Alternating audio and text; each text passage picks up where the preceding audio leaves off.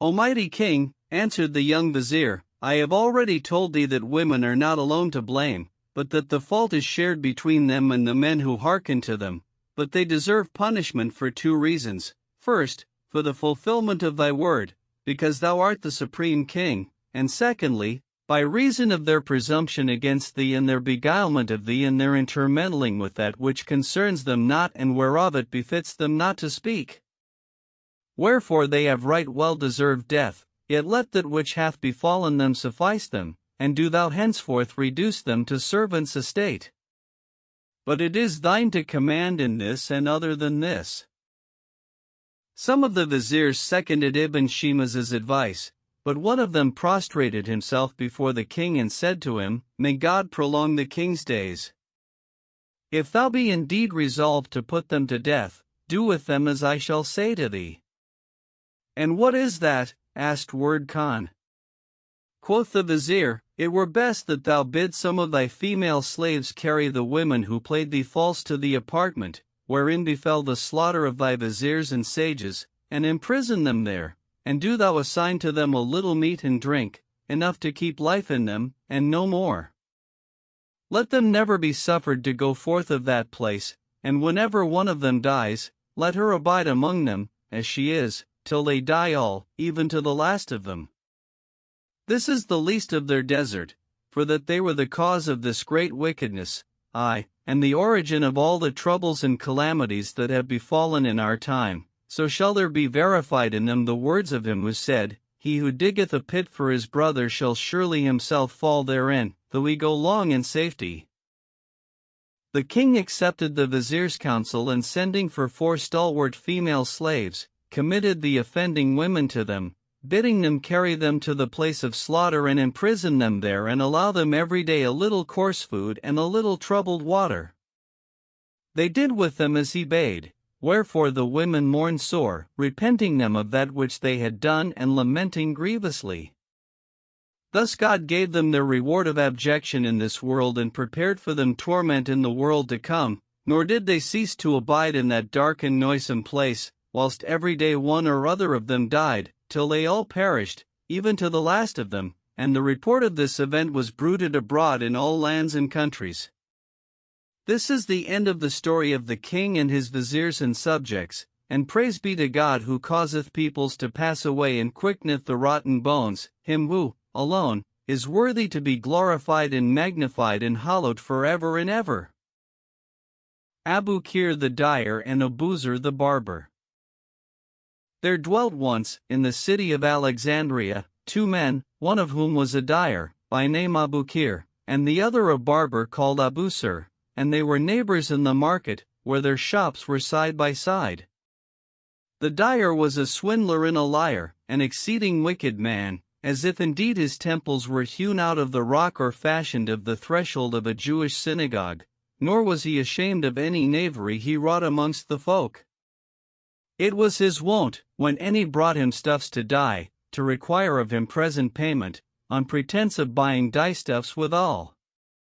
So the man would give him the hire in advance and go away, and he would spend it on meat and drink, after which he would sell the stuff itself and spend its price in eating and drinking and what not else, for he ate not but of the choicest and most delicate meats, nor drank but of the best of that which doth away the wit. When the owner of the stuff came to him, he would say to him, "Come to me tomorrow before sunrise, and thou shalt find thy stuff dyed."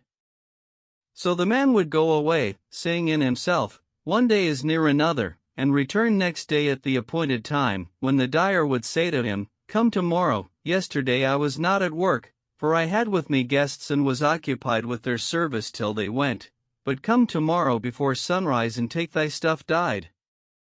So he would go away and return on the 3rd day, when Abu Kir would say to him, "Indeed yesterday I was excusable, for my wife was brought to bed in the night and all day I was busy with one thing and another, but tomorrow, without fail, come and take thy stuff dyed." When the man came again at the appointed time, he would put him off with some other tale, it mattered little what, and would swear to him, nor would he cease to promise and swear to him, as often as he came, till the customer lost patience and said, "How often wilt thou say to me, tomorrow? Give me my stuff, I will not have it dyed. Whereupon the dyer would make answer, By Allah, O my brother, I am abashed at thee, but I will tell the truth, and may God harm all who do folk hurt in their goods. The other would say, Tell me what hath happened, and Abu Bakr would answer, Indeed I dyed thy stuff on matchless wise and hung it on the rope to dry, but it was stolen and I know not who took it. If the owner of the stuff were a good-natured man, he would say, God will recoup me, and if he were ill-conditioned, he would pursue him with exposure and insult, but would get nothing of him, though he complained of him to the judge. He ceased not to do thus till his report was noised abroad among the folk, and they used to warn one another against him, and he became a byword amongst them. So they all held aloof from him, and none had to do with him save those who knew not his character, but, for all this, he failed not daily to suffer insult and disgrace from God's creatures. By reason of this his trade became slack, and he used to go to the shop of his neighbor the barber and sit there, with his eyes on the door of the dyery. Whenever he espied anyone who knew him not standing at the dyery door, with a piece of stuff in his hand, he would go up to him and say, What seekest thou, O man? And the man would answer, Take and dye me this thing. So the dyer would say, What color wilt thou have it? For, with all his knavery, he could dye all manner of colors, but he never kept faith with anyone, so poverty had gotten the better of him.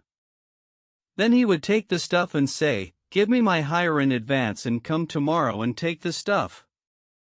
So the stranger would give him the money and go his way, whereupon Abu Bakr would carry the stuff to the market and sell it and buy meat and vegetables and tobacco and fruit and what not else he needed with the price, but, whenever he saw anyone who had given him stuff to dye standing at the door of his shop, he would not show himself to him. On this wise he abode years and years, till it chanced one day that he received stuff to dye from a masterful man and sold it and spent the price. The owner came to him every day, but found him not in his shop, for, whenever he espied anyone who had a claim against him, he would flee from him into the shop of the barber Abu Bakr. At last, the angry man, finding that he was not to be seen and growing weary of coming, repaired to the Qadi and bringing one of the latter's sergeants to the shop, nailed up the door, in presence of a number of Muslims, and sealed it, for that he found therein nothing but some broken pans, to stand him instead of his stuff, after which the sergeant took the key, saying to the neighbors, Tell him to bring back this man's goods and take the key of his shop, and went his way, he and the man. Then said Abu Bakr to Abu Bakr, What aileth thee? Whoever brings thee aught, thou losest it for him. What is gone of this angry man's stuff? O my neighbor, answered the dyer, it was stolen from me. Wonderful, exclaimed the barber. Whenever anyone gives thee aught, a thief steals it from thee. Art thou then the resort of the whole college of thieves? But I doubt me thou least, so tell me the truth. O my neighbor, replied Abu Bakr, none hath stolen aught from me. What then dost thou with the people's goods? Asked Abu Bakr. And the dyer said, Whenever anyone giveth me aught to dye, I sell it and spend the price. Quoth Abu Bakr, Is this permitted thee of God? I only do this out of poverty, answered Abu Bakr, because trade is dull with me and I am poor and have nothing. And he went on to complain to him of the slackness of his trade and his lack of means. Abu Bakr in like manner lamented the slackness of his own trade, saying, I am a master of my craft and have not my equal in this city, but no one is shaved at my shop, because I am a poor man, and I loathe this craft, O my brother. And I also, answered Abu Bakr, loathe my own craft, by reason of its slackness, but, O my brother, what call is there for our abiding in this city? Let us depart from it and divert ourselves with foreign travel, carrying our crafts in our hands, the which are in demand in all countries, so shall we breathe the air and be rid of this grievous trouble. And he ceased not to commend travel to Abu Bakr, till the latter became wishful to set out, whereat Abukir rejoiced and recited the following verses.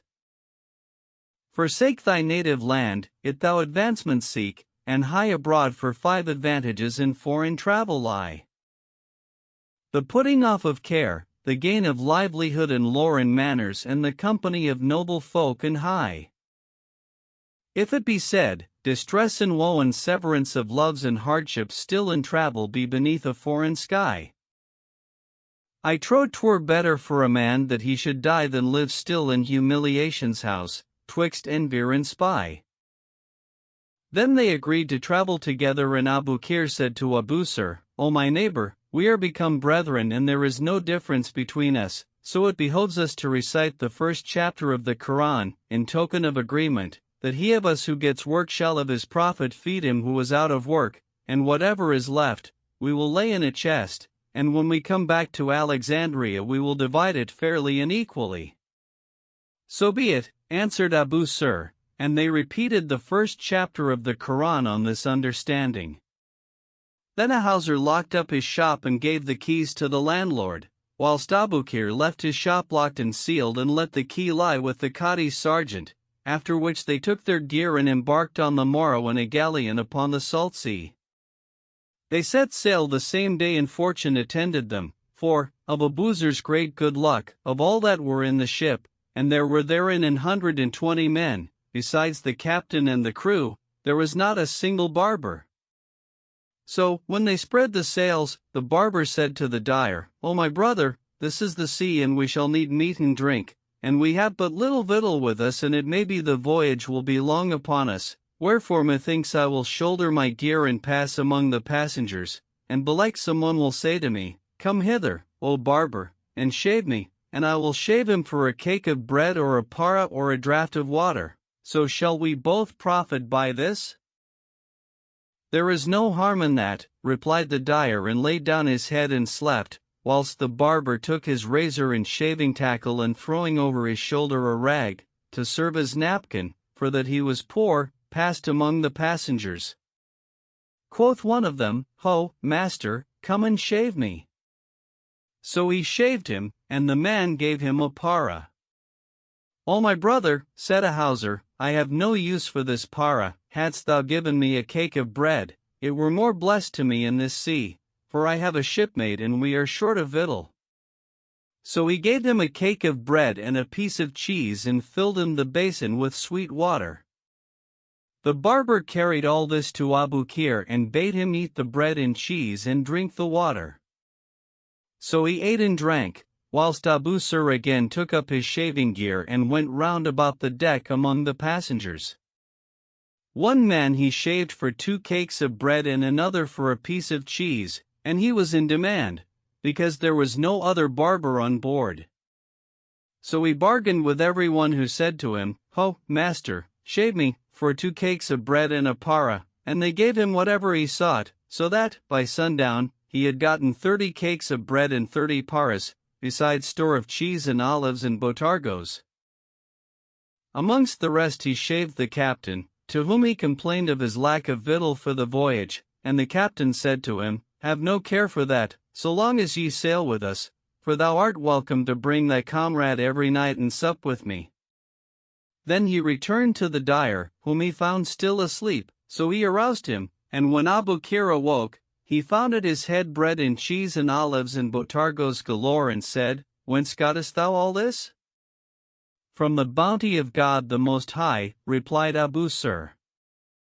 Then Abukir would have eaten, but the barber said to him, Eat not of this, O my brother, but leave it to serve us another time, for know that I shaved the captain and complained to him of our lack of victual, whereupon quoth he, Bring thy comrade and sup both of ye with me every night and welcome. And this night we sup with him for the first time. But Abukir replied, I am seasick and cannot rise from my place, so let me sup off these things and go thou alone to the captain. So be it, said Abusir, and sat looking at the other, as he ate, and saw him hew off gobbets, as the quarryman hews stone from the mountain, and gulp them down with the gulp of an elephant that has not eaten for days, bolting one mouthful before he was rid of the previous one and glaring the while at that which was before him with the glower of a ghoul and blowing as the hungry bull blows over his beans and straw. Presently up came a sailor and said to the barber, "O master, the captain bids thee come to supper and bring thy comrade." Quoth the barber to the dyer, "Wilt thou come with us?" But he answered, "I cannot walk." So the barber went by himself and found the captain and his company sitting awaiting him, with a tray before them, wherein were a score or more of dishes. When the captain saw him, he said, "Where is thy friend?" And Abusir answered, "O my lord, he is seasick." "That will do him no harm," answered the captain, "his sickness will pass off, but do thou carry him his supper and come back, for we await thee."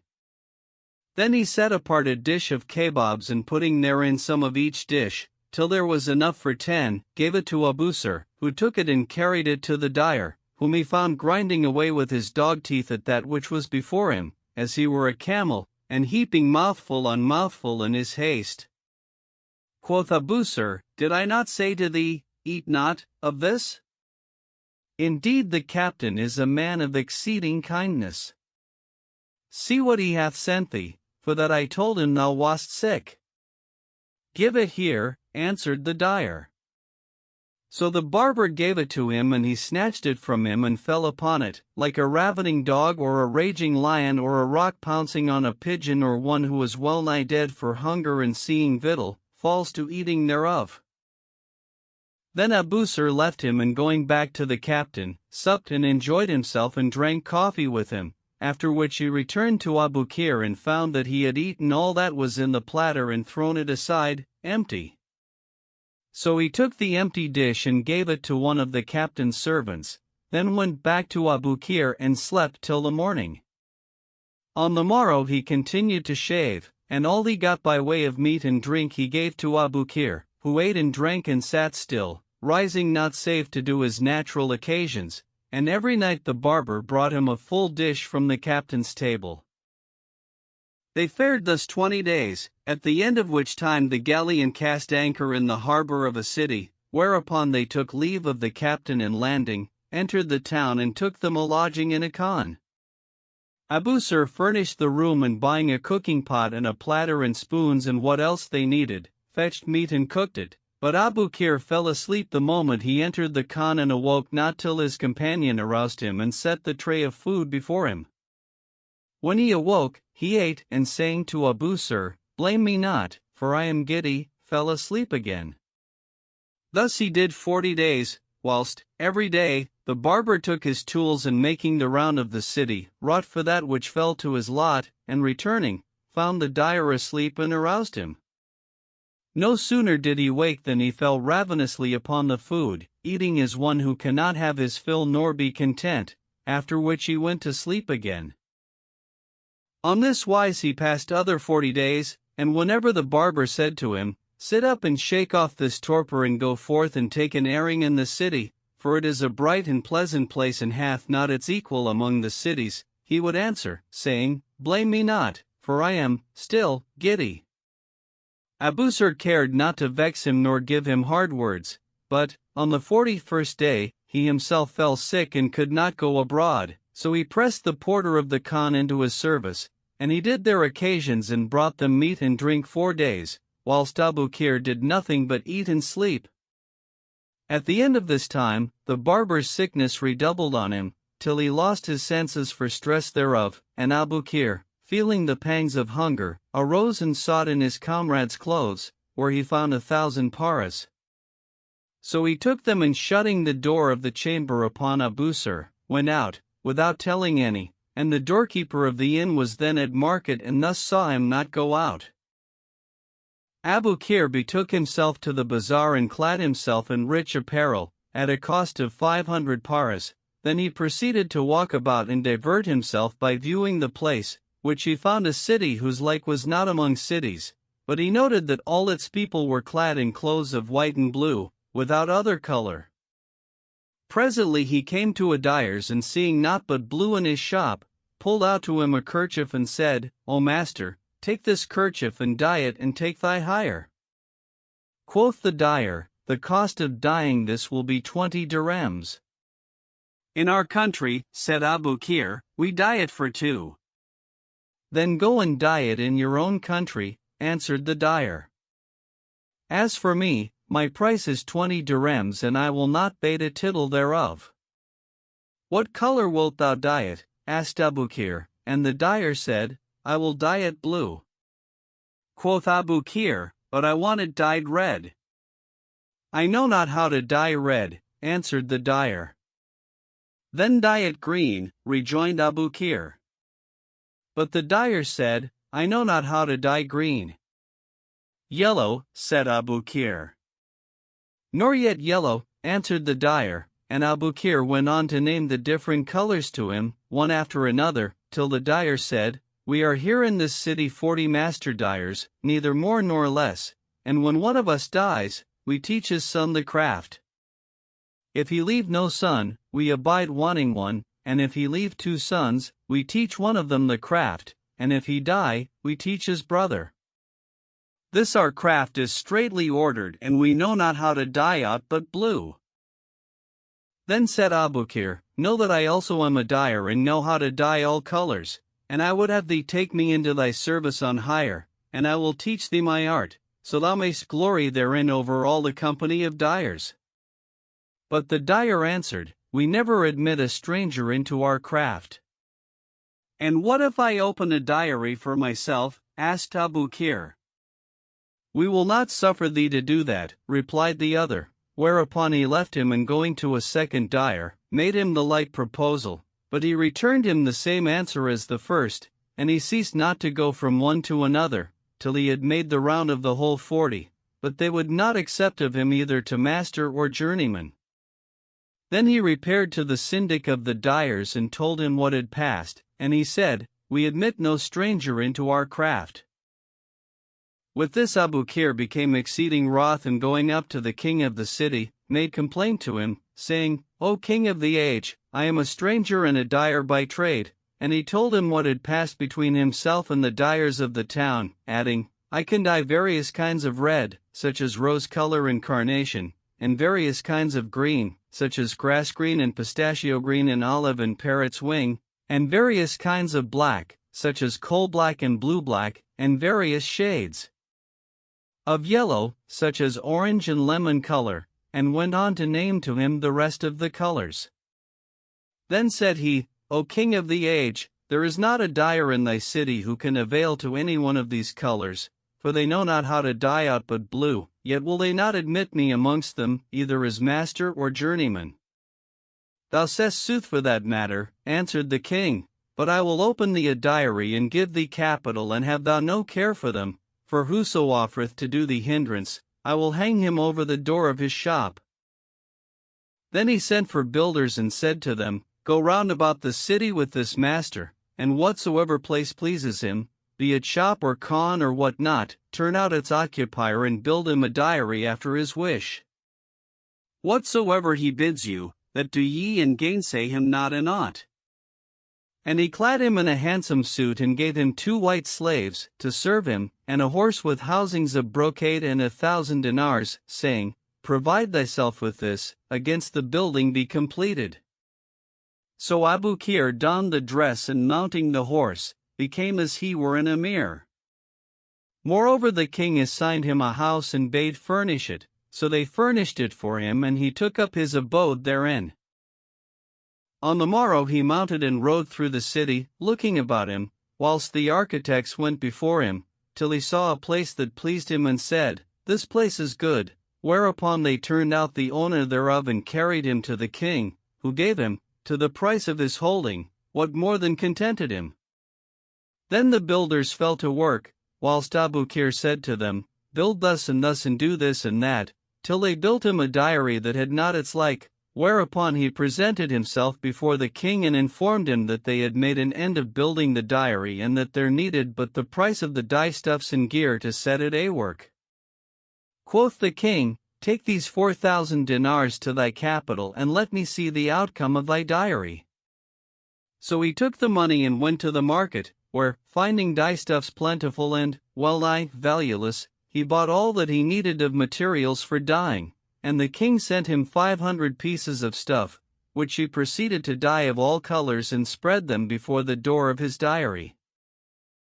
When the folk passed by the shop, they saw this wonderful sight, whose like they had never in their lives seen, so they crowded about the door, staring and questioning the dyer and saying, "O master, what are t&e names of these colors?" Quoth he, "This is red and that yellow and the other green," and so on with the rest of the colors. And they fell to bringing him stuffs and saying to him, "Dye this for us like this and that and take what thou seekest, to thy hire." When he had made an end of dyeing the king's stuffs, he took them and went up with them to the divan, and when the king saw them he rejoiced in them and bestowed abundant largesse on the dyer. Moreover, all the troops brought him stuffs, saying, "Dye for us thus and thus," and he dyed for them to their wish, and they threw him gold and silver. On this wise his fame spread abroad, and his shop was called the Sultan's Dyery. Good came into him at every door, and he became the owner of slaves, male and female, and amassed store of wealth. None of the other dyers dared say a word to him, but they used to come to him, kissing his hands and excusing themselves to him for the affronts they had done him aforetime, and offering themselves to him as journeymen, but he would none of them.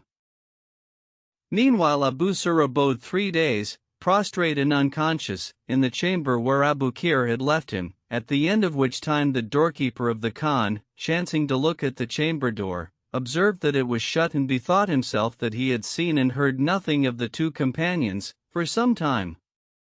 So he said to himself, "Belike they have made oft, without paying the rent of the chamber, or perhaps they are dead, or what is to do with them?" And he waited till sunset, when he went up to the chamber door and heard the barber groaning within. He saw the key in the lock, so he opened the door and entering, found Abu Sir lying, groaning, and said to him, "No harm to thee, where is thy friend?" "By Allah," answered Abu Sir, "I only came to my senses this day and called out, but none answered me. God on thee, O my brother, look for the purse under my head and take 5 paras from it and buy me something to eat, for I am sore and hungered." The porter put out his hand and taking the purse, found it empty and said to the barber, "The purse is empty, there is nothing in it." Whereupon Abu Sir knew that the dyer had taken that which was therein and fled, and said to the porter, "Hast thou not seen my friend?" "I have not seen him these 3 days," answered the porter, "and indeed methought you had departed, thou and he." "Not no," said a houser, "but he coveted my money, and seeing me sick, took it and fled." Then he fell a weeping and lamenting, but the porter said to him, "No harm shall come to thee, and God will requite him his deed." So saying, he went away and cooked him a mess of broth, whereof he ladled out a platterful and brought it to him, nor did he cease to tend him and maintain him with his own monies for 2 months' space, at the end of which time he sweated and God made him whole of his sickness. Then he stood up and said to the porter, "So God the Most High enable me, I will surely requite thee thy kindness to me, but none requiteth save God of his bounty." "Praised be he for thy recovery," answered the porter. "I dealt not thus with thee but of desire for the favor of God the bountiful." Then the barber went forth of the Khan and walked about the markets of the town, till chance brought him to that wherein was Abu Kir's dyery, and he saw the varicolored stuff spread before the shop and the people crowding to look upon them. So he questioned one of the townsmen and said to him, "What place is this, and how comes it that I see the folk crowding together?" And the man answered, saying, "This is the Sultan's dyery, which he set up for a foreigner, by name Abu Kir, and whenever he dyes a new piece of stuff we all flock to him and divert ourselves by gazing upon his handiwork, for that we have no dyers in our land who know how to dye these colors, and indeed there befell him with the dyers who were in the city thus and thus." And he went on to tell him all that had passed between Abu Kir and the dyers, and how he had complained of them to the Sultan, and he had taken him by the hand and built him that dyery and given him this and that brief, he told him all that had passed. At this the barber rejoiced and said to himself, Praised be God who hath prospered him, so that he is become a master of his craft. Indeed, the man is excusable, for of a surety he hath been diverted from thee by his work and hath forgotten thee. But thou didst him kindness and entreatedst him generously, what time he was out of work. So, when he seeth thee, he will rejoice in thee and entreat thee generously, even as thou entreatedst him. So he made for the door of the dairy and saw Abukir seated on a high divan in the doorway, clad in royal apparel and attended by 4 black and 4 white slaves all dressed in the richest of clothes. Moreover, he saw the workmen, 10 black slaves, standing at work, for, when Abukir bought them, he taught them the craft of dyeing, and he himself sat amongst his cushions, as he were a grand vizier or a most mighty king, putting his hand to naught, but only saying to the men, Do this and do that. The barber went up to him and stood before him, doubting not but that, when he saw him, he would rejoice in him and salute him and entreat him with honor and make much of him. But, when I met the dyer said to him, O rascal, how many a time have I bidden thee stand not at the door of this workshop? Hast thou a mind to disgrace me with the folk, knave that thou art? And he cried out, saying, Seize him. So the slave ran at him and laid hold of him, and the dyer said, Throw him down. So they threw him down, and Abukir rose and taking a stick, dealt him 100 blows on the back, after which they turned him over and he dealt him other 100 on his belly. Then he said to him, Hark ye, scurril knave that thou art. If ever again I see thee standing at the door of this dairy, I will forthwith send thee to the king, and he will commit thee to the master of police, that he may strike off thy head. Begone, may God not bless thee. So Abusir arose and departed from him, broken-hearted by reason of the beating and humiliation that had betided him, whilst the bystanders said to Abukir, What hath this man done? Quoth he, He is a thief, who steals the people's goods. He hath robbed me of stuffs, how many a time? And I still said in myself, God forgive him. He is a poor man, and cared not to deal harshly with him, so I used to give the folk the worth of their goods and forbid him gently, but he would not be forbidden, and if he come again, I will send him to the king, who will put him to death and rid the folk of his mischief. And the bystanders fell to reviling the barber in his absence. Meanwhile, the latter returned to the Khan, where he sat pondering that which Abukir had done with him, till the pain of the beating subsided, when he went out and walked about the markets of the city. Presently, he bethought him to go to the bath, so he said to one of the townsfolk, O my brother, which is the way to the bath? And what manner of thing is the bath? Asked the other. Quoth Abusir, It is a place where people wash themselves and do away their defilements, and it is of the best of the good things of the world. Get thee to the sea, replied the townsman, but the barber replied, I want the bath. Quoth the other, We know not what manner of thing is the bath, for we all resort to the sea, even the king, when he would wash, betaketh himself to the sea. When Abusir was certified that there was no bath in the city and that the people knew not the bath nor the fashion thereof, he betook himself to the king's divan and kissing the earth before him, called down blessings on him and said, I am a stranger and a bathkeeper by trade, and I entered thy city and thought to go to the bath, but found not one therein. How cometh a city of this comely fashion to lack a bath, seeing that the bath is of the goodliest of the delights of this world? Quoth the king, What manner of thing is the bath? So Abusir proceeded to set forth to him the attributes of the bath, saying, Thy city will not be complete till there be a bath in it. Welcome to thee, said the king, and clad him in a dress that had not its like, and gave him a horse and 2 black and 2 white slaves and 4 slave girls. Moreover, he appointed him a furnished house and honored him yet more abundantly than he had honored the dyer. Then he sent builders with him and bade them build him a bath in what place soever should please him. So he took them and went with them through the midst of the city, till he saw a place that pleased him. He pointed it out to the builders, and they set to work, under his direction, and wrought till they built him a bath that had not its like. Then he made them paint it, and they painted it on rare wise, so that it was a delight to the beholders.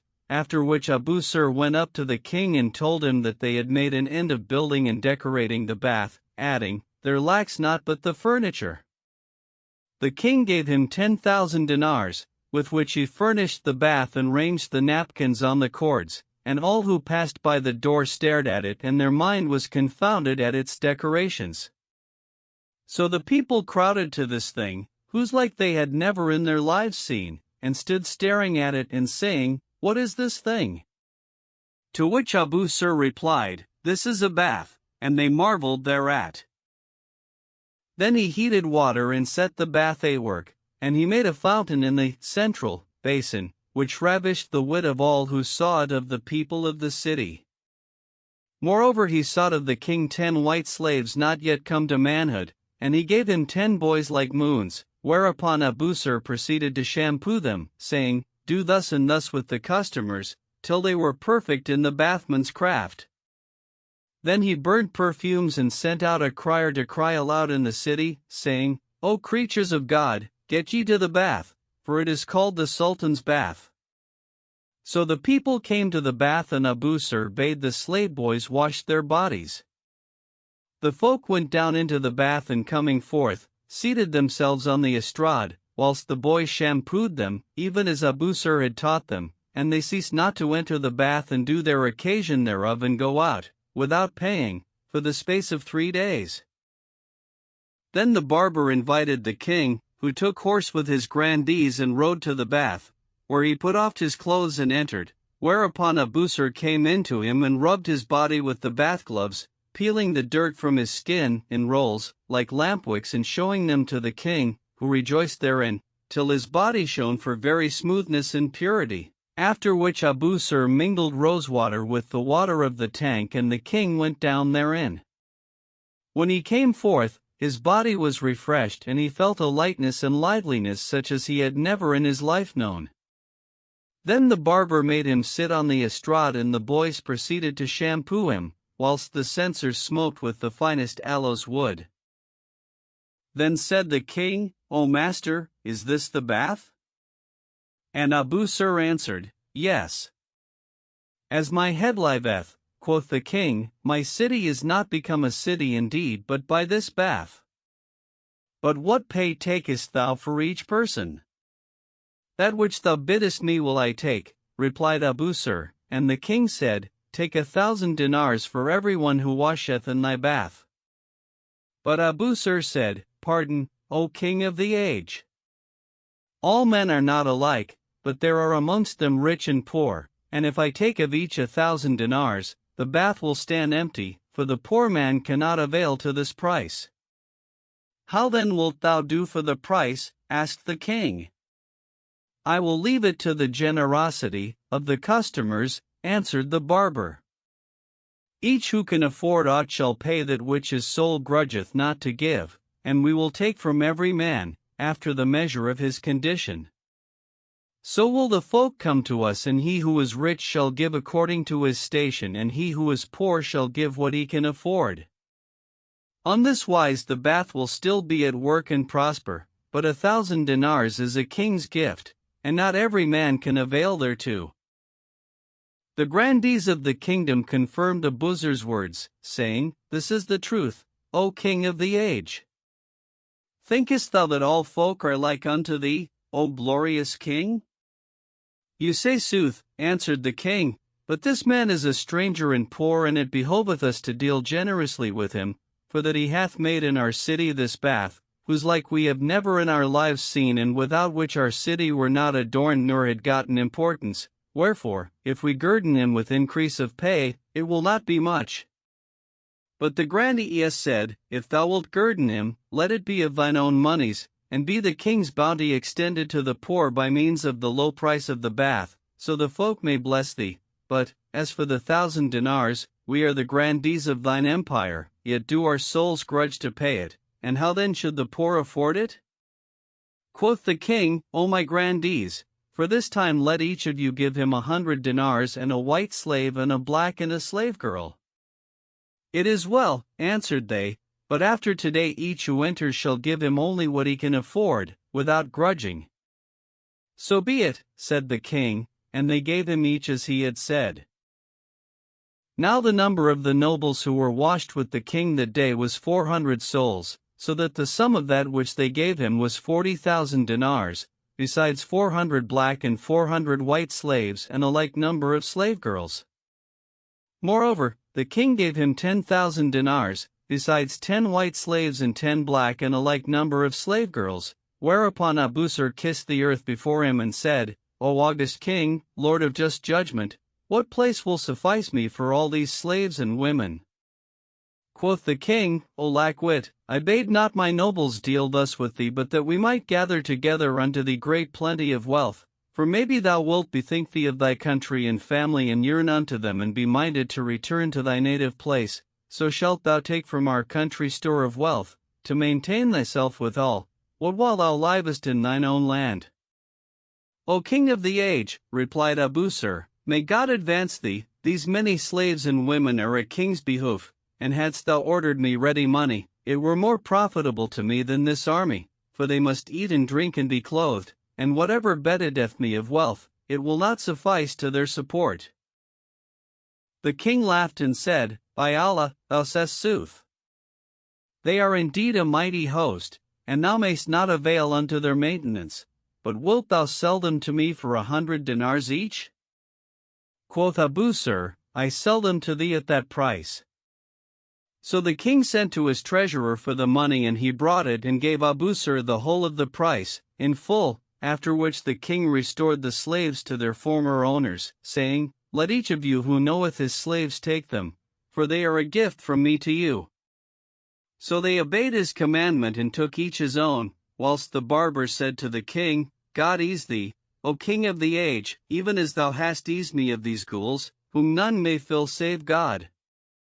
The king laughed, and gave him reason, then, taking the grandees of his realm, returned to his palace, but Abusir passed the night in counting his money and laying it up in bags and sealing them, and he had with him 20 black slaves and a like number of white and 4 slave girls to serve him. On the morrow, as soon as it was day, he opened the bath and sent out a crier to make proclamation, saying, Whoso entereth the bath and washeth shall give that which he can afford and which his generosity deemeth fit. Then he seated himself by the chest and customers flocked in upon him, each putting down that which was easy to him, nor was eventide come before the chest was full of the good gifts of God the Most High. Presently the queen desired to go to the bath, and when this came to Abusir's knowledge, he divided the day, on her account, into 2 parts, appointing the time between daybreak and noon to the men and that between noon and sundown to the women. When the queen came, he stationed a female slave behind the pay chest, for he had taught 4 slave girls the service of the bath, so that they were become expert bath women. So, when the queen entered, this pleased her and her breast dilated and she laid down 1,000 dinars. On this wise his report was noised abroad in the city, and all who entered the bath he entreated with honor, were they rich or poor, and good came in upon him at every door. Moreover he made acquaintance with the king's officers and got him friends and companions. The king himself used to come to him one day in every week, and the other days of the week were for rich and poor alike, and he was wont to deal courteously with the folk and use them with the utmost of consideration. It chanced that the king's sea captain came in to him one day in the bath, so Abusir put off his clothes and going in with him, proceeded to shampoo him and entreated him with the utmost courtesy. When he came forth, he made him sherbet and coffee, and when he would have given him somewhat, he swore that he would accept nothing from him. So the captain abode under obligation to him, by reason of his exceeding kindness and courtesy to him, and knew not how to requite him his generous dealing with him. Meanwhile Abukir, bearing all the people talking rapturously of the bath and saying, Verily, this bath is the paradise of this world. God willing, O such an one, thou shalt go with us tomorrow to this delectable bath, said to himself, needs must I go like the rest of the folk and see this bath that hath taken their wits. So he donned his richest clothes and mounting a mule, rode to the bath, attended by 4 white slaves and 4 black, walking before and behind him. When he alighted at the door, he smelt the fragrance of burning aloes wood and saw people going in and out and the benches full of great and small. So he entered the vestibule and saw Abusir, who rose to him and rejoiced in him, but the dyer said to him, Is this the fashion of men of honor? I have opened me a dyery and am become master dyer of the city and acquainted with the king and have risen to fortune and lordship, yet camest thou not to me nor askest of me nor saidst, Where is my comrade? For my part, I sought thee in vain and sent my slaves and servants to make search for thee in all the inns and other places, but they knew not whither thou hadst gone, nor could any give me news of thee. Quoth Abusir, Did I not come to thee and didst thou not make me out a thief and beat me and disgrace me before the folk? At this Abukir made a show of concern and said, What manner of talk is this? Was it thou whom I beat? Yes, answered Abusir, it was I. Whereupon Abukir swore to him 1,000 oaths that he knew him not and said, There was a fellow like unto thee, who used to come every day and steal the people's stuff, and I took thee for him. And he went on to feign repentance, beating hand upon hand and saying, There is no power and no virtue save in God the Most High, the Supreme. Indeed, I have sinned against thee, but would that thou hadst made thyself known to me and said, I am such an one. Indeed the fault is with thee, for that thou madest not thyself known unto me, more by token that I was distraught for much business. God pardon thee, O my comrade, replied Abusir. This was foreordained, and reparation is with God. Enter and put off thy clothes and bathe at thine ease. I conjure thee by Allah, O my brother, said the dyer, forgive me. And Abusir said, God acquit thee of blame and forgive thee. Indeed this thing was decreed to me from all eternity. Then said Abukir, Whence gottest thou this lordship? He who prospered thee prospered me, answered Abusir. For I went up to the king and set forth to him the fashion of the bath, and he bade me build one. And the dyer said, Even as thou art an acquaintance of the king, so also am I, and God willing, I will make him love and bartender thee more than ever, for my sake, for he knows not that thou art my comrade, but I will tell him of this and commend thee to him. There needs no commendation, answered Abusir, for he who inclineth men's hearts unto love, is ever present, and indeed the king and all his court love me, already, and have given me this and that. And he told him the whole story and said to him, Put off thy clothes behind the chest and enter the bath, and I will go in with thee and shampoo thee. So he put off his clothes and Abusir, entering the bath with him, soaped him and shampooed him and busied himself with his service till he came forth, when he brought him the morning meal and sherbets, whilst all the folk marvelled at the honor he did him. Then Abukir would have given him somewhat, but he swore that he would take nothing from him and said to him, Shame upon thee! Thou art my comrade, and there is no difference between us. By Allah, O my comrade, said Abukir, this is a fine bath of thine, but there lacks one thing to thy fashion therein. And what is that? Asked Abusir. It is the depilatory, to wit, the paste compounded of orpiment and quicklime, answered the dyer, that removes the hair with ease. Do thou prepare it, and next time the king comes, present it to him, teaching him how he shall cause the hair fall off by means thereof, and he will love thee with an exceeding love and honor thee. Quoth Abusir, Thou sayest sooth, and if it be the will of God the Most High, I will do this. Then Abukir mounted his mule and riding to the palace, went in to the king and said to him, O king of the age, I have a warning to give thee. And what is thy warning? Asked the king. Quoth Abukir, I hear that thou hast built a bath.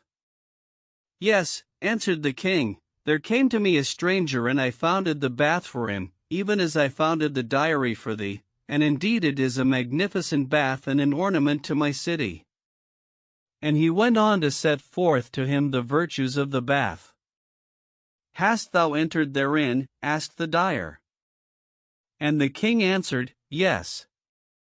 Praised be God, exclaimed Abukir, who hath preserved thee from the mischief of yonder villain and enemy of the faith, to wit, the bathkeeper. And what of him? Asked the king. No, O king of the age, replied Abukir, that, if thou enter the bath again, after this day, thou wilt surely perish. How so? Inquired the king, and the dyer answered, This bathkeeper is thine enemy and the enemy of the faith, and he induced thee not to set up this bath, but because he designed to poison thee therein.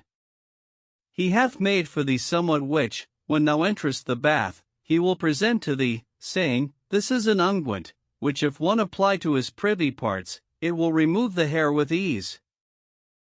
Now it is no unguent, but a deadly drug and a violent poison, for the Sultan of the Christians hath promised this filthy fellow to release to him his wife and children, if he will kill thee, for they are captives in the hands of the Sultan in question.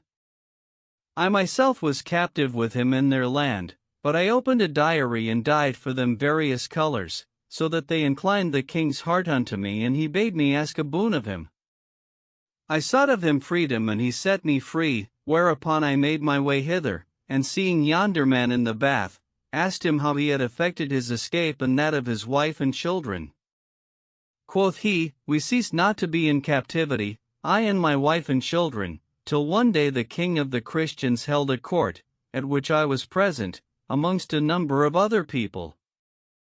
Presently, I heard them discourse of the kings and name them, one after another, till they came to the name of the king of this city, whereupon the king of the Christians cried out, Alas, and said, None irketh me in the world, but the king of such a city.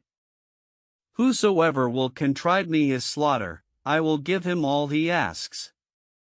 So I went up to him and said, If I contrive thee his slaughter, wilt thou set me free, me and my wife and children? Yes, answered the king, and I will give thee, to boot, whatsoever thou shalt desire. So we agreed upon this, and he sent Ruin a galleon to this city, where I presented myself to the king, and he built me this bath. So now I have naught to do but to slay him and return to the king of the Christians, that I may redeem my wife and children and ask a boon of him. Quoth I, And how wilt thou go about to kill him? By the simplest of all devices, answered he, for I have compounded him somewhat wherein is poison, so, when he comes to the bath, I shall say to him, Take this unguent and anoint thy privy parts therewith, for it will cause the hair to drop off. So he will take it and anoint himself therewith, and the poison will work in him a day and a night, till it reaches his heart and destroys him, and meanwhile I shall have made off, and none will know that it was I slew him. When I heard this, added Abukir, I feared for thee, being beholden to thee for thy goodness, wherefore I have told thee thereof. When the king heard the dyer's story, he was exceeding wroth and said to him, Keep this secret.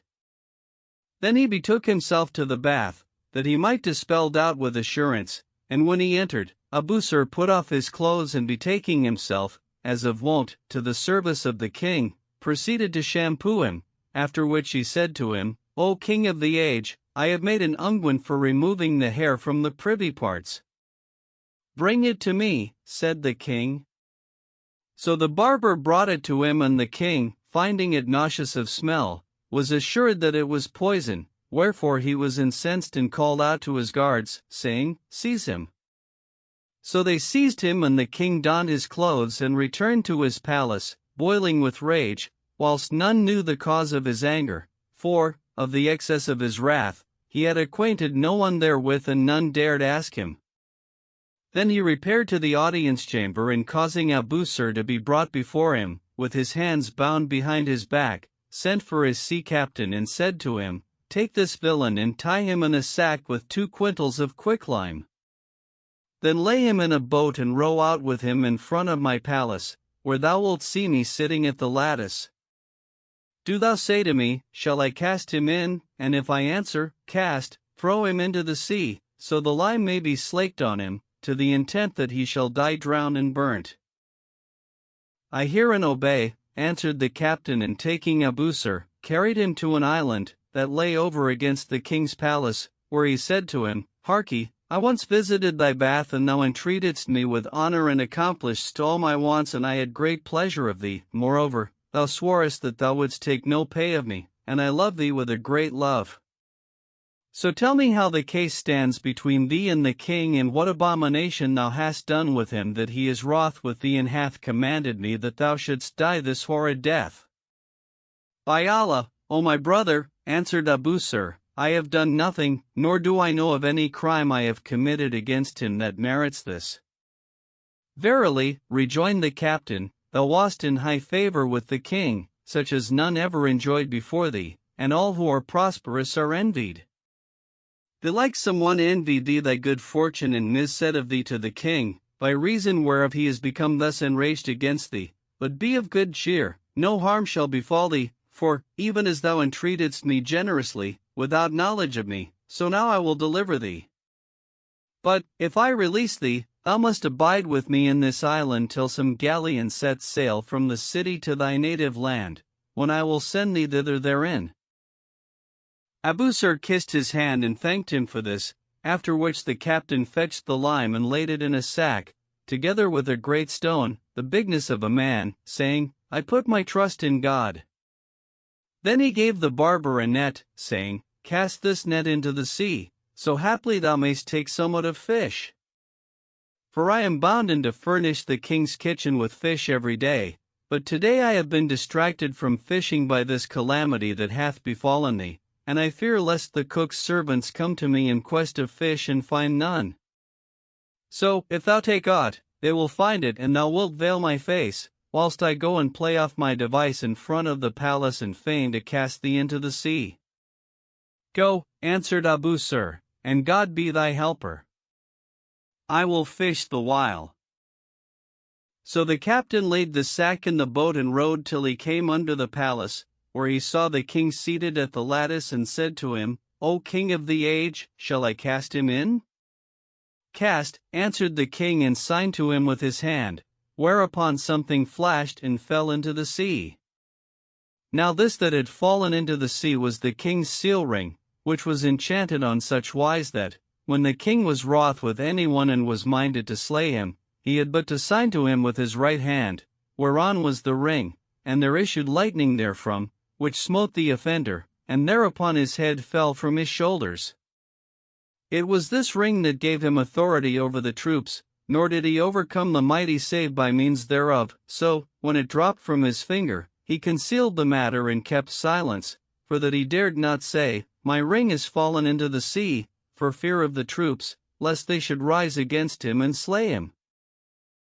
Meanwhile, Abusir cast the net into the sea and drew it up full of fish. Then he cast it again, and it came up full of fish, nor did he cease to cast it and pull it up full, till there was a great heap of fish before him.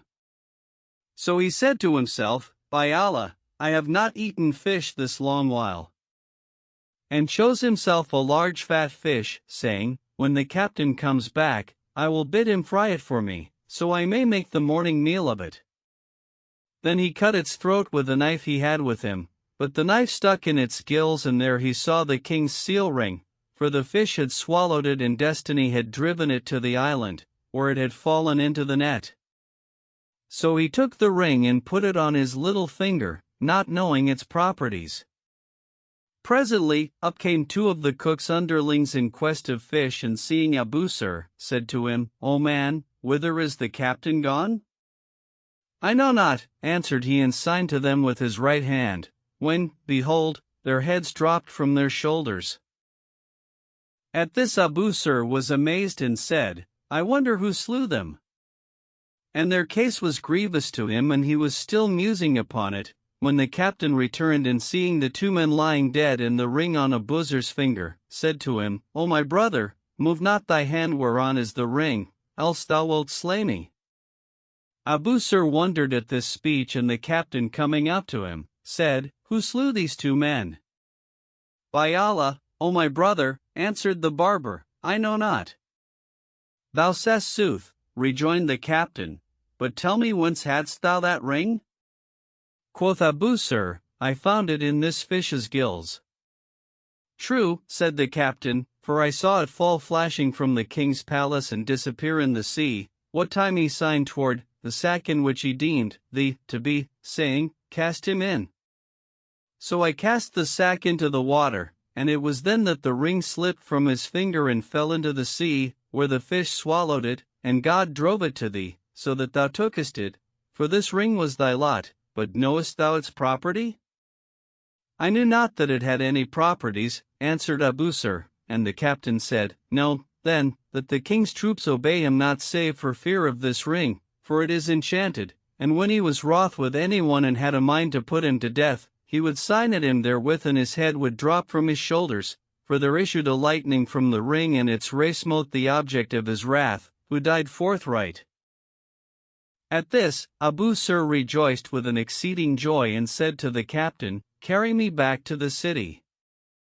That will I, answered he, now that I no longer fear for thee from the king, for, wert thou to sign at him with thy hand, purposing to kill him, his head would fall down before thee, and if thou be minded to slay him and all his troops, thou mayst do so without hindrance. So saying, he embarked with him in the boat and rowed him back to the city, where Abu Sir landed and going up to the palace, entered the council chamber, where he found the king seated in the midst of his officers, sore concerned by reason of the ring and daring not tell any of its loss. When he saw Abu Sir, he said to him, Did we not cast thee into the sea? How hast thou made shift to come forth therefrom? O king of the age, answered Abu Sir, when as thou badst throw me into the sea, thy captain carried me to an island and questioned me of the cause of thy wrath against me, saying, What hast thou done with the king, that he should decree thy death? By Allah, answered I know not that I have offended against him in aught. Quoth he, Thou wast in high favor with the king, and most like someone envied thee and slandered thee to him, so that he is become incensed against thee. But, when I visited thee in thy bath, thou entreatedst me hospitably, and I will requite thee thy hospitality by setting thee free and sending thee back to thine own country. Then he laid a great stone in the sack and cast it into the sea in my stead, but, when thou signedst to him to throw me in, thy seal ring dropped from thy finger into the sea, and a fish swallowed it. Now I was on the island, fishing, and this fish came up, in the net, with others, whereupon I took it, thinking to broil it, but, when I opened its maw, I found the ring therein, so I took it and put it on my finger. Presently, up came two of the servants of the kitchen, in quest of fish, and I signed to them with my hand, knowing not the property of the ring, and their heads fell off. Then the captain came back and seeing the ring on my finger, acquainted me with its enchantment, and behold, I have brought it back to thee, for that thou dealtest bounteously by me and entreatedst me with the utmost generosity, nor is that which thou hast done me of kindness lost upon me. Here is thy ring, take it, and if I have done with thee aught deserving of death, tell me my crime and slay me and thou shalt be quit of my blood. So saying, he pulled the ring from his finger and gave it to the king, who put it on and his life returned to him. Then he rose to his feet and embracing Abu Sir, said to him, O man, thou art indeed of the flower of the noble. Bear me not malice, but forgive me the wrong I have done thee. Had any but thou come by this ring, he had never restored it to me. O king of the age, answered Abu Sir, if thou wouldst have me forgive thee, tell me what was my offense that drew down thine anger upon me, so that thou commandedst to put me to death. By Allah, rejoined the king, it is clear to me that thou art altogether guiltless of offense, since thou hast done this good deed. Only the dyer denounced thee to me, and he told him all that Abu Kir had said. By Allah, O king of the age, replied Abu Sir, I know not the king of the Christians and have never journeyed to their country, nor did it ever enter my thought to kill thee, but this dyer was my comrade and neighbor in the city of Alexandria, and life was straitened upon us there. Wherefore we departed thence, to seek our fortunes, by reason of the straightness of our livelihood there. After we had recited the first chapter of the Quran together, in token of our agreement, that he who got work should feed him who lacked thereof, and there befell me with him such and such things. Then he went on to relate to the king all that had befallen him with the dyer, how he had robbed him and left him alone and sick in the khan, and how the porter had fed him of his own monies till God recovered him of his sickness, when he went forth and walked about the city with his shaving gear, as of his wont, till he espied a dyery, about which the folk were crowding. So he looked at the door, and seeing Abukir seated on a bench there, went in to salute him, whereupon he accused him of being a thief and beat him grievously. Brief, he told him his whole story, from first to last, and added, O king of the age, it was he who counseled me to make the depilatory and present it to thee, saying, the bath is perfect in all things, but that it lacketh this, and know, O king, that this unguent is harmless, and we use it in our country, where it is one of the requisites of the bath, but I had forgotten it. So, when he visited the bath, I entreated him with honor, and he reminded me thereof. But do thou send after the porter of such a khan and the workman of the dyery, and question them all of that which I have told thee. So the king sent for them and questioned them, and they acquainted him with the truth of the matter. Then he sent to fetch the dyer, bidding bring him barefoot and bareheaded, with his hands bound behind him. Now he was sitting in his house, rejoicing in Abuzar's supposed death, when, before he could beware, the king's guards rushed in upon him and cuffed him on the nape of the neck, after which they bound him and carried him into the royal presence, where he saw Abuzar seated by the king's side and the porter and workman of the dyery standing before him. Quoth the porter to him, Is not this thy comrade whom thou robbedst of his money and leftest with me sick in the khan? And the workman said to him, Is not this he whom thou badest us seize and beat? Therewith Abukir's baseness was made manifest to the king, and he was certified that he merited a punishment yet sorer than that which Munkar and Necker deal to the wicked after death. So he upbraided him and said to his guards, Take him and parade him about the city and the markets, then lay him in a sack and cast him into the sea. Whereupon quoth Abuzar, O king of the age, accept my intercession for him, for I pardon him all he hath done with me. If thou pardon him his offences against thee, answered the king, I cannot pardon him his offences against me. And he cried out, saying, Take him.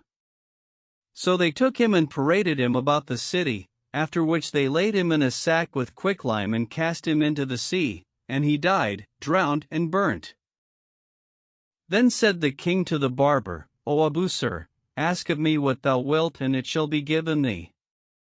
And he answered, saying, I ask of thee to send me back to my own country, for I care no longer to abide here.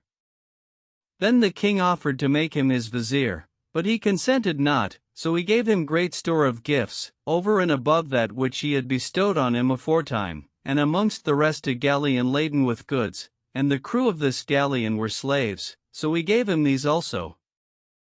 Then he took leave of the king and set sail, nor did he cast anchor till he reached Alexandria and made fast to the shore there. Then they landed, and one of his servants, seeing a sack on the beach, said to Abuzar, O my lord, there is a great heavy sack on the seashore, with the mouth tied up, and I know not what therein.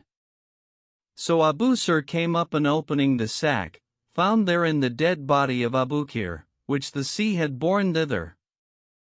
He took it forth, and burying it near Alexandria, built over the grave a place of visitation and endowed it for pious uses, writing over the door the following verses. A man is by his actions known among his fellows, the actions of the freeborn man his generous birth betray. Backbite not any, lest thyself backbitten be in tarn. Whoso saith aught, his fellowmen the like of him will say. Abstain from lewd and ribald words, I rid thee speak them not at any time, or if it be in earnest or in play. The dog, good manners if he use, is suffered in the house, the lion, of his ignorance, is fettered night and day. The carrion of the waste floats up upon the topmost sea, whilst on the lowest of its sands the pearls neglected stay. But for its feather-headedness and levity of wit, the sparrow never with the hawk to jostle would essay. Lo, on the pages of the air is written, in the sky, whoso doth good, the like thereof his actions shall repay. Beware of gathering sugar, then, from out the colocynth, still in the tasting will the thing its origin bewray.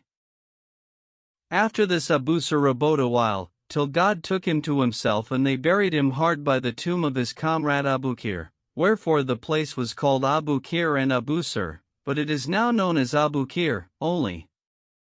This, then, is that which hath reached us of their history, and glory be to him who endureth forever and by whose will the days and nights succeed each other. Abdullah the Fisherman and Abdullah the Merman. There was once a fisherman named Abdullah, who had a wife and 9 children and was very poor, owning nothing but his net. Every day he used to go to the sea to fish, and if he caught little, he sold it and spent the price on his children, after the measure of that which God vouchsafed him of provision, but, if he caught much, he would cook a good mess of meat and buy fruit and spend without stint till nothing was left him, saying in himself, tomorrow's provision will come tomorrow. Presently, his wife gave birth to another child, making 10 in all, and it chanced that day that he had nothing at all, so she said to him, O my master, see, and get me wherewithal I may sustain myself. Quoth he, under favor of God the Most High, I am going today to the sea, to fish in the name of this new-born child, that we may see its luck. And she answered, Put thy trust in God. So he took his net and went down to the seashore, where he cast it in the name of the little child, saying, O my God, make his living easy, not hard, and abundant, not scant. Then he waited a while and drew in the net, which came up full of rubbish and sand and pebbles and weeds, and he found therein no fish, neither much not little. He cast it again and waited, then drew it in, but found no fish in it, and threw it a third and a fourth and a fifth time, with no better success. So he removed to another place, beseeching God the Most High to grant him his daily bread, and thus he did till the end of the day, but caught not so much as a sprat, whereat he fell a marveling in himself and said, Hath God then created this newborn child, without an appointed provision? This may never be. He who slits the corners of the mouth hath engaged for its provision, for he is the bountiful, the provider. So saying, he shouldered his net and turned homeward, broken-spirited and heavy at heart for his family, for that he had left them without food, more by token that his wife was in the straw. As he trudged along, saying in himself, How shall I do and what shall I say to the children tonight, he came to a baker's oven and saw a crowd about it, for it was a time of dearth and food was scant with the folk, so they were proffering the baker money, but he paid no heed to any of them, by reason of the much crowd. The fisherman stood looking and snuffing the smell of the hot bread, and indeed his soul longed for it, by reason of his hunger, till the baker caught sight of him and cried out to him, saying, Come hither, O fisherman. So he went up to him, and the baker said to him, Dost thou want bread? But he was silent. Speak, said the baker, and be not ashamed, for God is bountiful. If thou have no money, I will give thee bread, and have patience with thee till good fortune betide thee. By Allah, O master, replied Abdullah, I have indeed no money. But give me bread enough for my family, and I will leave thee this net in pawn till the morrow. Nay, good fellow, rejoined the baker, this net is, as it were, thy shop and the means of thy livelihood, so, if thou pawn it, wherewithal wilt thou fish? Tell me, how much bread will suffice thee? 10 pairs worth, replied the fisherman. So he gave him 10 pairs worth of bread and 10 pairs in money, saying, Take these 10 pairs and cook thyself a mess of meat therewith, so wilt thou owe me 20 pairs, for which bring me fish tomorrow, but, if thou catch nothing again, come and take thy bread and thy 10 pairs, and I will have patience with thee till better luck betide thee, when thou shalt bring me fish for all thou owest me. May God the Most High reward thee, said the fisherman, and requite thee for me with all good. Then he took the bread and the money and went away, glad at heart, and buying what he could, of meat and vegetables, returned to his wife, whom he found sitting up, soothing the children, who were weeping for hunger, and saying to them, Your father will be here with what ye may eat. So he set the bread before them and they ate, whilst he told his wife what had befallen him, and she said, God is bountiful. On the morrow, he shouldered his net and went forth of his house, saying, I beseech thee, O Lord, to vouchsafe me this day what shall whiten my face with the baker. When he came to the seashore, he proceeded to cast his net and pull it in, but there came up no fish therein, and he toiled thus till ended day and caught nothing. Then he set out homeward, in sore concern, and the way to his house lay past the baker's shop, so he said in himself, How shall I go home? But I will hasten past that the baker may not see me. When he reached the shop, he saw a crowd about it and quickened his pace, being ashamed to face the baker, but the latter raised his eyes to him and cried out to him, saying, Ho, fisherman! Come and take thy bread in spending money. Meseems thou forgettest. By Allah, answered Abdullah, I had not forgotten, but I was ashamed to face thee, because I have caught no fish today. Be not ashamed, answered the baker. Said I not to thee, at thy leisure, till good hap betide thee?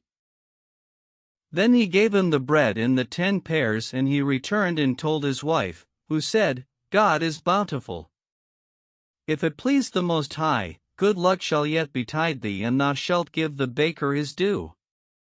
On this wise he did 40 days, betaking himself daily to the sea, from the rising of the sun to the going down thereof, and returning, at nightfall, without fish, and still he took bread in spending money of the baker, who never named the fish to him nor neglected him nor kept him waiting, like the folk, but gave him the bread and the 10 pears, forthright. Whenever the fisherman said to him, O my brother, reckon with me, he would say, Go thy ways, this is no time for reckoning. Wait, till good luck betide thee, and then I will reckon with thee. And the fisherman would go away, blessing and thanking him. On the 41st day, he said to his wife, I have a mind to tear up the net and be quit of this life.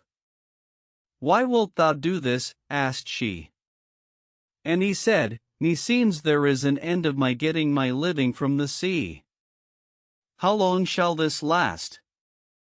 By Allah, I am consumed with shame before the baker, and I will go no more to the sea, so I may not pass by his shop, for I have no other way home, and every time I pass, he calls me and gives me the bread and the 10 pears. How much longer shall I run in debt to him? Praised be God the Most High, replied his wife, who hath inclined his heart to thee, so that he giveth thee our daily bread. What dislikest thou in this? Quoth he, I owe him now a great sum of money, and he will without fail demand his due. Hath he vexed thee with words? Asked his wife. Nay, answered Abdullah, on the contrary, he still refuses to reckon with me, saying, Wait, till good luck betide thee. And his wife said, If he press thee, say to him, Wait, till there come the good luck for which we hope, thou and I. And when will the good luck come that we hope for? Asked the fisherman. God is bountiful, answered she, and he said, Thou sayest sooth. Then he shouldered his net and went down to the seaside, saying, O Lord, provide thou me, though but with 1 fish, that I may give it to the baker. And he cast his net into the sea, and pulling it in, found it heavy, so he tugged at it till, after sore travail, he got it ashore and found in it a dead ass, swollen and stinking, whereat his soul sickened, and he freed it from the net, saying, There is no power and no virtue save in God the Most High, the Supreme. Verily, I can no more. I say to yonder woman, There is no more provision for me in the sea, let me leave this craft. And she still answers me, God is bountiful, good will betide thee. Is this dead ass the good of which she speaks? And he was sore chagrined. Then he removed to another place, so he might be quit of the stench of the dead ass, and cast his net there. He waited a while, then drew it in and found it heavy, whereupon quoth he, Good, we are hauling up all the dead asses in the sea and ridding it of its rubbish. However, he gave not over tugging at the net, till the blood streamed from the palms of his hands, and when he got it ashore, he saw a man in it and took him for one of the Afrits of the Lord Solomon, whom he was wont to imprison in vessels of brass and cast into the sea, supposing that the vessel had burst for length of years and that the Afrit had come forth and fallen into the net, wherefore he fled from him, crying out and saying, Mercy, mercy, O Afrit of Solomon. But the creature called out to him from within the net and said, Come hither, O fisherman, and flee not from me, for I am a human being like thyself. Release me, so thou mayst get a recompense for me, of God. So the fisherman took heart and coming up to him, said to him, Art thou not an Afrit of the Jinn? Nay, replied the other, I am a mortal and a believer in God and his apostle. Who threw thee into the sea? Asked the fisherman, and he answered, I am of the children of the sea and was going about therein, when thou castest the net over me. We are people who obey God's commandments and show loving kindness unto the creatures of the Most High, and but that I fear and dread to be of the disobedient, I had torn thy net, but I accept that which God hath decreed unto me, wherefore thou art become my owner and I thy captive. Wilt thou then set me free for the love of God the Most High and make a covenant with me and become my friend? I will come to thee every day in this place, and do thou come to me and bring me a gift of the fruits of the land. For with you are grapes and figs and melons and peaches and pomegranates and what not else, and all thou bringest me will be acceptable unto me. Moreover, with us are coral and pearls and chrysolites and emeralds and rubies and other precious stones, and I will fill thee the basket, wherein thou bringest me the fruit, with precious stones of the jewels of the sea. What sayest thou to this, O my brother? Quoth the fisherman, Be the first chapter of the Quran between thee and me upon this. So they recited the Fatiha, in token of their agreement, and the fisherman loosed the merman from the net and said to him, What is thy name? My name is Abdullah of the sea, answered he, and if thou come hither and see me not, do thou call out and say, Where art thou, O Abdullah, O merman? And I will be with thee presently. But thou, what is thy name? My name also is Abdullah, answered the fisherman. Quoth the other, Thou art Abdullah of the land and I am Abdullah of the sea, but abide here till I go and fetch thee a present. And the fisherman said, I hear and obey. Then the merman went down into the sea, and disappeared, whereupon the fisherman repented him of having released him and said in himself, How know I that he will come back to me? Indeed, he beguiled me, so that I released him, and now he will laugh at me. Had I kept him, I might have made a show of him for the diversion of the people of the city and taken money from all the folk and entered with him the houses of the great. And he repented him of having let him go and said, Thou hast let thy prey go from thy hand. But, as he was thus bemoaning his credulity, behold, the merman returned to him, with his hands full of pearls and coral and emeralds and rubies and other jewels, and said to him, Take these, O my brother, and excuse me, for I had no basket that I might fill it for thee. The fisherman rejoiced and took the jewels from the merman, who said to him, Come hither every day, before sunrise, and taking leave of him, went down into the sea, whilst the other returned to the city, rejoicing, and stayed not till he came to the baker's shop and said to him, O my brother, good luck is come to us, at last, so do thou reckon with me. There needs no reckoning, answered the baker. If thou have aught, give it me, and if not, take thy bread in spending money and be gone, against good betide thee. O my friend, rejoined the fisherman, indeed good hath betided me of God's bounty, and I owe thee much money, but take this. So saying, he took up, at a handful, half of the pearls and coral and rubies and other jewels he had with him, and gave them to the baker, saying, Give me some ready money to spend this day, till I sell these jewels. So the baker gave him all the money he had by him and all the bread in his basket, and rejoiced in the jewels he had given him, saying, I am thy slave and thy servant. Then he set all the bread on his head, and following the fisherman home, gave it to his wife and children, after which he repaired to the market and fetched meat and vegetables and all kinds of fruit. Moreover, he left his shop and abode with Abdullah all that day, busying himself in his service and doing all his occasions. O my brother, said the fisherman, thou weariest thyself. This is my duty, answered the baker, for I am become thy servant, and thou hast overwhelmed me with thy bounties.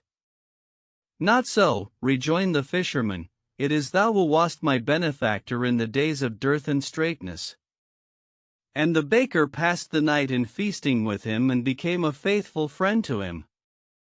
Then the fisherman told his wife what had befallen him with the merman, whereat she rejoiced and said, Keep thy secret, lest the magistrates come down upon thee.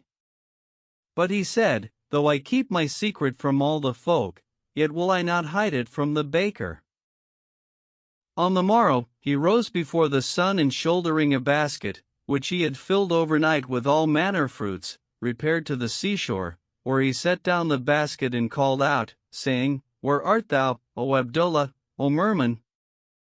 And he answered, saying, Here am I, at thy service, and came forth to him. The fisherman gave him the fruit, and he took it, and plunging into the sea with it, was absent a while. After which he came up, with the basket full of all kinds of precious stones and jewels. The fisherman set it on his head and went away, and when he came to the baker's shop, the latter said to him, O my lord, I have baked thee 40 brioches and have sent them to thy house, and now I will bake wastel bread, and as soon as it is done, I will bring it to thy house and go and fetch thee meat and vegetables. Abdullah gave him 3 handsful of jewels out of the basket, and going home, set it down there. Then he took a jewel of price of each sort, and going to the jewel bazaar, stopped at the syndic's shop and said to him, Buy these jewels of me. Show them to me, said the syndic. So he showed them to him, and the jeweler said, Hast thou other than these? Yes, answered Abdullah, I have a basket full at home. And where is thy house? asked the syndic. In such a quarter, replied the fisherman, whereupon the syndic took the jewels from him and said to his servants, Lay hold of him, for he is the thief who stole the queen's jewels. And he bade beat him. So they beat him and bound his hands behind him, after which the syndic and all the people of the jewel market arose and set out, to carry him to the king, saying, We have gotten the thief. Quoth one, None robbed such an one but this knave, and another, It was none but he stole all that was in such an one's house, and some said this and some that. But he was silent and spoke not a word nor answered any of them, till they brought him before the king, to whom said the syndic, O king of the age, when the queen's necklace was stolen, thou sentest to acquaint us therewith, requiring of us the discovery of the culprit, wherefore I strove beyond the rest of the folk and have taken the thief for thee.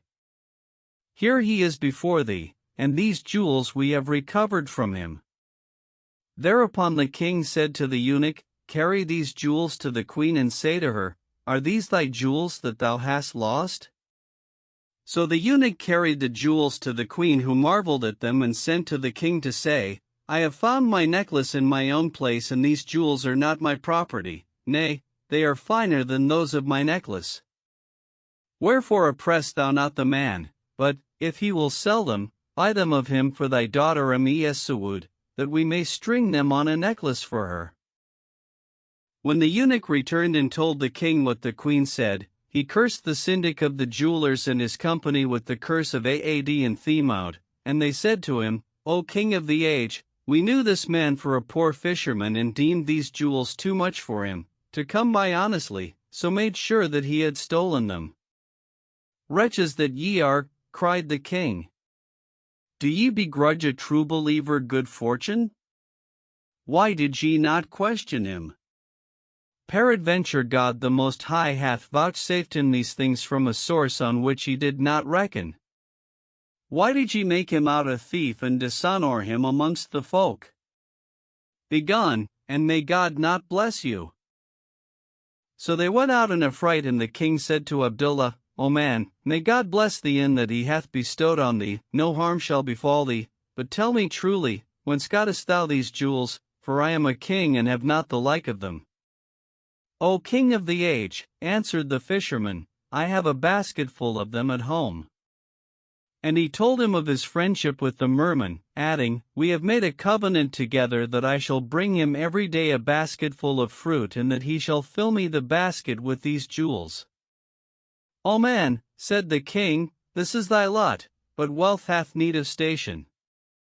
I will protect thee for the once against men's usurpations, but it may be I shall be deposed or die, and another be made king in my stead, and he shall put thee to death, because of his love of the things of this world and his covetousness. Wherefore I am minded to marry thee to my daughter, and make thee my vizier, and bequeath thee the kingdom after me, so none may oppress thee after my death. Then said he to his officers, Carry this man to the bath. So they carried him to the bath and washed his body and clad him in royal apparel, after which they brought him back to the king, and he made him his vizier and sent to his house couriers and the soldiers of his guard and all the wives of the notables, who clad his children in royal apparel, and mounting the former in a horse litter, with the little child in her lap, carried her to the palace, whilst the guards and couriers and cadis walked before her.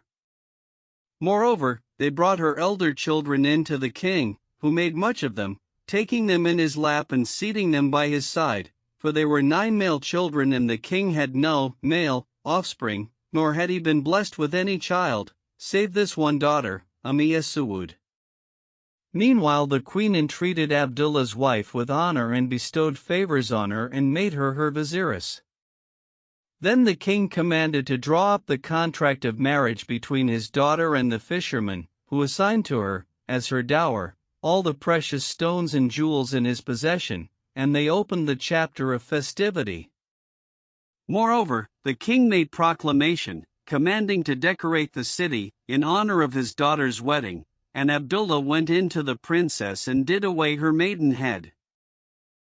Next morning, the king looked out of window and saw Abdullah carrying on his head a basket full of fruit. So he said to him, What hast thou there, O my son-in-law, and whither goest thou? I go to my friend Abdullah the merman, answered the fisherman, and the king said, O my son-in-law, this is no time to go to thy friend. Quoth Abdullah, Indeed, I fear to break tryst with him, lest he reckon me a liar and say, The things of the world have distracted thee from me. True, rejoined the king. Go to thy friend, and God help thee. So he passed through the city on his way to the seashore, and as he went, he heard those who knew him say, There goes the king's son-in-law to exchange fruit for jewels, whilst those who knew him not said, Harkye, how much a pound? Come, sell to me. And he answered, saying, Wait till I come back to thee, for that he would not vex any. Then he fared on till he came to the seashore, and foregathered with his friend the merman, to whom he delivered the fruit, receiving jewels in return. As he passed by the shop of the baker, on his return, he saw it closed, and thus he did 10 days, during which time the shop abode shut, and he saw nothing of the baker. So he said in himself, This is a strange thing. I wonder what is come of the baker. Then he inquired of his neighbor, saying, O my brother, where is thy neighbor the baker, and what hath God done with him? O my lord, answered he, he is sick and cometh not forth of his house. Where is his house? asked Abdullah, and the other replied, In such a quarter. So he went thither and inquired of him, but, when he knocked at the door, the baker looked out of window, and seeing his friend the fisherman, with a full basket on his head, came down and opened the door to him. Abdullah entered, and throwing himself on the baker, embraced him and wept, saying, "How dost thou, O my friend? Every day I pass by thy shop and see it closed. So I asked thy neighbor, who told me that thou wast sick, and I inquired for thy house, that I might see thee." "God requite thee for me with all good," answered the baker. "Nothing ails me, but it was told me that the king had taken thee, for that certain of the folk had lied against thee and accused thee of being a thief, wherefore I feared and shut my shop and hid myself." "It is well," said Abdullah, and told him all that had befallen him with the king and the syndic of the jewelers, adding, "Moreover, the king hath given me his daughter to wife and made me his vizier. So do thou take what is in this basket to thy share and fear nothing." Then he left him, after having done away his fear from him, and returned with the empty basket to the king, who said to him, "O my son-in-law, it would seem thou hast not foregathered with thy friend the merman today." "I went to him," replied Abdullah, "but that which I got of him I gave to my friend the baker, to whom I owe kindness." "Who is this baker?" asked the king, and the fisherman answered, "He is a benevolent man, who did with me thus and thus in the days of my poverty and never neglected me a single day nor vexed my spirit." Quoth the king, "What is his name?" "His name is Abdullah the baker," replied the fisherman, "and my name is Abdullah of the land and that of my friend the merman Abdullah of the sea." "And my name, also, is Abdullah," rejoined the king, "and the servants of God are all brethren. So send and fetch thy friend the baker that I may make him my vizier of the left." So he sent for the baker, and the king invested him with the vizier's habit and made him vizier of the left, making Abdullah of the land his vizier of the right. On this wise the fisherman abode a whole year, every day carrying the merman the basket full of fruit and receiving it back, full of jewels, and when fruit failed from the gardens, he carried him raisins and almonds and hazelnuts and walnuts and figs and so forth, and all that he brought him the merman accepted and returned him the basket full of jewels, as of wont. It chanced one day that he carried him the basket, full of dry fruits, according to custom, and his friend took them from him. Then they sat down to converse, the fisherman on the beach and the merman in the water, near the shore, and conversed, and the talk went round between them, till it fell upon the subject of tombs, whereupon quoth the merman, "O my brother, they say that the prophet, whom God bless and preserve, is buried with you on the land. Knowest thou his tomb?" "Yes," answered Abdullah. "It lies in a city called Yathrib." "And do the people of the land visit it?" asked the merman. "Yes," replied the fisherman, and the other said, "I give you joy, O people of the land, of visiting the tomb of that noble and compassionate prophet, which whoso visits merits his intercession. Hast thou visited it, O my brother?" "No," answered the fisherman, "for I was poor and had not what to spend by the way, nor have I been at my ease but since I knew thee and thou bestowedst on me this good fortune. But it behoves me to visit it, after I have made the pilgrimage to the holy house of God, and naught withholds me therefrom but my love for thee, for I cannot leave thee for one day."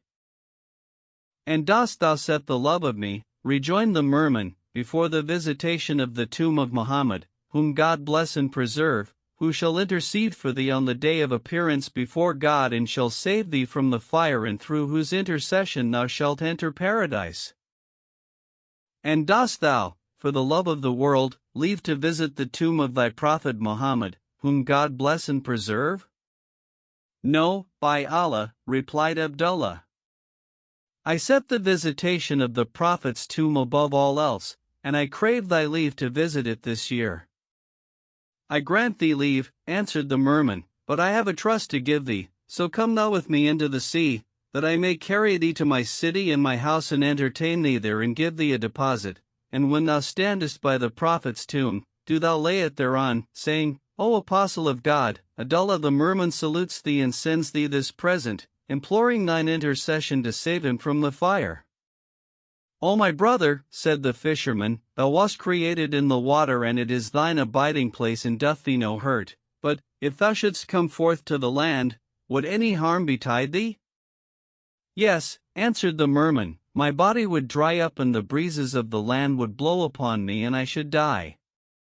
And I, in like manner, rejoined the fisherman, was created on the land and it is my abiding place, but, if I went down into the sea, the water would enter my belly and choke me and I should die. Have no fear for that, replied the other, for I will bring thee an ointment, wherewith when thou hast anointed thy body, the water will do thee no hurt, though thou shouldst pass the rest of thy life going about in the sea, and thou shalt lie down and rise up in the sea and naught shall harm thee. If the case be so, said the fisherman, well and good, but bring me the ointment, so I may make proof of it. So be it, answered the merman, and taking the basket, disappeared in the sea. After a while, he returned with an ointment, as it were the fat of oxen, yellow as gold and sweet of savor. What is this, O my brother? Asked the fisherman. It is the liver fat of a kind of fish called the dendan, answered the merman, which is the biggest of all fish and the fiercest of our foes. Its bulk is greater than that of any beast of the land, and were it to meet a camel or an elephant, it would swallow it at one mouthful. O my brother, asked Abdullah, what eateth this baleful beast? It eateth of the beasts of the sea, replied the merman. Hast thou not heard the byword, like the fishes of the sea, the strong eateth the weak? True, answered the fisherman, but have you many of these dendans in the sea? And the other said, yes, there be many of them with us. None can tell their tale save God the Most High. Quoth Abdullah, verily, I fear lest, if I go down with thee into the sea, one of these beasts fall in with me and devour me. Have no fear, replied the merman. When it sees thee, it will know thee for a son of Adam and will fear thee and flee. It feareth none in the sea as it feareth a son of Adam, for that, if it eat him, it dieth forthright, because his flesh is a deadly poison to this kind of creature, nor do we gather its liver fat save by means of a man, when he falleth into the sea and is drowned, for that his favour becometh changed and ofttimes his flesh is torn, so the dendan eateth him, deeming him of the beasts of the sea, and dieth. Then we light upon it dead and take the fat of its liver. Moreover, wherever there is a son of Adam, though there be in that place 100 or 200 or 1,000 or more of these beasts, if they but hear him cry once, they all die forthwith and not one of them can avail to remove from its place. Wherefore, when as a son of Adam falleth into the sea, we take him, ere he can drown, and anoint him with this fat and go round about the sea with him, and whenever we see a dendan or 2 or 3 or more, we bid him cry out and they all die forthright. For his once crying. Quoth the fisherman, I put my trust in God, and putting off his clothes, buried them in a hole, which he dug in the beach, after which he rubbed his body from top to toe with the ointment. Then he descended into the water and diving, opened his eyes and the water did him no hurt. So he walked right and left, and if he would, he rose to the surface, and if he would, he sank to the bottom. And he saw the water of the sea vaulted over him, as it were a tent, yet it did him no hurt. Then said the merman to him, What sayest thou, O my brother? O my brother, answered Abdullah, I see, that which is good, and indeed thou spokest truth in that which thou saidst to me, for the water doth me no hurt. Quoth the merman, Follow me. So he followed him and they fared on from place to place, whilst Abdullah saw mountains of water before him and on his right and left and diverted himself by gazing thereon and on the various kinds of fish, some great and some small, that sported in the sea. Some of them were like unto buffaloes, others to oxen and others to dogs and yet others unto human beings, but all to which they drew near fled, when as they saw the fisherman, who said to the merman, O my brother, how is it that I see all the fish, to which we draw near, flee from us? Because they fear thee, answered the other, for all things that God hath made fear the son of Adam. The fisherman ceased not to gaze upon the marvels of the sea, till they came to a high mountain and fared on beside it. Presently, he heard a great cry and turning, saw some black thing, the bigness of a camel or bigger, coming down upon him from the mountain and crying out. So he said to his friend, "What is this, O my brother?" "This is the dendan," answered the merman. "It cometh down in quest of me, seeking to devour me, so cry thou out at it, O my brother, ere it win to us, else will it snatch me up and devour me." So Abdullah cried out at it, and it fell down dead, which when he saw, he said, "Extolled be the perfection of God and his praise. I smote it not with sword nor knife. How comes it, then, that, for all the vastness of the creature's bulk, it could not endure my cry, but died?" "Marvel not," replied the merman, "for, by Allah, O my brother, were there 1,000 or 2,000 of these creatures, yet could they not endure the cry of a son of Adam." Then they fared on, till they came to a city, whose inhabitants the fisherman saw to be all women, there being no male among them. So he said to his companion, "O my brother, what city is this, and what are these women?" "This is the city of women," answered the merman, "for its inhabitants are of the women of the sea." "Are there any males among them?" asked the fisherman, and the merman said, "No." "Then how," said Abdullah, "do they conceive and bear young, without males?" Quoth the other, "The king of the sea banishes them hither, and they conceive not neither bear children. All the women of the sea, with whom he is wroth, he sends to this city, and they cannot leave it, for, should one of them come forth therefrom, any of the beasts of the sea that saw her would devour her.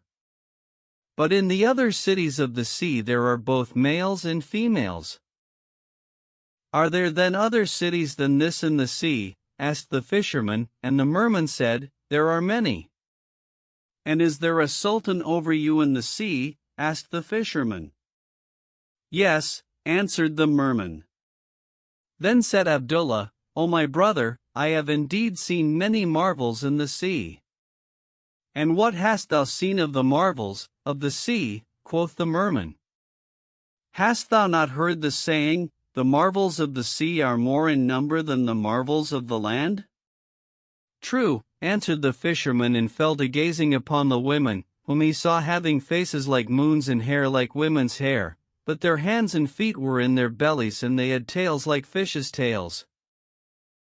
When the merman had shown him the people of the city, he carried him forth therefrom and forewent him to another city, which he found full of folk, both males and females, after the fashion of the women aforesaid in having tails, but there was neither selling nor buying amongst them, as with the people of the land, nor were they clothed, but went all naked and with their privities uncovered. "O my brother," said Abdullah, "I see males and females alike with their privities exposed." And the other said, "This is because the folk of the sea have no clothes." "And how do they, when they marry?" asked the fisherman. "They do not marry," answered the merman, "but everyone who hath a mind to a female doth his will of her." Quoth Abdullah, "This is unlawful. Why doth he not ask her in marriage and dower her and make her a wedding festival and marry her, in accordance with that which is pleasing to God and his apostle?" "We are not all of one religion," answered his companion. "Some of us are Muslims, believers in the unity of God, others Jews and Christians and what not else, and each marries in accordance with the ordinances of his religion, but those of us who marry are mostly Muslims." Quoth the fisherman, "Ye are naked and have neither buying nor selling among you, of what then is your wives' dowry? Do ye give them jewels and precious stones?" "Jewels with us are but stones without value," answered the merman, "but upon him who is minded to marry they impose a dowry of a certain number of fish of various kinds, that he must catch, 1,000 or 2,000, more or less, according to the agreement between himself and the bride's father. As soon as he brings the required amount, the families of the bride and bridegroom assemble and eat the marriage banquet, after which they bring him in to his bride, and he catches fish and feeds her, or, if he be unable, she catches fish and feeds him." "And how if a woman commit adultery?" asked the fisherman. "If a woman be convicted of this case," answered the merman, "they banish her to the city of women, and if she be with child, they leave her till she be delivered, when, if she give birth to a girl, they banish her with her, naming her adulteress, daughter of adulteress, and she abideth a maid till she die. But, if she give birth to a male child, they carry it to the Sultan of the sea, who puts it to death. Abdullah marveled at this, and the merman carried him to another city and thence to another and another, till he had shown him 80 cities, and he saw the people of each city to be different from those of every other. Then said he to the merman, O my brother, are there yet other cities in the sea? And what hast thou seen of the cities of the sea and its wonders? Replied the other, by the virtue of the noble prophet, the benign, the compassionate, were I to show thee 1,000 cities a day for 1,000 years, and in each city 1,000 marvels, I should not have shown thee 1 carat of the 24 carats of the cities of the sea and its wonders. I have but shown thee our own province and country, nothing more. O my brother, said the fisherman, since this is the case, what I have seen sufficeth me, for I am sick of eating fish, and these 80 days I have been in thy company. Thou hast fed me morning and night upon nothing but raw fish, neither broiled nor boiled. And what is broiled and boiled? Asked the merman. Quoth Abdullah, we broil fish with fire and boil it, in water, and dress it in various ways and make many dishes of it. And how should we come by fire in the sea? Rejoined the other, we know not broiled nor boiled nor aught else of the kind. Quoth the fisherman, we also fry it in olive oil and oil of sesame. And the merman said, how should we come by olive oil and oil of sesame in the sea? Verily we know nothing of that thou names. True, said Abdullah, but, O my brother, thou hast shown me many cities, yet hast thou not shown me thine own city. Quoth the merman, as for mine own city, we passed it long since, for it is near the land whence we came, and I only left it and came with thee hither, thinking to divert thee with the sight of the greater cities of the sea. That which I have seen of them sufficeth me, replied Abdullah, and now I would have thee show me thine own city. So be it, answered the other, and returning on his traces, carried him back thither and said to him, this is my city. Abdullah looked and saw a city small by comparison with those he had seen. Then he entered with his companion, and they fared on till they came to a cavern. Quoth the merman, this is my house, and all the houses in the city are on this wise, caverns, great and small, in the mountains, as likewise are those of all the other cities of the sea. For everyone who is minded to make him a house repairs to the king and says to him, I wish to make me a house in such a place. Whereupon the king sends with him a band of the fish called peckers, which have beaks that crumble the hardest rock, appointing a certain dole of fish to their wage. They betake themselves to the mountain chosen by the owner of the house and hew there in the house. Whilst the owner catches fish for them and feeds them, till the cavern is finished, when they depart and the owner of the house takes up his abode therein. After this wise do all the people of the sea. They traffic not with one another nor serve each other save by means of fish, and their food is fish, and they themselves are a kind of fish. Then he said to him, enter. So Abdullah entered, and the merman cried out, saying, Ho, daughter mine, whereupon there came to him a damsel with a face like the round of the moon and long hair, heavy buttocks, languishing black eyes and slender waist, but she was naked and had a tail. When she saw the fisherman, she said to her father, O my father, what is this lack-tail thou hast brought with thee? O my daughter, answered he, this is my friend of the land, from whom I used to bring thee the fruits of the earth. Come hither and salute him. So she came forward and saluted the fisherman with eloquent tongue and fluent speech, and her father said to her, Bring victual for our guest, by whose coming a blessing hath betided us. Whereupon she brought him 2 great fishes, each the bigness of a lamb, and the merman said to him, Eat. So he ate, in his own despite, for stress of hunger, because he was weary of eating fish and they had nothing else. Before long, in came the merman's wife, who was fair to look upon, and with her 2 children, each having in his hand a young fish, which he munched as a man would munch a cucumber. When she saw the fisherman with her husband, she said, "What is this lack tale?" And she and her sons and daughter came up to him and fell to examining his breech and saying, "Yeah, by Allah, he is tailless." And they laughed at him.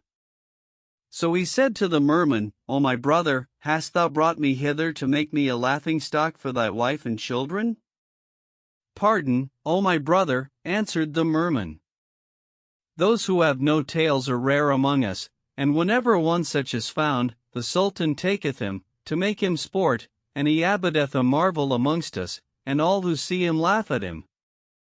But, O my brother, excuse these young children and this woman, for they lack understanding." Then he cried out to his family, saying, "Hold your peace." So they were afraid and kept silence, whilst he went on to soothe Abdullah's mind. Presently, as they were talking, in came 60 mermen, tall and strong and stout, and said to him, "O Abdullah, it hath reached the king that thou hast with thee a lack-tail." "Yes," answered the merman, "and this is he, but he is not of us nor of the children of the sea. He is my friend of the land and hath come to me as a guest, and I purpose to carry him back to the land." Quoth they, "We cannot depart without him, so, if thou have aught to say, arise, and come with him to the king, and whatsoever thou wouldst say to us, that say thou to the king." Then said the merman to the fisherman, "O my brother, my excuse is manifest, and we may not gainsay the king, but go thou with me to him, and I will do my endeavor to deliver thee from him, if it please God. Fear not, for he deemeth thee of the children of the sea, but, when he seeth thee, he will know thee to be of the children of the land, whereupon he will surely entreat thee with honor and restore thee to the land." "It is thine to decide," replied Abdullah. "I will put my trust in God and go with thee." So he took him and carried him to the king, who, when he saw him, laughed at him and said, "Welcome to the lack-tail." And all who were about the king fell to laughing at him and saying, "Yeah, by Allah, he is tailless."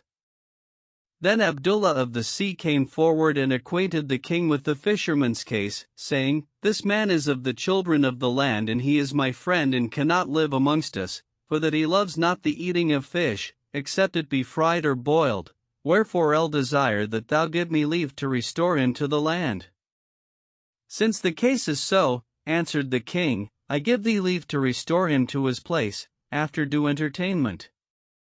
Bring him the guest meal." So they brought him fish of various kinds and colors, and he ate, in obedience to the king's commandment, after which the latter said to him, "Ask a boon of me." Quoth he, "I ask of thee that thou give me jewels," and the king said, "Carry him to the jewel house and let him choose that whereof he hath need." So his friend carried him to the jewel house, and he chose out what he would, after which the merman brought him back to his own city, and pulling out a purse, said to him, "Take this deposit and lay it on the tomb of the Prophet, whom God bless and preserve." And he took it, knowing not what was therein. Then the merman went forth with him, to bring him back to land, and by the way he heard singing and merrymaking, and saw a table spread with fish and folk eating and singing and holding high festival. So he said to his friend, "What ails these people to rejoice thus? Is there a wedding toward amongst them?" "Nay," answered Abdullah of the sea, "only one of them is dead." "Do ye then," asked the fisherman, "when one dieth amongst you, rejoice for him and sing and feast?" "Yes," replied the merman, "and ye of the land, what do ye?" "When one dieth amongst us," said Abdullah, "we weep and mourn for him, and the women buffet their faces and rend the bosoms of their garments, in token of mourning for the dead." The merman stared at him with wide eyes and said to him, "Give me the deposit." So he gave it to him. Then he set him ashore and said to him, "Henceforward our love and our friendship are at an end, and thou shalt no more see me, nor I thee." "Why sayest thou this?" asked the fisherman, and the other said, "Are ye not, O folk of the land, a deposit of God?" "Yes," answered Abdullah. Why then, asked the merman, is it grievous to you that God should take back his deposit, and wherefore weep ye over it? How can I entrust thee with a deposit for the prophet, whom God bless and preserve, seeing that, when a child is born to you, ye rejoice in it, albeit God the Most High setteth the soul therein as a deposit, and yet, when he taketh it again, it is grievous to you and ye weep and mourn? Since it is uneath to thee to give up the deposit of God, how shall it be easy to thee to give up the deposit of the prophet? Wherefore we reck not of your companionship. So saying, he left him and disappeared in the sea. The fisherman donned his clothes and taking the jewels, went up to the king, who received him with open arms and rejoiced at his return, saying, How dost thou, O my son-in-law, and what is the cause of thine absence from me this while? So he told him his story and acquainted him with that which he had seen of marvels in the sea, whereat the king wondered. Moreover, he told him what the merman had said, about the mourning for the dead, and the king replied, Indeed thou wast at fault to tell him this.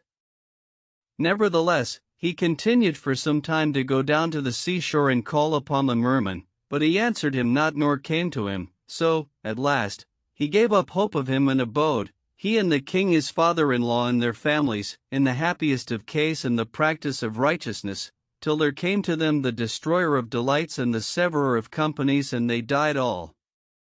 And glory be to thee, living one, who dieth not, whose is the empire of the seen and the unseen, who can all things and is gracious to his servants and knoweth all that pertaineth to them.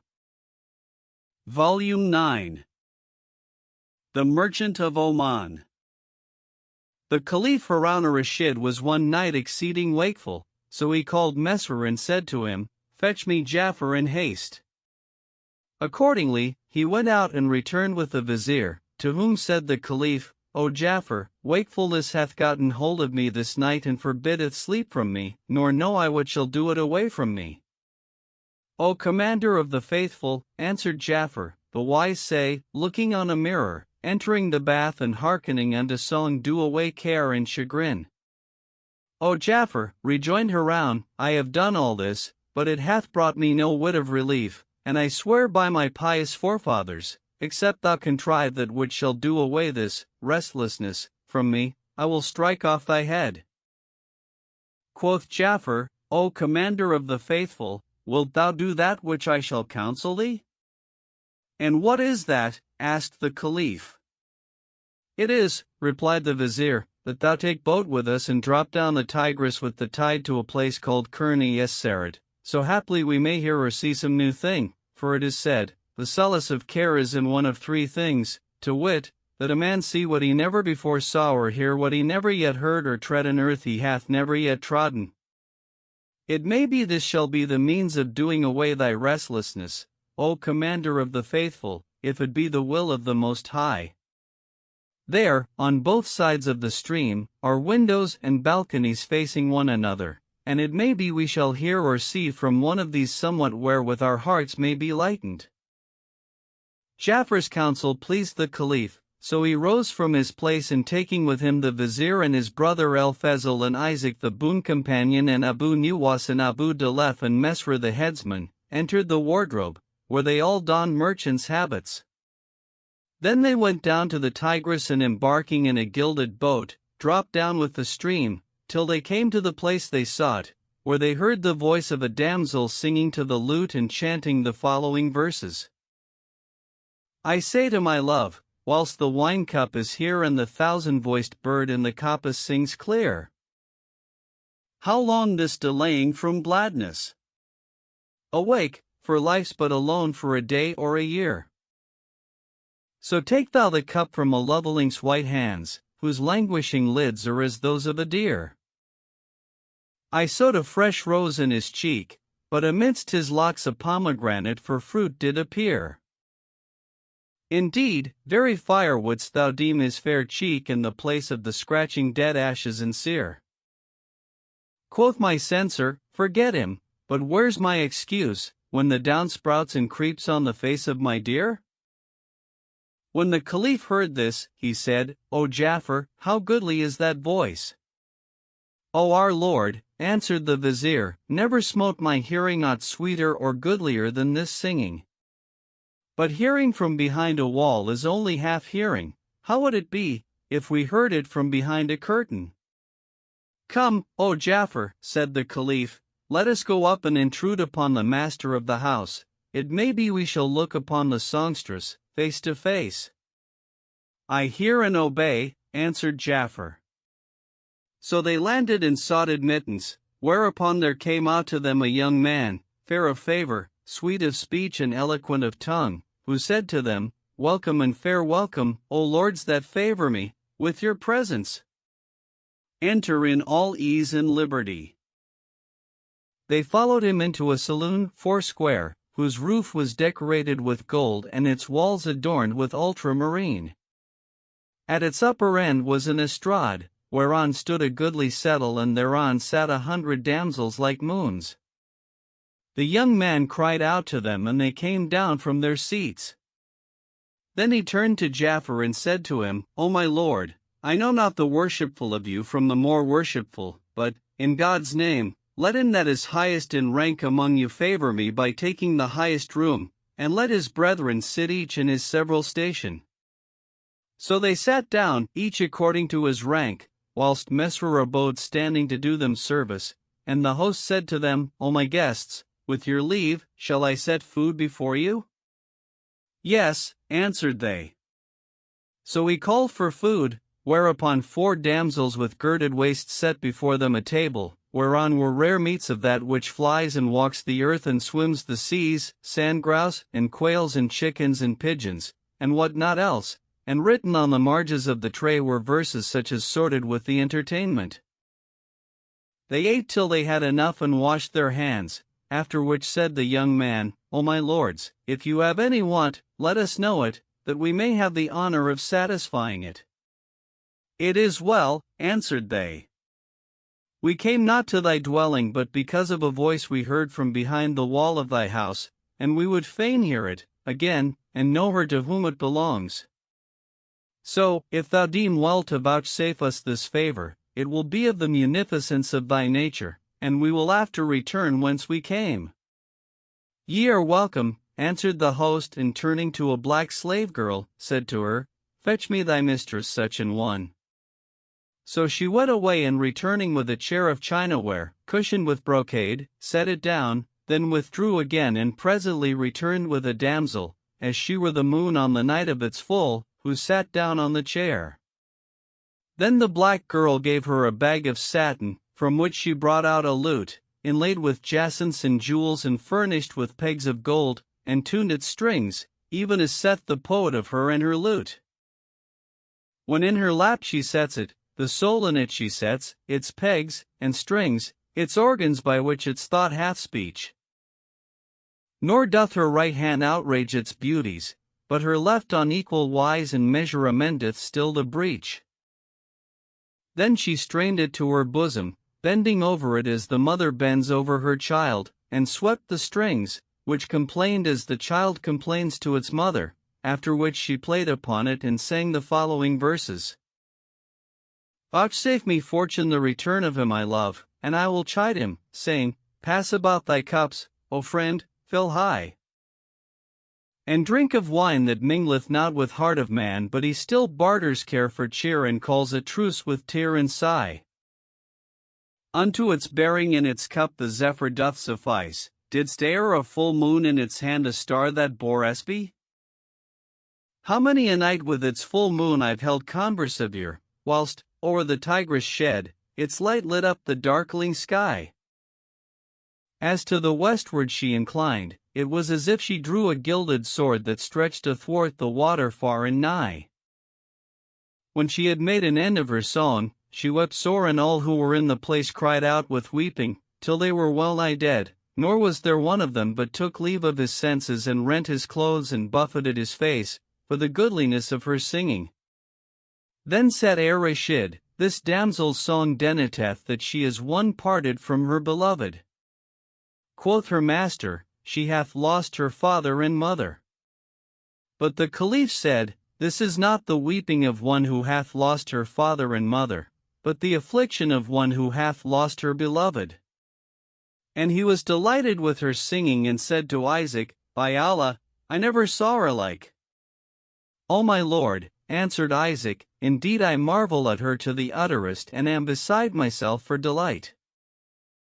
Now with all this Rashid stinted not to look upon their host and observe his charms and the elegance of his fashion, but he saw on his face a pallor as he would die, so he turned to him and said, Harkye. At thy service, O my lord, answered he. Knowest thou who we are? Asked the Caliph, and he said, No. Quoth Ja'far, Wilt thou that I tell thee the names of each of us? Yes, answered the young man, and the vizier said, This is the commander of the faithful, descendant of the uncle of the prince of the apostles, and told him the names of the others of the company, after which quoth Rashid, I desire that thou tell me the cause of the paleness of thy face, whether it be acquired or natural from thy birth. O commander of the faithful, answered he, my case is rare and my affair extraordinary. Were it graven with needles on the corners of the eye, it would serve as an admonition to him who will be admonished. Tell it me, said the Caliph. Peradventure, thy healing may be at my hand. O commander of the faithful, said the young man, lend me thine ears and give me thy whole mind. Come, said the Caliph, tell it me, for thou makest me long to hear it. Know then, O commander of the faithful, replied the young man, that I am a merchant of the merchants of the sea and come from the city of Oman, where my father was a rich merchant, having 30 ships trading upon the sea, whose yearly hire was 30,000 dinars, and he had partners trading with his money and journeying on the sea. He was a man of worth and generosity and taught me writing and all whereof a man hath need. When his last hour drew near, he called me to him and gave me the customary injunctions. Then God the Most High admitted him to his mercy, and may he continue the commander of the faithful, on life. One day, as I sat in my house with a company of merchants, one of my servants came in to me and said, O my lord, there is a man at the door, who craves admittance to thee. So I gave leave and he came in, bearing on his head a covered box. He set it down and uncovered it, and behold, therein were fruits out of season and vegetables, conserved in salt and fresh, such as are not found in our country. I thanked him and gave him 100 dinars, and he went away, grateful. Then I divided these things amongst my guests and asked them whence they came.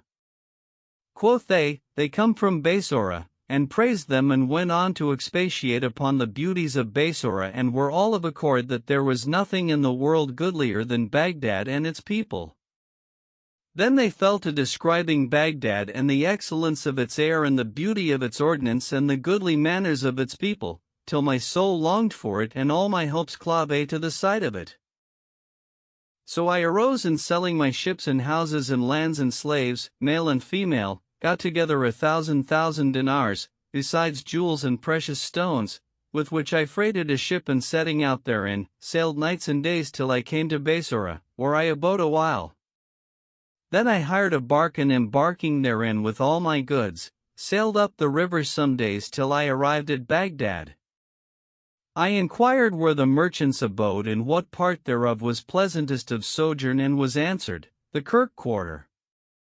So I went thither and hiring a house in a street called the Street of Saffron, transported my goods to it and took up my lodging therein. Here I abode some days, till, one Friday, I sallied forth a-pleasuring, taking with me somewhat of money.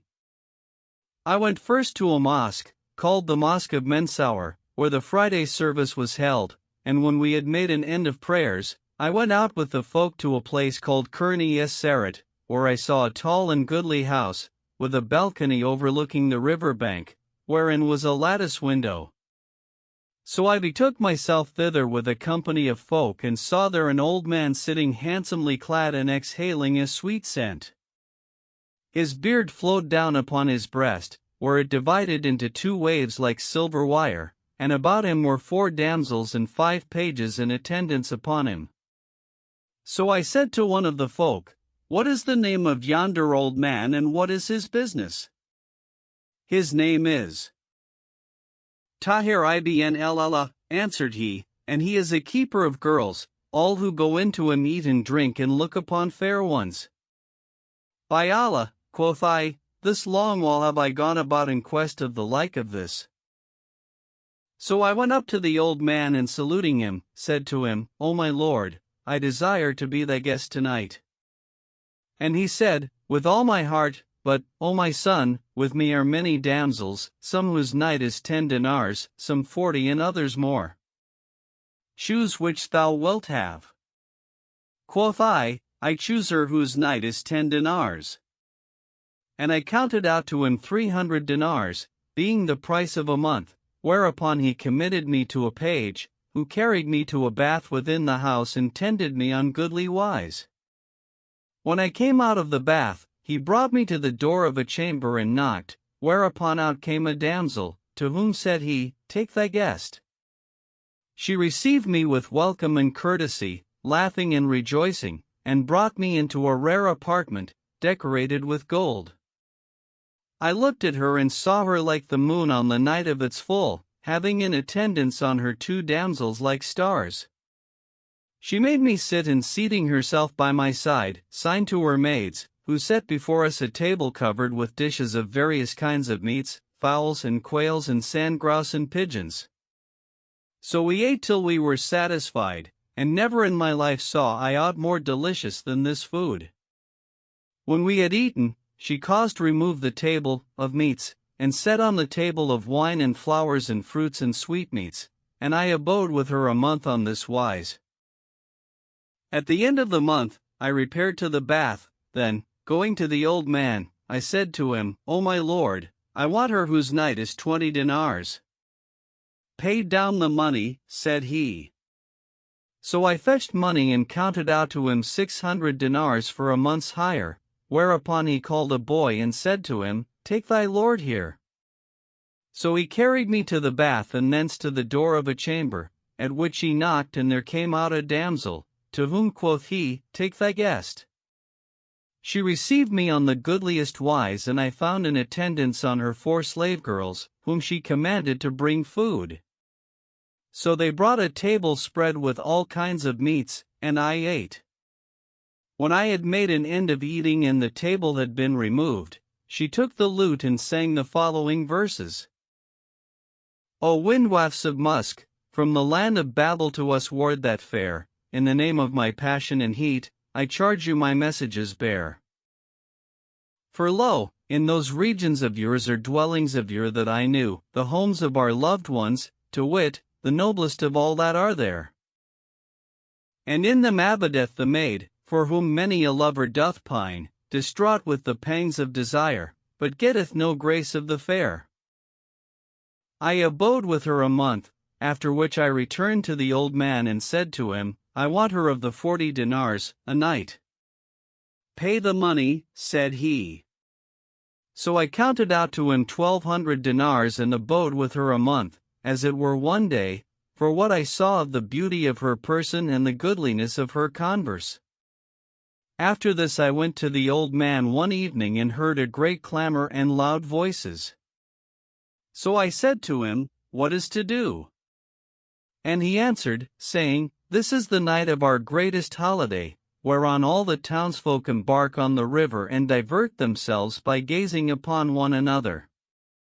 Hast thou a mind to go up to the roof and amuse thyself by looking upon the folk? Yes, answered I, and went up to the roof, whence I looked down upon the river and saw a great multitude of folk with flambeaux and cressets, and great mirth and merriment toward. Then I went up to the end of the roof and saw there a little chamber railed off by a goodly curtain, and in its midst a couch of juniper wood, plated with gold and covered with a handsome carpet. On this sat a lovely young lady, confounding all beholders with her beauty and grace and symmetry, and by her side a youth, whose hand was on her neck, and he was kissing her and she him. When I saw them, O Commander of the Faithful, I could not contain myself nor knew I where I was, so dazzled was I by her beauty. But, when I came down, I questioned the damsel with whom I was and described the young lady to her. What wilt thou with her? Asked she, and I said, She hath taken my wit. She smiled and said, O Bulhusn, hast thou a mind to her? Aye, by Allah, answered I, for she hath captived my heart and soul. Quoth she, This is the daughter of Tahir ibn Allah, she is our mistress and we are all her handmaids, but knowest thou, O Bulhusn, what is the price of her night and day? And I said, No, 500 dinars, answered she, for she is one for whom kings might sigh in vain. By Allah, quoth I will spend all I have on this damsel. And I lay, heartsore for desire, till the morning, when I donned a suit of the richest royal raiment and betaking myself to Ibn Allah, said to him, O my lord, I want her whose night is 500 dinars. Quoth he, Pay the money. So I counted out to him 15,000 dinars for a month's hire, and he took them and said to the page, Carry him to thy mistress such an one.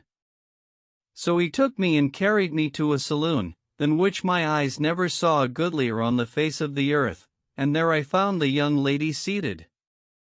When I saw her, O Commander of the Faithful, my reason was dazed with her beauty, for she was like the full moon on its 14th night, full of grace and symmetry and loveliness. Her speech put to shame the tones of the lute, and it was as it were she to whom the poet referred in the following verses. Quoth she, and verily desire ran riot in her side, what while the dusky night let down the darkness like a tide? Night, in thy blackness is there none to company with me? Is there no swiver for this cause of all men, far and wide? Then with her palm she smote thereon and said, What while she sighed the sighing of the sorrowful, the sad, the weeping-eyed? As by the toothstick's use appears the beauty of the teeth, so, like a toothstick is the yard unto the cause applied. O Muslims, stand your yards not up on end, and is there none mongst you will succor her who doth to you complain? She cried. Therewith my yard thrust out erect, from underneath my clothes, and said to her, Here's for thee.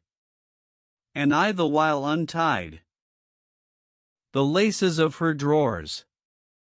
She made a show of fear and said, Who art thou? And I, a youth thy cry that answereth, replied.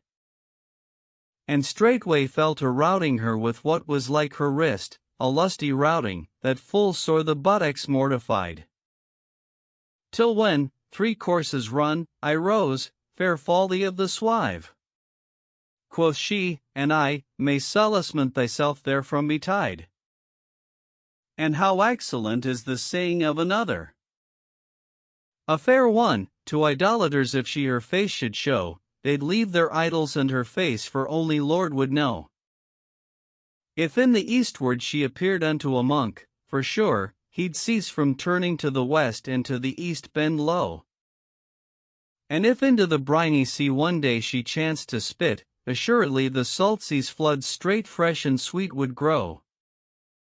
And that of another. I looked one look upon her, and dazed was all my thought, for all the rare perfections wherewith the maid was fraught. Suspicion that I loved her discovered unto her, and straight the supposition her cheeks to redden wrought. I saluted her, and she said to me, Welcome and fair welcome, and taking me by the hand, made me sit down beside her, whereupon, of the excess of my passion, I fell a-weeping for fear of parting, and poured forth the tears of the eye, reciting the following verses. The nights of estrangement I love, yet not that in them I delight, but fate peradventure shall cause reunion ensue their despite. And eke, on like wise, I abhor the days of enjoyment, because I see that all things in this world still issue in ceasing outright.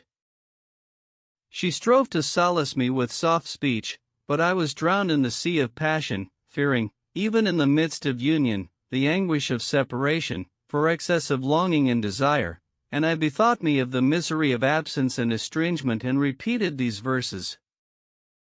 Even in her arms I me bethought of severance from her, and from mine eyes the tears ran down, a ruddy-colored flood, like tragacanth, and straight I wiped mine eyes upon her neck, for of the use of camphor 'tis to stay the flow of blood. Then she called for food, and there came 4 damsels, high-bosomed maids, who set before us meats and fruits and sweetmeats and flowers and wine, such as befit none but kings. So we ate and sat at the wine, compassed about with flowers and herbs of sweet savour, in a chamber fit only for kings. Presently, one of her maids brought her a bag of silk, which she opened, and taking thereout a lute, laid it in her lap and touched its strings, whereupon it complained, as the child complains to its mother, and she sang the following verses. Drink not of wine except it be at the hands of a loveling slim, who in brightness of soul resembles it, and it resembles him. The drinker of wine, in very sooth, hath no delight thereof, except the cheek of the fair be pure, who doth the goblet brim. On this wise, O Commander of the Faithful, I abode with her, month after month, till all my money was spent, wherefore, as I sat with her, one day, I bethought me of coming separation from her, and my tears streamed down upon my cheeks like rivers, and I became not knowing night from day. Quoth she, Why dost thou weep? And I answered, O light of mine eyes, I weep because of our parting. And what, asked she, shall part thee and me, O my lord? O my lady, said I, from the time I came to thee, thy father hath taken of me, for every night, 500 dinars, and now I have nothing left. Indeed, the poet speaks sooth when he says, Exile at home, I trow, is lack of good, and wealth is home in very strangerhood. No, rejoined she, that it is my father's wont, when as a merchant abideth with him and hath spent all his money, to give him hospitality 3 days, then doth he put him out, and he may never return to us. But keep thou thy secret and conceal thy case, and I will contrive so that thou shalt abide with me till such time as God will, for, indeed, there is a great love for thee in my heart. Thou must know that all my father's wealth is under my hand, and he knows not the tale thereof, so, every day I will give thee a purse of 500 dinars, which do thou give him, saying, Henceforth, I will pay thee only day by day. He will hand the purse to me, and I will give it to thee again, and we will abide thus till such time as God pleases. I thanked her and kissed her hand, and on this wise I abode with her a whole year, till it chanced one day that she beat one of her handmaids grievously, and the latter said, By Allah, I will torture thy heart, even as thou hast tortured me. So she went to the girl's father and discovered to him all our practice, whereupon he arose forthright, and coming in to me, as I sat with his daughter, said to me, Harkye, such an one. At thy service, replied I. Quoth he, It is our wont, when a merchant grows poor with us, to give him hospitality 3 days, but thou hast had a year with us, eating and drinking and doing what thou wouldst. Then he turned to his servants and said to them, Pull off his clothes. They did as he bade them, and gave me 10 dirhams and an old suit worth other 5, after which he said to me, Go forth, I will not beat thee nor revile thee, but go thy ways, and if thou abide in this town, thy blood be on thine own head. So I went forth, in my own despite, knowing not whither to go, for all the trouble in the world was fallen on my heart, and I was occupied with melancholy thought. Then I bethought me of the wealth which I had brought from Oman, and said in myself, I came hither with 1,000,000 dinars, and have made away with it all in the house of yonder ill-omened old man, and now I go forth from him, naked and broken-hearted. But there is no power and no virtue save in God the Most High, the Supreme. I abode 3 days in Baghdad, without tasting meat or drink, and on the 4th day I saw a ship bound for Basora, so I hired a passage in her, and when we reached Basora, I landed and went to the market, being sore and hungered. Presently, a man saw me, a grocer, whom I had known aforetime, and coming up to me, embraced me, for he had been my friend and my father's friend before me, and questioned me of my case, for that he saw me clad in those tattered clothes. So I told him all that had befallen me, and he said, By Allah, this is not the fashion of a reasonable man. But what dost thou purpose to do, after this that hath befallen thee? Quoth I know not what I shall do, and he said, Wilt thou abide with me and write my goings out and comings in, and thou shalt have 2 dirhams a day, over and above thy meat and drink?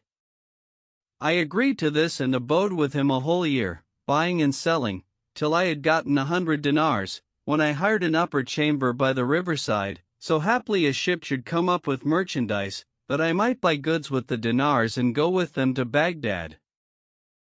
One day, there came ships with merchandise, and all the merchants resorted to them to buy, and I with them.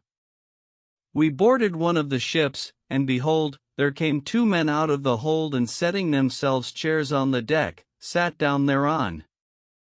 The merchants accosted them, with intent to buy, and they said to one of the crew, Bring the carpet. So he brought the carpet and spread it, and another came with a pair of saddlebags, from which he took a budget and emptied it on the carpet, and our sights were dazzled with that which issued thence of pearls and corals and jacinths and cornelians and other jewels of all sorts and colors. Then said one of the men on the chairs, O merchants, we will sell but this today, by way of spending money, for that we are weary. So the merchants fell to bidding for the jewels and bid, one against the other, till the price reached 400 dinars. Now the owner of the bag was an old acquaintance of mine, and when he saw me, he came down to me and saluting me, said, Why dost thou not speak and bid like the rest of the merchants? O my lord, answered I, the shifts of fortune have run against me and I have lost my wealth and have but 100 dinars left in the world. Quoth he, O Omani, after this vast wealth, do but 100 dinars remain to thee? And I was abashed before him and my eyes filled with tears, whereupon he looked at me and indeed my case was grievous to him. So he said to the merchants, Bear witness against me that I sell all that is in this bag of various kinds of jewels and precious stones to this man for 100 dinars, albeit I know them to be worth so many thousand dinars, and I make him a present of them. So saying, he gave me the bag and the carpet, with all the jewels thereon, for which I thanked him, and all the merchants present praised him. Then I carried all this to the jewel market and sat there to sell and buy. Among the jewels was a round amulet of the handiwork of the masters, weighing 1/2 pound. It was of bright red cornelian, and on both sides of it were graven characters and talismans, like unto the tracks of ants, but I knew not its use. I bought and sold a whole year, at the end of which time I took the amulet and said to myself, This hath been with me a great while, and I know not what it is nor what is its use. So I gave it to the broker, who went round with it and returned, saying, None of the merchants will give more than 10 dirhams for it. Quoth I will not sell it at that price. And he threw it in my face and went away. Another day I again offered it for sale and its price reached 15 dirhams, so I took it from the broker in a pet and threw it back into the tray. Presently, as I sat in my shop, there came up to me a man, who bore the traces of travel, and saluting me, said, By thy leave, I will turn over thy wares. It is well, answered I, and indeed I was still wroth by reason of the lack of demand for the amulet. So he fell to turning over my wares, but took not thereof save the amulet, which when he saw, he said, Praised be God, and kissed his hand. Then said he to me, O my lord, wilt thou sell this? And I said, Yes, being still angry. Quoth he, What is its price? And I, How much wilt thou give?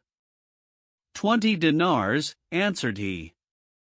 I thought he was making mock of me and said, Go thy ways. Quoth he, I will give thee 50 dinars for it. I made him no answer, and he said, 1,000 dinars.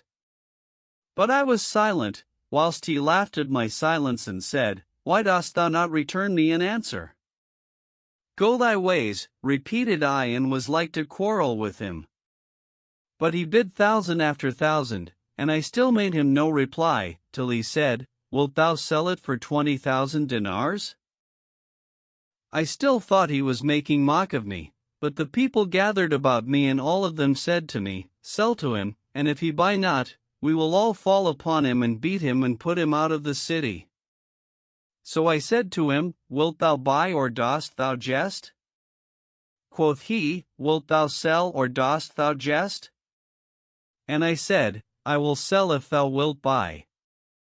Then said he, I will buy it for 30,000 dinars, take them and strike the bargain. And I said to the bystanders, Bear witness against him. Then to him, I sell to thee, but on condition that thou acquaint me with the use and virtues of the amulet, for which thou payest all this money. Close the bargain, answered he, and I will tell thee this. Quoth I sell to thee. And he said, God be witness of that which thou sayest. Then he brought out the money and giving it to me put the amulet in his bosom, after which he said to me, Art thou content? Yes, answered I, and he said to the people, Bear witness against him that he hath closed the bargain and touched the price, 30,000 dinars. Then he turned to me and said, Harkye, good man, hadst thou held back from selling, by Allah, I would have bidden thee up to 100,000 dinars, nay even to 1,000,000. When I heard this, O Commander of the Faithful, the blood fled from my face, and from that day there overcameth this paleness that thou sayest. Then said I to him, Tell me the reason of this and what is the use of this amulet? And he answered, saying, Know that the king of Hine hath a daughter, never was seen a fairer than she, and she is possessed with a demon. So the king summoned the scribes and men of science and diviners, but none of them could ease her of this. Now I was present in the assembly, so I said to him, O king, I know a man called Sadullah the Babylonian, than whom there is not on the face of the earth one more versed in these matters, and if thou see fit to send me to him, do so. Quoth he, Go to him. And I said, Bring me a piece of cornelian. So he gave me a great piece of cornelian and 100,000 dinars and a present, with which I betook myself to the land of Babel and seeking out Sadullah, delivered him the money and the present, which he accepted in sending for a lapidary, caused him fashion the cornelian into this amulet. Then he abode 7 months in observation of the stars, till he chose out an auspicious time for engraving it, when he graved upon it these talismanic characters that thou sayest, and I took it and returned with it to the king. Now the princess was bound with 4 chains, and every night a damsel lay with her and was found in the morning slain. The king took the amulet and laid it upon his daughter, whereupon she was straightway made whole. At this he rejoiced greatly and invested me with a dress of honor and gave alms of much money, and he caused set the amulet in the princess's necklace. It chanced, one day, that she embarked with her damsels in a ship and went a-pleasuring on the sea. Presently, one of her maids put out her hand to her, to sport with her, and the necklace broke asunder and fell into the sea. From that hour the princess's malady returned to her, wherefore great grief betided the king, and he gave me much money, saying, Go thou to Sadullah and let him make her another amulet, in the stead of that which is lost.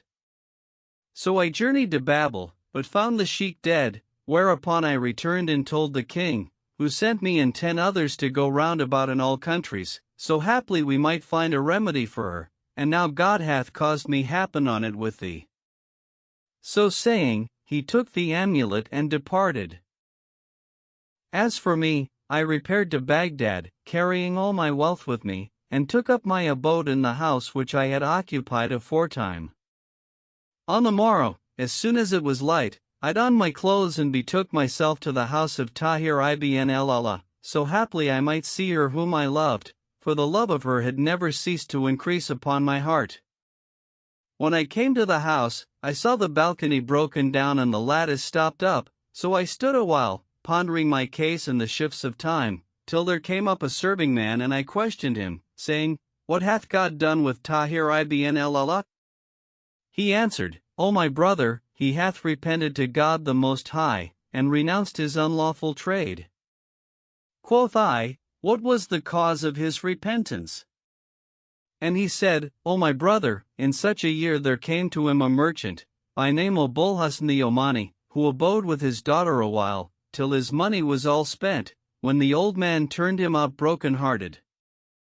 Now the girl loved him with an exceeding love, and when she was parted from him, she sickened of a sore sickness and came nigh upon death. When her father knew how it was with her, he sought for Abulhasn high and low, promising whoso should bring in to him 100,000 dinars, but none could find him nor come on any trace of him, and she is now at death's door. And how is it with her father? Asked I. Quoth the servant, he hath sold all his girls, for stress of that which hath befallen him, and repented to God the Most High.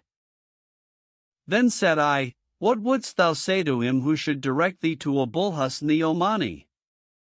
And he answered, saying, I conjure thee by Allah, O my brother, that thou do this and quicken my poverty.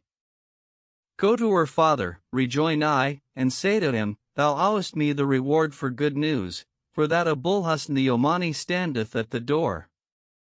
With this he set off running, as he were a mule loosed from the mill, and presently came back, accompanied by Tahir himself, who no sooner saw me than he returned to his house and gave the man 100,000 dinars, with which he went away, calling down blessings on me.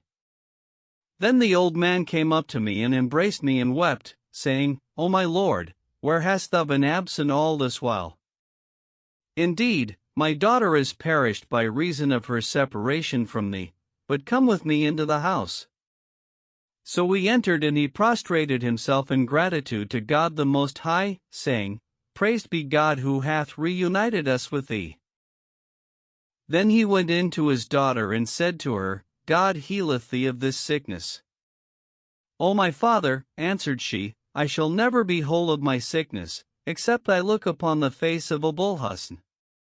Quoth he, If thou wilt eat a morsel and go to the bath, I will bring thee in company with him.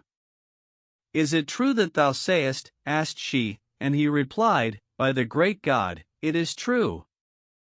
By Allah, rejoined she, if I look upon his face, I shall have no need of eating. Then said he to his servant, Bring in thy lord. So I entered, and when she saw me, she fell down in a swoon, and presently coming to herself, recited the following verse. Lo, God hath deigned to reunite the separated twain, for all in very sooth they deemed they ne'er should meet again. Then she sat up and said, By Allah, O my lord, I had not thought to see thy face again, but if it were in sleep. And she embraced me and wept. Then said she, O father mine, now will I eat and drink. The old man rejoiced in this and brought her meat and drink, and we ate and drank.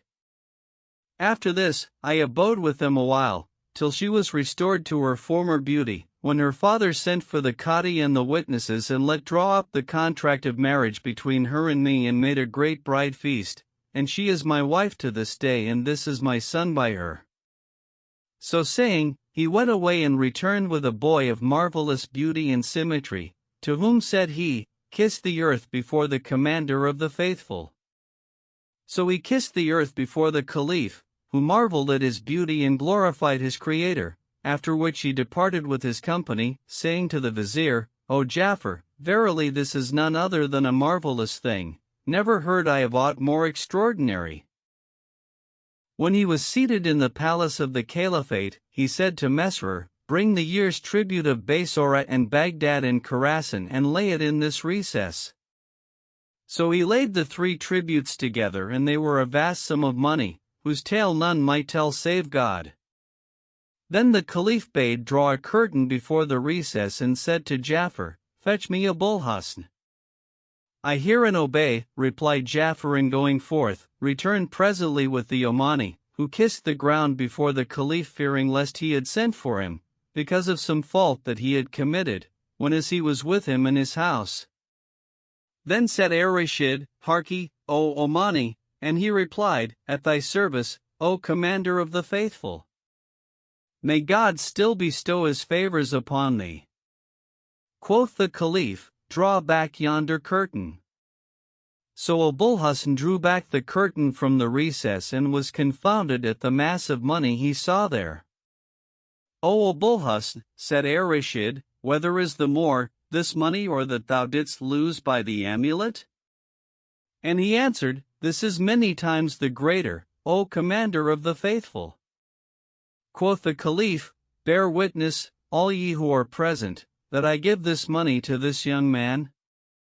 Abulhusn kissed the earth and was abashed and wept before the Caliph for excess of joy.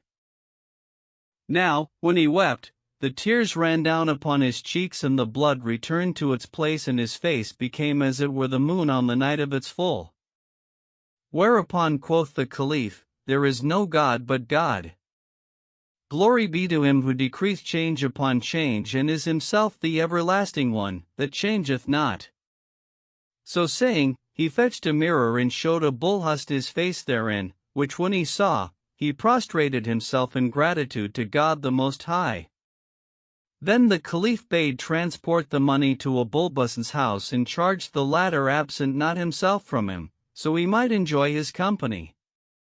Accordingly he paid him frequent visits, till Ereshid was admitted to the mercy of God the Most High, and glory be to him who dieth not and in whose hand is the dominion of the seen and the unseen.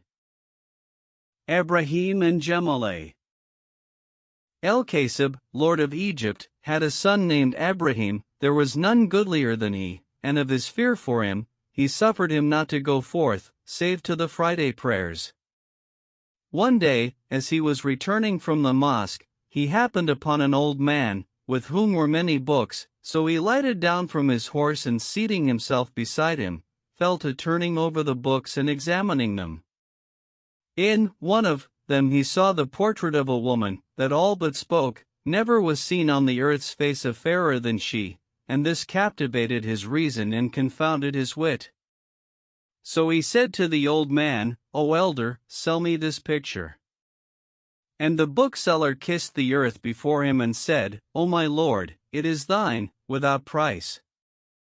Abraham gave him 100 dinars and taking the book in which was the picture, fell to gazing upon it and weeping night and day, abstaining from meat and drink and sleep. Then said he in himself, If I ask the bookseller of the painter of the picture, belike he will tell me, and if the original be on life, I will cast about to win to her, but, if it be an imaginary portrait, I will leave doting upon it and torment myself no more for a thing that hath no reality. So, on the following Friday, he betook himself to the bookseller, who rose to receive him, and said to him, O uncle, tell me who painted this picture. And he answered, saying, O my lord, a man of the people of Baghdad painted it, by name Abulkasim es Sendalani. He dwells in a quarter called El-Kirk, but I know not of whom it is the portrait. So Abraham left him and returned to the palace, after praying the Friday prayers, without acquainting any of his household with his case. Then he took a bag and filling it with gold and jewels, to the value of 30,000 dinars, waited till the morning, when he went out, without telling any, and presently overtook a caravan. Here he saw a Bedouin and said to him, O uncle, how far am I from Baghdad? O my son, replied the other, what hast thou to do with Baghdad? Verily, between thee and it is 2 months' journey. Quoth Ibrahim, O uncle, and thou wilt bring me to Baghdad, I will give thee 100 dinars and this mare under me, that is worth other 1,000. Agreed, answered the Bedouin.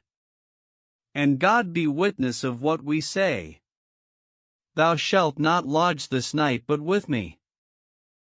Abraham agreed to this and passed the night with him. At break of day, the Bedouin took him and fared on with him in haste by a near road, in his eagerness for the promised reward, nor did they leave journeying till they came to the walls of Baghdad, when he said, Praise be God for safety. O my lord, this is Baghdad. Whereat Ibrahim rejoiced with an exceeding joy and alighting from the mare, gave her to the Bedouin, together with the 100 dinars. Then he took the bag and, entering the city, walked on, inquiring for the Kirk quarter and the abiding place of the merchants, till destiny led him to a by-street, wherein were 10 houses, 5 facing 5, and at the farther end was a gateway with a two-leaved door and a ring of silver. In the porch stood 2 benches of marble, spread with the finest carpets, and on one of them sat a man of comely and reverend aspect, clad in sumptuous apparel and attended by white slaves, like moons. When Ibrahim saw the street, he knew it by the description the bookseller had given him, so he saluted the man, who returned his greeting and bidding him welcome, made him sit down and asked him of his case. Quoth Ibrahim, I am a stranger and desire of thy favor that thou look me out a house in this street where I may take up my abode. With this the other cried out, saying, Ho, Ghazali! And there came forth to him a slave girl, who said, At thy service, O my lord. Take some servants, said her master, and go to such a house and clean it and furnish it with all that is needful for this well-favored youth. So she went forth and did as he bade her, whilst the old man took the youth and showed him the house, and he said, O my lord, what is the rent of this house? O bright of face, answered the other, I will take no rent of thee, what while thou abidest there. Ibrahim thanked him for this, and the old man called another slave girl, whereupon there came forth to him a damsel like the sun, to whom said he, Bring chess. So she brought it, and one of the servants set the board, whereupon said his host to Ibrahim, Wilt thou play with me? And he answered, Yes. So they played several games, and Ibrahim beat him. Well done, O youth, exclaimed the other. Thou art indeed perfect in qualities. By Allah, there is not one in Baghdad can beat me, and yet thou hast beaten me. When they had made ready the house and furnished it with all that was needful, the old man delivered the keys to Ibrahim and said to him, O my lord, wilt thou not enter my house and honor me by eating of my bread? He assented, and entering with him, found it a handsome and godly house, decorated with gold and full of all manner pictures and furniture and other things, such as the tongue availeth not to set out. The old man welcomed him and called for food, whereupon they brought a table of the make of Sina of Yemen and spread it with all manner rare meats, than which there was not costlier nor more delicious. So Ibrahim ate till he was satisfied, after which he washed his hands and proceeded to look at the house and furniture. Presently, he turned to look for the leather bag, but found it not, and said, in himself, There is no power and no virtue save in God the Most High, the Supreme.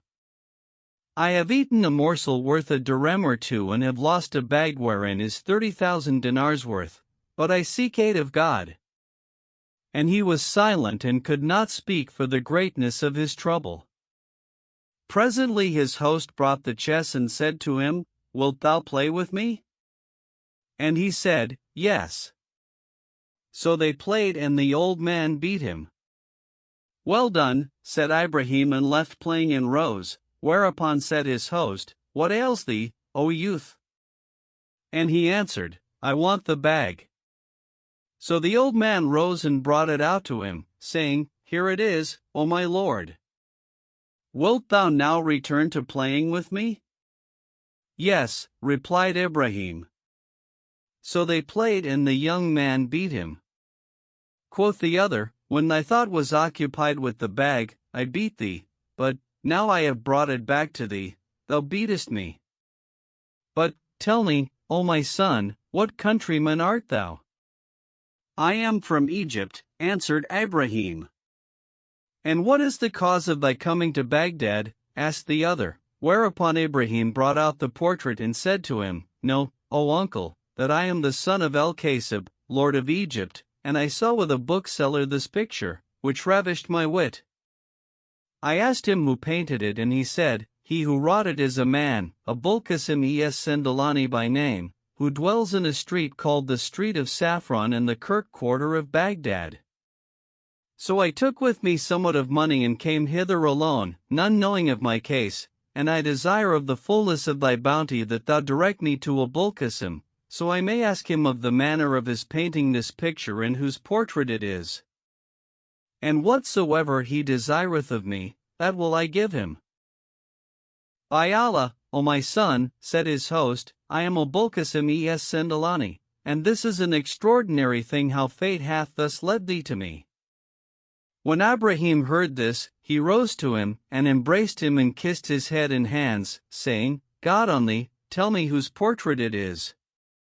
I hear and obey, answered the other, and rising, opened a closet and brought out a number of books, in which he had painted the same picture. Then said he, Know, O my son, that the original of this portrait is the daughter of my father's brother, whose name is Abulif. She dwells in Basora, of which city her father is governor, and her name is Gemaleh. There is not a fairer than she on the face of the earth, but she is averse from men and cannot hear speak of them in her company. Now I once repaired to my uncle, to the intent that he should marry her to me, and was lavish of wealth to him, but he would not consent, and when his daughter knew of my offer, she was enraged and sent to me to say, amongst other things, If thou have wit, tarry not in this city, else wilt thou perish and thy blood will be on thine own head. For she is a virago of viragos. So I left Basora, broken-hearted, and limned this portrait of her in books and scattered them abroad in various countries, so haply they might fall into the hands of a comely youth like thyself, and he contrived to win to her, and peradventure she might fall in love with him, purposing to take a promise of him that, when he should have gotten possession of her, he would show her to me, though but for a moment from afar off. When Ibrahim heard this, he bowed his head a while and thought, and Es Sendalani said to him, O my son, I have not seen in Baghdad a comelier than thou, and meseems tent, when she sees thee, she will love thee. Art thou willing, therefore, in case thou foregather with her and get possession of her, to show her to me, if but for a moment from afar? Yes, answered Ibrahim, and the painter rejoined, This being so, abide with me till thou set out. I cannot tarry longer, replied the youth, for my heart is all afire with love of her. Have patience 3 days, said Es Sendalani, till I fit thee out a ship, wherein thou mayst go to Basora. So he waited whilst the painter equipped him a ship and stored it with all that he needed of meat and drink and so forth. When the 3 days were past, he said to Ibrahim, Make ready for the voyage, for I have equipped thee a ship and furnished it with all thou requirest. The ship is my property, and the sailors are of my servants. In the vessel is what will suffice thee till thy return, and I have charged the crew to serve thee till thou come back in safety. So Ibrahim took leave of his host, and embarking, sailed down the river till he came to Basora, where he took out 100 dinars and offered them to the sailors, but they said, We have gotten our hire of our master. Take this by way of largesse, answered he, and I will not acquaint him therewith. So they took it and blessed him. Then he landed, and entering the town, inquired for the merchant's lodging, and was directed to a khan called the Khan of Hemdan. So he betook himself to the market where stood the khan in question, and all eyes were attracted to him by reason of his exceeding beauty and grace. He entered the khan, with one of the sailors in his company, and inquiring for the porter, was directed to an old man of reverend aspect. He saluted him, and the porter returned his greeting, after which Ibrahim said to him, O uncle, hast thou a decent chamber? Yes, answered he, and taking him and the sailor, opened to them an elegant chamber, decorated with gold, and said, O youth, this chamber befitteth thee. Ibrahim pulled out 2 dinars and gave them to him, saying, Take these as key money. And the porter took them and blessed him. Then Ibrahim sent the sailor back to the ship and entered the chamber, where the porter abode with him and served him, saying, O my lord, thy coming hath brought us joy. Ibrahim gave him a dinar, saying, Buy us bread and meat and wine and sweetmeats with this. So the porter went to the market, and buying 10 dirhams worth of victual, brought it back to Ibrahim and gave him the other 10 dirhams. But he said to him, Spend them on thyself, whereat the porter rejoiced mightily. Then he ate a cake of bread, with a little seasoning, and gave the rest to the porter, saying, Carry this to the people of thy household. So the porter carried it to his family and said to them, Methinketh there is not on the face of the earth a more generous than the young man who has come to lodge with us this day, nor yet a pleasanter than he. If he abide with us, we shall grow rich. Then he returned to Ibrahim and found him weeping, so he sat down and began to rub his feet and kiss them, saying, O my Lord, why weepest thou? May God not make thee weep. O uncle, said Ibrahim, I have a mind to drink with thee this night. And the porter answered, I hear and obey. So he gave him 10 dinars, saying, Buy up fruit and wine and dessert, and flowers, and 5 fat fowls, and bring me a lute. The porter went out, and buying what he had ordered, said to his wife, Strain this wine and cook us this food, and look thou dress it daintily, for this young man overwhelms us with his bounties. So she did as he bade her, to the utmost of desire, and he took the victuals and carried them to Ibrahim. Then they ate and drank and made merry, and Ibrahim wept and repeated the following verses. O friend, though I should barter life for travail all in vain, and all my wealth and all the world and that it doth contain, and all the meads of paradise, to boot, against 1 hour of union, my heart to buy at such a price were fain. Then he gave a great sob and fell down in a swoon. The porter sighed, and when he came to himself, he said to him, O my lord, what is it makes thee weep, and who is she to whom thou alludest in these verses? Indeed, she cannot be but as dust to thy feet. Ibrahim made him no answer, but, rising, brought out a parcel of the richest women's clothes and said to him, Take this to thy harem. So he carried it to his wife, and she returned with him to the young man's lodging and found him weeping, whereupon quoth the porter to him, Verily, thou breakest our hearts. Tell us what fair one thou desirest, and she shall be thy handmaid. O uncle, answered he, know that I am the son of El-Kasib, lord of Egypt, and I am enamored of Jemilah, daughter of the lord of Bulife. Allah! Allah! Exclaimed the porter's wife. O my brother, leave this talk, lest any hear of us and we perish. For there is not on the face of the earth a more masterful than she, nor may any name to her the name of a man, for she is averse from men. Wherefore, O my son, turn from her to other than her. When Ibrahim heard this, he wept sore, and the porter said to him, I have nothing save my life, but that I will venture for thy love and contrive thee a means of bringing thee to thy desire. Then they went out from him, and on the morrow, he betook himself to the bath and donned a suit of royal raiment, after which he returned to his lodging.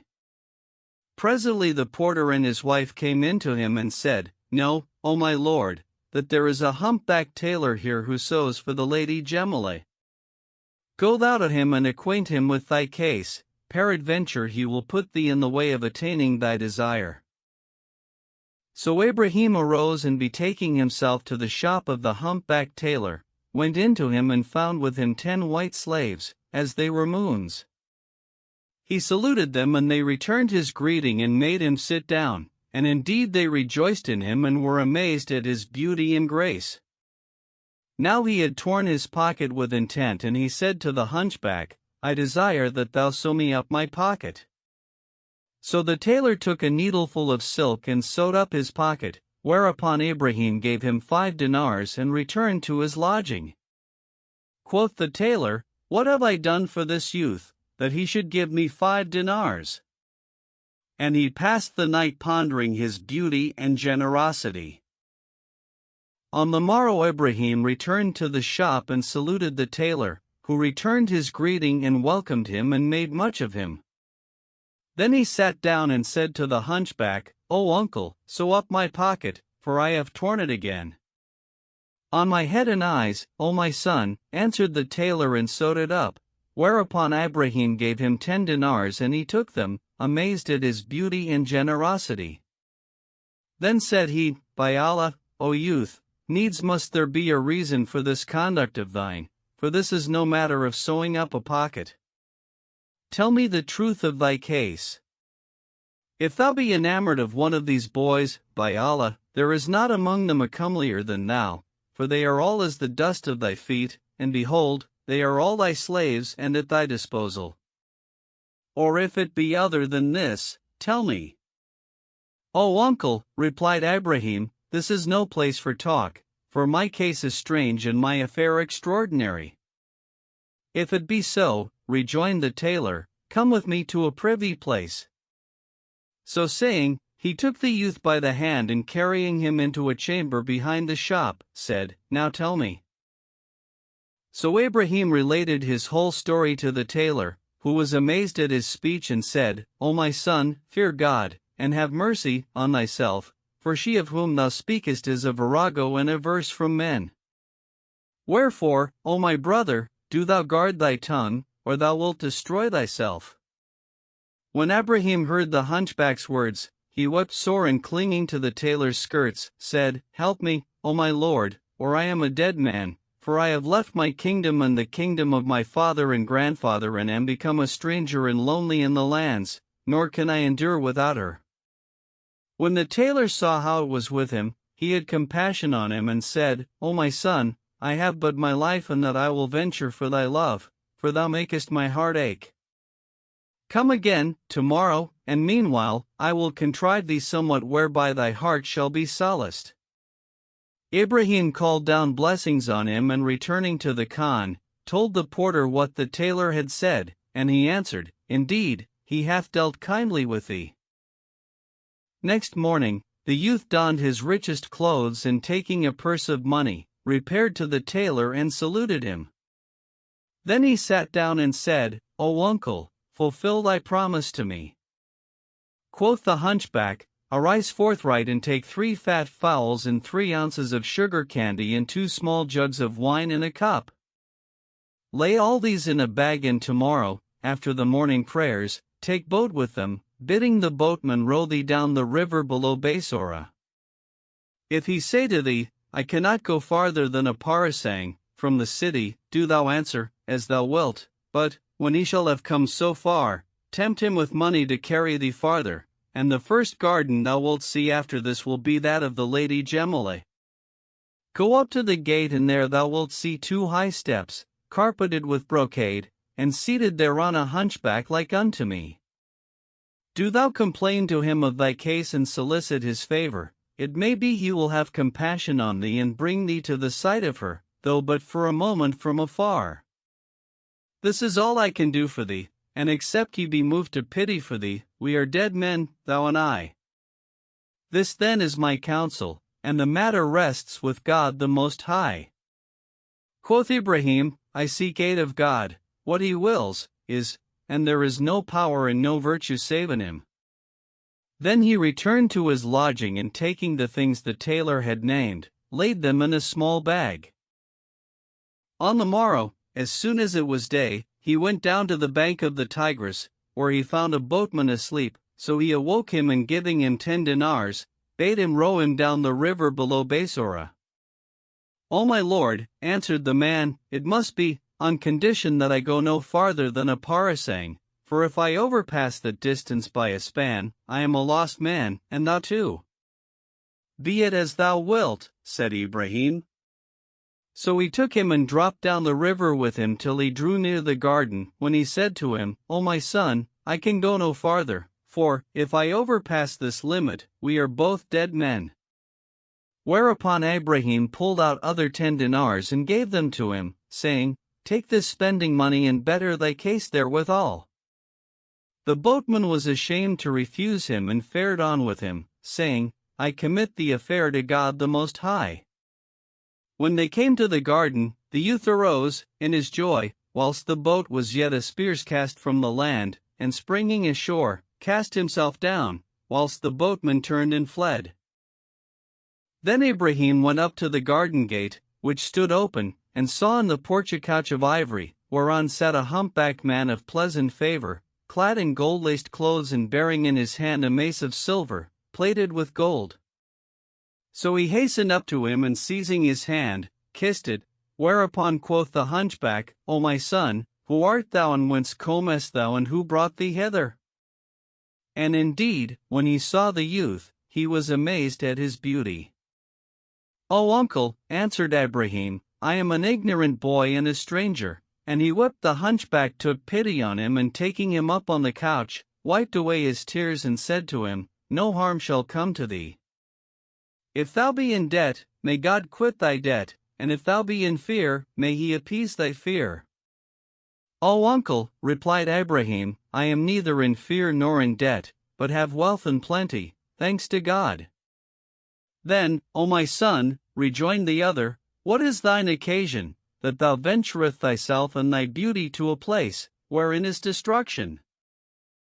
So he told him his story and discovered to him his case, whereupon he bowed his head a while, then said to him, "Was it the humpbacked tailor who directed thee to me?" "Yes," answered Ibrahim, and the keeper said, "This is my brother, and he is a blessed man. But, O my son, had not the love of thee gotten hold upon my heart, and had I not taken compassion on thee, verily thou wert lost, thou and my brother and the porter of the khan and his wife. For know that this garden hath not its like on the face of the earth, and that it is called the garden of the pearl, nor hath any entered it in all my life, except the Sultan and myself and its mistress Jemila, and I have dwelt here 20 years and never yet saw any else come thither. Every 40 days the lady Jemila comes hither in a bark and lands in the midst of her women, under a canopy of satin, whose skirts 10 damsels hold up with hooks of gold, whilst she enters, and I see nothing of her. Nevertheless, I have but my life, and I will venture it for thy sake." Ibrahim kissed his hands, and the keeper said to him, "Abide with me, till I contrive somewhat for thee." Then he took him by the hand and carried him into the garden, which when he saw, he deemed it paradise, for therein were trees intertwining and tall palms and watery welling and birds caroling with various voices. Presently, the keeper brought him to a pavilion and said to him, "This is where the lady Jemila sitteth." So he examined it and found it of the rarest of pleasure places, full of all manner paintings in gold and ultramarine. It had 4 doors, to which one mounted by 5 steps, and in its midst was a basin of water, to which led down steps of gold, set with precious stones. Midmost the pool was a fountain of gold, with figures, large and small, and water pouring from their mouths, and when, by reason of the issuing forth of the water, they piped and whistled in various tones, it seemed to the hearer as though he were in paradise. Round the pavilion ran a channel of water, with conduits of silver, and it was covered with brocade. To the left of the pavilion was a lattice of silver, giving upon a green park, wherein were all manner wild cattle and gazelles and hares, and on the right hand was another lattice, overlooking a meadow full of birds of all sorts, warbling in various voices and bewildering the hearers with delight. The youth was ravished at all he saw and sat down in the doorway by the gardener, who said to him, "How deemest thou of my garden?" Quoth Ibrahim, "It is the paradise of the world." Whereat the gardener laughed, and rising, was absent a while, and presently returned with a tray, full of fowls and quails and sweetmeats of sugar and other dainties, which he set before Ibrahim, saying, "Eat thy fill." So he ate till he had enough, whereat the keeper rejoiced and said, "By Allah, this is the fashion of kings and kings' sons." Then said he, "O Ibrahim, what hast thou in yonder bag?" So he opened it before him, and the keeper said, "Take it with thee, it will serve thee when the lady Jemila cometh, for, when once she is come, I shall not be able to bring thee food." Then he rose, and taking the youth by the hand, brought him to a place over against the pavilion, where he made him a bower among the trees, and said to him, "Get thee up here, and when she comes, thou wilt see her, and she will not see thee. When she sings, drink thou to her singing, and when she departs, God willing, thou shalt return in safety whence thou camest. This is the best I can do for thee, and on God be our dependence." Ibrahim thanked him and would have kissed his hand, but he forbade him. Then he laid the bag in the bower, and the keeper said to him, "O Ibrahim, walk about and take thy pleasure in the garden and eat of its fruits, for thy mistress's coming is appointed for tomorrow. So he took his pleasure in the garden and ate of its fruits, after which he passed the night with the keeper. When the morning arose and gave forth its light and shone, he prayed the morning prayer, and presently the keeper came to him with a pale face, and said to him, Rise, O my son, and go up into the bower, for the slave girls are come, to set the place in order, and she cometh after them, and beware lest thou spit or sneeze or blow thy nose, else we are dead men, thou and I. So Ibrahim rose and went up into the bower, whilst the keeper went away, saying, God grant thee safety, O my son. Presently up came 4 slave girls, whose like none ever saw, and entering the pavilion, put off their clothes and washed it. Then they sprinkled it with rosewater and incensed it with ambergris and aloes wood and spread it with brocade. After these came other 50 damsels, with instruments of music, and amongst them Gemulah, within a canopy of red brocade, the skirts whereof the slave girls bore up with hooks of gold, till she had entered the pavilion, so that Ibrahim saw naught of her nor of her dress. So he said in himself, By Allah, all my labor is lost. But needs must I wait to see how the case will be. Then the damsels brought meat and drink, and they ate and drank and washed their hands, after which they set her a stool and she sat down. Then they all played on instruments of music and sang with ravishing voices, without compare. Presently, out came an old woman, a duenna, and clapped her hands and danced, whilst the girls pulled her hither and thither, till the curtain was lifted and out came Gemulah, laughing. She was clad in costly robes and ornaments, and on her head was a crown set with pearls and jewels. About her neck she wore a necklace of pearls, and her waist was clasped with a girdle of chrysolite bugles, with tassels of rubies and pearls. The damsels kissed the earth before her, and when Ibrahim saw her, he took leave of his senses, and his wit was dazed and his thought confounded for amazement at the sight of loveliness whose like is not on the face of the earth. He fell into a swoon, and coming to himself weeping-eyed, recited the following verses. I see thee nor mine eyes I shut, lest for a space my lids should veil from me the vision of thy face. For, though with every glance I gazed on thee for air, mine eyes might not suffice thy beauties to embrace. Then said the old woman to the girls, Let 10 of you arise and dance and sing. And Ibrahim said in himself, I wish the lady Gemulah would dance. When the damsels had made an end of their dance, they came round the princess and said to her, O my lady, we would have thee dance amongst us, so the measure of our joy may be filled, for never saw we a more delightful day than this. Quoth Ibrahim to himself, Doubtless the gates of heaven are open, and God hath granted my prayer. Then the damsels kissed her feet and said to her, By Allah, we never saw thee light of heart as today. Nor did they cease to importune her, till she put off her outer clothes and abode in a shift of cloth of gold, broidered with various jewels, discovering breasts that stood out like pomegranates and unveiling a face as it were the moon on the night of its full. Then she began to dance, and Ibrahim beheld motions whose like he had never in his life seen, for she showed such rare skill and wonderful invention, that she made men forget the dancing of the bubbles and the wine cups, and called to mind the inclining of the turbans from the heads, even as saith of her the poet. As she would, she was created, after such a wise that lo, she in beauty's mold was fashioned, perfect, neither less nor mo. 'Tis as if she had been molded out of water of pure pearls, in each member of her beauty is a very moon, I trow. And as saith another, a dancer, like a willow wand her shape, her movements sweet when I behold, for ravishment my soul is like to fleet. Nor this nor t'other foot of her rests I, when she doth dance, 'tis as the fire within my heart were underneath her feet. As he gazed upon her, she chanced to look up and saw him, whereupon her face changed, and she said to her women, Sing ye till I come back to you. Then, taking up a knife half a cubit long, she made towards him, saying, there is no power and no virtue save in God the Most High, the Supreme. When Abraham saw this, he, well nigh, lost his wits, but, when she drew near him and her eyes fell upon his face, the knife dropped from her hand, and she exclaimed, Glory to him who turneth hearts. Then said she to him, O youth, be of good cheer, for thou art safe from that thou fearest. Whereupon Abraham fell to weeping and she to wiping away his tears with her hand and saying, O youth, tell me who thou art, and what brought thee hither.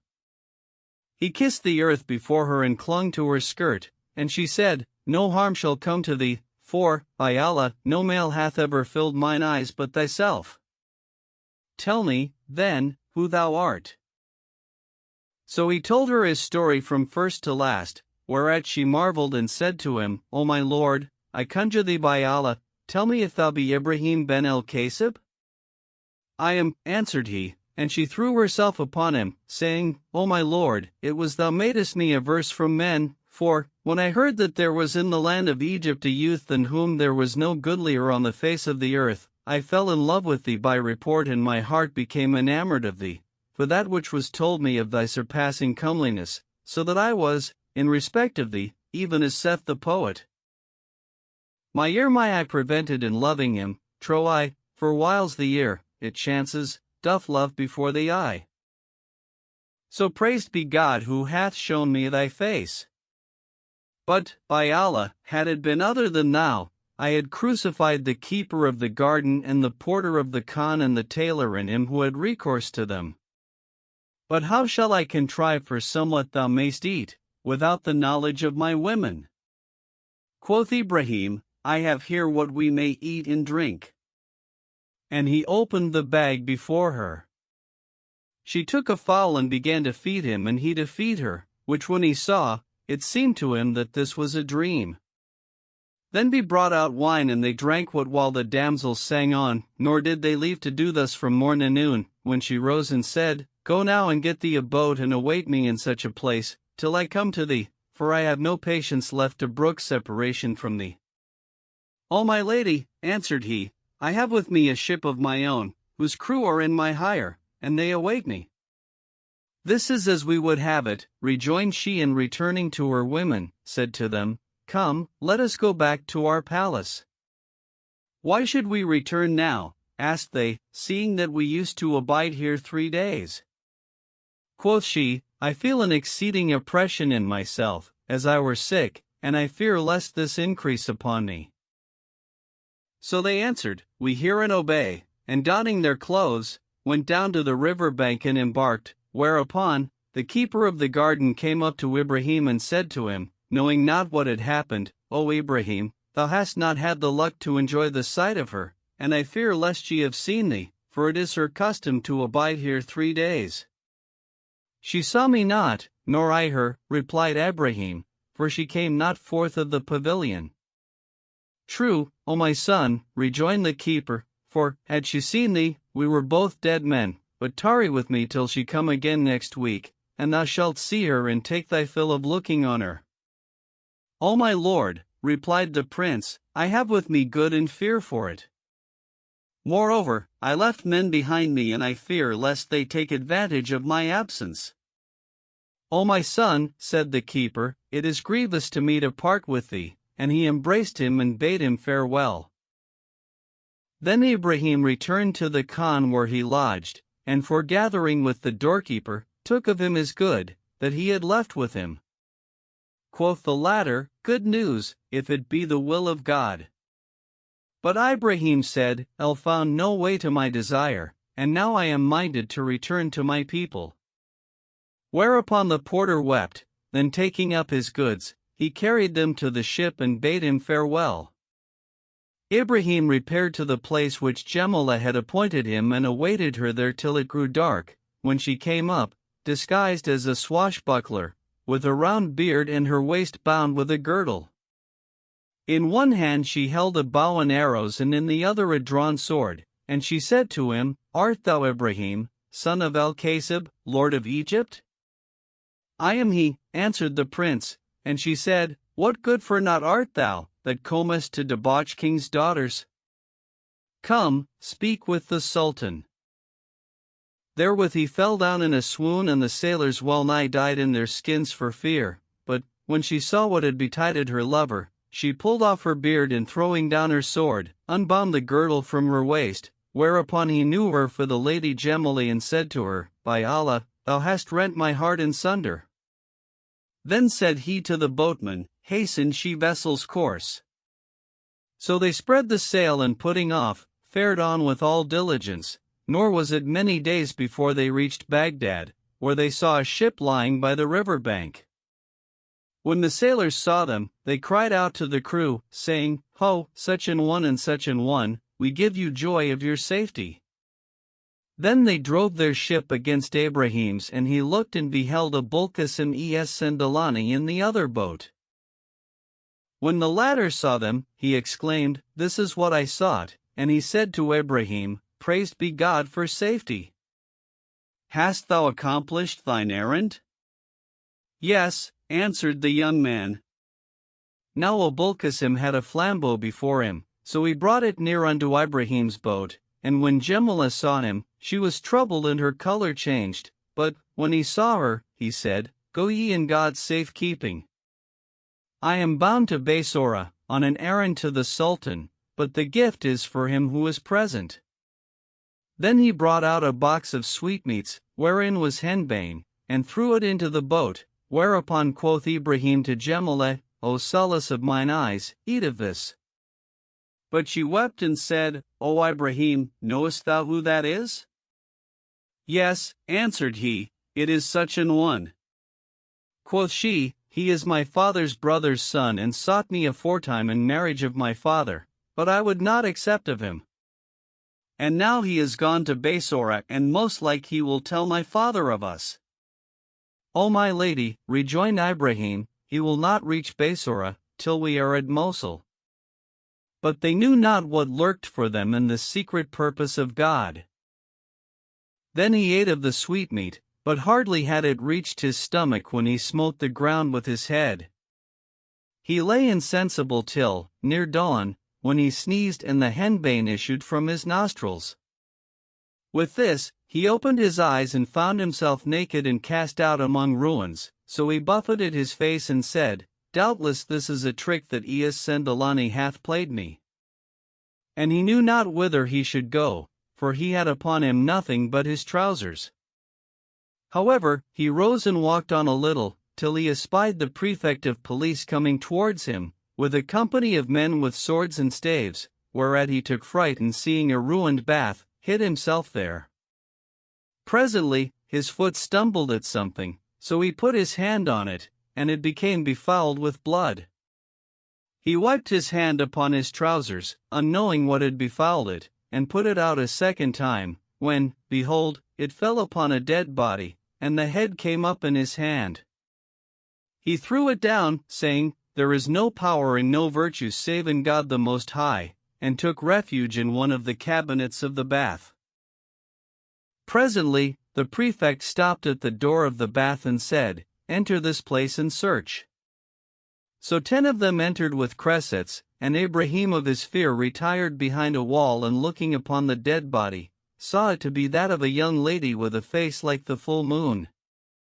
She was clad in costly raiment, and her head lay on one side and her body on the other, and when he saw this, terror got hold upon his heart.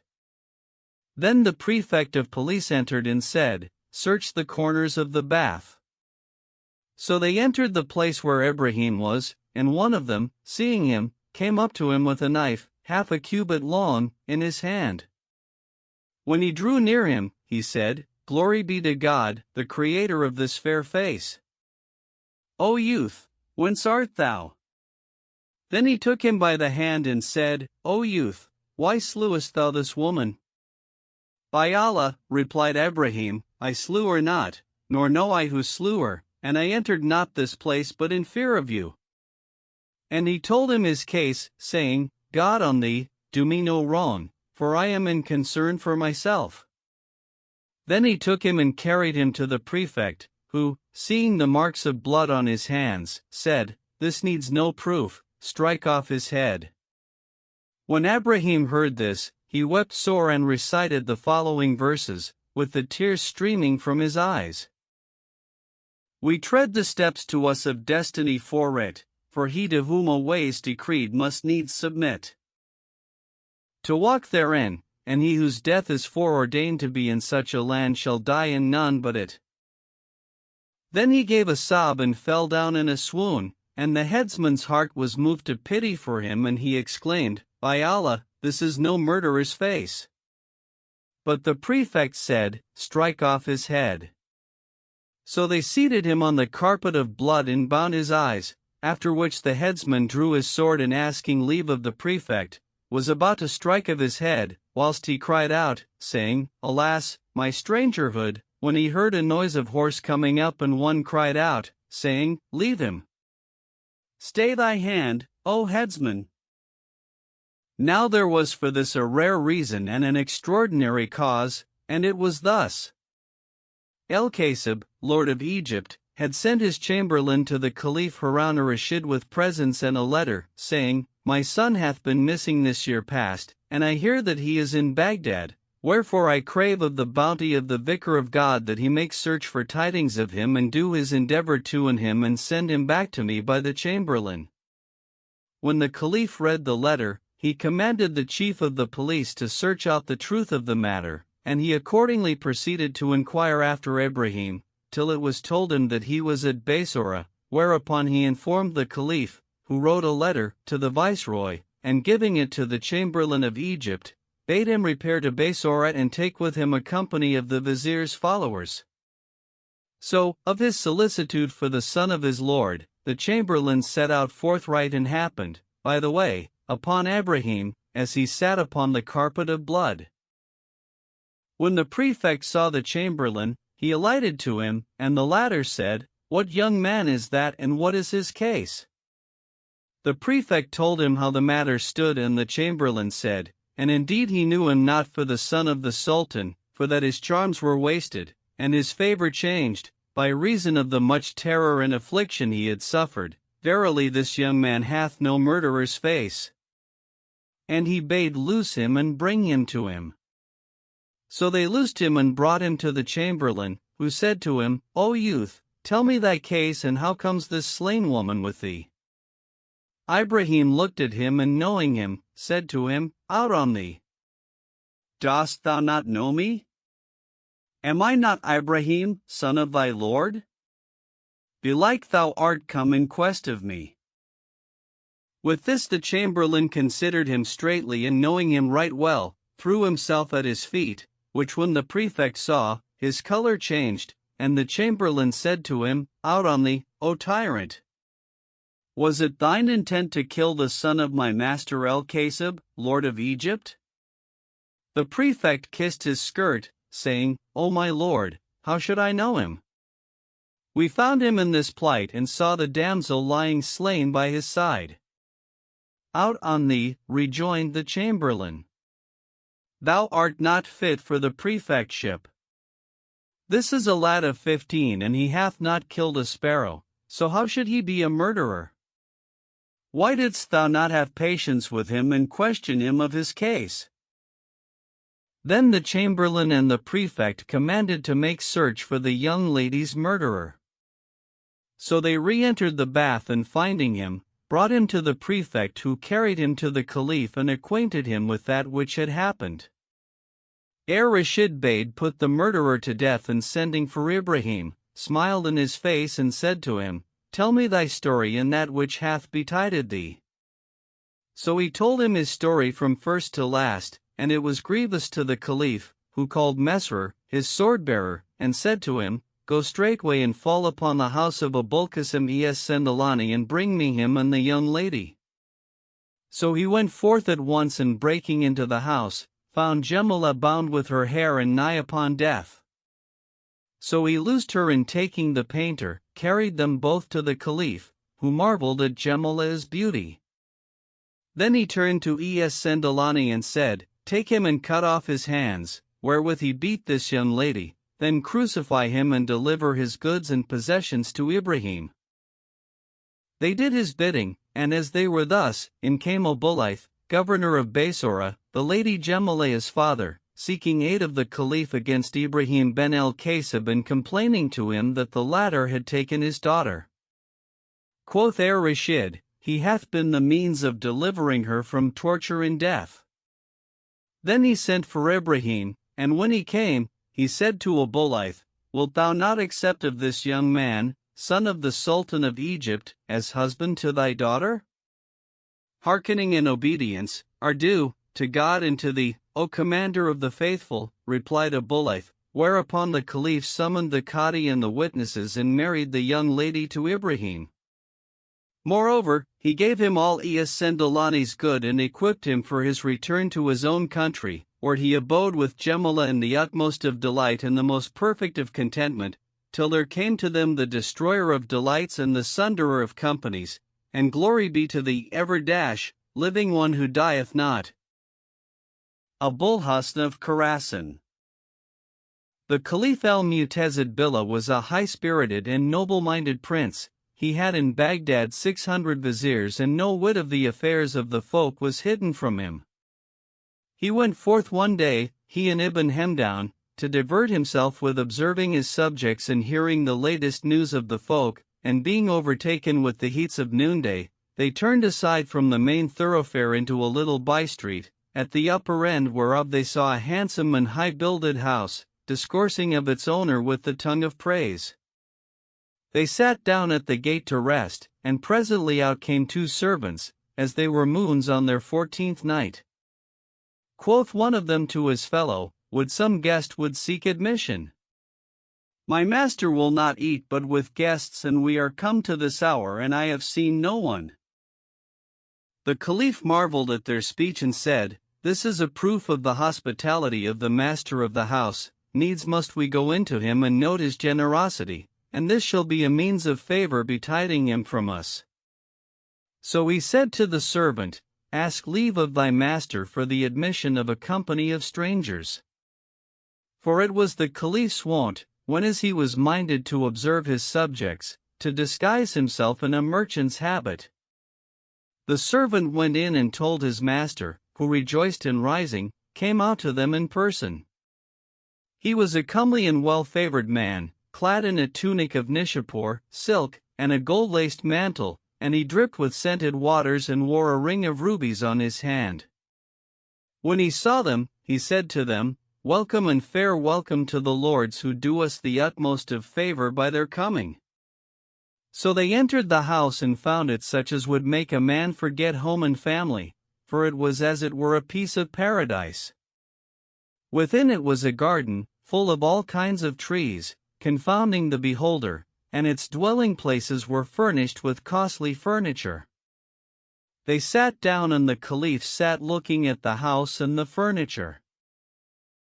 Quoth Ibn Hemdown, I looked at the Caliph and saw his countenance change, and being wont to know from his face whether he was pleased or angry, said to myself, I wonder what has vexed him.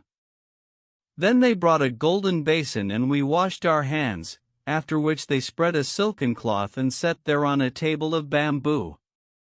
When the covers were taken off the dishes, we saw therein meats, costly, as the flowers of spring in the season of their utmost scarcity, in pairs and singly, and the host said, Eat, O my lords, in the name of God. By Allah, hunger pricks me, so favor me by eating of this food, as is the fashion of the noble. Then he fell to tearing fowls apart and laying them before us, laughing the while and repeating verses and telling stories and talking gaily with quaint and pleasant sayings such as sorted with the entertainment. We ate and drank, then removed to another room, which confounded the beholder with its beauty and which reeked with exquisite perfumes. Here they brought us a tray of freshly gathered fruits and delicious sweetmeats, whereat our joys redoubled and our cares ceased. But withal the Caliph ceased not to wear a frowning face and smiled not at that which gladdened the soul, albeit it was his wont to love mirth and merriment and the putting away of cares, and I knew that he was free from envy and no oppressor. So I said to myself, I wonder what is the cause of his moroseness and ill humor. Presently they brought the wine tray, the uniters of friends, and clarified wine and flagons of gold and crystal and silver, and the host smote with a wand of bamboo on the door of an inner chamber, whereupon it opened and out came 3 damsels, high-bosomed maids, with faces like the sun at the 4th hour of the day, one a lute-player, another a harpist and the third a dancer. Then he set before us fruits and confections and drew between us and the damsels a curtain of brocade, with tassels of silk and rings of gold.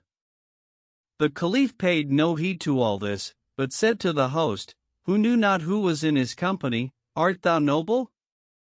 No, my lord, answered he, I am but a man of the sons of the merchants and am known among the folk as Abul Hasn Ali, son of Ahmed of Khorasan.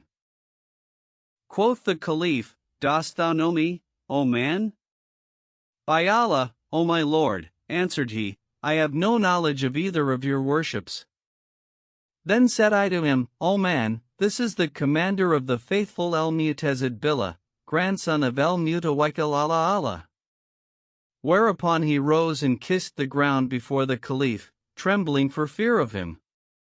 Then said he, O commander of the faithful, I conjure thee by the virtue of thy pious ancestors, if thou hast seen in me any shortcoming or lack of good manners in thy presence, do thou forgive me. As for that which thou hast done with us of hospitality, replied the Caliph, nothing could have exceeded it, and as for that wherewith I have to reproach thee here, if thou tell me the truth respecting it and it commend itself to my reason, thou shalt be saved from me, but, if thou tell me not the truth, I will take thee with manifest proof and punish thee as I have never yet punished any. God forbid that I should tell thee a lie, answered the host. But what is it that thou reproachest to me, O commander of the faithful?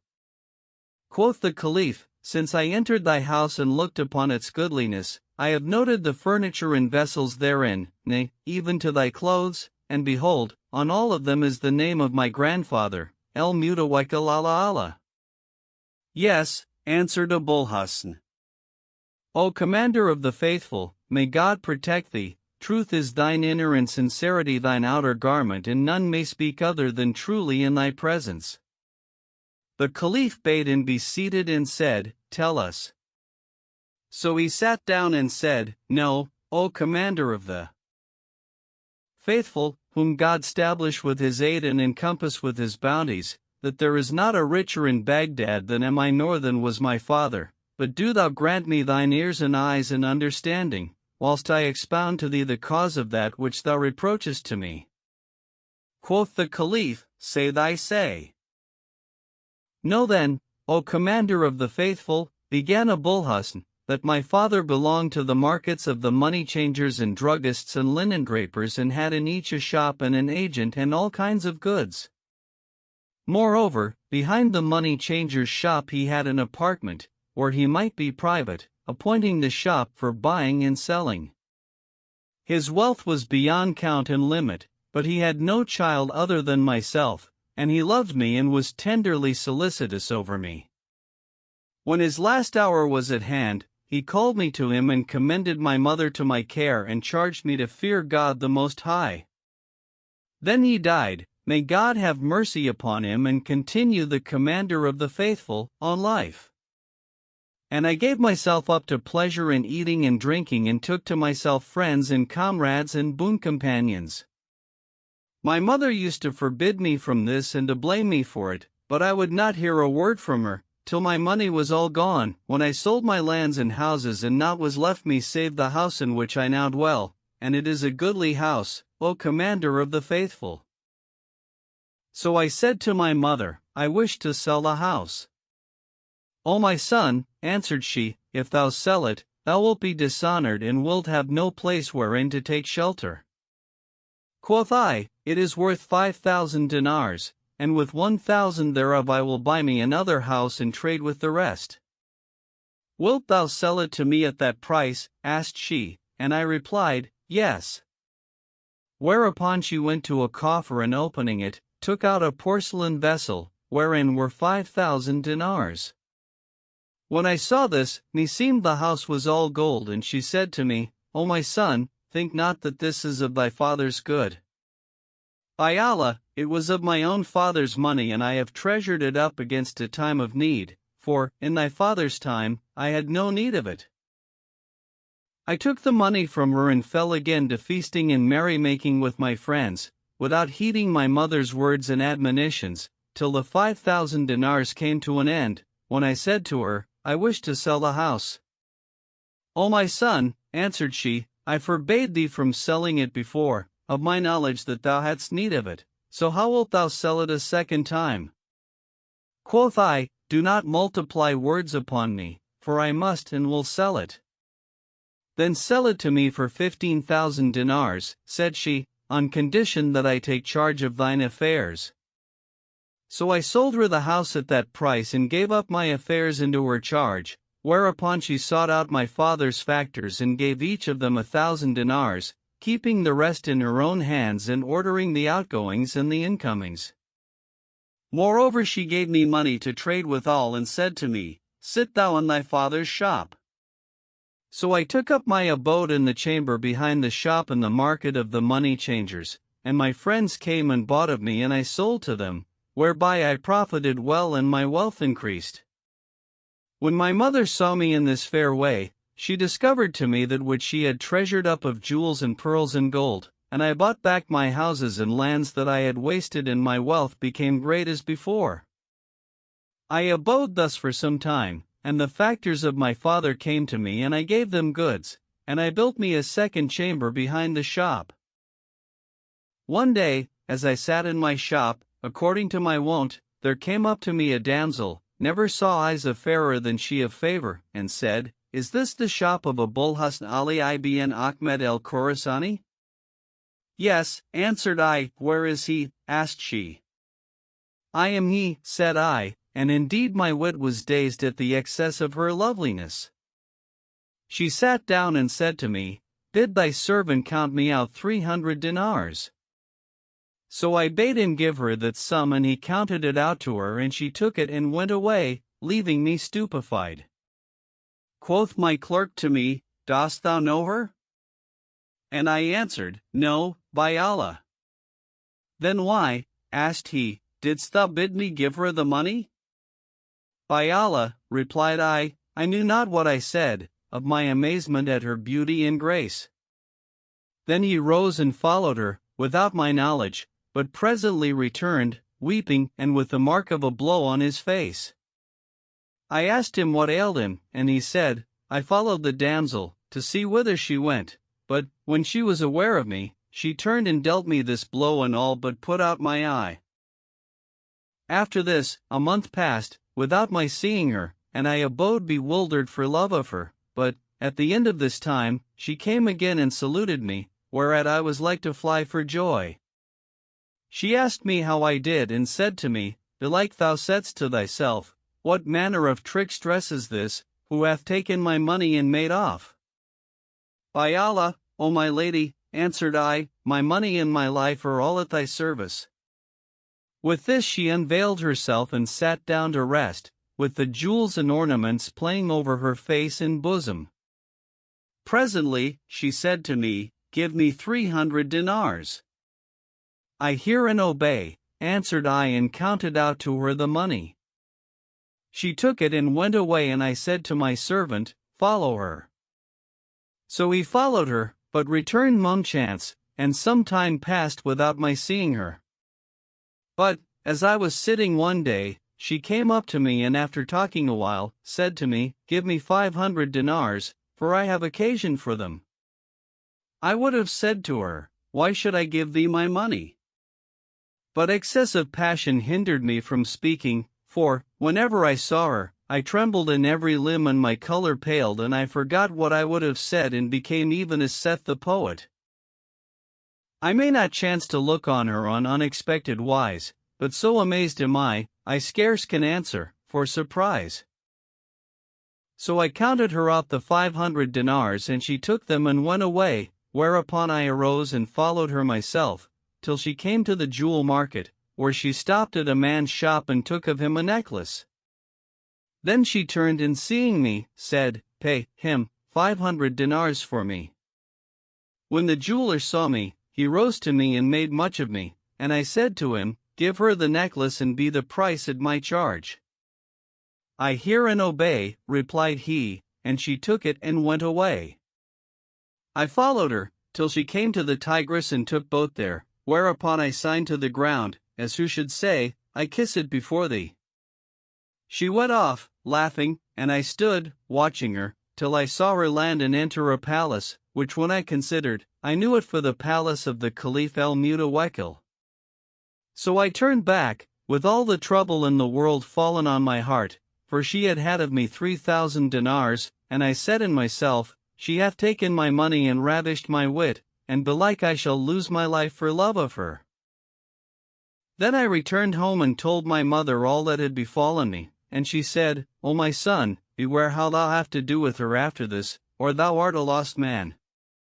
When I went to my shop, my factor in the drug market, who was a very old man, came to me and said, "O my lord, how is it that I see thee in ill case and with marks of chagrin upon thee?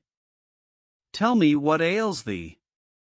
So I told him all that had befallen me with her, and he said, "O my son, this is one of the women of the palace of the commander of the faithful, and indeed she is the Caliph's favorite, so do thou reckon the money expended, for the sake of God the Most High, and occupy thyself no more with her.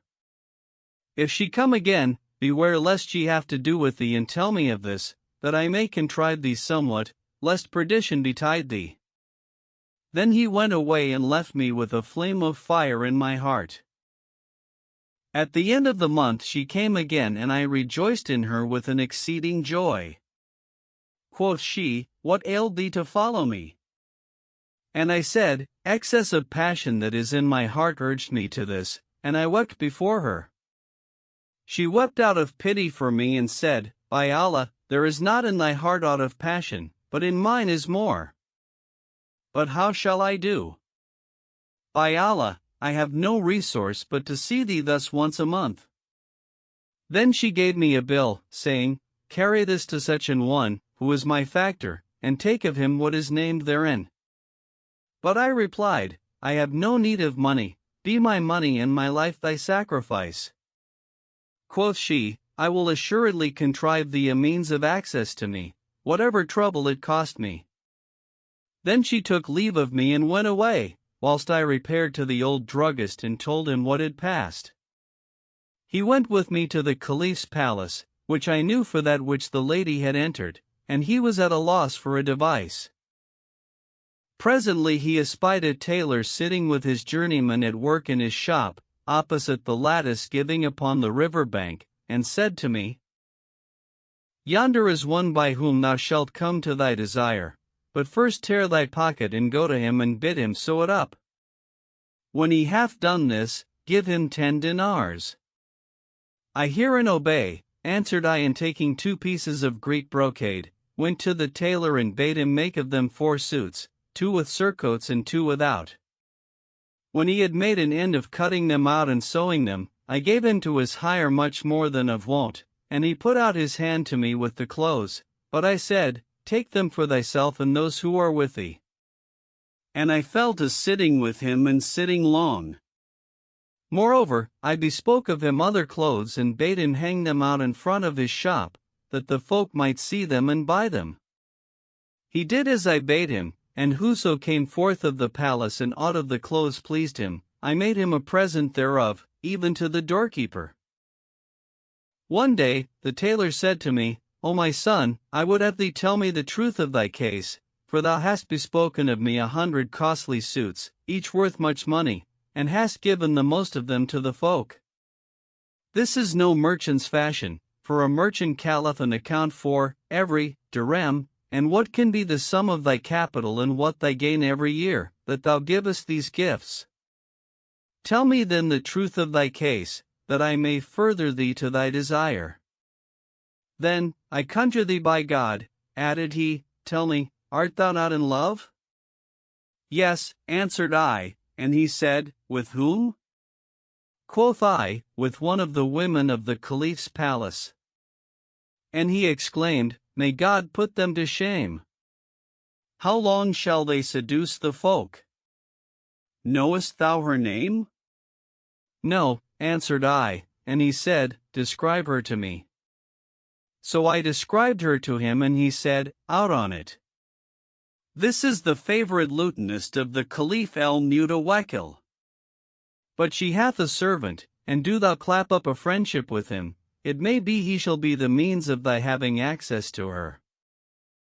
As we were talking, out came the servant in question from the palace, as he were the moon on its 14th night.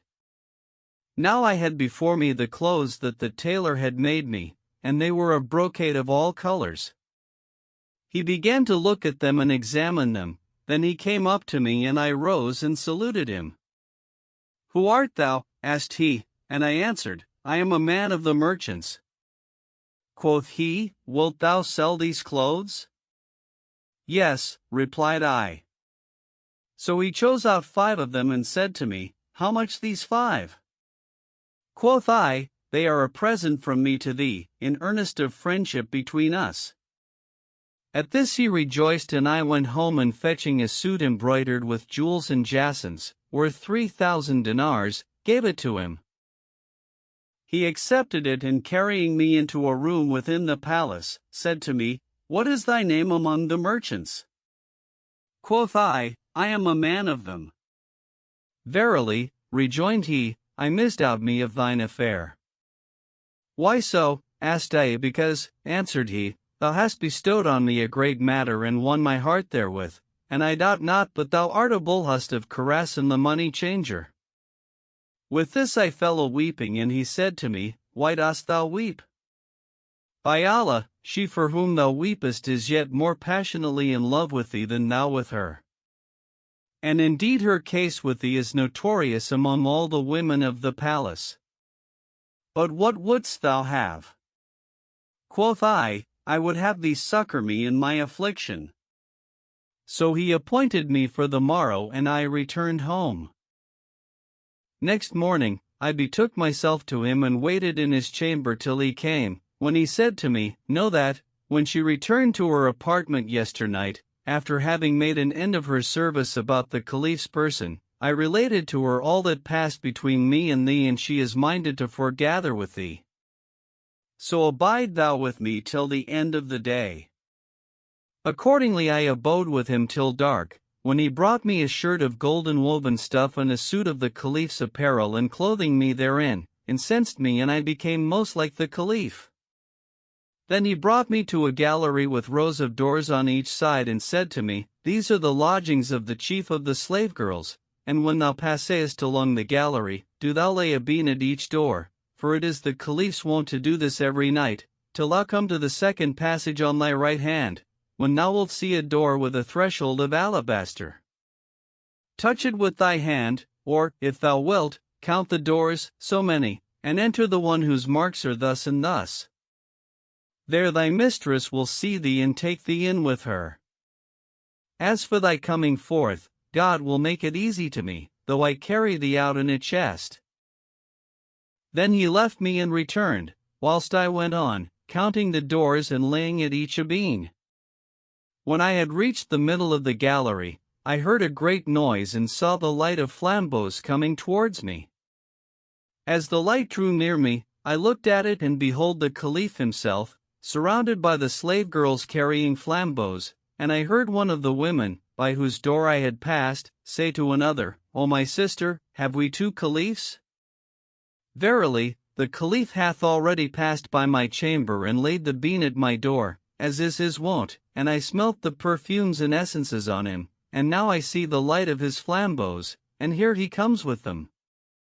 "Indeed this is a strange thing," replied the other, "for none would dare disguise himself in the Caliph's habit." Then the light drew near me, whilst I trembled in every limb, and up came an eunuch, crying out to the women and saying, "Hither." Whereupon they turned aside to one of the chambers and entered.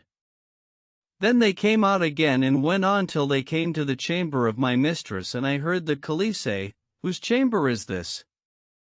They answered, "This is the chamber of Shajarat ed-Dur." And he said, "Call her."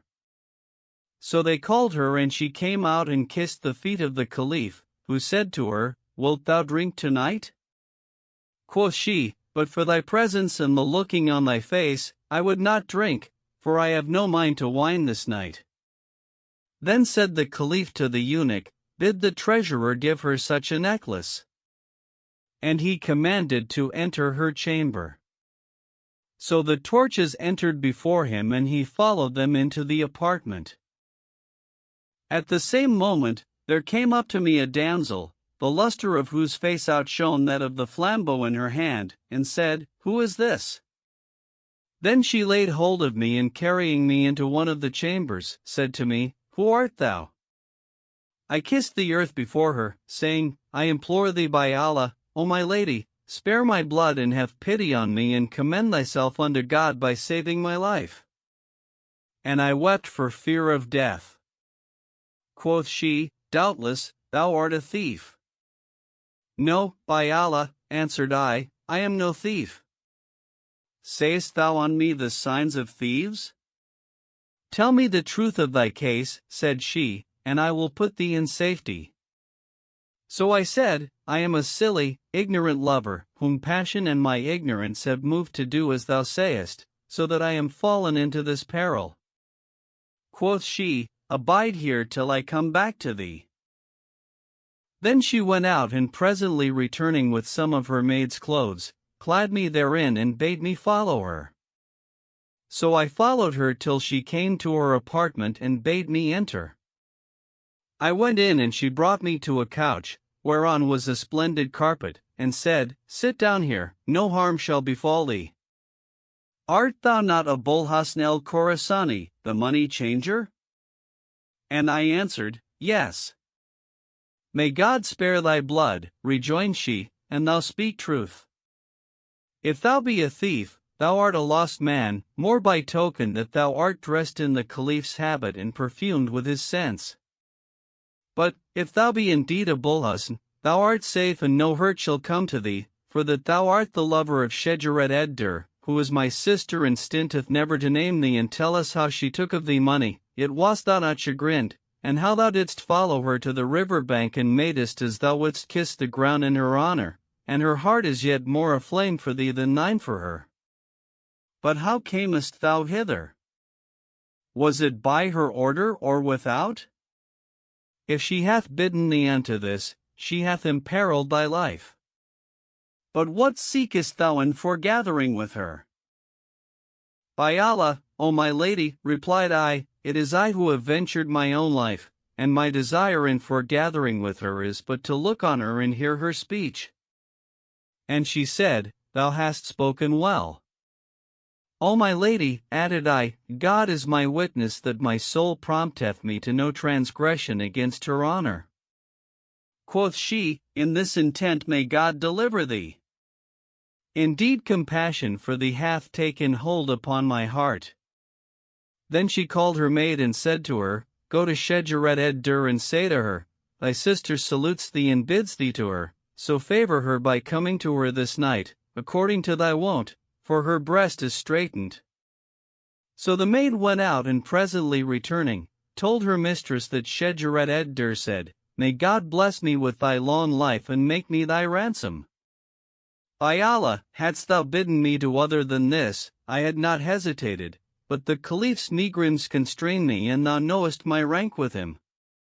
But the other said to her maid, Return to her and say, Nothing will serve but thou must come to my mistress, upon a privy matter between her and thee.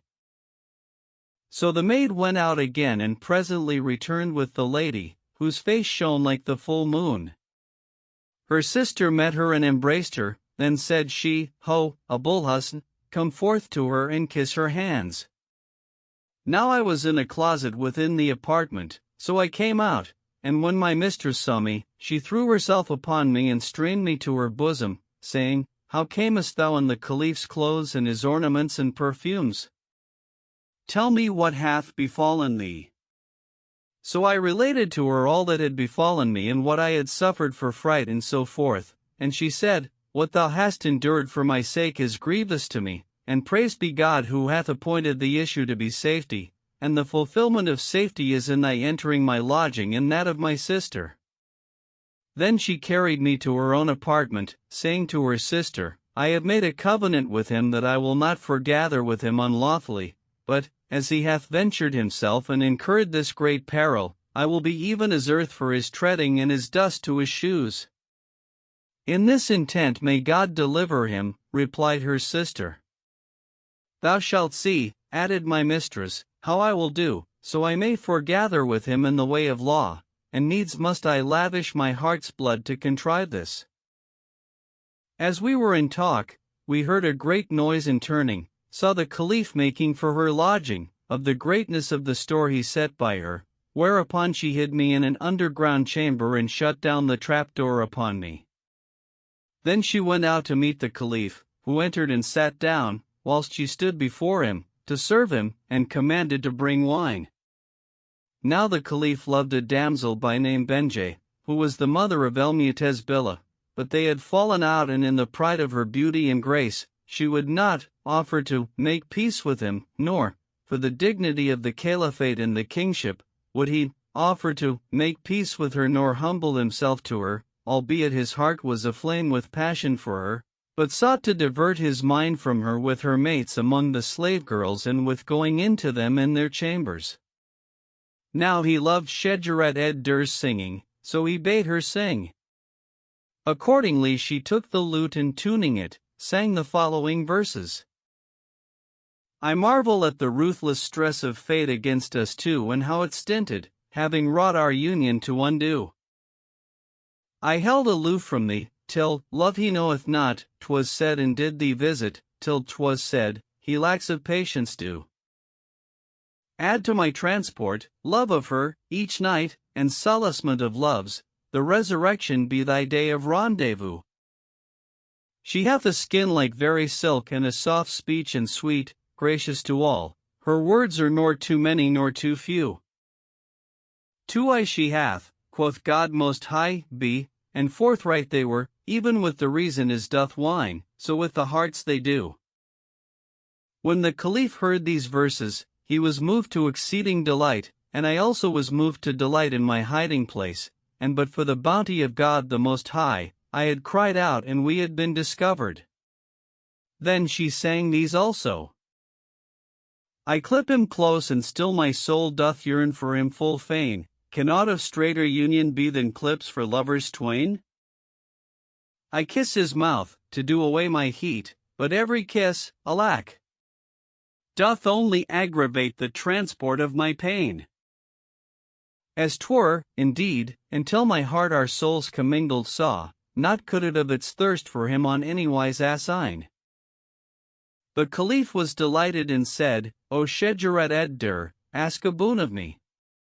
O Commander of the Faithful, answered she, I ask of thee my freedom, for the sake of the reward that is therein.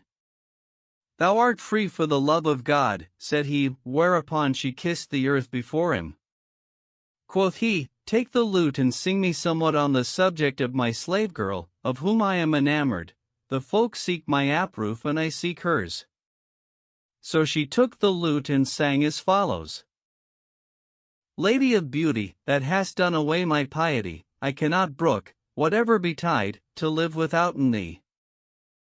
So, or with humbleness, that best befitteth love, I'll gain thy favors, or with might, that best befitteth kings like me.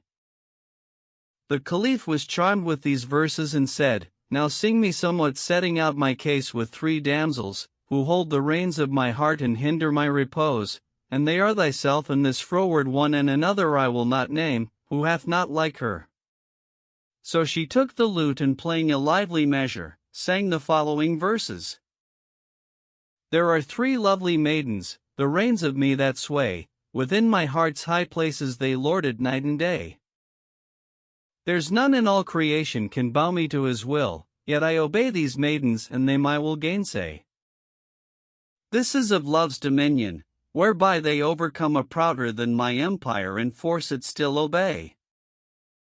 The Caliph marveled exceedingly at the aptness of these verses to his case, and the delight, to which they moved him, inclined him to reconciliation with the refractory damsel. So he went forth and made for her lodging, whither a slave girl forewent him and acquainted her with the Caliph's coming. She came to meet him and kissed the earth before him, then she kissed his feet and he was reconciled to her and she to him. Meanwhile Shedjeret-Ed-Dur came to me, rejoicing, and said, I am become free by thy blessed coming. Surely God will help me in that which I shall contrive, so I may foregather with thee in the way of law. And I said, Praised be God. As we were talking, in came her servant, to whom we related that which had passed, and he said, Praised be God who hath made the affair to end well, and we implore him to crown his favors with thy safe going out hence. Presently, in came my mistress's sister, whose name was Fatter, and Shedjeret-Ed-Dur said to her, O my sister, how shall we do to bring him out of the palace in safety? For God hath vouchsafed me emancipation, and by the blessing of his coming, I am become a free woman. Quoth Fatter, I see nothing for it but to dress him in a woman's habit. So she brought me a suit of women's clothes and clad me therein, and I went out forthwith, but, when I came to the midst of the palace, I found the Caliph seated there, with the eunuchs in attendance upon him. When he saw me, he misdoubted of me exceedingly and said to his attendants, Hasten and bring me yonder damsel. So they brought me back to him and raised the veil from my face, which when he saw, he knew me and questioned me of my case. I told him the whole truth, hiding naught, and when he heard my story, he bethought himself a while, then rose and going into Shedjeret-Ed-Dur's chamber, said to her, How couldst thou prefer one of the sons of the merchants before me? She kissed the earth before him and told him her story from first to last, in accordance with the truth, wherewith he had compassion upon her and his heart relented to her and he excused her by reason of love and its conditions. Then he went away and her servant came in to her and said, Be of good cheer, for, when thy lover came before the Caliph, he questioned him and he told him that which thou toldest him, word by word.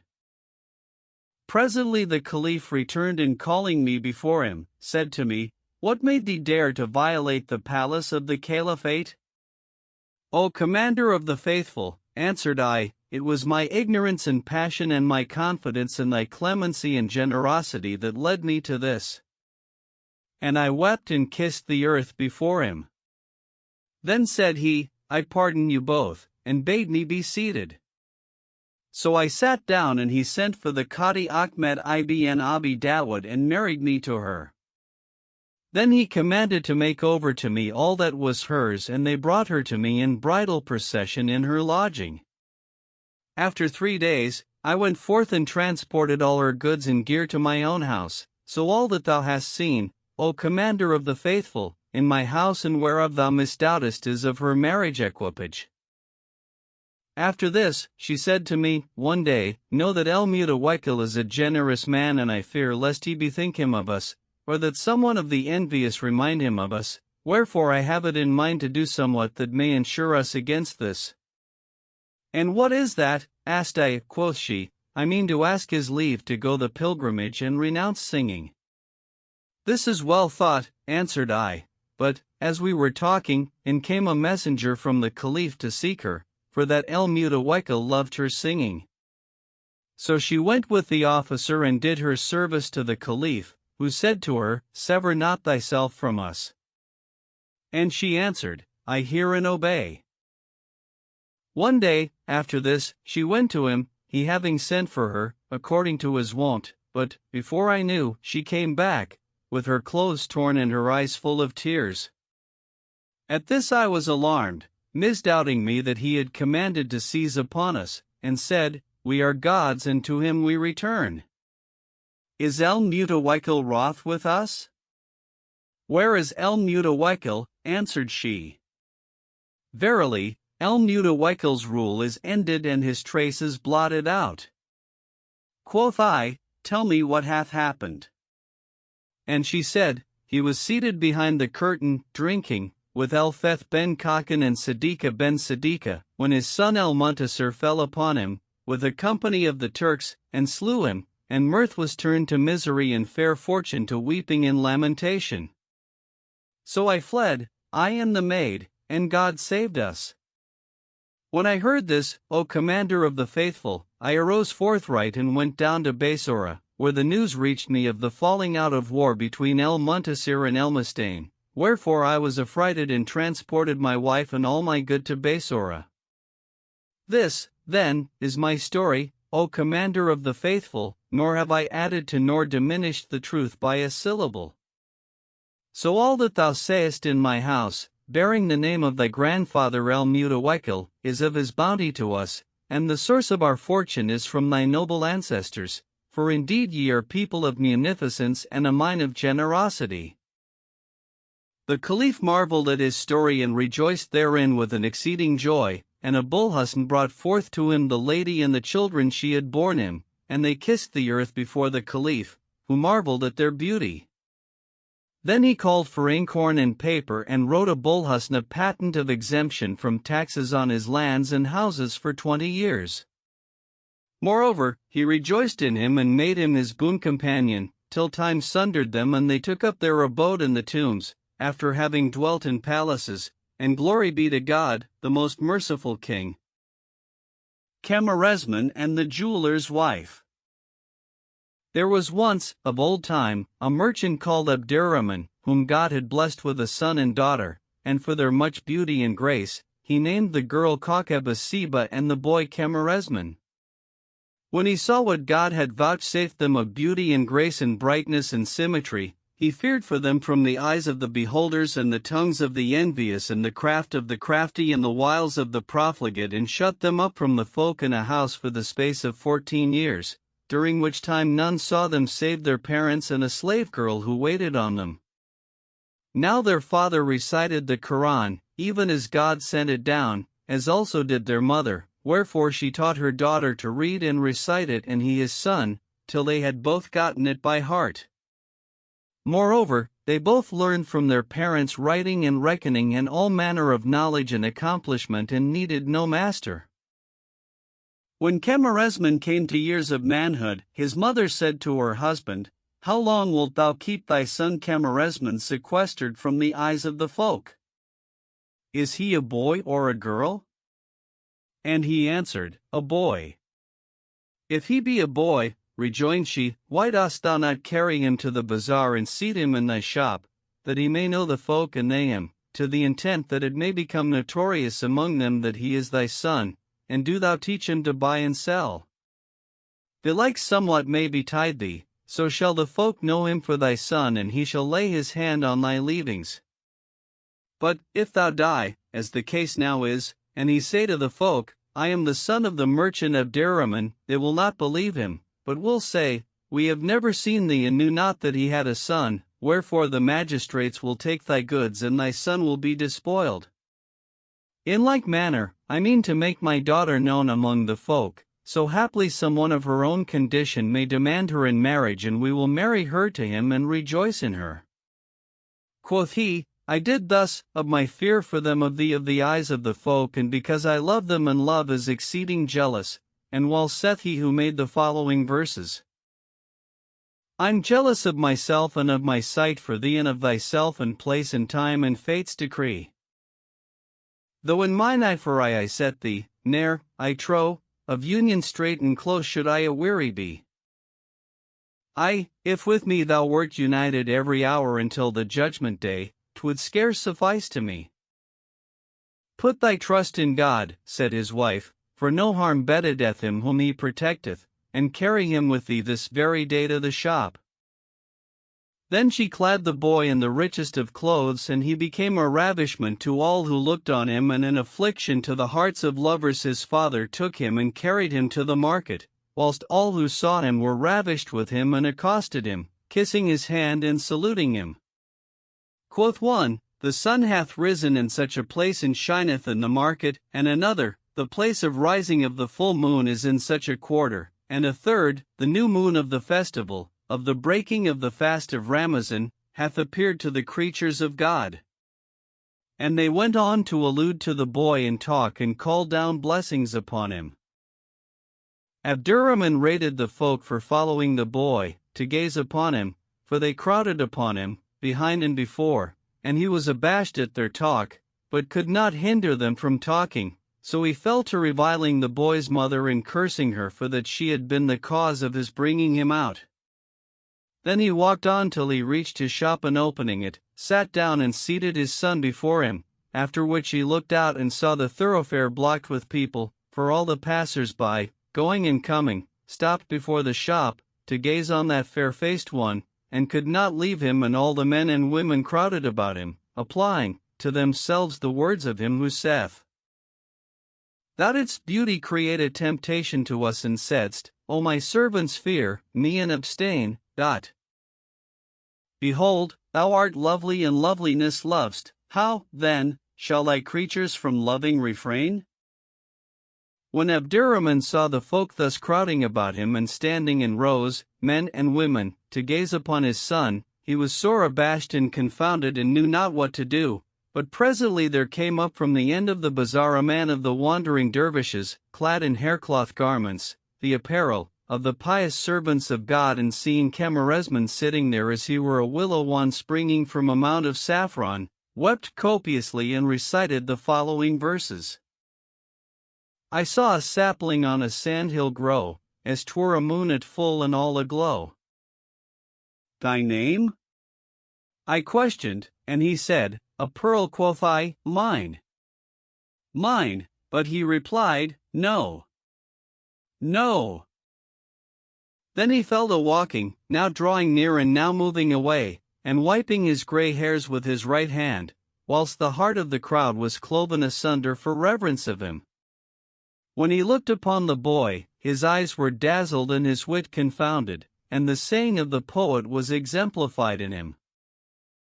What while yon fair-faced loveling was in a certain place, and the new moon of Shawwal shone glittering from his face, there came a reverend elder, who walked with leisure pace, his steps a staff supported, and in his looks the trace of abstinent devoutness was plain unto the sight. The days he had made proof of, and eke the nights essayed, in lawful and unlawful he had not spared to wade. He had been love distracted for minion and for maid, and to a skewer's likeness worn down was he and frayed. But wasted bones were left him, with parchment skin bedight. A more in this same fashion the sheik himself did show, for by his side a youngling was ever seen to go. He in the love of women and Audrey was, I trow, in either mode seductive and throughly versed, for lo, Zayd was to him as Zeyneb, to wit, and wenches white. Distraught he was with passion for this and th other fair, he mourned the camp, bewailing the ruins bleak and bare. Of his excessive longing, thou didst deem him, as it were, a sapling that the zephyr still bendeth here and there. Cold-heartedness pertaineth to stones alone aright. Yea, in the way of passion experienced was he, sharp-witted in love's matters and quick indeed to see. He'd prove love's hard and easy, its valley and its sea, and buck and doe delighted to clip indifferently. He burnt alike when beardless and when his beard was white. Then he came up to the boy and gave him a sprig of sweet basil, whereupon his father put his hand to his pouch and gave him some small matter of money, saying, Take thy portion, O dervish, and go thy ways. He took the money, but sat down on the bench before the shop, opposite the lad, and fell to gazing upon him and heaving sigh upon sigh, whilst the tears flowed like springs welling forth. The folk began to look at him and remark upon him, some saying, All dervishes are lewd fellows, and others some, Verily, this dervish's heart is set on fire for love of this youth. When Abderrahman saw this, he said to the boy, Come, O my son, let us shut the shop and go home, for it boots not to buy and sell this day, and may God requite thy mother that which she hath done with us, for it is she who hath brought all this about. Then said he to the dervish, Rise, that I may shut my shop. So the dervish rose, and Abderrahman shut his shop, and taking his son, went away. The dervish and the folk followed them, till they reached their dwelling, when Camarasman went in, and his father, turning to the dervish, said to him, What wouldst thou, O dervish, and why do I see thee weep? O my lord, answered he, I would fain be thy guest this night, for the guest is the guest of God. Quoth the merchant, Welcome to the guest of God. Enter, O dervish. But he said in himself, If he be enamored of the boy and require him of lewdness, needs must I slay him this night and bury him secretly. But, if there be no lewdness in him, the guest shall eat his portion.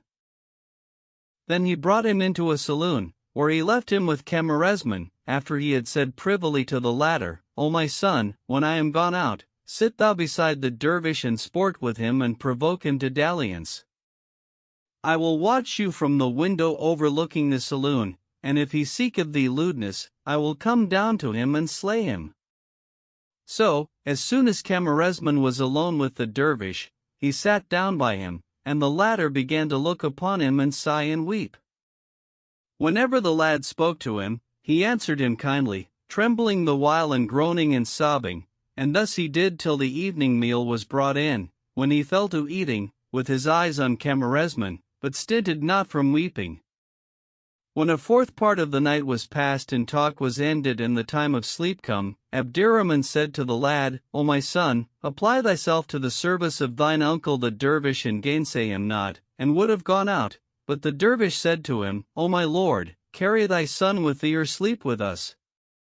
Nay, answered the merchant, my son shall lie with thee, peradventure thy soul may desire somewhat, and he will do thine occasion and wait upon thee.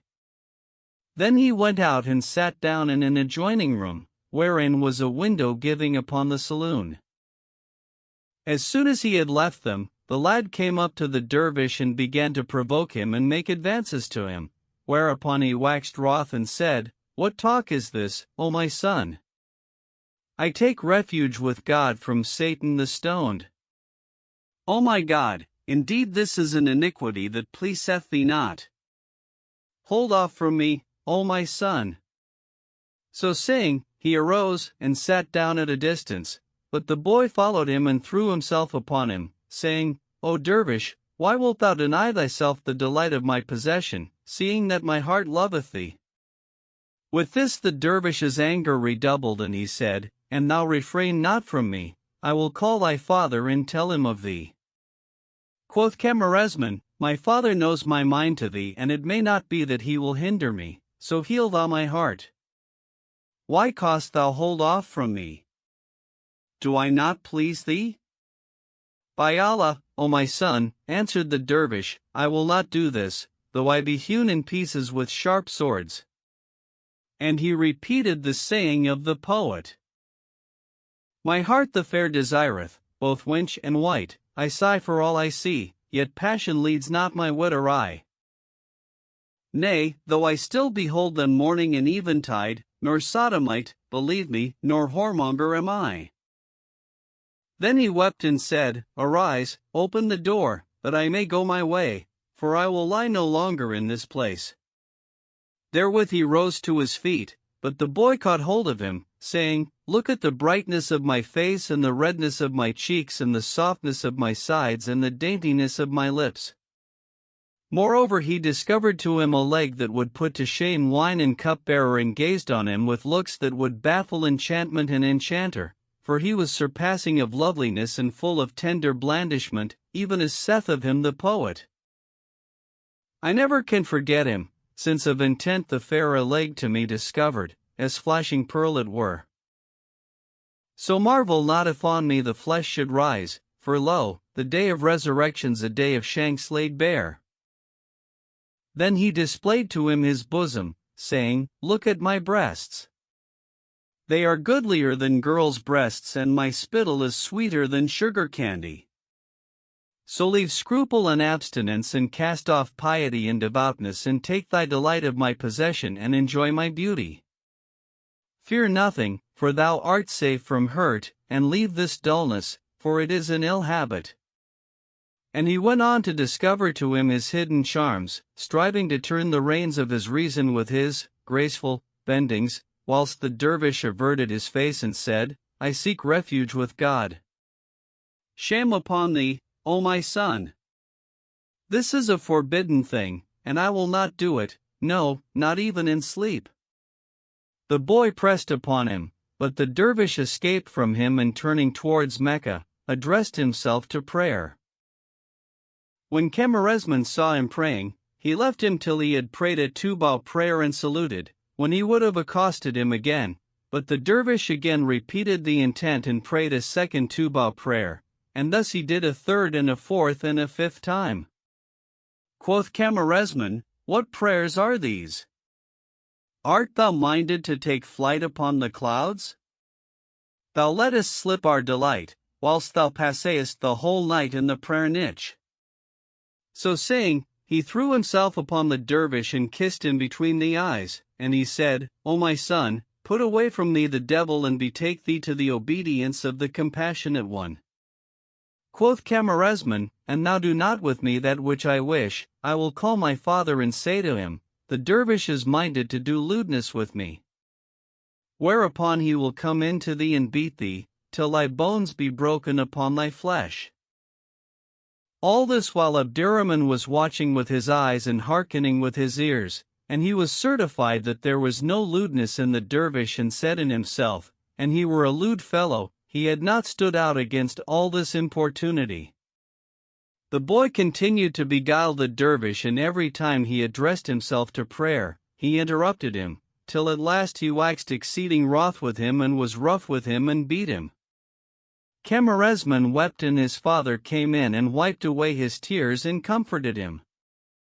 Then said he to the dervish, "O my brother, since thou art on this wise, why didst thou weep and sigh, when thou sawest my son? Is there a reason for this?" "Yes," answered the dervish, and Abdurrahman continued, "When I saw thee weep at sight of my son, I deemed evil of thee and bade the boy do with thee thus, that I might try thee, purposing in myself, if I saw thee require him of lewdness, to come in upon thee and slay thee. But, when I saw thy carriage towards him, I knew thee for one of those who are virtuous to the utmost. But, God on thee, tell me the cause of thy weeping." The dervish sighed and said, "O my lord, fret not a closed wound." But the merchant said, "Nothing will serve but thou must tell me." "Know, then," began the other, "that I am a dervish who wander in the lands and the countries, admonishing myself by the traces of the Creator of night and day. It chanced that one Friday I entered the city of Bassorah in the forenoon of the day, and saw the shops open and full of all manner wares and goods and meat and drink, but they were deserted, and there was in them neither man nor woman nor girl nor boy, nor in the markets and the streets was there dog nor cat, nor yet voice heard nor creature seen.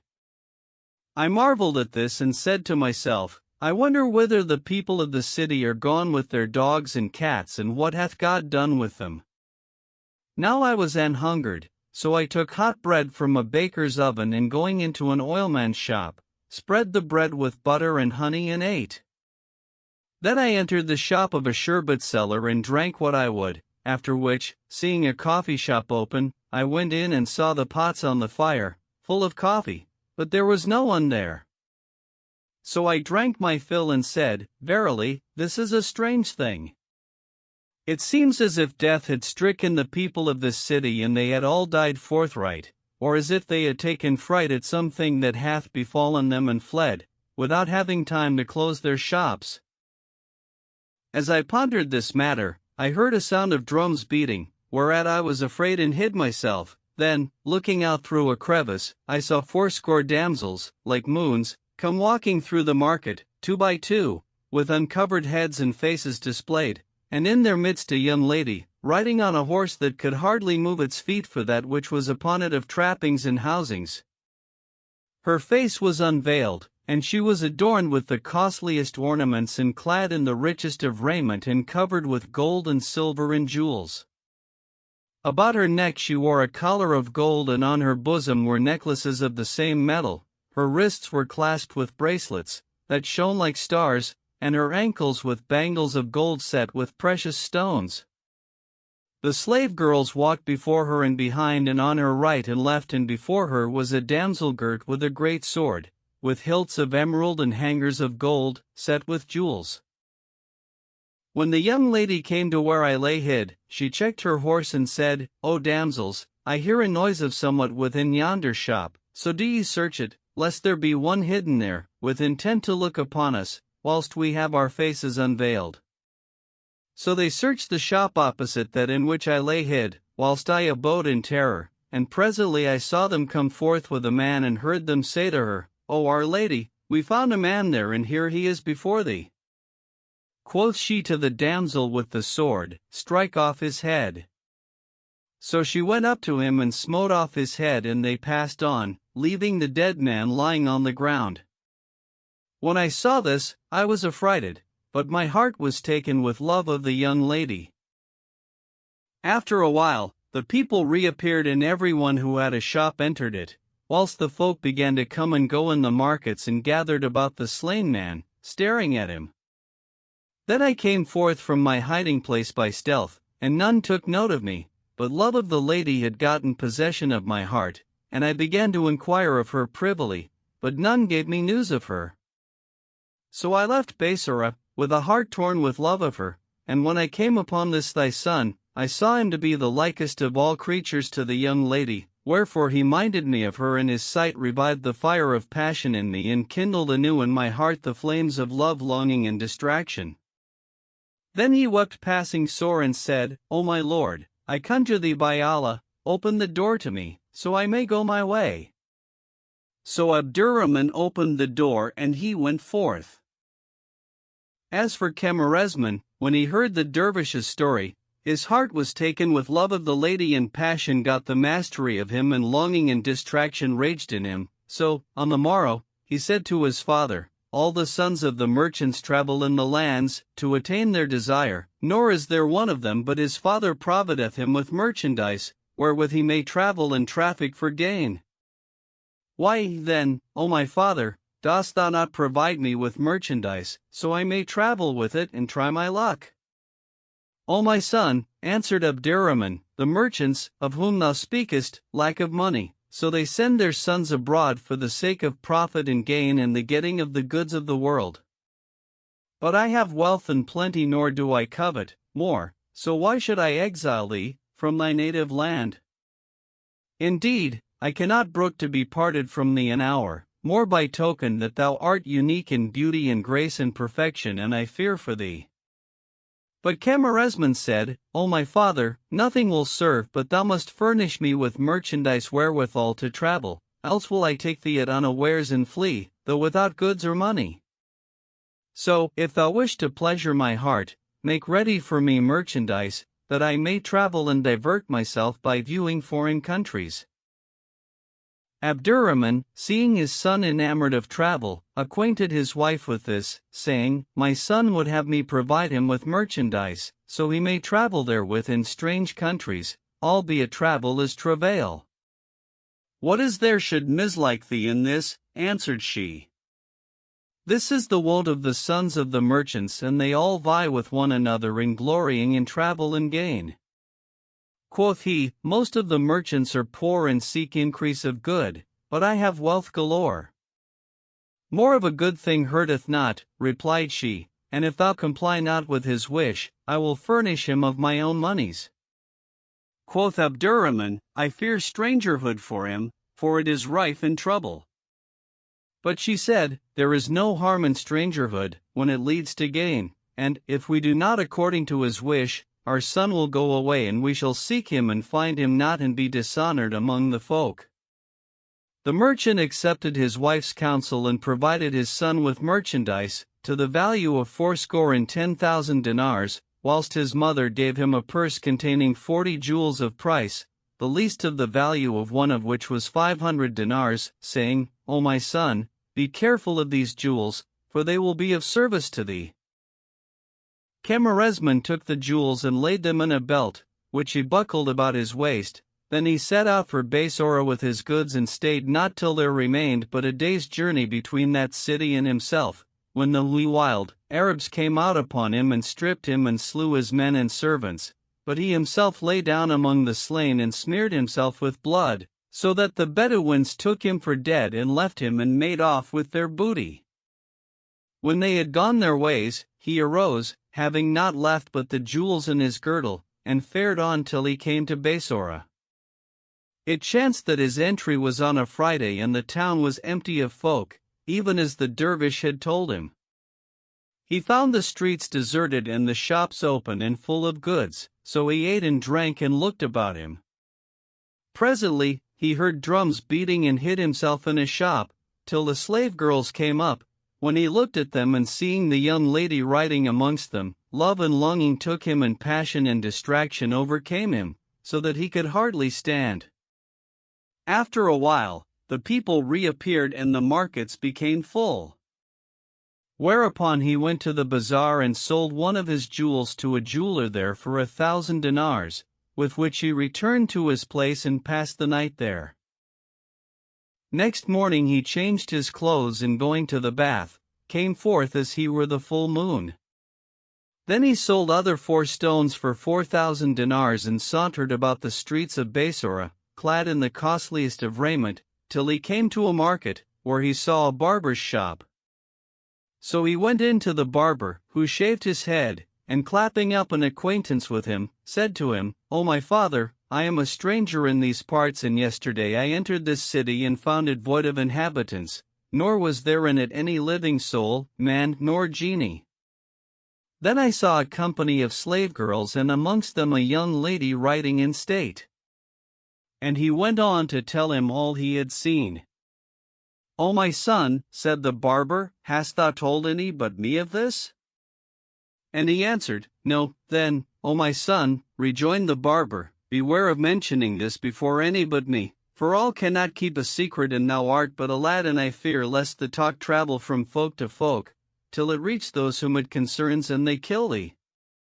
For know, O my son, that this thou hast seen, none ever heard nor knew in other than this city. As for the people of Basora, they are dying of this vexation, for every Friday forenoon they shut up the dogs and cats, to hinder them from going about the streets, and all the people of the city enter the mosques, where they lock the doors on them, and not one of them can pass about the market nor even look out of window, nor knoweth any the cause of this calamity. But tonight I will question my wife of it, for she is a midwife and enters the houses of the notables and knows all the news of the city. And if it please God the Most High, do thou come to me tomorrow, and I will tell thee what she shall have told me." With this Camarasman pulled out a handful of gold and said to him, "O my father, take this gold and give it to thy wife, for she is become my mother." Then he gave him a second handful, saying, "Take this for thyself." Whereupon quoth the barber, "O my son, sit thou in thy place, till I go to my wife and ask her and bring thee news of the true state of the case." So saying, he left him in the shop, and going home, acquainted his wife with the young man's case, saying, "I would have thee tell me the truth of this affair, so I may tell it to this young merchant, for he hath set his heart on knowing the reason why men and beasts are forbidden the streets every Friday forenoon, and methinks he is in love, for he is open-handed and generous, and if we tell him what he would know, we shall get great good of him." Quoth she, "Go back and say to him, Come and speak with thy mother my wife, for she salutes thee and says to thee, the thing is done." So he returned to the shop, where he found Camarasman sitting awaiting him, and gave him his wife's message.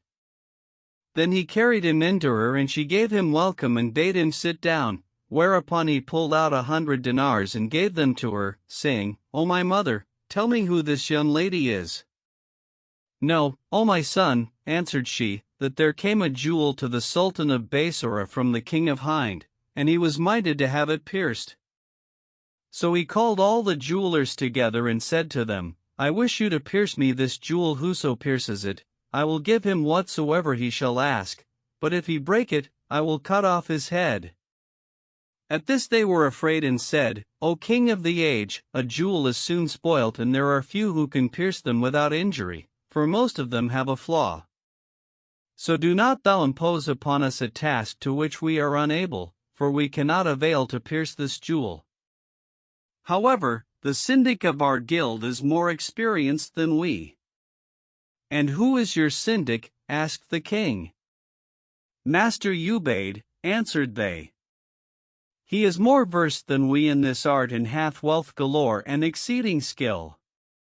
So do thou send for him and bid him pierce thee this jewel. Accordingly, the king sent for Ubaid and bade him pierce the jewel, imposing on him the condition aforesaid. He took it and pierced it to the liking of the king, who said to him, Ask a boon of me, O master. O king of the age, answered he, have patience with me till tomorrow.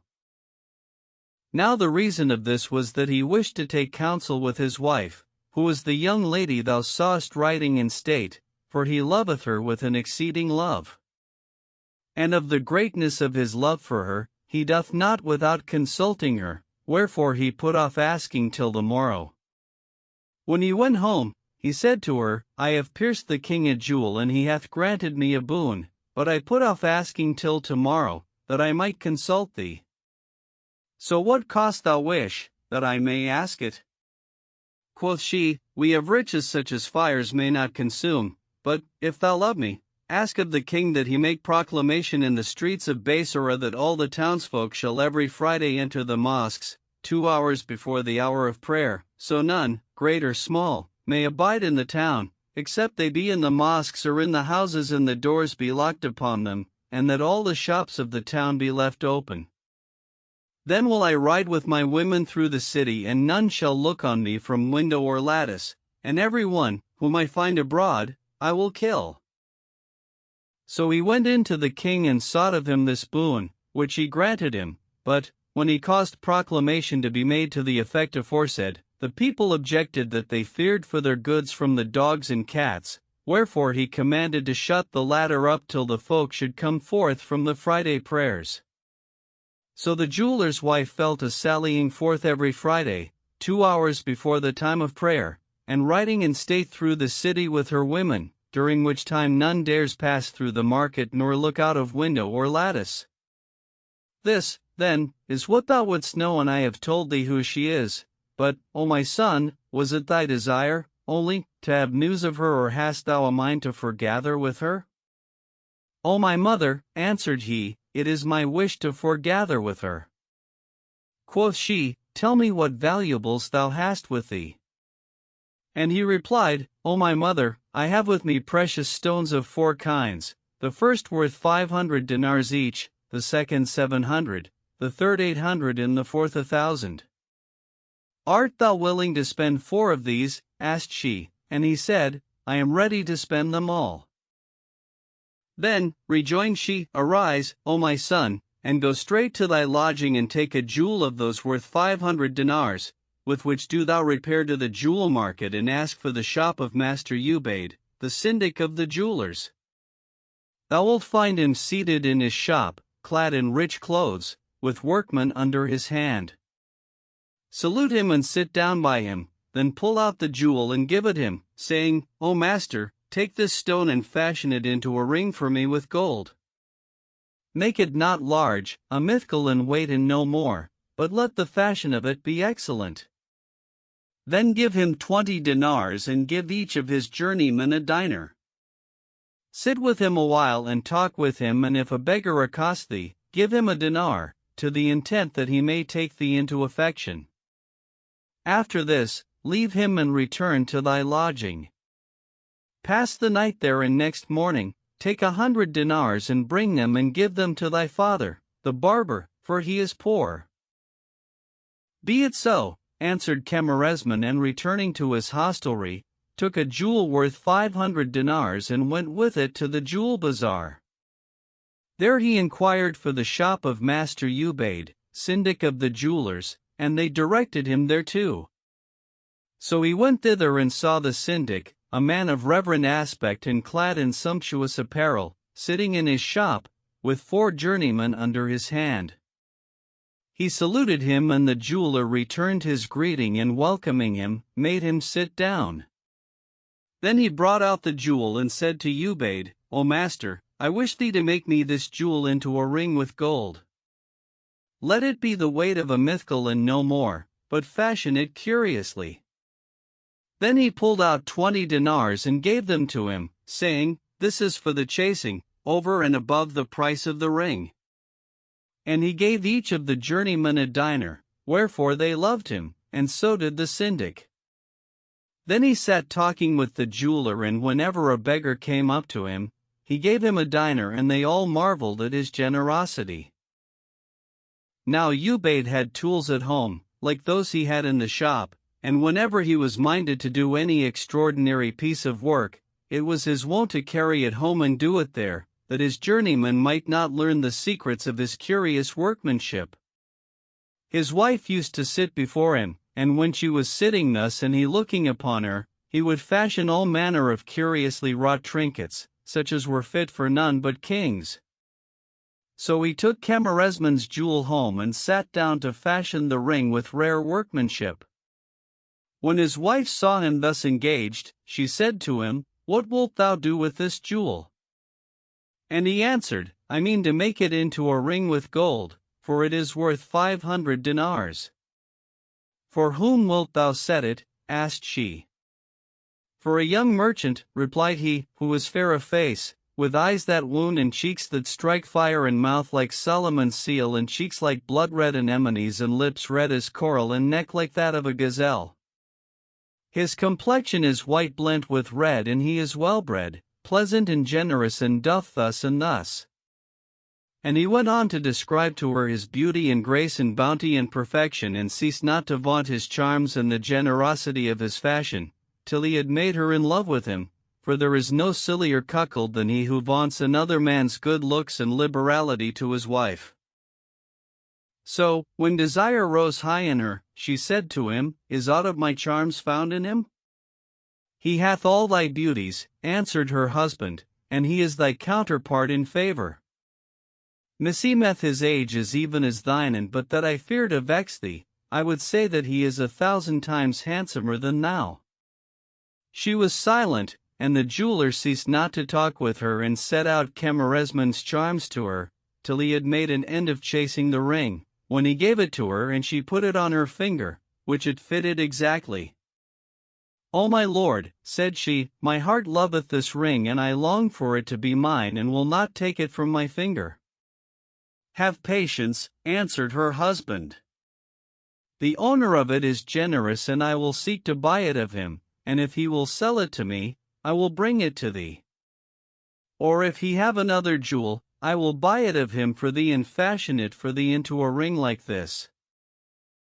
Meanwhile, Camarasman passed the night in his lodging, and on the morrow he took 100 dinars and carried them to the old woman, the barber's wife, who said to him, "Give them to thy father." So he gave them to the barber, and she said, "Hast thou done as I told thee?" "Yes," answered he, and she said, "Go now to the jeweler, and if he give thee the ring, put it on the top of thy finger and pull it off in haste, and say to him, 'O master, thou hast made a mistake, the ring is too straight.' He will say, 'O merchant, shall I break it and make it again larger?' And do thou reply, 'It boots not to break it and fashion it anew. Take it and give it to one of thy women.' Then pull out another stone worth 700 dinars and say to him, 'Take this stone and set it for me, for it is handsomer than the other.' Give him 30 dinars and give each of the journeymen 2, saying, 'This is for the chasing, over and above the price of the ring.' Then return to thy lodging for the night, and on the morrow bring me 200 dinars, and I will complete thee the rest of the device." So Camarasman went to the jeweler, who welcomed him and made him sit down, and he said to him, "Hast thou done my occasion?" "Yes," answered Ubaid, and brought out to him the ring, whereupon he set it on the top of his finger, and pulling it off in haste, said, "Thou hast made a mistake, O master," and threw it to him, saying, "It is too straight for my finger." "O merchant," asked the jeweler, "shall I make it larger?" "Not so," replied Camarasman, "take it as a gift and give it to one of thy women. Its worth is trifling, some 500 dinars, so it boots not to fashion it over again." Then he brought out to him another stone worth 700 dinars and said to him, "Set this." Moreover, he gave him 30 dinars and gave each of his journeymen 2. Quoth Ubaid, "O my lord, we will take the price of the ring, when we have made it." But Camarasman said, "This is for the chasing, and the price of the ring remains over." So saying, he went away, leaving the jeweler and his men amazed at the excess of his generosity. Presently the jeweler returned home and said to his wife, "O Helene, for that was her name, never did I set eyes on a more generous than this young man, and as for thee, thy luck is good, for he hath given me the ring without price, saying, Give it to one of thy women." And he told her what had passed between himself and Camarasman, adding, "Methinks this youth is none of the sons of the merchants, but that he is of the sons of the kings and sultans."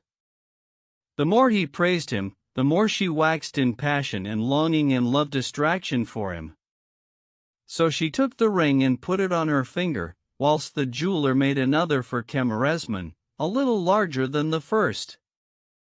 When he had finished it, she put it on her finger, under the first, and said, "Look, O my lord, how well the two rings show on my finger.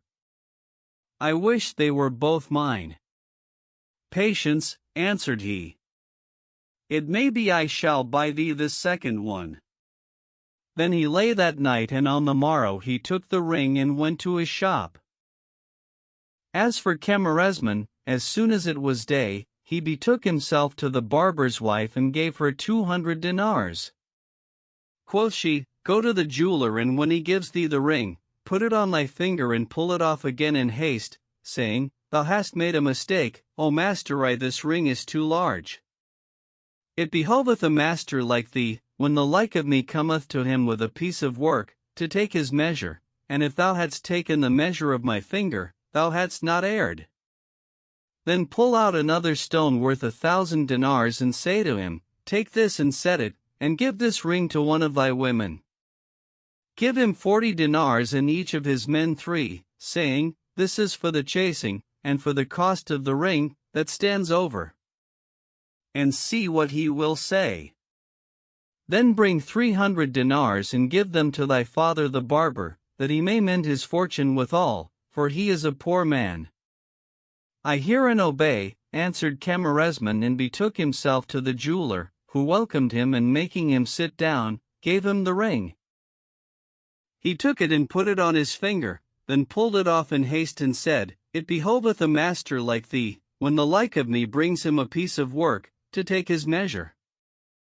Hadst thou taken the measure of my finger, thou hadst not erred, but take it and give it to one of thy women. Then he brought out to him a stone worth 1,000 dinars and said to him, Take this and set it for me after the measure of my finger. Good, answered Ubayd. Thou art in the right, and took his measure, whereupon he pulled out 40 dinars and gave them to him, saying, This is for the chasing, and the price of the ring shall remain. O my lord, said the jeweler, how much higher have we taken of thee? Verily, thy bounty to us is great. No harm, answered Camarasman, and sat talking with him a while and giving a dinar to every beggar who passed. Then he left him and went away, whilst the jeweler returned home and said to his wife, How generous is this young merchant! Never did I set eyes on a more open-handed or a comelier than he, no, nor a sweeter of speech. And he went on to recount to her his charms and liberality, and was loud in his praise. Lack courtesy that thou art, said she. Since thou notest these attributes in him, and indeed he hath given thee 2 rings of price, it behoveth thee to invite him and make him an entertainment and entreat him friendly. When he seeth that thou tenderest him and cometh to our house, we shall surely get great good of him, and if thou grudge him this, do thou bid him, and I will entertain him of my monies. Quoth he, Dost thou know me to be niggardly, that thou sayest this? Thou art no niggard, rejoined she, but thou lackest of breeding. Invite him this night, and come not without him. If he refuse, conjure him by the oath of divorce, and be instant with him. On my head and eyes, answered he, and wrought at the ring till he had finished it, after which he passed the night and went forth on the morrow to his shop and sat there. Meanwhile, Camarasman took 300 dinars, and carrying them to the barber's wife, gave them to her for her husband. Quoth she, most like he will invite thee to his house this night, and if he do this and thou lie with him, tell me in the morning what happens to thee, and bring with thee 400 dinars and give them to thy father, the barber. But I hear and obey, answered he, and as often as he ran out of money, he would sell some of his jewels. So he repaired to the jeweler, who received him with open arms and clapped up a friendship with him. Then he gave him the ring, and he found it after the measure of his finger, and said to the jeweler, God bless thee, O prince of craftsmen. The setting is conformable to my wishes, but the stone is not to my liking. I have a handsomer than it, so take the ring and give it to one of thy women. Then he gave him a fourth stone and 100 dinars, saying, Take thy hire and pardon me the trouble I have given thee. O merchant, answered Ubayd, all the trouble thou hast given us thou hast requited us and hast overwhelmed us with thy bounties, and indeed my heart is taken with love of thee, and I cannot brook parting from thee. So, God on thee, be thou my guest this night and heal my heart. So be it, replied Camarasman, but needs must I go to my Khan, that I may give a charge to my servants and tell them that I shall sleep abroad tonight, so they may not expect me. Where dost thou lodge? Asked the jeweler, and he answered, In such a Khan. Quoth Ubayd, I will come for thee there. And Camarasman said, Good. So the jeweler repaired to the Khan before sundown, fearing lest his wife should be wroth with him if he returned home without Camarasman, and carrying him to his house, seated him in a saloon that had not its match. Helame saw him, as he entered, and was ravished with him.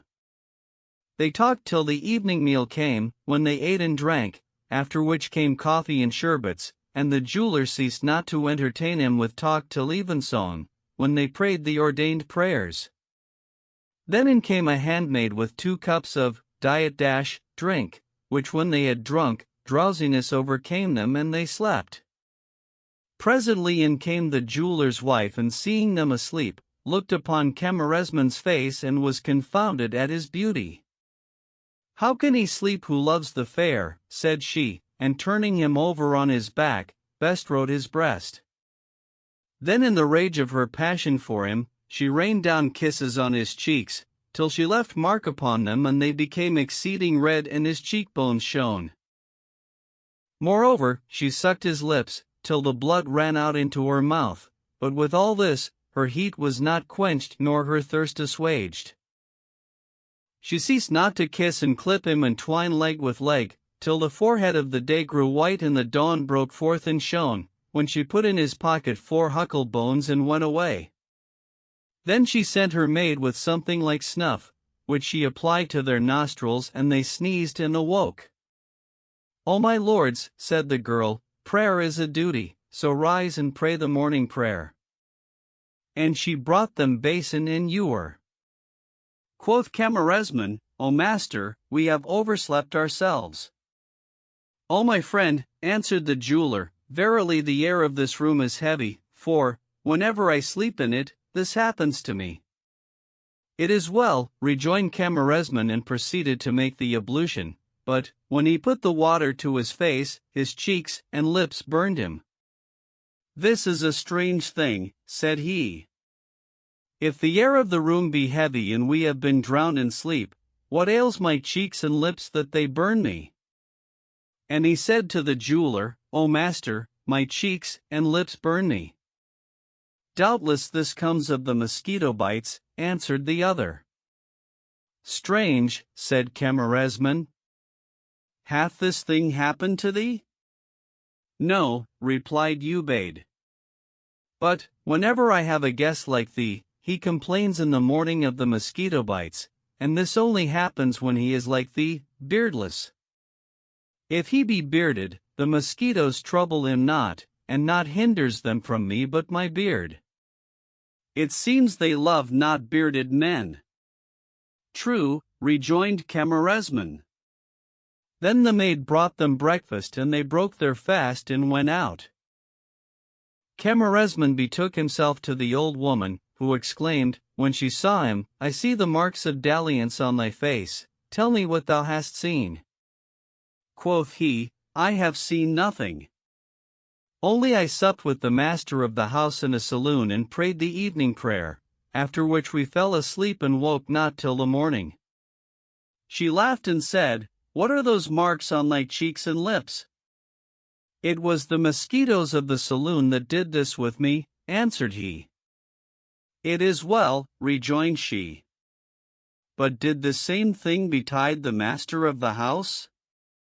Nay, replied he, on the contrary, he told me that the mosquitoes of that saloon molest not bearded men, but bite those only who have no hair on their faces, and that, whenever he hath to guest one who is beardless, the latter awakes, complaining of the mosquito bites, but, if he have a beard, there befalls him nothing of this. Good, said she. Saw'st thou aught but this? And he answered, I found 4 huckle-bones in my pocket. Quoth she, Show them to me. So he gave them to her, and she laughed and said, Thy mistress laid these in thy pocket. How so? Asked he, and she replied, It is as if she said to thee, in the language of signs, and thou wert in love, thou wouldst not sleep, for a lover sleeps not, but thou art yet a child and fit for nothing but to play with these huckle-bones. So what ails thee to fall in love with the fair? Now she came to thee by night, and finding thee asleep, devoured thy cheeks with kisses and left thee this sign. But this will not suffice her of thee, and she will certainly send her husband to invite thee again tonight. So, when thou goest home with him, hasten not to fall asleep, and on the morrow bring me 500 dinars and acquaint me with what hath passed, and I will tell thee what more thou shalt do. I hear and obey, answered he, and went back to the khan. Meanwhile, the jeweler's wife said to her husband, Is the guest gone? Yes, answered he, but, O Helame, the mosquitoes plagued him last night and scarified his cheeks and lips, and indeed I was abashed before him. This is the wont of the mosquitoes of our saloon, rejoined she, for they love none but the beardless. But do thou invite him again tonight. So he repaired to Camarasman's lodging, and bidding him, carried him to his house, where they ate and drank and prayed the evening prayer in the saloon, after which the maid came in and gave each of them a cup of drink, and they drank and fell asleep. Presently in came Helame and said, O good for naught, how canst thou sleep and call thyself a lover? A lover sleepeth not. Then she mounted on his breast and ceased not to ply him with kisses and caresses, biting and sucking his lips and so forth, till the morning, when she put a knife in his pocket and sent her maid to arouse them. When Camarasman awoke, his cheeks were on fire, for excess of redness, and his lips like coral, for dint of sucking and kissing. Quoth the jeweler, Did the mosquitoes plague thee last night? No, answered the young man, for, since he knew the word of the enigma, he left complaining. Then he felt the knife in his pocket and was silent. When he had broken his fast and drunk coffee, he left the jeweler, and going to the khan, took 500 dinars and carried them to the old woman, to whom he related what had passed, saying, I slept in my own despite, and when I woke I found nothing but a knife in my pocket. May God protect thee from her this next night, exclaimed the old woman. For she saith to thee, by this sign, an thou sleep again, I will cut thy throat. Thou wilt once more be bidden to the jeweler's house tonight, and if thou sleep, she will slay thee. What is to be done? Asked he, and she said, Tell me what thou atest and drankest before sleeping. Quoth he, We supped as usual and prayed the evening prayer, after which there came in to us a maid, who gave each of us a cup of drink, which when I had drunk, I fell asleep and awoke not till the morning. The mischief is in the cup of drink, said the old woman. So, when the maid gives it thee, take it from her, but drink not and wait till the master of the house have drunken and fallen asleep, then say to her, Give me a draught of water, and she will go to fetch thee the gugglet. Whilst she is gone, empty the cup behind the pillow and lie down and feign sleep. So when she comes back with the gugglet, she will deem that thou hast fallen asleep, after having drunk off the cup, and will go away, and the case will appear to thee anon, but beware of disobeying my bidding. I hear and obey, answered he, and returned to the khan. Meanwhile the jeweller's wife said to her husband, A guest's due is 3 nights' entertainment, so do thou invite him a 3rd time. Accordingly the jeweller betook himself to Camarasman, and inviting him, carried him home and sat down with him in the saloon. When they had supped and prayed the evening prayer, in came the maid and gave each of them a cup. The jeweller drank and fell asleep, but Camarasman forbore to drink, whereupon quoth the maid, Wilt thou not drink, O my lord? I am athirst, answered he. Bring me the guglet. So she went to fetch it, and in the meantime he emptied the cup behind the cushion and lay down. When the girl returned, she saw him lying down and told her mistress that he had drunk off the cup and fallen asleep, whereupon quoth Helene to herself, Verily, his death is better than his life. Then, taking a sharp knife, she went into him, saying, 3 times, And thou notedst not the sign, O fool! So now I will slit thy weasand. When he saw her making for him, with the knife in her hand, he opened his eyes and rose, laughing, whereupon, It was not of thine own wit, said she, that thou camest at the meaning of the token, but by the help of some wily cheat, so tell me whence had thou this knowledge? From an old woman, answered he, and told her all that had passed between himself and the barber's wife. Tomorrow, said she, go thou to her and say, Hast thou any further device in store? And if she say, Yes, do thou rejoin, then do thine endeavor to bring me to enjoy her publicly. But, if she say, I have no means of doing that, and this is the last of my contrivance, put her away from thy thought, and tomorrow night my husband will come to thee and invite thee. Do thou come with him and tell me, and I will consider what remains to be done. Good, answered he. Then he spent the rest of the night with her in kissing and clipping, plying the particle of copulation in concert and according the conjunctive with the conjoined, whilst her husband was as a cast-out nation of construction, till the morning, when she said to him, It is not a night of thee that will content me, nor a day, no, nor yet a month nor a year, but it is my intent to abide with thee the rest of my life. Wait till I play my husband a trick that would baffle the keenest witted, and whereby we shall come to our desires. I will cause doubt to enter into him, so that he shall put me away, whereupon I will marry thee and go with thee to thine own country. Moreover, I will transport all his wealth and treasures to thy lodging, and will contrive thee the ruin of his dwelling place and the blotting out of his traces. But do thou hearken to my speech and obey me in that I shall say to thee, and cross me not. I hear and obey, answered Camarasman, there is no opposition in me. Then said she, Go to the Khan, and when my husband comes to thee and invites thee, say to him, O my brother, a man is apt to be burdensome, and when his visits grow over frequent, both generous and niggard loathe him. How then shall I go with thee every night and lie with thee in the saloon? If thou be not chagrined with me, thy harem will bear me a grudge, for that I hinder thee from them. If, therefore, thou hast a mind to my company, take me a house beside thine own, and we will abide thus, now I sitting with thee till the time of sleep, and now thou with me. Then I will go to my lodging and thou to thy harem, and this will be better advised than that I hinder thee from thy harem every night. Then will he come to me and take counsel with me, and I will advise him to turn out our neighbor, for that the house in which he lives is ours and he rents it of us, and once thou art in the house, God will make the rest of our scheme easy to us. Go now and do as I bid thee. I hear and obey, answered he, whereupon she left him and went away, whilst he lay down and feigned sleep. Presently, the maid came and aroused them, and when the jeweler awoke, he said to Camarasman, O merchant, have the mosquitoes troubled thee? No, answered he, and Ubaid said, Belike thou art grown used to them.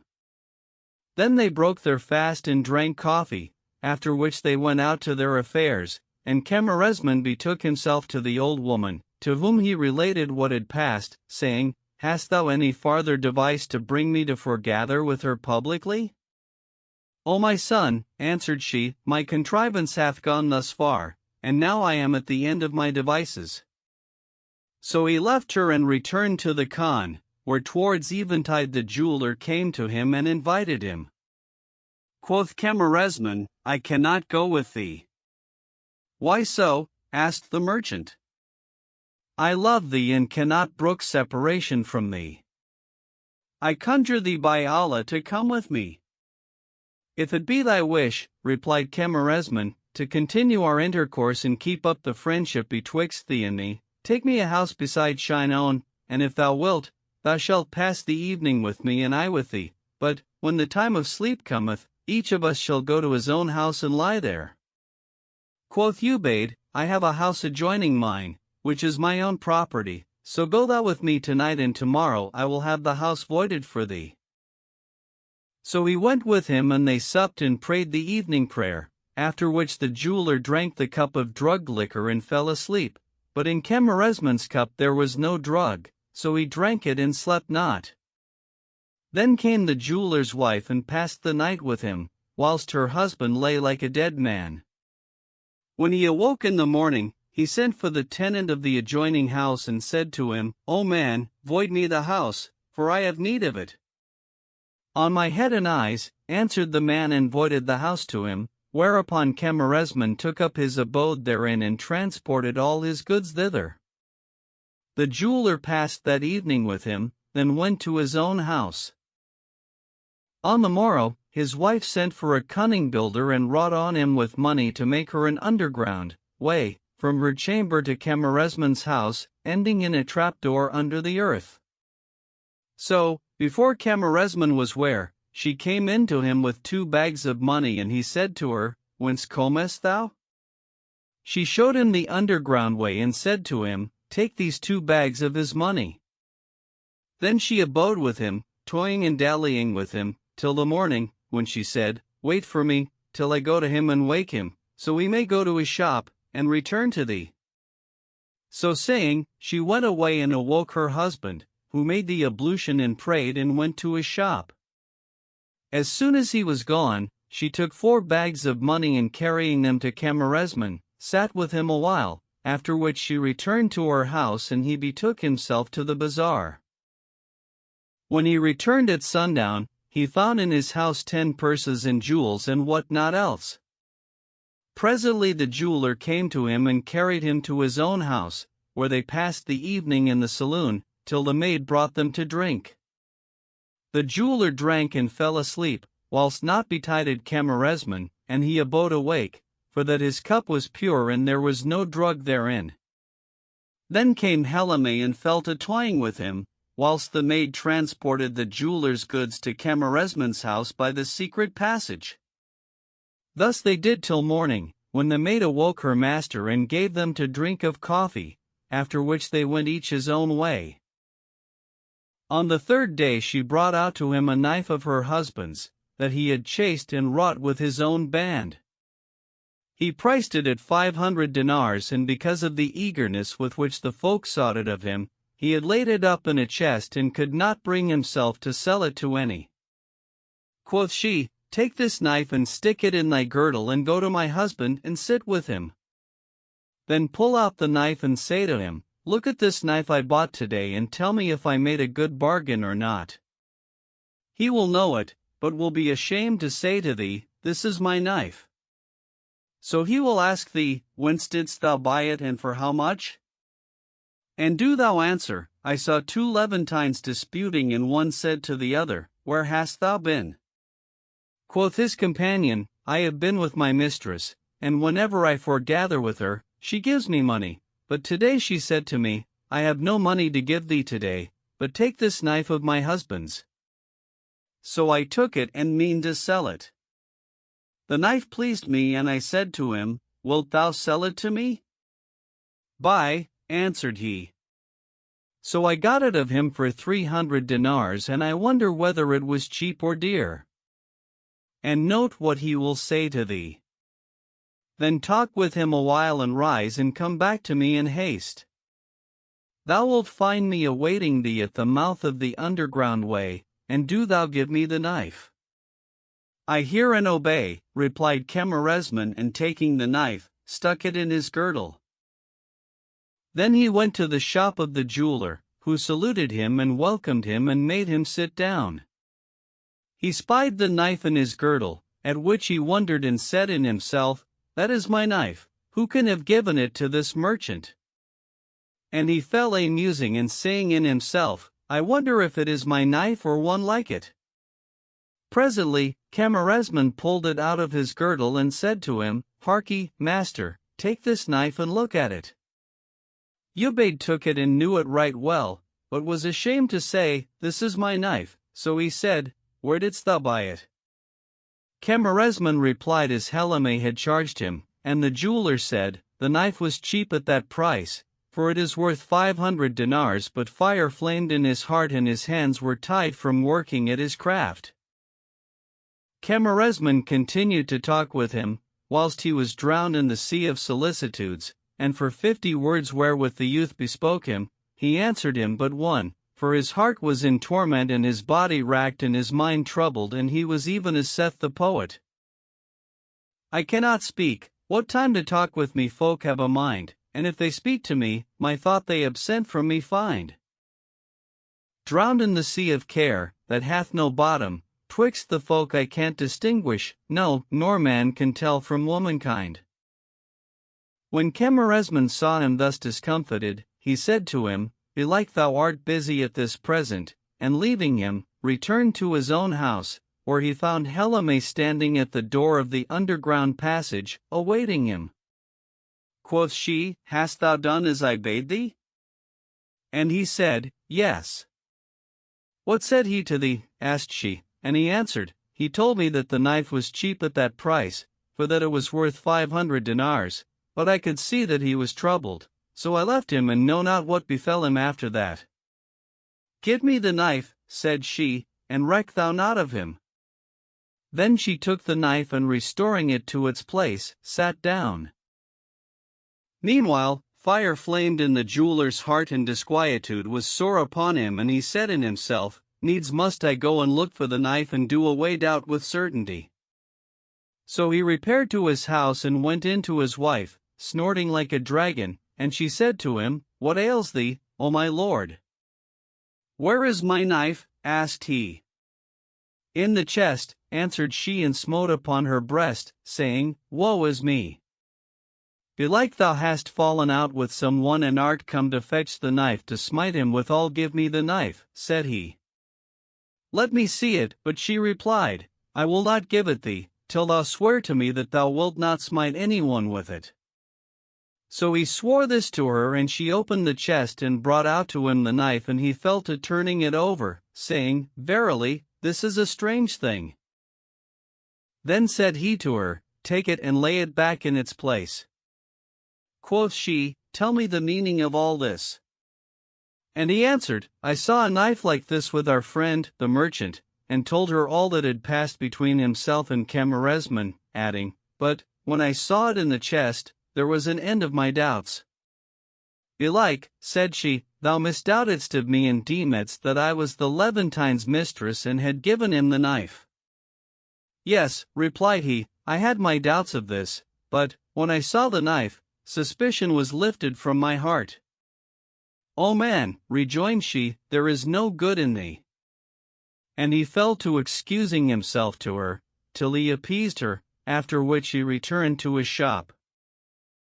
Next day, she gave Camarasman her husband's watch, which he had wrought with his own hand and whereof none had the like, saying, "Go to his shop and sit with him and say to him, I saw again today him whom I saw yesterday. He had a watch in his hand and said to me, Wilt thou buy this watch? Quoth I, Whence hadst thou it? And he answered, saying, I was with my mistress and she gave me this watch. So I bought it of him for 58 dinars. Look at it, is it cheap at that price or dear? Note what he says to thee, then return to me in haste and give me the watch. So Camarasman repaired to the jeweler and did with him as his mistress had charged him. When Ubaid saw the watch, he said, "This is worth 700 dinars, and suspicion entered into him." Then Camarasman left him and returning to Helene, gave her back the watch. Presently in came her husband, snorting, and said to her, "Where is my watch?" "Here it is," answered she. And he said, "Give it me." So she brought it to him and he exclaimed, "There is no power and no virtue save in God the Most High, the Supreme." "O man," said she, "there is something the matter with thee. Tell me what it is." "What shall I say?" answered he. "Verily, I am bewildered by these strange chances." And he recited the following verses. By the compassionate, I'm dazed about my case, for lo! Troubles and griefs beset me sore, I know not whence they grow. Patient I'll be, so Allah's self, that I against a thing bit rarer than ever Allah's was endured may know. Allah's itself less bitter than my patience is, I've borne with patience what is hotter far than coals with fire aglow. Will o'er my case hath no command, but unto patience fair I'm bid in of him who orders all that is for weal or woe. Then he said to his wife, "O woman, I saw, in the hands of the merchant our friend, first my knife, which I knew, for that its fashion was of my own invention, nor doth its like exist, and he told me of it a story that troubled the heart, so I came home, and found it here. Again today I see him with the watch, whose fashion also is of my own invention, nor is there the fellow of it in Basora, and of this also he told me a story that troubled my heart. Wherefore I am bewildered in my wit and know not what is come to me." Quoth she, "The gist of thy speech is that thou suspectedst me of being the merchant's mistress and giving him thy goods, so thou camest to question me and make proof of my perfidy, and but that I showed thee the knife and the watch, thou hadst been certified of my faithlessness. But, O man, since thou deemest thus of me, henceforth I will never again break bread with thee nor drink water, for I loathe thee with the loathing of prohibition." So he spoke her fair and excused himself to her till he appeased her and returned, repenting him of having bespoken her thus, to his shop, where he sat, in sore disquiet and exceeding anxiety, between belief and disbelief, till eventide. Then he went home, but brought not Camarasman with him, whereupon quoth his wife, "Where is the merchant?" And he said, "In his house." "Is the friendship between thee and him grown cold?" asked she. "By Allah," replied he, "I have taken an aversion to him, because of that which hath betided me from him." Quoth she, "Go and fetch him, to please me." So he arose and went in to Camarasman in his house, where he sought his own goods strewn about and knew them. At this sight, fire was kindled in his heart and he fell a-sighing. Quoth Camarasman, "How is it that I see thee melancholy?" Ubaid was ashamed to say, "Here are my goods in thy house, who brought them hither?" So he answered only, "A vexation hath betided me, but come thou with me to my house, that we may divert ourselves there." "Let me be in my place," said Camarasman. "I will not go with thee." But the jeweler conjured him to come, and taking him, carried him to his house, where they supped and passed the evening together, Camarasman talking with the jeweler, who was drowned in the sea of solicitude and answered him but one word for 100 wherewith he bespoke him. Presently, the maid brought them 2 cups of drink, as usual, and they drank, whereupon Ubaid fell asleep, but Camarasman abode on wake, for that his cup was not drugged. Then came Helene and said to her lover, "How deemest thou of yonder cuckold, who is drunken in his heedlessness and knoweth not the wiles of women? Needs must I cozen him into putting me away. Tomorrow, I will disguise myself as a slave girl and follow thee to his shop, where do thou say to him, 'O master, I went today into the Khan of Yesarjaya, where I saw this damsel and bought her for 1,000 dinars. Look at her and tell me whether she was cheap or dear at that price.' Then uncover to him my face and breasts and show me to him, after which do thou carry me back to thy house, whence I will go to my chamber by the secret passage, so I may see the issue of our affair with him. Then they passed the night in mirth and converse and pleasance and good cheer and dalliance and delight till the morning, when she returned to her own place and sent the maid to arouse the two men. So they arose and prayed the morning prayer and broke their fast and drank coffee, after which Ubaid repaired to his shop and Camarasman betook himself to his own house. Presently, in came Helame to him by the underground passage, in the disguise of a slave girl, and indeed she was a slave girl by birth. Then he went out and she followed him, till he came to the jeweller's shop and saluting him, sat down and said, O master, I went into the Khan of El Yeserjaya today, to look about me, and saw this damsel in the broker's hands. She pleased me, so I bought her for 1,000 dinars, and I would have thee look upon her and see if she be cheap at that price or no. So saying, he uncovered her face, and the jeweler saw her to be his own wife, dressed in her richest clothes and tricked out in her finest ornaments and adorned with kohl and henna, even as she was wont to adorn herself before him in the house. He knew her but too well by her face and clothes and trinkets, for that he had wrought the latter with his own hand, and he saw on her fingers the rings he had newly made for Camarasman, whereby he was certified that she was indeed his wife. So he said to her, What is thy name, O slave girl? And she answered, Helame, naming to him her own name, whereat he was amazed and said to Camarasman, For how much didst thou buy her? For 1,000 dinars, answered he. Then, rejoined the jeweler, Thou hast gotten her for nothing, for her rings and clothes and trinkets are worth more than that. May God rejoice thee with good news, said Camarasman.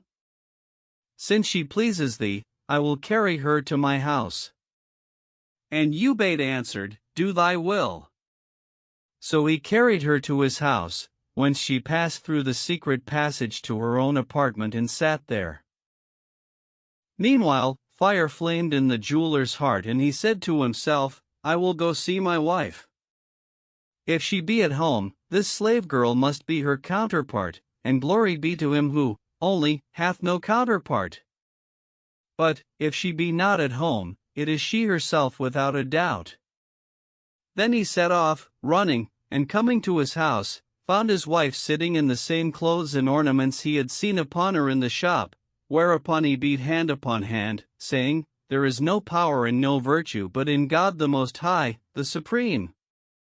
O man, said she, art thou mad, or what aileth thee? It is not thy wont to do thus, and it must be that something hath befallen thee. If thou wilt have me tell thee, answered he, be not vexed. Say on, quoth she. So he said, Our friend the merchant hath bought a slave girl, whose shape is as thy shape and her height as thy height, moreover, her name is even as thine and her apparel is the like of thine apparel. Brief, she resembles thee in all her attributes, and on her fingers are rings like thy rings and her trinkets are like unto thy trinkets. So, when he showed her to me, methought it was thyself, and I was perplexed about my case. Would we had never seen this merchant nor companied with him, and would he had never left his own country, and we had not known him, for he hath troubled my life, that before was serene, causing unkindness to succeed good faith and making doubt to enter into my heart. Look in my face, said she. Belike I am she who was with him, and he is my lover, and I disguised myself as a slave girl and agreed with him that he should show me to thee, so he might lay a snare for thee. What words are these? Answered he. Indeed, I never thought that thou wouldst do the like of this thing. Now this jeweler was unversed in women's wiles and knew not how they do with men, nor had he heard the saying of the poet. A heart that is eath of moving hath carried thee off in chase of the fair, when youth hath left thee and hoariness comes apace. Layla to me is costly and her enjoyment remote, and many a foe and peril twixt her and me have place.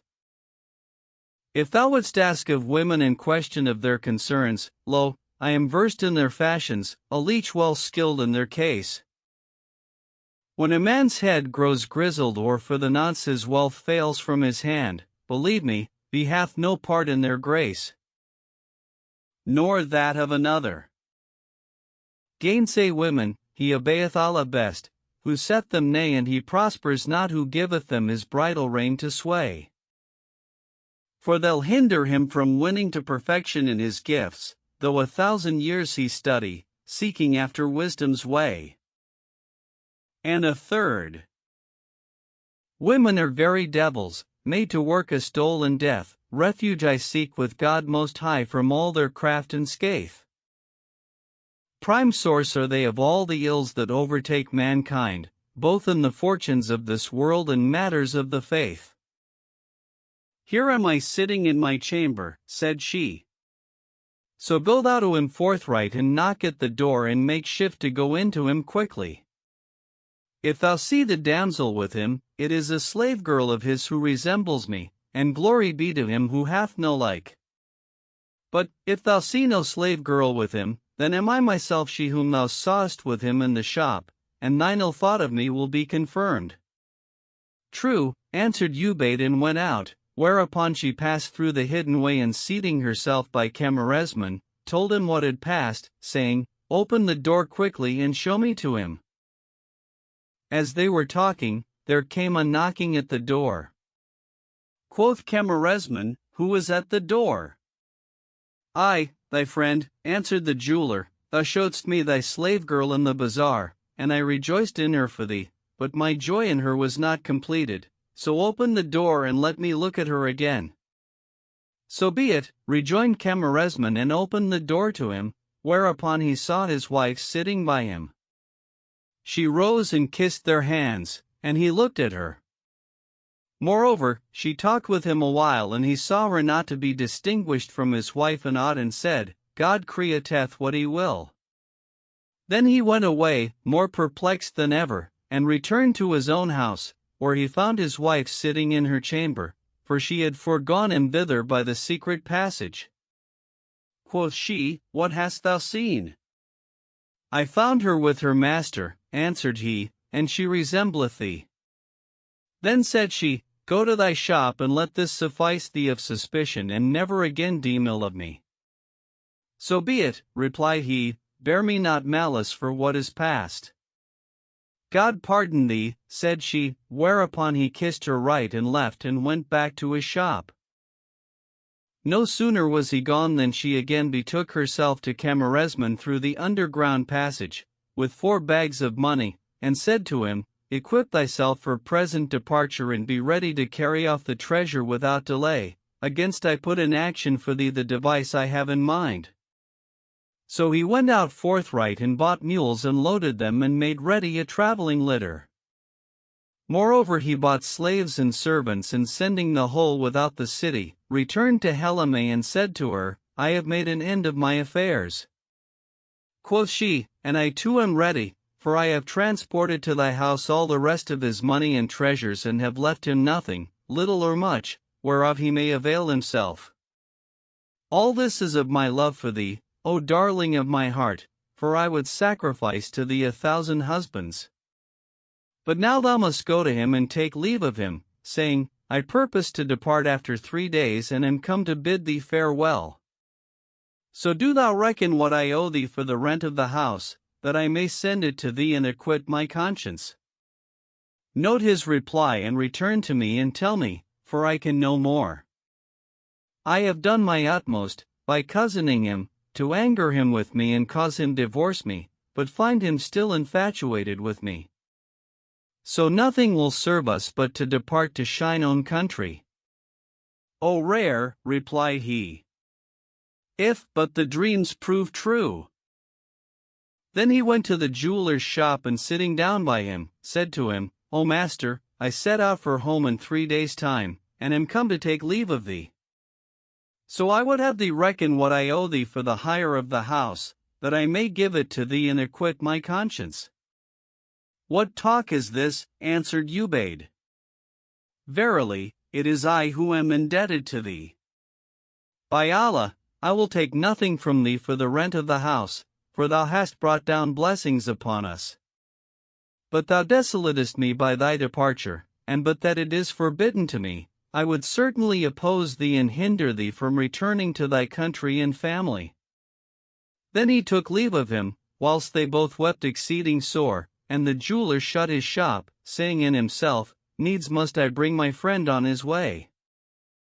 So, as often as he went on an occasion, the jeweler went with him, and when they entered Camarasman's house, they found Helene there, and she stood before them and served them. But, when Ubaid entered his own house, he found her sitting there, nor did he cease to see her thus in each house in turn, for the space of 3 days, at the end of which time she said to Camarasman, Now have I transported to thee all that he hath of treasures and carpets and things of price, and there remains with him but the slave girl, who used to come in to you with the night drink, but I cannot part with her, for that she is my kinswoman and confidant and she is dear to me.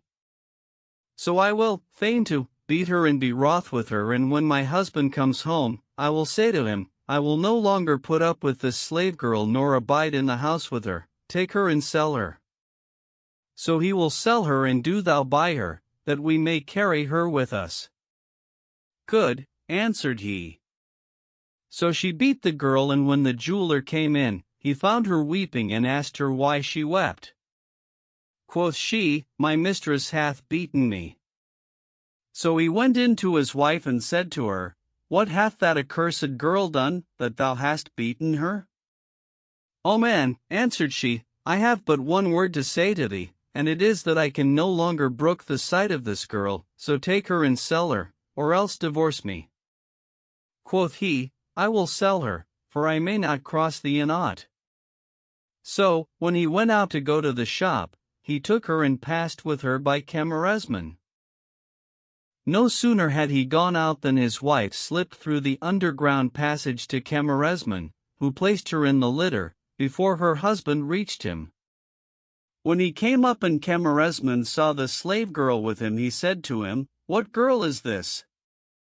It is my slave girl, answered Ubaid, who used to serve us with wine. She hath disobeyed her mistress, who is wroth with her and hath bidden me sell her. Quoth Camarasman, If her mistress have taken an aversion to her, there is no abiding for her with her, but sell her to me, that I may smell your scent in her, and I will make her handmaid to my slave Helene. Good, answered Ubaid, take her. What is her price? Asked Camarasman. But the jeweler said, I will take nothing from thee, for thou hast been bountiful to us. So he accepted her from him and said to Helene, Kiss thy lord's hand. Accordingly, she came out from the litter and kissing Ubaid's hand, remounted, whilst he looked at her. Then said Camarasman, I commend thee to God, O Master Ubaid. Acquit me of responsibility. God acquit thee, answered the jeweler, and bring thee in safety to thy family. Then he bade him farewell and went to his shop, weeping, and indeed it was grievous to him to part from Camarasman, for that he had been his friend and friendship hath its claims, yet he rejoiced in the dispelling of the doubts that had betided him concerning his wife, since the young man was now gone and his suspicions had not been confirmed. Meanwhile Helene said to her lover, If thou wish for safety, travel by other than the accustomed road. I hear and obey, answered he, and taking a road other than that commonly used, fared on, without ceasing, till he reached the confines of Egypt and sent his father a letter by a runner. Now Abdurrahman was sitting in the market among the merchants, with a heart on fire for separation from his son, for that no news of the latter had reached him, since the day of his departure, when the runner came up and said, O my lords, which of you is called the merchant Abdurrahman? What wouldst thou with him? Asked they, and he said, I have a letter for him from his son Camarasman, whom I left at El Arish. At this Abdurrahman rejoiced and his heart was lightened, and the merchants rejoiced for him and gave him joy of his son's safety. Then he opened the letter and read as follows, From Camarasman to the merchant Abdurrahman. Peace be upon thee and upon all the merchants. If ye ask concerning us, to God be the praise and the thanks. Indeed we have sold and bought and profited and are come back in health and wealth and safety. Whereupon Abdurrahman opened the chapter of rejoicing and made banquets and gave feasts and entertainments galore, sending for instruments of music and addressing himself to hold high festival after the rarest fashion. When Camarasman came to Salhaya, his father and all the merchants went forth to meet him, and Abdurrahman embraced him and strained him to his bosom and wept till he swooned away. When he came to himself, he said, O my son, this is a blessed day, since the omnipotent protector hath reunited us with thee. And he repeated the following verses. The loved one's return is the crowning of glee, and the joy cup between us once more circles free. So welcome, fair welcome, and full to the light of the time, the lull moon of full moons, still say we. Then, for excess of joy, the tears flowed from his eyes, and he recited these verses also. The moon all the time, unveiling, in splendor doth appear, when as, his travels ended, to us he draweth near. Even as the night of his absence his hair and color is, but yet the sun's uprising is from his collar's sphere. Then the merchants came up to Camarasman and saluting him, saw with him many loads and servants and a traveling litter enclosed in a spacious canopy. So they took him and carried him home. And when Helime came forth from the litter, his father saw her a ravishment to all who beheld her. So they opened her an upper chamber, as it were a treasure from which the talismans had been loosed, and when his mother saw her, she was ravished with her and deemed her a queen of the wives of the kings. So she rejoiced in her and questioned her, and she answered, saying, I am thy son's wife. Since he is married to thee, rejoined the other, we must make thee a splendid bride feast, that we may rejoice in thee and in my son.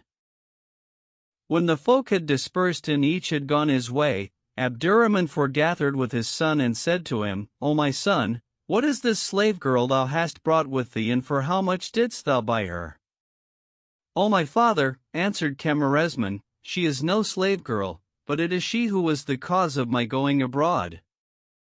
How so? Asked his father. And he said, It is she whom the dervish described to us the night he lay with us, for indeed my hopes clove to her from that hour, and I sought not to travel but on her account.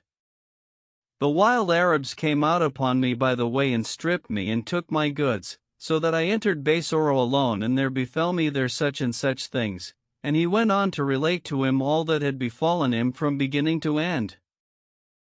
When he had made an end of his story, his father said to him, O my son, and after all this didst thou marry her?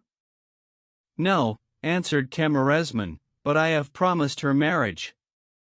Is it thine intent to marry her? Asked Abdurrahman, and he replied, If thou bid me marry her, I will do so, otherwise, I will not marry her. Quoth his father, If thou marry her, I am quit of thee in this world and the next, and I shall be sore incensed against thee. How canst thou marry her, seeing that she hath dealt thus with her husband? For, even as she did with him for thy sake, so will she do the like with thee for another's sake, because she is a traitress, and there is no trusting in a traitor. Wherefore, if thou disobey me, I shall be wroth with thee, but, if thou give ear to my word, I will seek thee out a girl handsomer than she, who shall be pure and virtuous, and marry thee to her, though I spend all my wealth upon her. Moreover, I will make thee a wedding without equal, and will glory in thee and in her, for it is better that folk should say, Such an one hath married such an one's daughter, than that they should say, He hath taken to wife a slave girl without birth or worth. And he went on to persuade his son to give up marrying her, supporting his arguments by citing saws and proofs and stories and examples and verses and moral instances, till Camarasman said, Since the case is thus, it boots not that I marry her. Whereupon his father kissed him between the eyes, saying, Thou art my true son, and as I live, O my son, I will assuredly marry thee to a girl who hath not her equal. Then he set the jeweller's wife and her maid in an upper chamber, appointing a black slave girl to carry them their meat and drink. Moreover, he said to Helime, Ye shall abide imprisoned in this chamber, thou and thy maid, till I find one who will buy you, when I will sell you to him. And if ye resist, I will kill you both, for thou art a traitress, and there is no good in thee. Do thy will, answered she. I deserve all thou canst do with me. Then he locked the door on them and gave his women a charge respecting them, saying, Let none go up to them nor speak with them, save the black slave girl, who shall give them their meat and drink through the chamber window. So she abode with her maid, weeping and repenting her of that which she had done with her husband.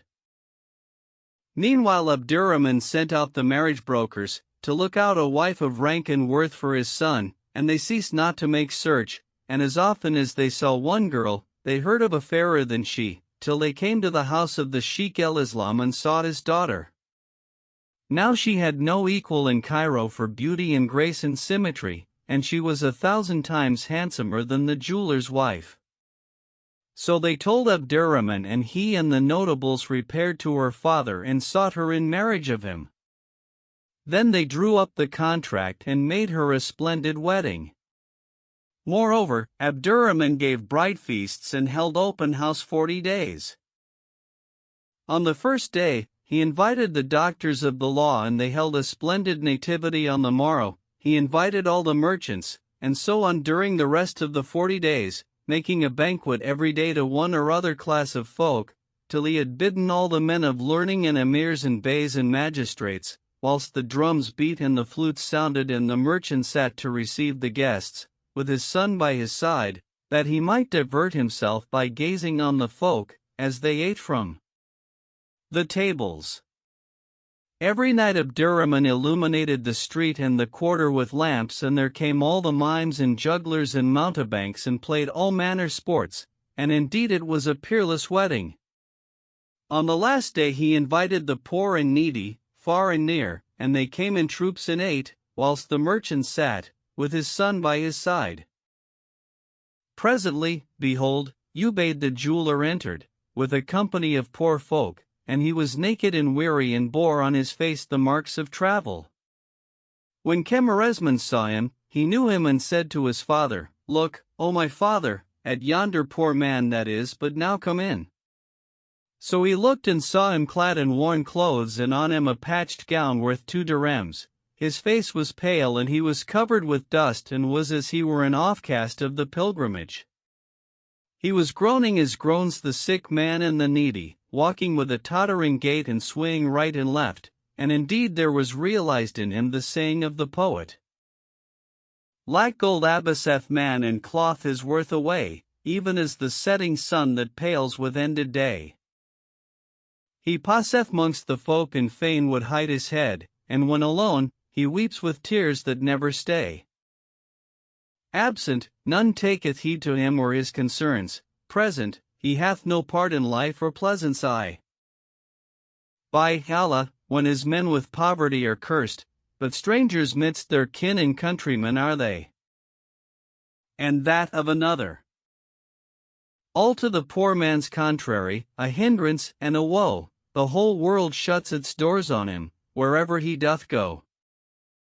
Thou sayest him in abhorrence held, though he no culprit be, he sees hostility, the cause whereof he may not know.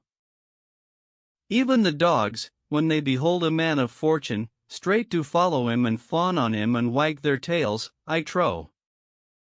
But if, one day, they see a poor and miserable wight, they bark at him incontinent and eke their teeth they show. And yet another. So but a man be blessed with luck and power and sway, calamities and woes still turn from him away.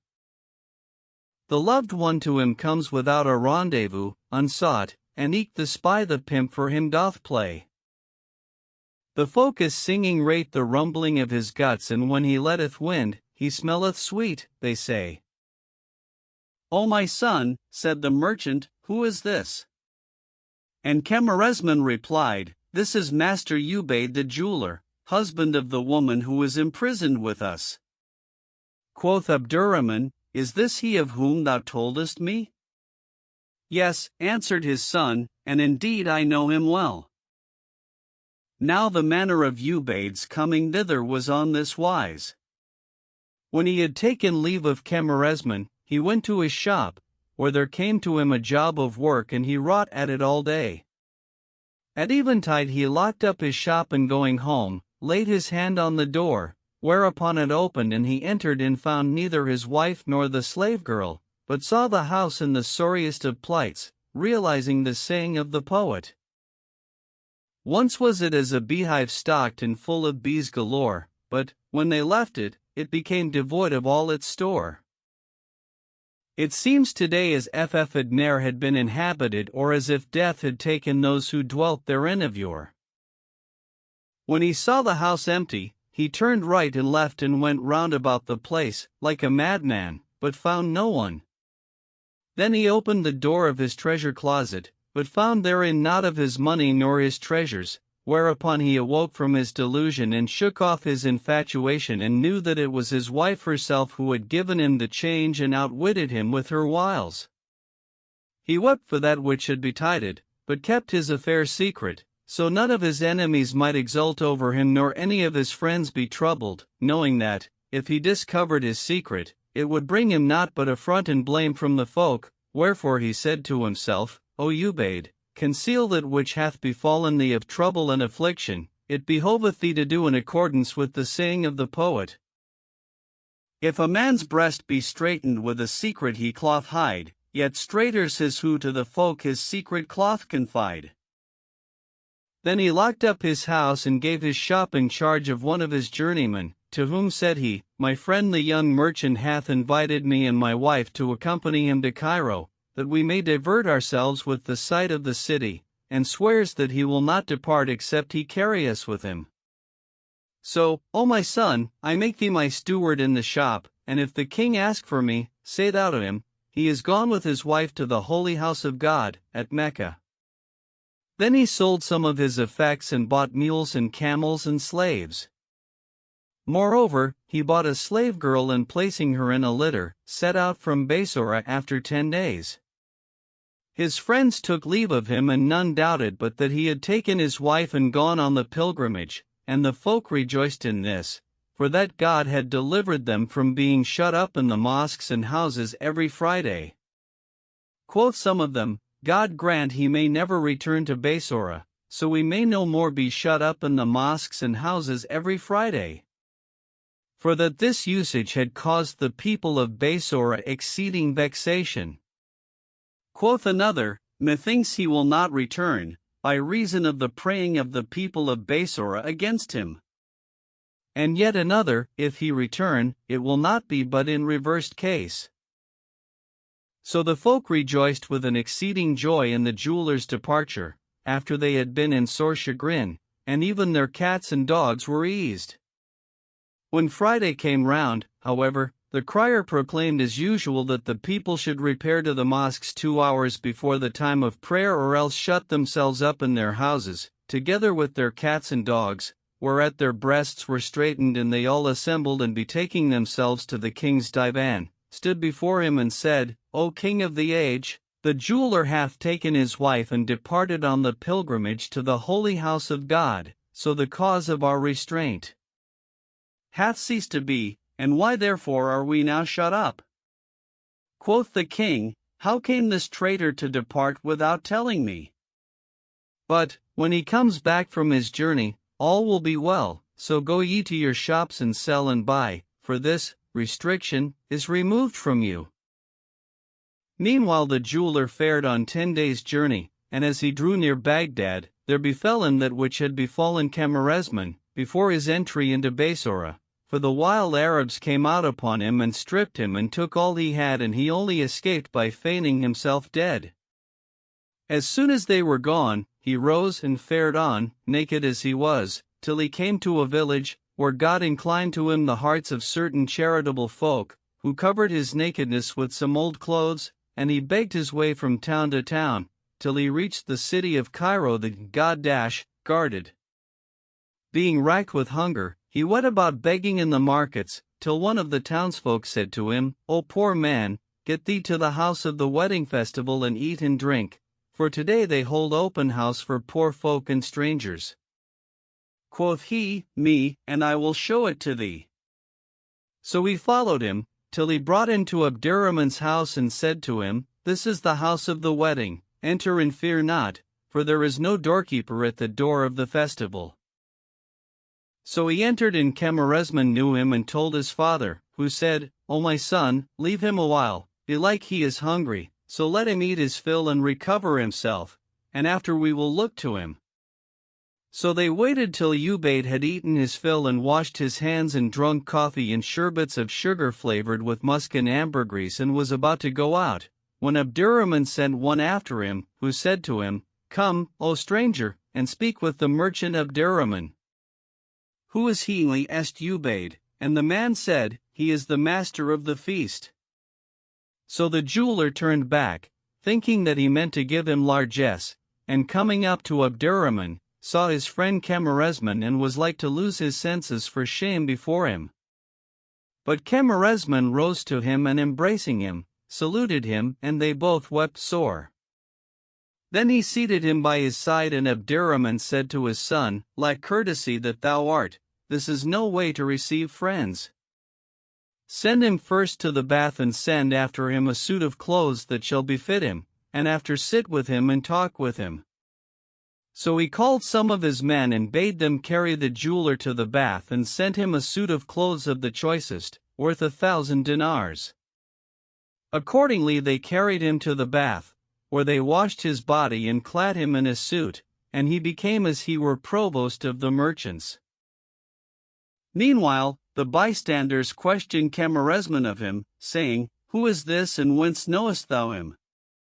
Quoth he, This is my friend, who lodged me in his house and to whom I am indebted for favors without number, for that he entreated me with exceeding kindness. He is a man of fortune and condition and by trade a jeweler, in which craft he hath no equal. The king of Basora loves him greatly and holds him in high esteem, and his word is law with him. And he went on to enlarge to them on his praises, saying, He did with me thus, and I have shame of him and know not how to requite him his generous dealing with me. Nor did he leave to vaunt him, till his worth was magnified to the bystanders and he became venerable in their eyes. So they said, We will all do him homage and honor him for thy sake. But we would fain know why he hath departed his native land and come hither, and what God hath done with him, that he is come to this plight. O folk, replied Camarasman, marvel not, for a son of Adam is still subject to fate and destiny, and what while he abideth in this world, he is not safe from calamities. Indeed, he speaks truly who says, Time still devours mankind and lies in wait on them to prey, so be not thou of those whom rank and honors lead astray. Nay, but beware of slips and faults and sorrow, still forswear and know the attributes of time are ruin and decay. How many a fortune by the least adverseness is undone? All in itself hath that shall cause it change and pass away. Know that I entered Basora in yet sorrier plight and worse distress than this man, for that he entered Cairo with his nakedness covered with rags, but I came into his town, with my nakedness uncovered, one hand before and another behind, and none availed me but God and this excellent man. Now the reason of this was that the Bedouins stripped me and took my camels and mules and baggage and slew my men, but I lay down among the slain, and they thought that I was dead and went away and left me. Then I arose and walked on, naked, till I came to Basora, where this man met me and clothed me and lodged me in his house. Moreover, he furnished me with money, and all I have brought back with me I owe to God's goodness and his. When I departed, he gave me great store of wealth, and I returned home, with a heart at ease. I left him in luck and lordship, and belike there hath befallen him some calamity of the calamities of fortune, that hath enforced him leave his folk and country, and there hath happened to him by the way the like of what happened to me. There is nothing extraordinary in this, but now it behoveth me to requite him his generous dealing with me and do according to the saying of him who saith, Thou that of fortune deemest hopefully, dost thou thee know what she will do with thee? Whatever thou dost, do good, for to a man, even as he meeteth, shall it meted be. As they were talking, up came Ubaid, as he were provost of the merchants, whereupon they all rose to salute him and seated him in the place of honor. Then said Camarasman to him, O my friend, verily, thy day is blessed and fortunate. There is no need to relate to me a thing that befell me before thee. If the Bedouins have stripped thee and robbed thee of thy wealth, verily our money is the ransom of our lives, so let not thy soul be troubled, for I entered thy city naked and thou clothedst me and entreatedst me generously, and I owe thee many a kindness. But I will requite thee and do with thee even as thou didst with me, nay, more, so be of good heart and cheerful eye. And he went on to soothe him and hinder him from speech, lest he should name his wife and what she had done with him, nor did he cease to ply him with saws and moral instances and verses and conceits and stories and anecdotes and console him, till he took the hint and kept silence concerning the past, diverting himself with the stories and witticisms so heard and repeating, in himself, the following lines. On fortune's forehead is a script, which if on careful wise thou ponder, very tears of blood 'twill draw from out thine eyes.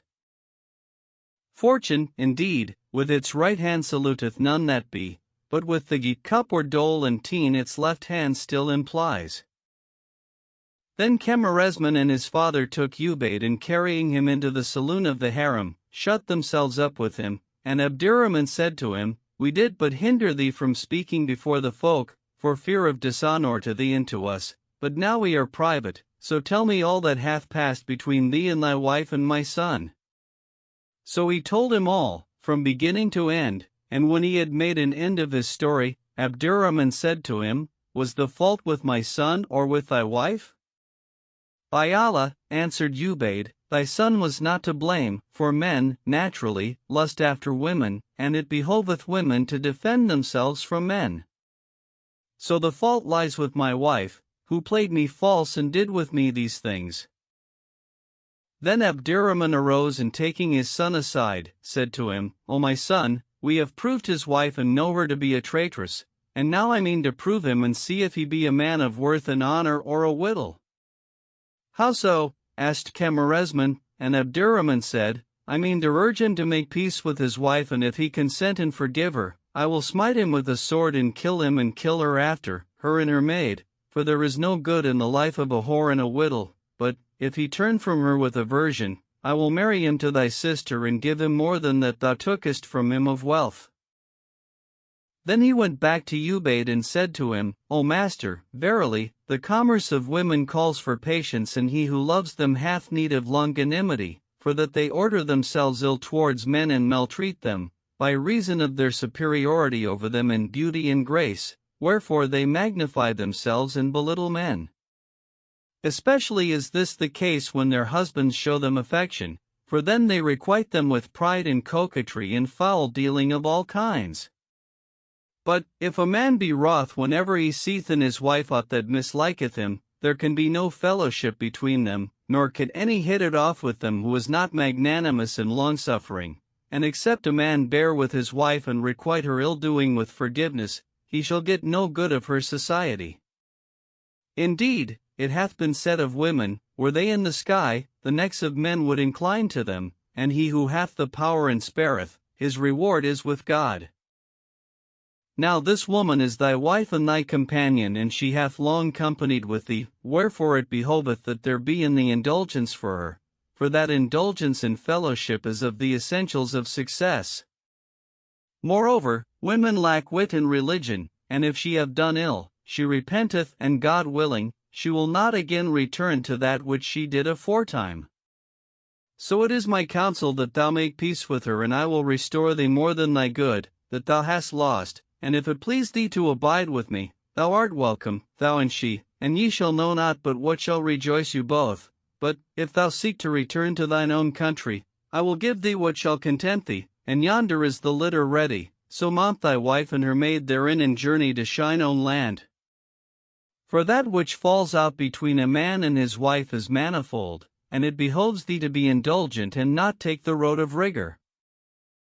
O my lord, said the jeweler, and where is my wife? She is in yonder upper chamber, answered Abderrahman. Go up to her and be easy with her, for my sake, and trouble her not, for, when my son brought her hither, he would have married her, but I forbade him from her and shut her up in yonder chamber, saying in myself, peradventure her husband will come and I will deliver her to him, for she is fair of favor, and when a woman is like unto this one, it may not be that her husband will let her go. What I counted on is come about, and praised be God the Most High for thy reunion with thy wife. As for my son, I have sought him another woman in marriage and married him to her. These feasts and rejoicings are for his wedding, and tonight I bring him in to his wife. So here is the key of the chamber where thy wife is. Take it and open the door and go in to her and her maid and make merry with her. There shall be brought you meat and drink, and thou shalt not come down from her till thou have had thy fill of her. May God requite thee for me with all good, O my lord, exclaimed Ubayd, and taking the key, went up, rejoicing. The merchant thought his words had pleased him and that he assented thereto, so he took the sword and following him, unseen, stood to see what should happen between him and his wife. When the jeweler came to the chamber door, he heard his wife weeping sore for that Camarasman had married another than her, and the maid saying to her, O my lady, how often have I warned thee and said to thee, thou wilt get no good of this youth, so do thou leave his company.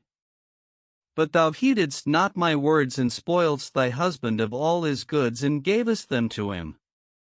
Then thou forsookest thy place of thine infatuation for him, and camest with him to this country. And now he hath cast thee out from his thought and married another, and hath made the issue of thine infatuation for him to be imprisonment. Be silent, O accursed wench, answered Helene. Though he be married to another, yet needs must I occur to his thought some day. I cannot forget the nights I have spent in his company, and in any case I console myself with the saying of the poet. O lords, clothed betide you to give a thought to one unto whose thought none other occurs save you alone? Now God forbid that mindless you of his case should be, whom thought of your condition distracteth from his own. It cannot be but he will bethink him of our loves and ask of me, wherefore I will not turn from loving him nor change from passion for him, though I die in prison, for he is my love and my physician, and my hope is in him that he will yet return to me and deal graciously with me. When the jeweler heard his wife's words, he went in to her and said to her, O traitress, thy hope in him is as the hope of Iblis in paradise. All these vices were in thee, and I knew not thereof, for, had I been ware of one of them, I had not kept thee with me an hour. But now I am certified of this in thee, it behoveth me to kill thee, though they put me to death for thee, O traitress. And he seized her with both hands and repeated the following verses. O fair ones, ye fordid my love so warm and true with sin, nor had regard for what was right and due. How long to you, indeed, with doting love I clave? But, after this my woe, one oath the love of you. Then he pressed upon her windpipe and broke her neck, whereupon her maid cried out, saying, Alas, my mistress! O harlot, said he, it is thou who art to blame for all this, for that thou knewest this vice to be in her and toldest me not. Then he seized upon her and strangled her. When he had done this, apprehensions flocked upon him, and he feared the issue of his affair, and said in himself, When the merchant knows that I have killed them in his house, he will surely slay me, but I beseech God that he appoint the taking of my life to be according to the law. And he abode bewildered about his case and knew not what to do, but, as he was thus, in came Abderrahman, who had stood all this while, sword in hand, without the door, looking with his eyes and hearkening with his ears, and said to him, Fear not, no harm shall befall thee, for indeed thou deservest safety. See this sword in my hand. I had it in mind to slay thee, hadst thou made peace with her and taken her back into favor, and I would have slain her and the maid to boot. But, since thou hast done this thing, welcome to thee and again welcome. And thy reward shall be that I will marry thee to my daughter, Camarasman's sister. Then he carried him down and sent for the woman whose office it was to wash the dead, whereupon it was noised abroad that Camarasman had brought with him 2 slave girls from Basora and that they were both dead. So the people began to condole with him, saying, May thy head live, and may God compensate thee. And they washed and shrouded them and buried them, and none knew the truth of the matter. Then Abdurrahman sent for the Sheikh el-Islam and all the notables and said to the former, Draw up the contract of marriage between my daughter Kakeb-es-Seba and Master Ubayd the jeweler, and set down that her dowry hath been paid me in full. So he drew up the contract, and Abdurrahman gave the company to drink of sherbets, and they made one wedding festival for the 2 brides and paraded them in one litter on one and the same night, after which they carried Camarasman and Ubayd in procession together and brought them in to their brides. When the jeweler went in to Abdurrahman's daughter, he found her handsomer than Helame and lovelier 1,000-fold. So he did away her maidenhead, and on the morrow, he went to the bath with Camarasman. Then he abode with them in pleasance and delight a while, till he began to yearn after his native land. So he went in to Abdurrahman and said to him, O uncle, I long for my own country, for I have there estates and effects, which I left in charge of one of my journeymen, and I have it in mind to journey thither, that I may sell my possessions and return to thee. So wilt thou give me leave to go to my country to that end? O my son, answered the merchant, I give thee leave to do this, and no blame to thee for these words, for that love of country is a part of religion, and he who hath not good in his own land hath none in other folks' land. But, peradventure, if thou depart without thy wife, when thou art once come to thy native place, it may seem good to thee to abide there, and thou wilt be divided between returning to thy wife and sojourning in thine own country, so it were the better counsel that thou carry thy wife with thee, and after, if thou be minded to return to us, return and welcome to you both, for we are folk who know not divorce, and no woman of us marries twice, nor do we lightly discard a man. Quoth Ubayd, O uncle, I fear me thy daughter will not consent to depart with me to my own country. O my son, replied Abdurrahman, we have no women amongst us who gainsay their husbands, nor know we a wife who is wroth with her husband. May God bless you and your women, exclaimed the jeweler, and going in to his wife, said to her, I am minded to go to my country, what sayst thou? Quoth she, My father still had the governance of me, whilst I was a maid, and when I married, the governance all passed into my husband's hand, nor will I gainsay him. May God bless thee and thy father, rejoined Ubayd, and have mercy on the womb that bore thee and the loins that begot thee. Then he cut his thongs and betook himself to making ready for his journey. His father-in-law gave him much substance, and they took leave of one another, after which Ubayd and his wife journeyed on without ceasing, till they reached Basora, where his friends and kinsmen came out to meet him, doubting not but that he had been in the Hijaz. Some rejoiced at his return, whilst others some were vexed, and the folk said one to another, Now will he straiten us again every Friday, as before, and we shall be shut up in the mosques and houses, even to our cats and dogs. When the king of Basora heard of his return, he was wroth with him, and sending for him, chid him, and said to him, Why didst thou depart, without letting me know? Was I unable to give thee somewhat wherewith thou mightest have succored thyself in thy pilgrimage to the holy house of God? Pardon, O my lord, replied the jeweler. By Allah, I went not on the pilgrimage. But there have befallen me such and such things. And he told him all that had befallen him with his wife and with the merchant Abdurrahman of Cairo, and how the latter had given him his daughter to wife, and he had brought her to Basora. By Allah, said the king, did I not fear God the Most High, I would slay thee and marry this noble lady after thy death, though I spend treasuries of money on her, for that she befitteth none but kings. But God hath appointed her of thy portion, and may he bless thee in her. So look thou use her well. Then he bestowed largesse on the jeweler, who went out from before him and abode with his wife 5 years, after which he was admitted to the mercy of God the Most High. The king sought his widow in marriage, but she refused, saying, O king, never was woman among my kindred who married again after her husband's death, wherefore I will never take another husband, nor will I marry thee, no, though thou kill me. Then he sent to say to her, Dost thou seek to go to thy native land? And she answered, If thou do good, thou shalt be requited therewith.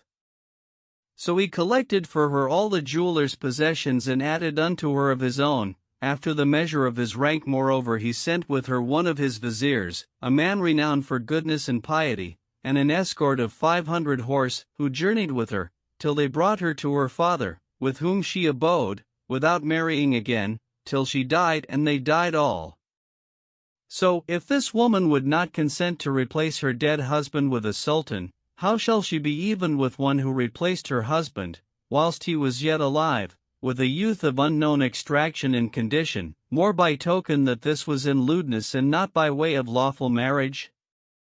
So he who deemeth all women to be alike, there is no remedy for the disease of his madness. And glory be to him to whom belongeth the empire of the seen and the unseen, the living one, who dieth not. Abdullah ben Fazl and his brothers. The Caliph Harun al-Rashid was one day examining the tributes of the various provinces of his empire, when he observed that the tributes of all the countries and regions had come into the treasury, except that of Basora, which had not arrived that year. So he held a divan because of this, and sending for the vizier Jafar, said to him, The tributes of all the provinces have come into the treasury, save that of Basora, no part whereof hath arrived. O commander of the faithful, answered Jafar, belike there hath befallen the governor of Basora somewhat that hath diverted him from sending the tribute. Quoth the Caliph, The time of the coming of the tribute was 20 days ago. What, then, can be his excuse for that? In this time, he hath neither sent it nor sent to show cause for not doing so? O commander of the faithful, replied Jafar, if it please thee, we will send him a messenger. Send him Abu Ishaq el-Mawzili, the boon companion, rejoined the Caliph, and Jafar said, Hearkening and obedience to God and to thee, O commander of the faithful.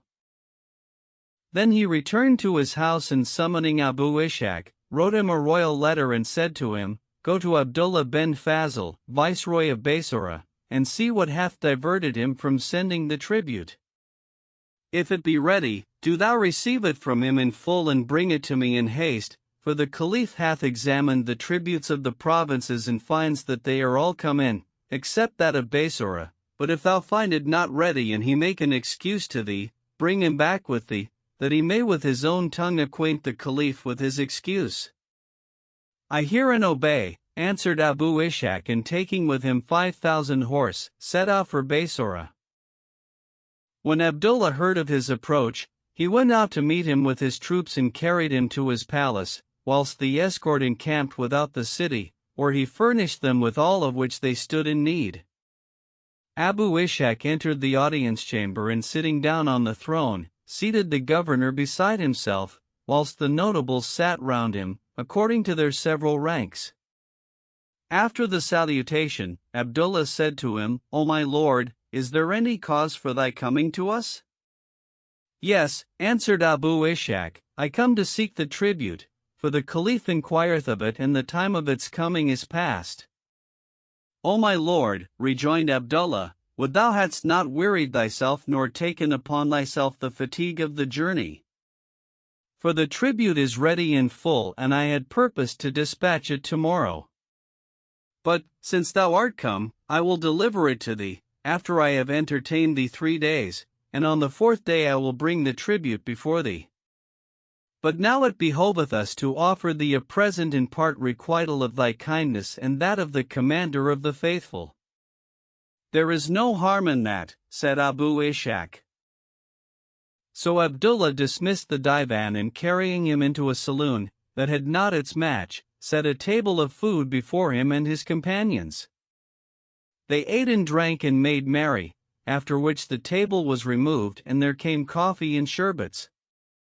They sat conversing till a third part of the night was past, when they spread Abu Ishaq a bed on a couch of ivory, inlaid with glittering gold.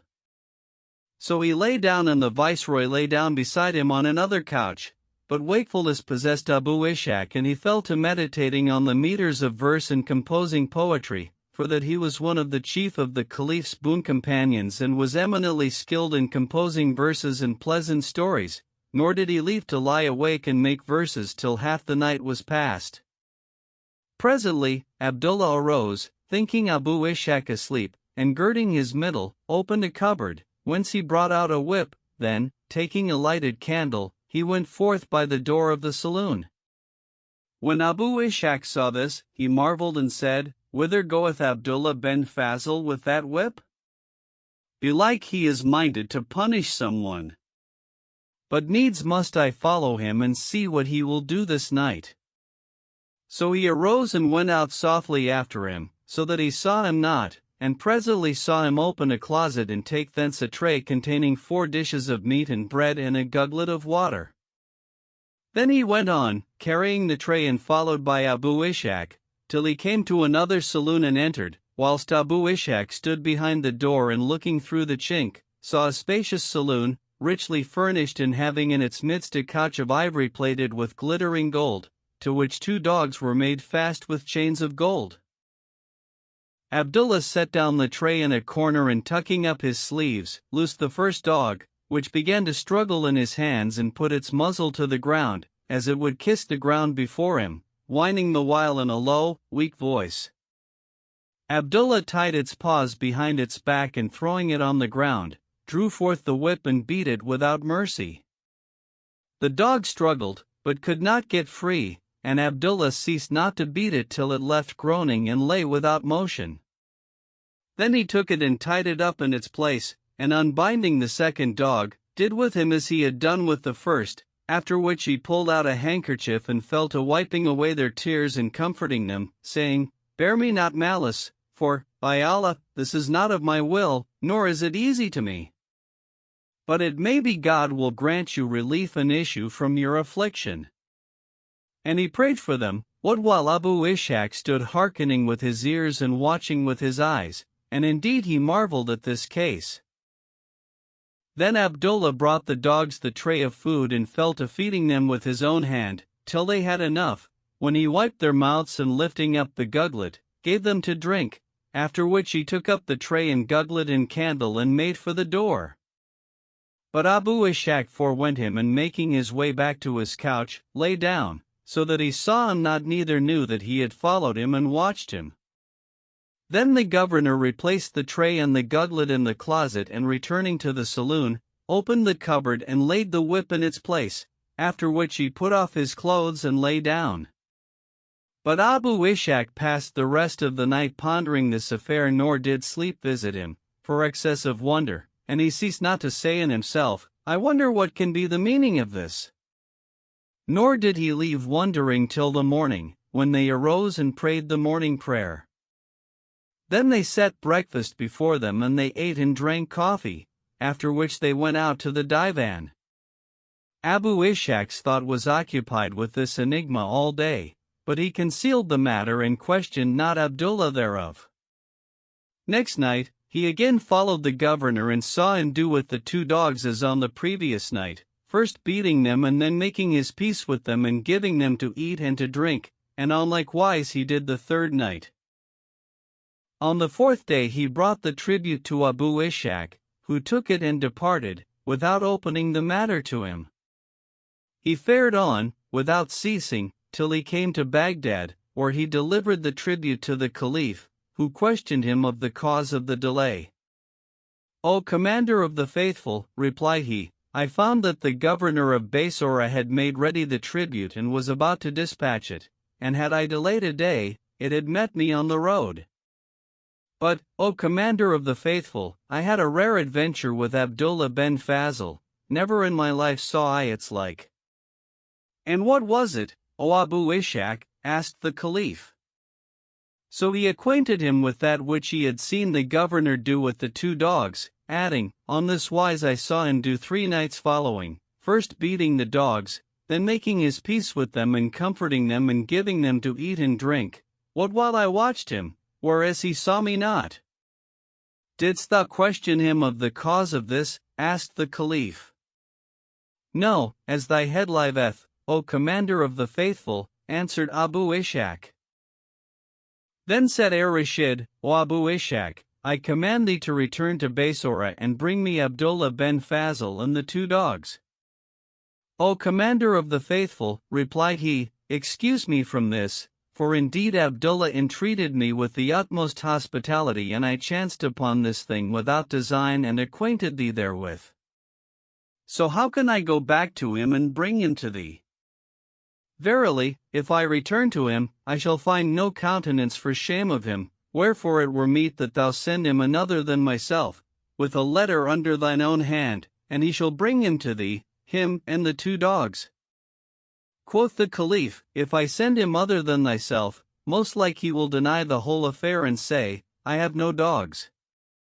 But, if I send thee and thou say to him, I saw them with mine own eyes, he will not be able to deny it. Wherefore nothing will serve but that thou go and fetch him and the 2 dogs, else will I put thee to death. I hear and obey, O commander of the faithful, answered Abu Ishaq. God is our sufficiency and good is he in whom we trust. He spoke sooth who said, The calamity of man is from the tongue, and it is I who sinned against myself in telling thee. But write me a royal letter and I will go to him and bring him back to thee. So the Caliph wrote him a royal letter and he took it and repaired to Basora. When he came in to the governor, the latter said, God keep us from the mischief of thy return, O Abu Ishaq. How comes it that I see thee return in haste?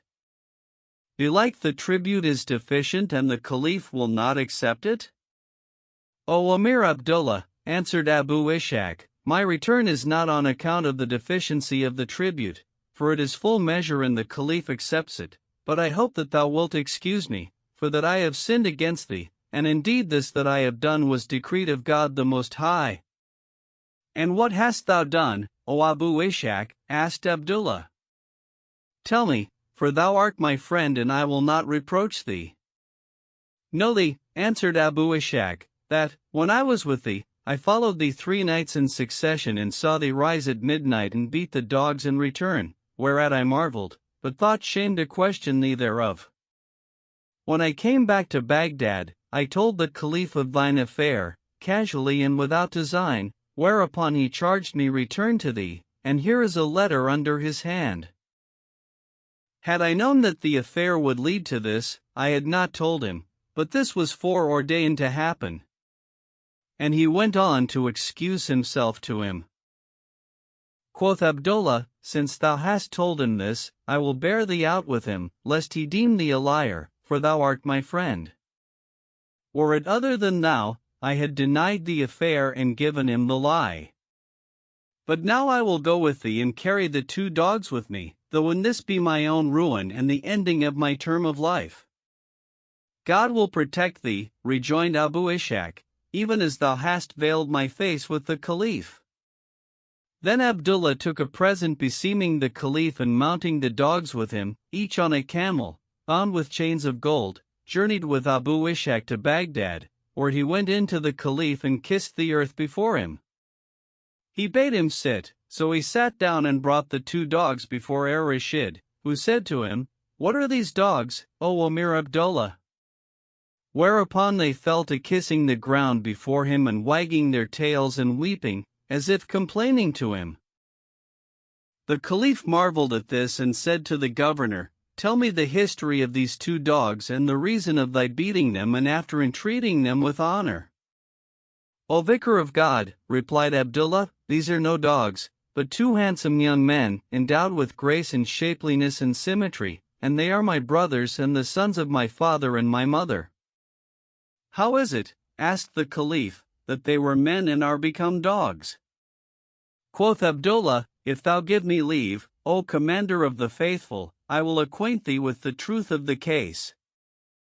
Tell me, said the Caliph, and beware of leasing, for it is of the fashion of the hypocrites, and look thou tell truth, for that it is the ark of safety and the characteristic of the virtuous. O Vicar of God, rejoined Abdullah, when I tell thee the story of these dogs, they will both bear witness against me. Quoth the Caliph, these are dogs, they cannot speak nor answer, so how can they testify for thee or against thee? So Abdullah said to them, O my brothers, if I speak an untrue word, do ye lift your heads and stare with your eyes, but, if I speak truth, hang down your heads and lower your eyes. Then said he to the Caliph, Know, O commander of the faithful, that we are 3 brothers by one father and mother. Our father's name was Fazl, and he was thus named for that his mother bore 2 sons at one birth, one of whom died forthright and the other remained alive, wherefore they named him Fazl. His father brought him up and reared him well, till he grew up, when he married him to our mother and died. Our mother conceived a first time and bore this my first brother, whom my father named Mensaur. Then she conceived again and bore this my second brother, whom he named Nasir, after which she conceived a third time and bore me, whom he named Abdullah. My father reared us all 3 till we came to man's estate, when he died, leaving us a house and a shop full of colored stuffs of all kinds, Indian and Greek and Khorasani and what not, besides 70,000 dinars. We washed him and buried him to the mercy of his Lord, after which we builded him a splendid monument and let pray for him prayers for the deliverance of his soul from the fire and held recitations of the Quran and gave alms on his behalf, till the 40 days were past, at the end of which time I called together the merchants and nobles of the folk and made them a sumptuous entertainment. When they had eaten, I said to them, O merchants, verily this world is fleeting, but the world to come is eternal, and extolled be the perfection of him who endureth after his creatures have passed away. Know ye why I have called you together this blessed day? And they answered, Extolled be the perfection of God, who, alone, knoweth the hidden things. Quoth I, My father died, leaving much good, and I fear lest any have a claim against him for a debt or a pledge, left in his hands, or what not else, and I desire to discharge my father's obligations towards the folk. So whoso hath any claim on him, let him say, He oweth me so, and I will satisfy it to him, that I may acquit my father's responsibility. O Abdullah, replied the merchants, verily the goods of this world stand not instead of those of the world to come, and we are no fraudful folk, but all of us know the lawful from the unlawful and fear God the Most High and abstain from devouring the substance of the orphan. We know that thy father, may God have mercy on him, still let his good lie with the folk, nor did he suffer anyone's claim on him to go unquitted, and we have often heard him say, I am fearful of the people's substance. He used always to say, when he prayed, O my God, thou art my stay and my hope. Let me not die in debt. And it was of his wont that, if he owed anyone aught, he would pay it to him, without asking, and if any owed him aught, he would not dun him, but would say to him, At thy leisure. If his debtor were poor, he would forgive him the debt and acquit him of responsibility, and if he were not poor and died, without paying, he would say, God forgive him what he owed me. And we all testify that he owed no one aught. May God bless you, said I. Then I turned to these my brothers and said to them, O my brothers, our father owed no man aught and hath left us much money and stuffs, besides the house and shop. Now we are 3 brothers and each of us is entitled to 1/3 part. So shall we agree to forego division and abide co-partners in our property and eat together and drink together, or shall we divide the money and the stuffs and take each his part? Said they, We will divide them and take each his share. Then Abdullah turned to the 2 dogs and said to them, Did it happen thus, O my brothers? And they bowed their heads and lowered their eyes, as who should say, Yes. So, continued Abdullah, I called in a departitor from the Cadi's court, and he divided amongst us the money and the stuffs and all our father's effects, allotting the house and shop to me in exchange for a part of the money and stuffs to which I was entitled. We were content with this, so the house and shop fell to my share, whilst my brothers took theirs in money and stuffs. I opened the shop, and stocking it with my part of the stuffs, bought others with the money allotted to me, over and above the house and the shop, till the latter was full, and I sat selling and buying. As for my brothers, they bought stuffs, and chartering a ship, set out on a voyage to foreign parts. Quoth I, God aid them. As for me, my livelihood is ready to my hand, and peace is priceless. I abode thus a whole year, during which time God prospered me, and I made great profits, till I became possessed of the like of that which our father had left us. One day, as I sat in my shop, with 2 fur pelisses on me, one of sable and the other of miniver, for it was the winter season and the time of the great cold, there came up to me my 2 brothers, each clad in nothing but a ragged shirt, and their lips were white with cold, and they were shivering. When I saw them in this plight, it was grievous to me, and I mourned for them, and my reason fled from my head. So I rose and embraced them, and wept over their condition. Then I put on one of them the pelisse of sable, and on the other that of miniver, and carrying them to the bath, sent them thither each a suit of apparel such as befitted a merchant worth 1,000 purses. When they had washed and donned each his suit, I carried them to my house, where, seeing them to be sore and hungered, I set a tray of food before them and ate with them, caressing them and comforting them. Then he turned to the 2 dogs and said to them, Was this so, O my brothers? And they bent their heads and lowered their eyes. Then, O vicar of God, continued Abdullah, I said to them, What hath befallen you, and where are your goods? Quoth they, We fared up the river, till we came to a city called Kufa, where we sold for 10 dinars the piece of stuff that had cost us half a dinar, and that which cost us a dinar for 20. So we profited greatly, and bought Persian stuffs at the rate of 10 dinars the piece of silk, worth 40 in Basora. Thence we removed to a city called El Kirk, where we sold and bought and made great profit and amassed store of wealth. And they went on to set forth to me the places they had visited, and the profits they had made. So I said to them, Since ye had such good luck, how comes it that I see you return naked? They sighed and answered, O our brother, someone must have beluked us with the evil eye, and there is no security in travel. When we had gotten together these riches and goods, we freighted a ship therewith and set sail, intending for Basora. We fared on 3 days, and on the 4th day we saw the water rise and fall and roar and foam and swell and rage, whilst the waves clashed together, striking out sparks like fire. The winds blew contrary for us, and our ship struck upon the point of a rock, where it broke up and plunged us into the river, and all we had with us was lost in the water. We abode struggling on the surface a day and a night, till God sent us another ship, whose crew picked us up, and we begged our way from town to town, suffering sore hardships and selling our clothes piecemeal, to buy us food, till we drew near Basora, nor did we win thither till we had endured 1,000 miseries.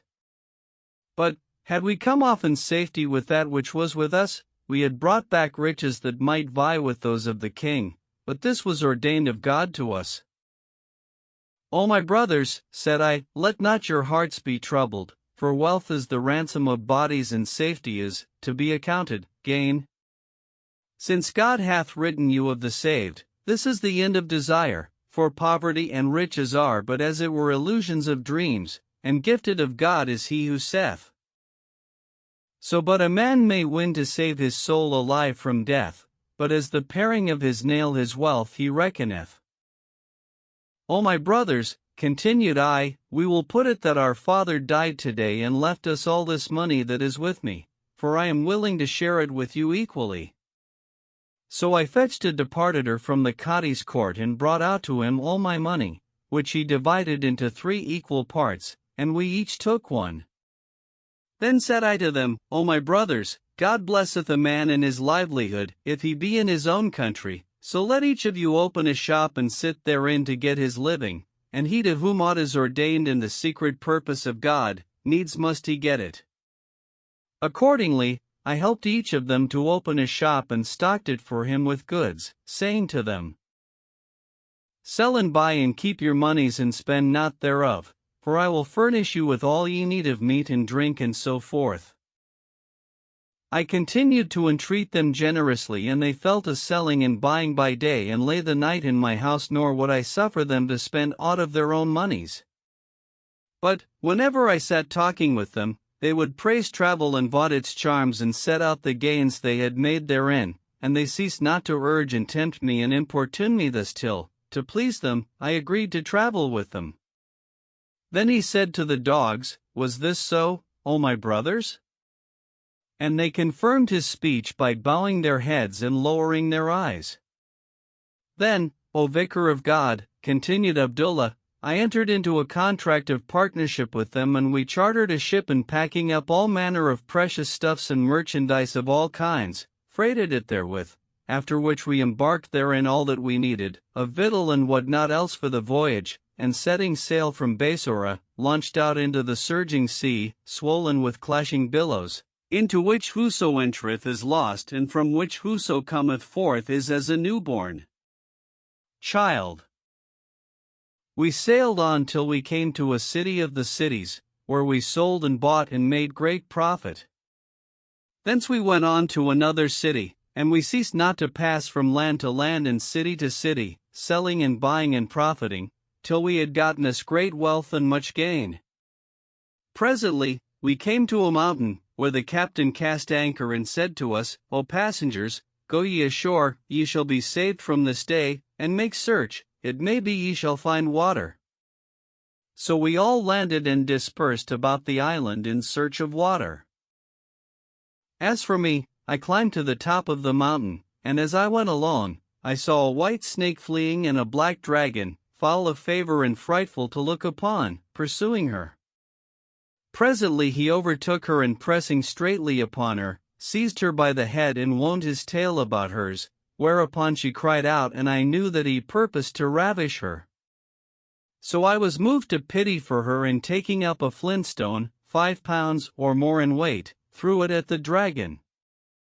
It smote him on the head and crushed it, and before I knew, the snake changed and became a handsome young woman, full of grace and brightness and symmetry, as she were the shining full moon, who came up to me and kissing my hands, said to me, May God veil thee with 2 veils, one, to protect thee from reproach in this world, and the other from the fire in the world to come on the day of the great upstanding, the day when wealth shall not avail neither children, nor aught, but that one come to God with a whole heart.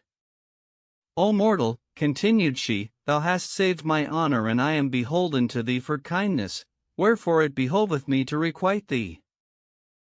So saying, she signed with her hand to the earth, which opened, and she descended into it. Then it closed up again over her, and by this I knew that she was of the jinn. As for the dragon, fire was kindled in him and consumed him, and he became a heap of ashes. I marveled at this, and returned to my comrades, whom I acquainted with that which I had seen, and we passed the night in the island. On the morrow the captain weighed anchor and spread the sails and coiled the ropes, and we sailed till we lost sight of land.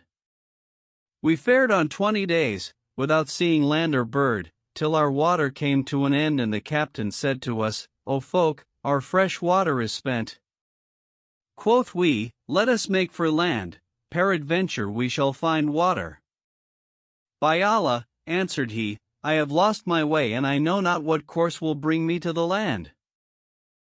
When we heard this, there betided us sore chagrin, and we wept and besought God the Most High to guide us into the right course. We passed that night in the sorriest case, but gifted of God is he who saith. How many a night have I passed in dismay and in grief that might well nigh cause sucklings grow grey? But no sooner broke morn than came succor from God, and help near at hand was vouchsafed me with day. On the morrow, when the day arose and gave forth its light and shone, we caught sight of a high mountain and rejoiced therein.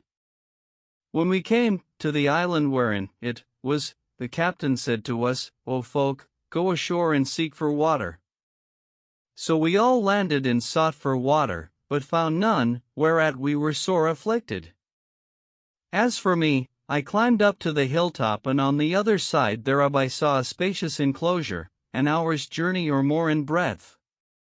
So I called my companions and said to them, Look at yonder enclosure, behind this mountain, for I see therein a lofty and strong-built city, girt about, with walls and towers and hills and meadows, and doubtless it wants not for water and good things.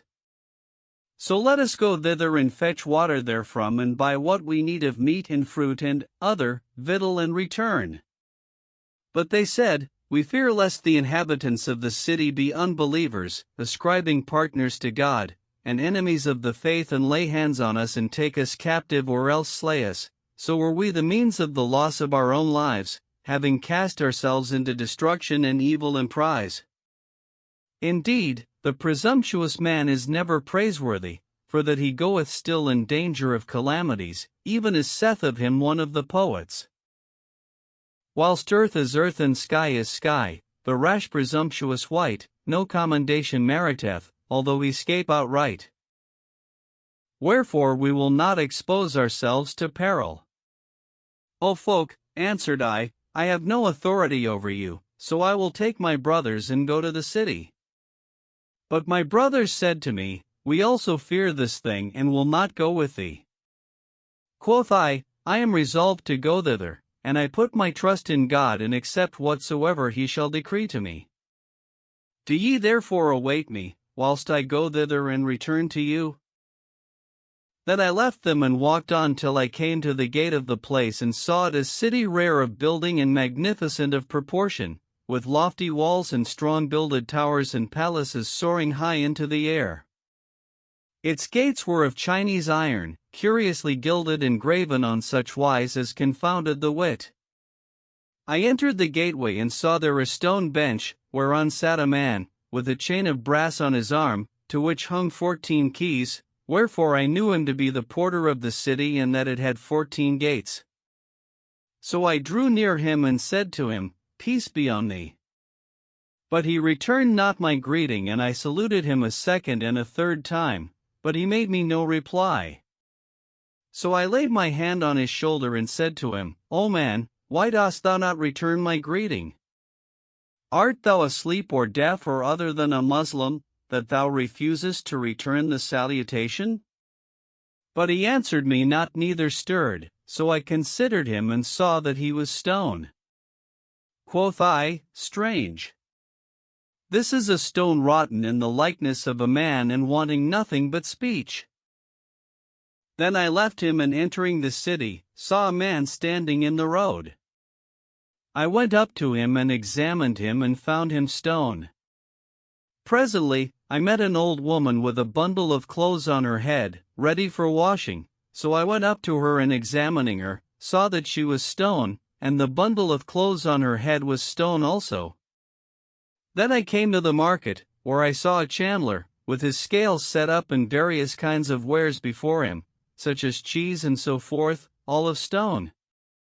Moreover, I saw all manner of tradesmen seated in their shops, and men and women and children, some standing and some sitting, but they were all stone. Then I entered the merchant's bazaar, where I saw each merchant seated in his shop, and the shops full of various kinds of merchandise, all stone, but the stuffs were like spiders' webs. I amused myself with looking upon them, and as often as I laid hold upon a piece of stuff, it fell to dust in my hands. Presently, I saw some chests, and opening one of them, found it full of golden bags, so I laid hold upon the bags, but they crumbled away in my grasp, whilst the gold abode unchanged. I took of it what I could carry, and said to myself, were my brothers here, they might take their fill of this gold and possess themselves of these treasures that have no owner. Then I entered another shop and found therein more than this, but could carry no more than I had, so I left this market and went on to another, and thence to another and another, diverting myself with the sight of all manner creatures of various kinds, all stone, even to the cats and the dogs, till I came to the goldsmith's bazaar, where I saw men sitting in their shops, with their wares about them, some in their hands and others in trays of wickerwork. When I saw this, I threw down the money and loaded myself with goldsmith's ware, as much as I could carry.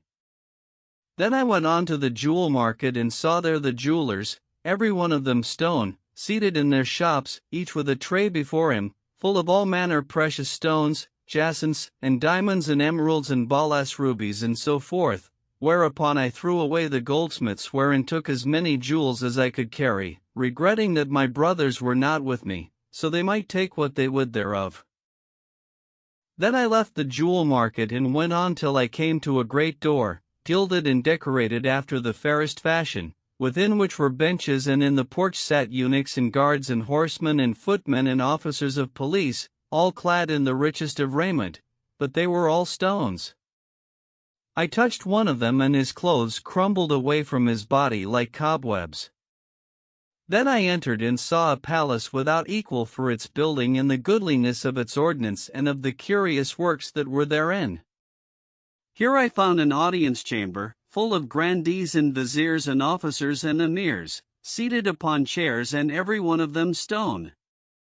Moreover, I saw a throne of red gold, inlaid with pearls and jewels, and seated thereon a man arrayed in the most sumptuous raiment and bearing on his head an imperial crown, set with precious stones, that shed a light like the light of the day, but, when I came up to him, I found him stone. Then I went on to the gate of the harem and entering, found myself in the queen's presence chamber, wherein I saw a throne of red gold, inlaid with pearls and jewels, and the queen seated thereon. On her head she wore a crown diademed with precious jewels, and round about her were women like moons, seated upon chairs and clad in the most sumptuous raiment of all colors.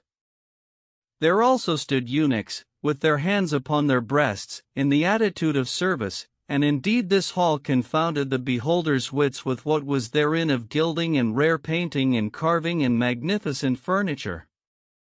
There hung the most brilliant pendants of limpid crystal, and in every hollow of the crystal was an unique jewel, to whose price money might not avail. So I threw down that which was with me and fell to taking of these jewels what I could carry, bewildered as to what I should take and what I should leave, for indeed I saw the place as it were a treasure of the treasures of the cities. Presently, I espied a little door open and within it stairs, so I entered and mounting 40 stairs, heard a human voice reciting the Quran in a low voice. I followed the sound till I came to a silken curtain, laced with wires of gold, whereon were strung pearls and coral and rubies and emeralds, that gave forth a light like the light of the stars. The voice came from behind the curtain, so I raised it and discovered a gilded door, whose beauty amazed the mind. I opened the door and found myself in a saloon, as it were an enchanted treasure house upon the surface of the earth, and therein a girl as she were the shining sun amiddleward the cloudless sky. She was clad in the costliest of raiment and decked with the most precious jewels, and withal she was of surpassing beauty and grace, full of symmetry and elegance and perfection, with slender waist and heavy buttocks and spittle such as heals the sick and languorous eyelids, as it were she of whom the poet would speak, when he saith, "My salutation to the shape that through the weed doth show, and to the roses in the cheeks full flowering needs that blow. It is as if the Pleiades upon her forehead hung, and all night's other stars did deck her breast, like pearls a row. And if a weed of purest rose she donned, the leaves for sure would from her body's fresh plucked fruits enforce the blood to flow. And if into the salt sea's flood one day she chanced to spit, sweeter than honey to the taste its briny tides would grow. If to a graybeard, leant upon a staff, she deigned her grace to grant, a lion tamer straight he would become, I trow. When I saw her, I fell passionately in love with her, and going straight up to her, found her seated on a high couch, reciting from memory the book of God, to whom belong might and majesty. Her voice was like the sound of the gates of paradise, when Rizwan opens them, and the words fell from her lips like a shower of jewels, whilst her face was of surpassing beauty, bright and blossom white, even as saith the poet of the like of her. O thou whose speech and fashions charm with their seductive grace, longing and wistfulness for the increase on me apace. Two things in thee the votaries of passion still consume, David his tones melodious and Joseph's lovely face. When I heard her melodious voice reciting the sublime Quran, my heart recited from her assassinating glances, peace, a word from a compassionate Lord, but I hesitated in my speech and could not say the salutation aright, for my mind and sight were confounded and I was become as saith the poet. Love-longing moved me not to err in speech, nor entered I the camp, but that the shedding of my blood I might abye. Nor do I hearken to a word spoken by our censurers, but unto her whom I adore in words I testify. Then I braced myself against the stress of passion and said to her, Peace be upon thee, O noble lady and treasured jewel. May God cause the foundations of thy fair fortune to endure and uplift the pillars of thy glory. And on thee from me be peace and salutation and honor, O Abdullah, O son of Fazl, answered she. Welcome and fair welcome to thee, O my beloved and solace of my eyes. O my lady, rejoined I, whence knowest thou my name and who art thou and what aileth the people of this city, that they are become stones? I would have thee tell me the truth of the case, for indeed I am wondered at this city and its folk and that I have found none, alive, therein but thee. So, God on thee, tell me the cause of all this, according to the truth. Quoth she, Sit, O Abdullah, and God willing, I will talk with thee and acquaint thee in full with the truth of my case and that of this city and its people, and there is no power and no virtue save in God the Most High, the Supreme. So I sat down by her side and she said to me, Know, O Abdullah, may God have mercy on thee, that I am the daughter of the king of this city and that it is my father whom thou sawest seated on the high throne in the divan, and those who were about him were the grandees of his realm and the officers of his household. He was a king of exceeding prowess and had under his hand 1,000,000 and 60,000 troopers. The number of the emirs of his realm was 24,000, all of them governors and dignitaries. He ruled over 1,000 cities, besides towns and hamlets and fortresses and citadels and villages, and the emirs of the wild Arabs under his hand were 1,000 in number, each ruling over 20,000 horse. Moreover, he had riches and treasures and precious stones and jewels and things of price, such as I never saw nor e'er heard of.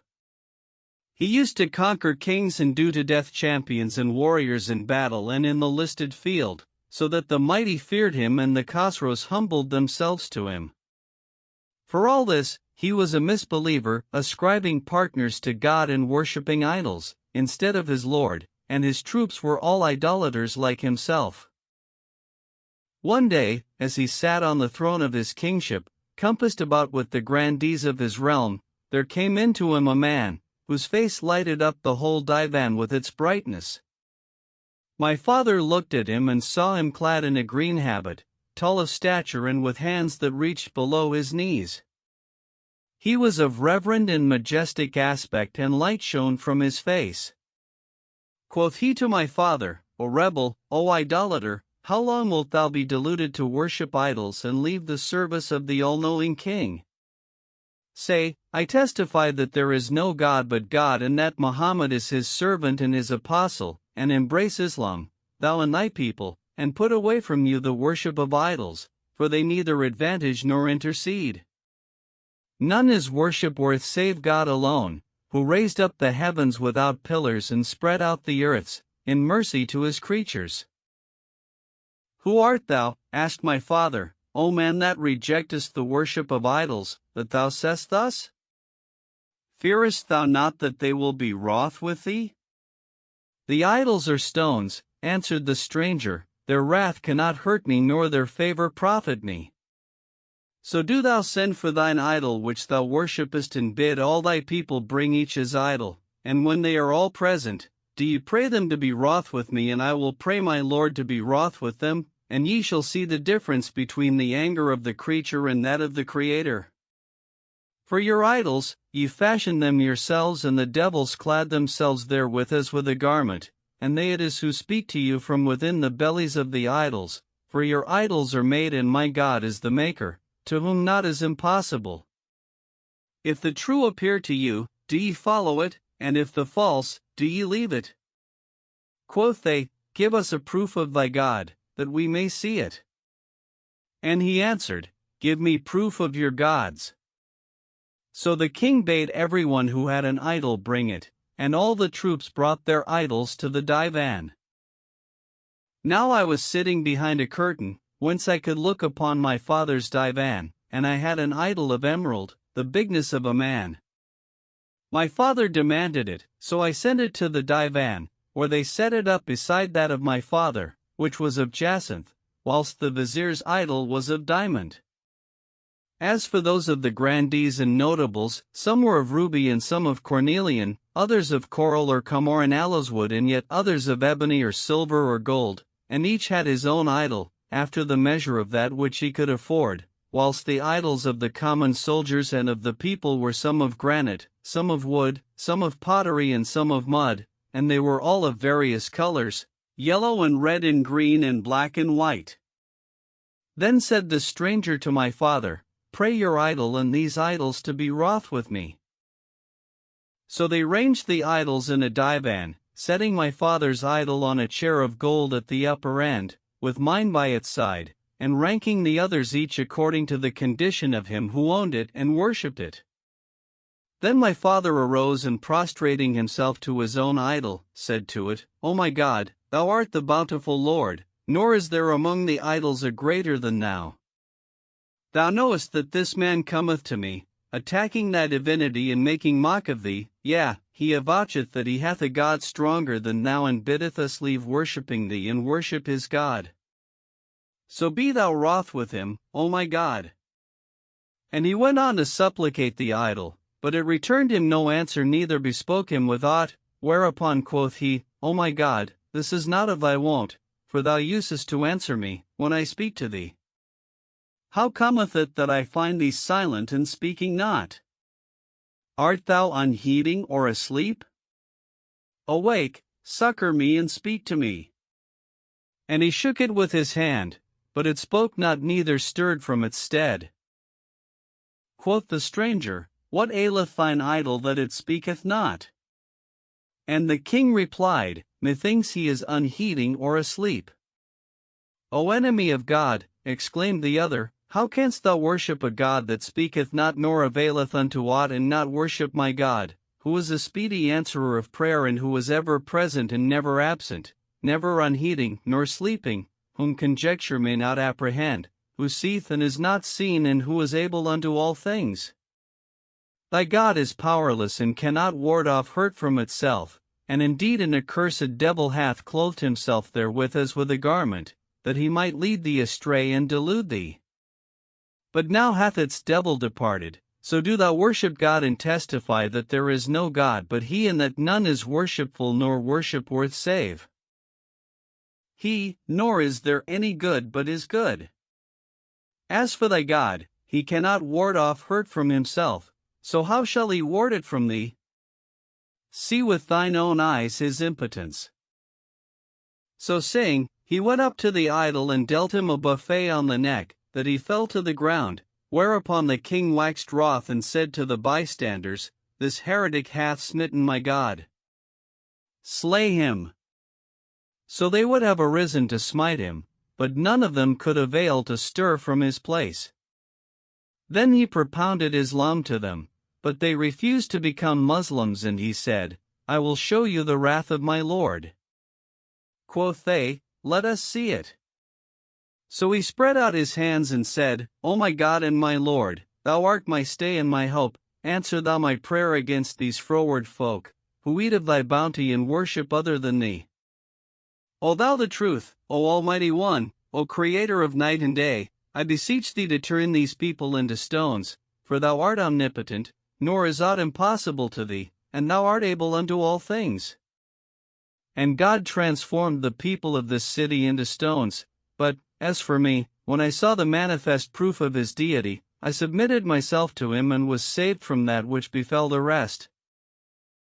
Then the stranger drew near unto me and said to me, Felicity was foreordained to thee of God, and he had a purpose in this. And he went on to instruct me, and I took unto him the oath and covenant. I was then 7 years of age, and am now 30 years old. Then said I to him, O my Lord, all that is in the city and all its folk are become stones, by thine effectual prayer, and I am saved, for that I embraced Islam at thy hands.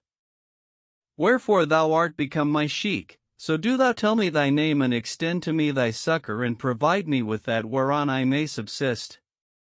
Quoth he, My name is Abulabaz el-Khizr, and he planted me a pomegranate tree, which grew up forthright and putting out leaf, flowered, and fruited and bore one pomegranate, whereupon quoth he, Eat of that wherewith God the Most High provideth thee, and worship him with the worship that is his due. Then he taught me the tenets of Islam and the canons of prayer and the way of worship, together with the recital of the Quran, and I have now worshipped God in this place 23 years. Each day the tree yields me a pomegranate, and I eat it and am sustained thereby from day to day. Moreover, every Friday, El-Khizr, on whom be peace, comes to me, and it is he who acquainted me with thy name and gave me the glad tidings of thy coming hither, saying to me, When he cometh, entreat him with honor and give ear unto his commandment and gainsay him not, but be thou his wife and he shall be thy husband, and go with him whither he will. So, when I saw thee, I knew thee, and this is the story of this city and of its people, and peace be on thee. Then she showed me the pomegranate tree, whereon was one pomegranate, which she took, and eating one half thereof herself, gave me the other to eat, and never did I taste aught sweeter or more delicious than this pomegranate, or more satisfying. After this, I said to her, Art thou content, as the Sheikh el-Khizr charged thee, to be my wife and go with me to my own country and abide with me in the city of Basora? Yes, answered she, if it please God the Most High. I hearken to thy word and obey thy commandment, without gainsaying. Then I made a binding covenant with her, and she carried me into her father's treasury, whence we took what we could carry, and going forth the city, fared on till we came to my brothers, whom I found searching for me. Where hast thou been? Asked they. Indeed thou hast tarried long from us, and our hearts were troubled for thee. And the captain of the ship said to me, O merchant Abdullah, the wind has been fair for us this great while, and thou hast hindered us from setting sail. There is no harm in that, answered I. Assuredly delay is good, and my absence hath wrought us nothing but profit, for indeed, there hath betided me therein the attainment of our hopes, and gifted of God is he who saith, When to a land I fare in quest of good, purdy, I know not of the twain, which fortune mine shall be. Whether 'twill prove the good whereafter I do seek, or else the evil hap that seeketh after me. Then said I to them, See what hath fallen to me in my absence. And I showed them that which was with me of things of price, and told them what I had seen in the city of stone, adding, If ye had hearkened to me and gone with me, ye had gotten great good thereby. But they said, By Allah, had we gone, we had not dared to go in to the king of the city. Then I said to my brothers, No harm shall befall you, for that which I have will suffice us all, and I will share it with you. So saying, I divided my booty into 4 parts, and gave one to each of my brothers and to the captain, taking the 4th for myself, after setting aside somewhat, which I gave to the servants and sailors, who rejoiced and blessed me, and all were content with what I gave them, save my brothers, who changed countenance and rolled their eyes. I perceived that covetise had gotten possession of them, so I said to them, O my brothers, methinketh what I have given you doth not content you, but we are brothers, and there is no difference between us. My good and yours are one, and the same thing, and if I die, none will inherit of me but you. And I went on to soothe them. Then I carried the lady on board the ship and lodged her in the cabin, where I sent her somewhat to eat, and we sat talking, I and my brothers. "O our brother," said they, "what wilt thou do with yonder damsel of surpassing beauty?" And I answered, I mean to marry her, as soon as I reach Basora, and make a splendid wedding and go into her there. "O my brother," said one of them, "verily, this young lady excelleth in beauty and grace, and the love of her is fallen on my heart, wherefore I desire that thou give her to me, and I will marry her." "I too desire this," said the other. "Give her to me, that I may marry her." "O my brothers," answered I, "she took of me an oath and a covenant that I would marry her myself, so, if I give her to one of you, I shall be false to my oath and to the covenant between her and me, and belike she will be broken-hearted, for she came not with me but on condition that I should marry her. So how can I give her to wife to other than myself? As for your loving her, I love her more than you, for she is my treasure trove, and as for my giving her to one of you, that is a thing that may not be. But, if we reach Basora in safety, I will look you out 2 girls of the best of the damsels of Basora and demand them for you in marriage, and pay the dower of my own monies, and make one wedding, and we will all 3 go in to our brides on one and the same night. But leave this damsel, for she is of my portion." They held their peace, and I thought they were content with that which I had said. Then we fared on towards Basora, and every day I sent meat and drink to the lady, who came not forth of the cabin, whilst I lay with my brothers on the deck. We sailed thus 40 days, till we sighted the city of Basora, and rejoiced in that we were come near thereunto. Now I trusted in my brothers, and was at my ease with them, for none knoweth the hidden things save God the Most High, so I lay down to sleep that night, but as I abode drowned in slumber, I found myself caught up by my brothers, one seizing me by the legs and the other by the arms, for they had taken counsel together to drown me in the sea, because of the damsel. When I saw myself in this case, I said to them, O my brothers, why do ye this with me?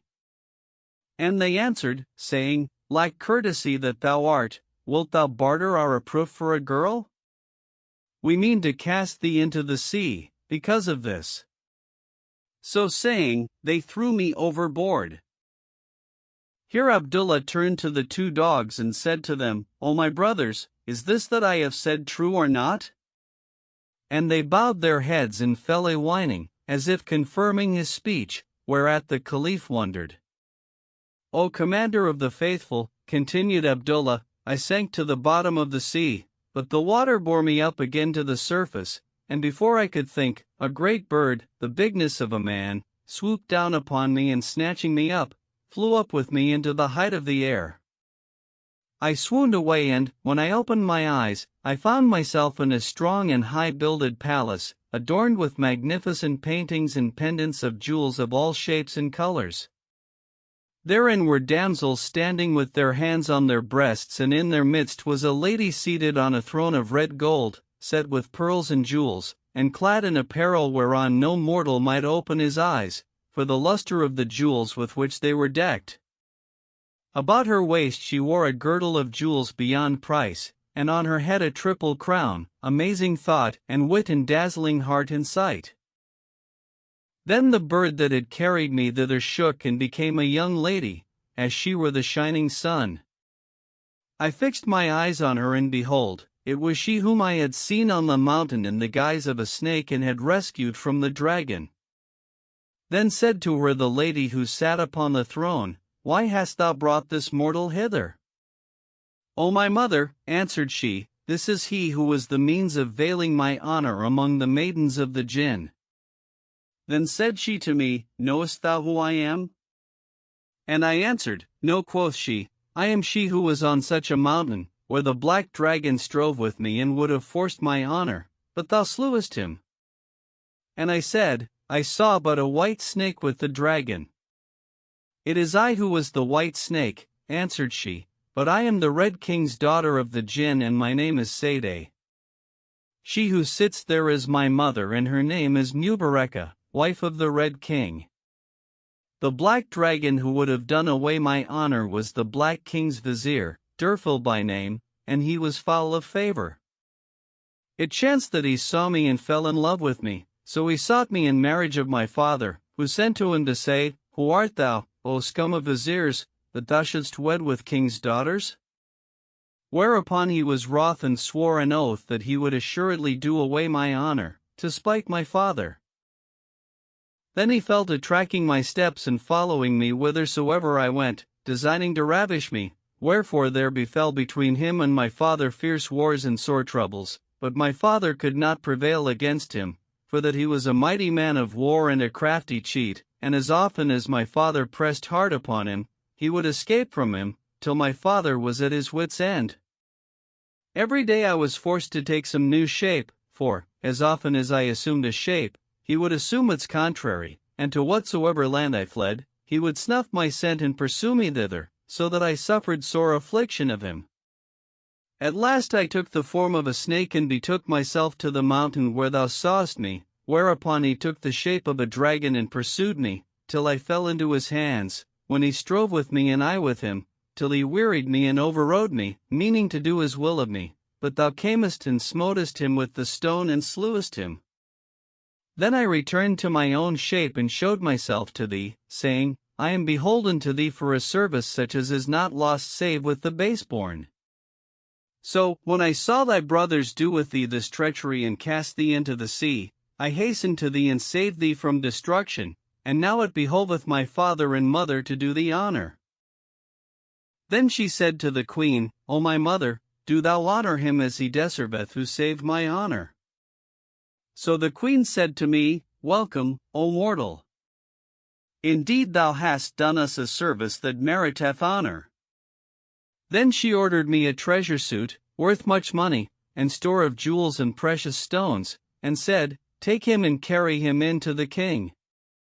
So they carried me in to the king in his divan, where I found him seated on his throne, with his marids and guards before him. And when I saw him, my eyes were dazzled for that which was upon him of jewels, but when he saw me, he rose to his feet and all his officers rose also, to do him worship.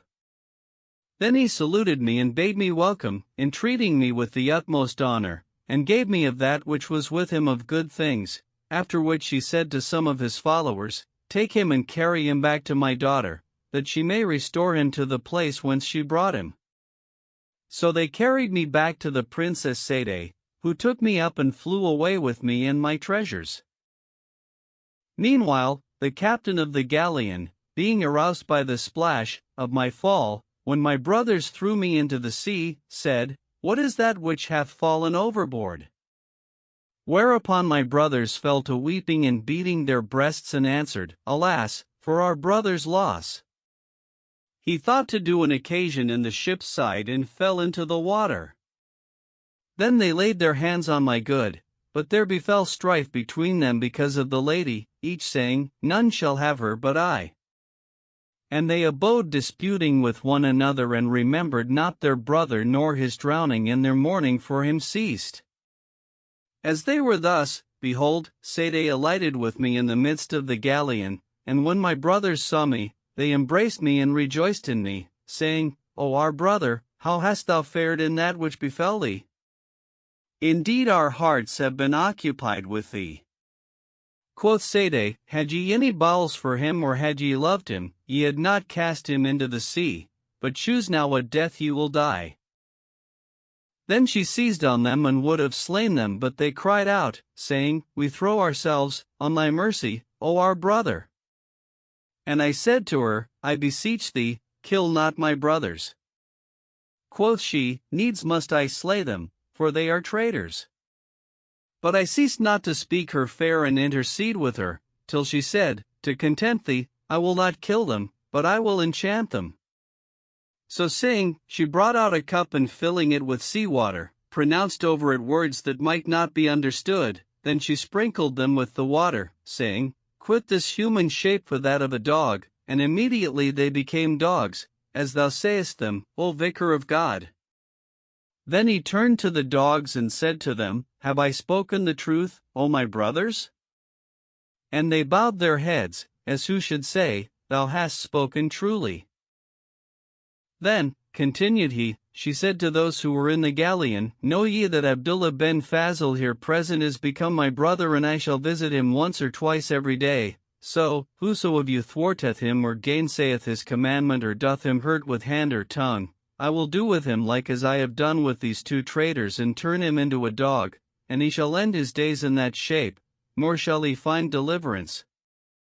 And they all said to her, O Our Lady, we are all his slaves and his servants, and will not gainsay him in aught. Moreover, she said to me, When thou comest to Basora, examine all thy property, and if there lack aught thereof, tell me, and I will bring it thee, in whose hands and wheresoever it may be, and will change him who took it into a dog. When thou hast laid up thy goods, clap a collar of iron on the neck of each of these two traitors, and tie them to the leg of a couch, and shut them up by themselves. Moreover, every night, at midnight, do thou go down to them and beat each of them till he swoon away, and if thou suffer a single night to pass, without beating them, I will come to thee and swinge thee soundly, after which I will beat them. And I answered, I hear and obey. Then said she, Tie them up with ropes till thou come into Basora.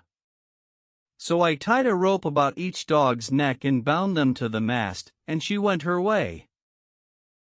On the morrow we entered Basora, and the merchants came out to meet me and saluted me, and none inquired of my brothers. But they looked at the dogs and said to me, What wilt thou do with these two dogs thou hast brought with thee? Quoth I reared them on the voyage and have brought them home with me. And they laughed at them, knowing not that they were my brothers. When I reached my house, I put the dogs in a closet and busied myself with the unpacking and disposition of the bales of stuffs and jewels I had with me. Moreover, the merchants were with me, because of salutation, wherefore I was occupied with them and forgot to beat the dogs or chain them up. Then I lay down to sleep, but hardly had I done so, when there came to me the Red King's daughter Sade and said to me, Did I not bid thee clap chains on their necks and give each of them a beating? So saying, she seized me, and pulling out a whip, beat me till I swooned away, after which she went to the place where my brothers were and beat them till they came nigh upon death. Then said she to me, Beat each of them thus every night, and if thou let a night pass without doing this, I will beat thee. And I answered, O my lady, tomorrow I will put chains on their necks, and next night I will beat them, nor will I leave them one night unbeaten. And she charged me straitly to beat them, and disappeared. When the day came, it being grievous to me to put fetters of iron on their necks, I went to a goldsmith and bade him make them collars and chains of gold. He did this, and I put the collars on their necks and chained them up, as she bade me, and next night I beat them in mine own despite. This befell in the Caliphate of El-Mehdi, third of the sons of Abbas, and I ingratiated myself with him by sending him presents, wherefore he invested me with the government and made me viceroy of Basora. On this wise I abode some time, and after a while, I said in myself, It may be her wrath is grown cool, and left them a night unbeaten, whereupon she came to me and gave me a beating, the pain whereof I shall never forget so long as I live. So, from that time to this, I have never left them a single night unbeaten, and when El-Mehdi died and thou camest to the throne, thou sentest to me, confirming me in the government of Basora.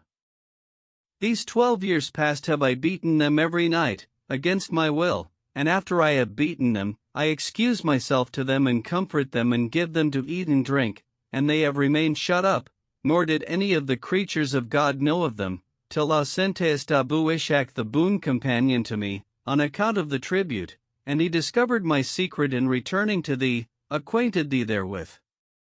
Then thou sentest him back to fetch me in them, so I answered with hearkening and obedience, and brought them before thee, whereupon thou questionedst me, and I told thee the truth of the case, and this is my history.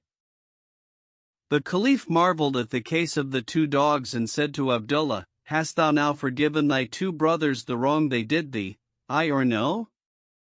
O my lord, answered he, may God forgive them and acquit them of guilt in this world and the next. Indeed, it is I who stand in need of their forgiveness, for that these 12 years past I have beaten them grievously every night. O Abdullah, rejoined the Caliph, God willing, I will endeavor for their release and that they may become men again, as they were before, and I will make peace between thee and them, so shall you live the rest of your lives as loving brothers, and like as thou hast forgiven them, so shall they forgive thee. But now take them and go down with them to thy lodging, and this night beat them not, and tomorrow all shall be well. O my lord, answered Abdullah, as thy head liveth, if I leave them one night unbeaten, Saday will come to me and beat me, and I have no body to brook beating. Fear not, quoth the Caliph, for I will give thee a writing under my hand. If she come to thee, do thou give her the scroll, and if, when she has read it, she spare thee, the favor will be hers, but, if she obey not my commandment, commit thine affair to God and let her beat thee, and suppose that thou hast forgotten to beat them for one night and that she beats thee because of that, and if it fall out thus and she gainsay me, as sure as I am commander of the faithful, I will be even with her. Then he wrote her a letter on a piece of paper, 2 fingers broad, and sealing it, gave it to Abdullah, saying, O Abdullah, if she come, say to her, the Caliph, King of mankind, hath commanded me to leave beating them and hath written me this letter for thee, and he saluteth thee. Then give her the warrant and fear no hurt. And he took of him a solemn pledge that he would not beat them. So he took the dogs and carried them to his lodging, saying in himself, I wonder what the Caliph will do with the king's daughter of the jinn, if she disobey him and beat me tonight. But I will run the risk of a beating for once and leave my brothers at peace this night, though I suffer torture for their sake. Then he bethought himself a while, and his reason said to him, Did not the Caliph rely on some great support, he had not forbidden me from beating them.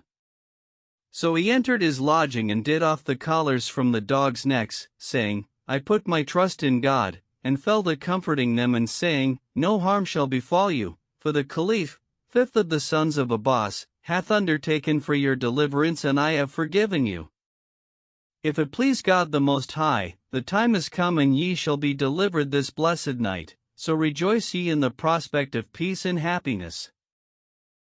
When they heard his words, they fell a-whining, after the fashion of dogs, and rubbed their jowls against his feet, as if praying for him and humbling themselves before him.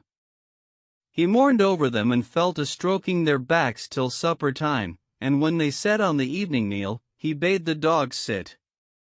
So they sat down and ate from the tray, whilst his officers stood gaping and marveling at his eating with dogs and saying, Is he mad or are his wits deranged? How can the viceroy of Basora, he who is greater than a vizier, eat with dogs? Knoweth he not that the dog is unclean? And they stared at the dogs, as they ate with him on decorous wise, knowing not that they were his brothers, nor did they leave staring at them, till they had made an end of eating, when Abdullah washed his hands and the dogs also put out their paws and washed, whereupon all who were present fell a-laughing at them and saying, one to another, Never in our lives saw we dogs eat and after wash their paws. Then the dogs sat down on the divans beside Abdullah, nor dared any question him of this, and thus the case abode till midnight, when he dismissed the attendants and lay down to sleep and the dogs with him, each on a couch, whereupon the servants said to each other, Verily, he hath lain down to sleep and the dogs with him. Quoth another, Since he hath eaten with the dogs from the same tray, there is no harm in their sleeping with him, and this is not but the fashion of madmen. Moreover, they ate not any deal of the food that remained in the tray, saying, How shall we eat of dogs' leavings? And they took the tray, with what was therein, and threw it away, saying, It is unclean. As for Abdullah, ere he could think, the earth clove in sunder, and out came Saday, who said to him, O Abdullah, why hast thou not beaten them this night, and why hast thou done off the collars from their necks? Hast thou done this to thwart me and in mockery of my commandment? But now I will beat thee and change thee into a dog like unto them. O my lady, answered he, I conjure thee by the graving upon the ring of Solomon, son of David, on whom be peace, have patience with me till I tell thee the reason of this, and after do with me what thou wilt. Say on, quoth she, and he said, The king of mankind, the commander of the faithful, the Caliph Harun al-Rashid, commanded me not to beat them this night, and took of me oaths and covenants to that effect, and he saluteth thee and hath committed to me a mandate under his own hand, which he bade me give thee. So I obeyed his commandment, for it is obligatory to obey the commander of the faithful, and here is the mandate.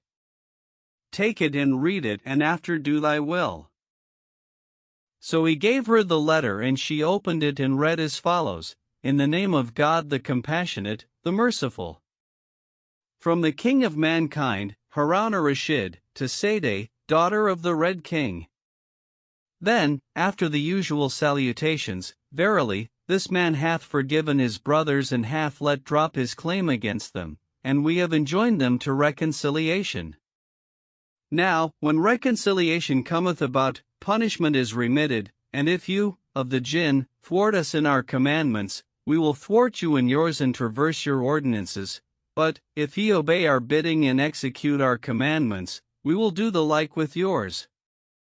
Wherefore I bid thee do them no hurt, and if thou believe in God and in his apostle, it behoveth thee to obey him to whom the commandment is committed.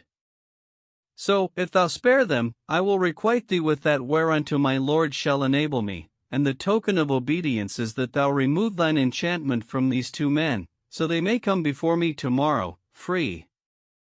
But, if thou release them not, I will release them in thy despite, by the aid of God the Most High.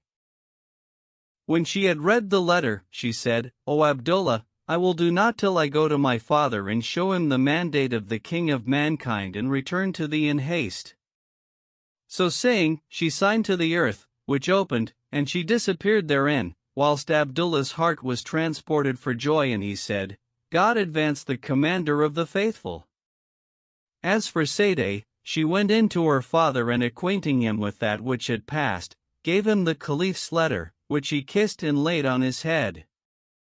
Then he read it and said, O my daughter, verily, the ordinance of the king of mankind hath course with us, and his commandments are executory amongst us, nor can we gainsay him. So go thou and release the two men forthwith, and say to them, Ye are free, by the intercession of the king of mankind.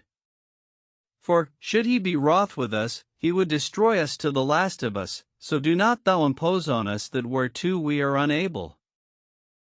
O my father, said she, if the king of mankind were wroth with us, what could he do with us?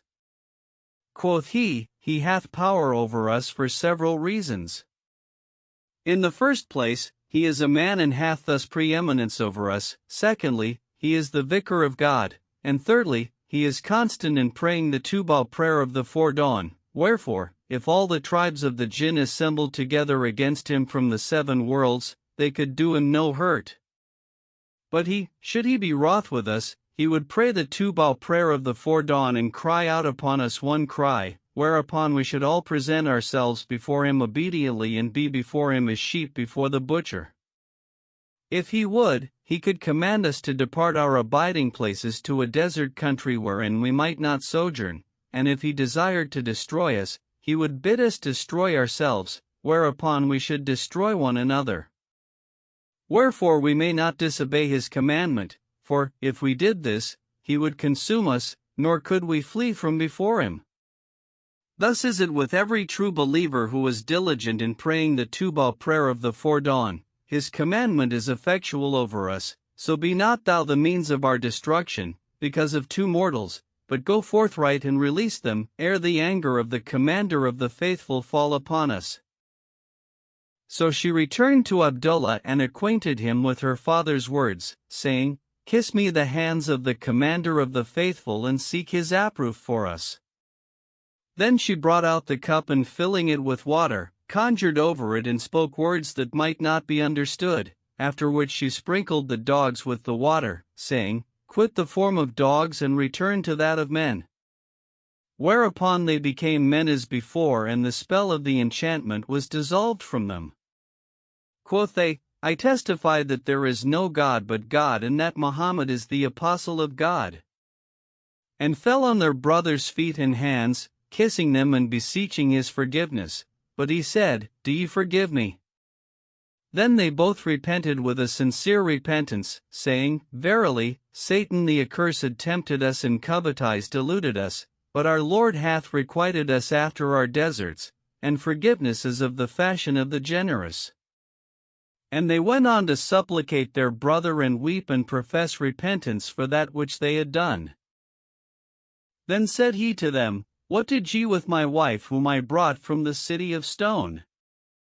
Quoth they, "When Satan tempted us and we cast thee into the sea, there befell strife between us, each saying, I will have her to wife. Which when she heard, she came up from the cabin and said to us, Contend not because of me, for I will not belong to either of you. My husband is gone into the sea and I will follow him." So saying, she cast herself overboard and died. "Verily," exclaimed Abdullah, "she died a martyr. But there is no power and no virtue save in God the Most High, the Supreme." Then he wept sore for her and said to his brothers, "It was not well of you to do this thing and bereave me of my wife." And they answered, "Indeed, we have sinned, but our Lord hath requited us our deed, and this was a thing that God decreed unto us, ere he created us." And he accepted their excuse, but Sade said to him, "Have they done all these things to thee, and wilt thou forgive them?" "O my sister," answered he, "whoso hath power and spareth, his reward is with God." Then said she, "Be on thy guard against them, for they are traitors." And she took leave of him and went away. Abdullah and his brothers passed the rest of the night in eating and drinking and merriment and good cheer, and on the morrow, he sent them to the bath and clad each of them, on his coming forth, in a suit worth much money. Then he called for the tray of food and they set it before him and he ate, he and his brothers. When his attendants saw the latter and knew them for his brothers, they saluted them and said to him, "O our Lord, may God give thee joy of thy reunion with thy dear brothers.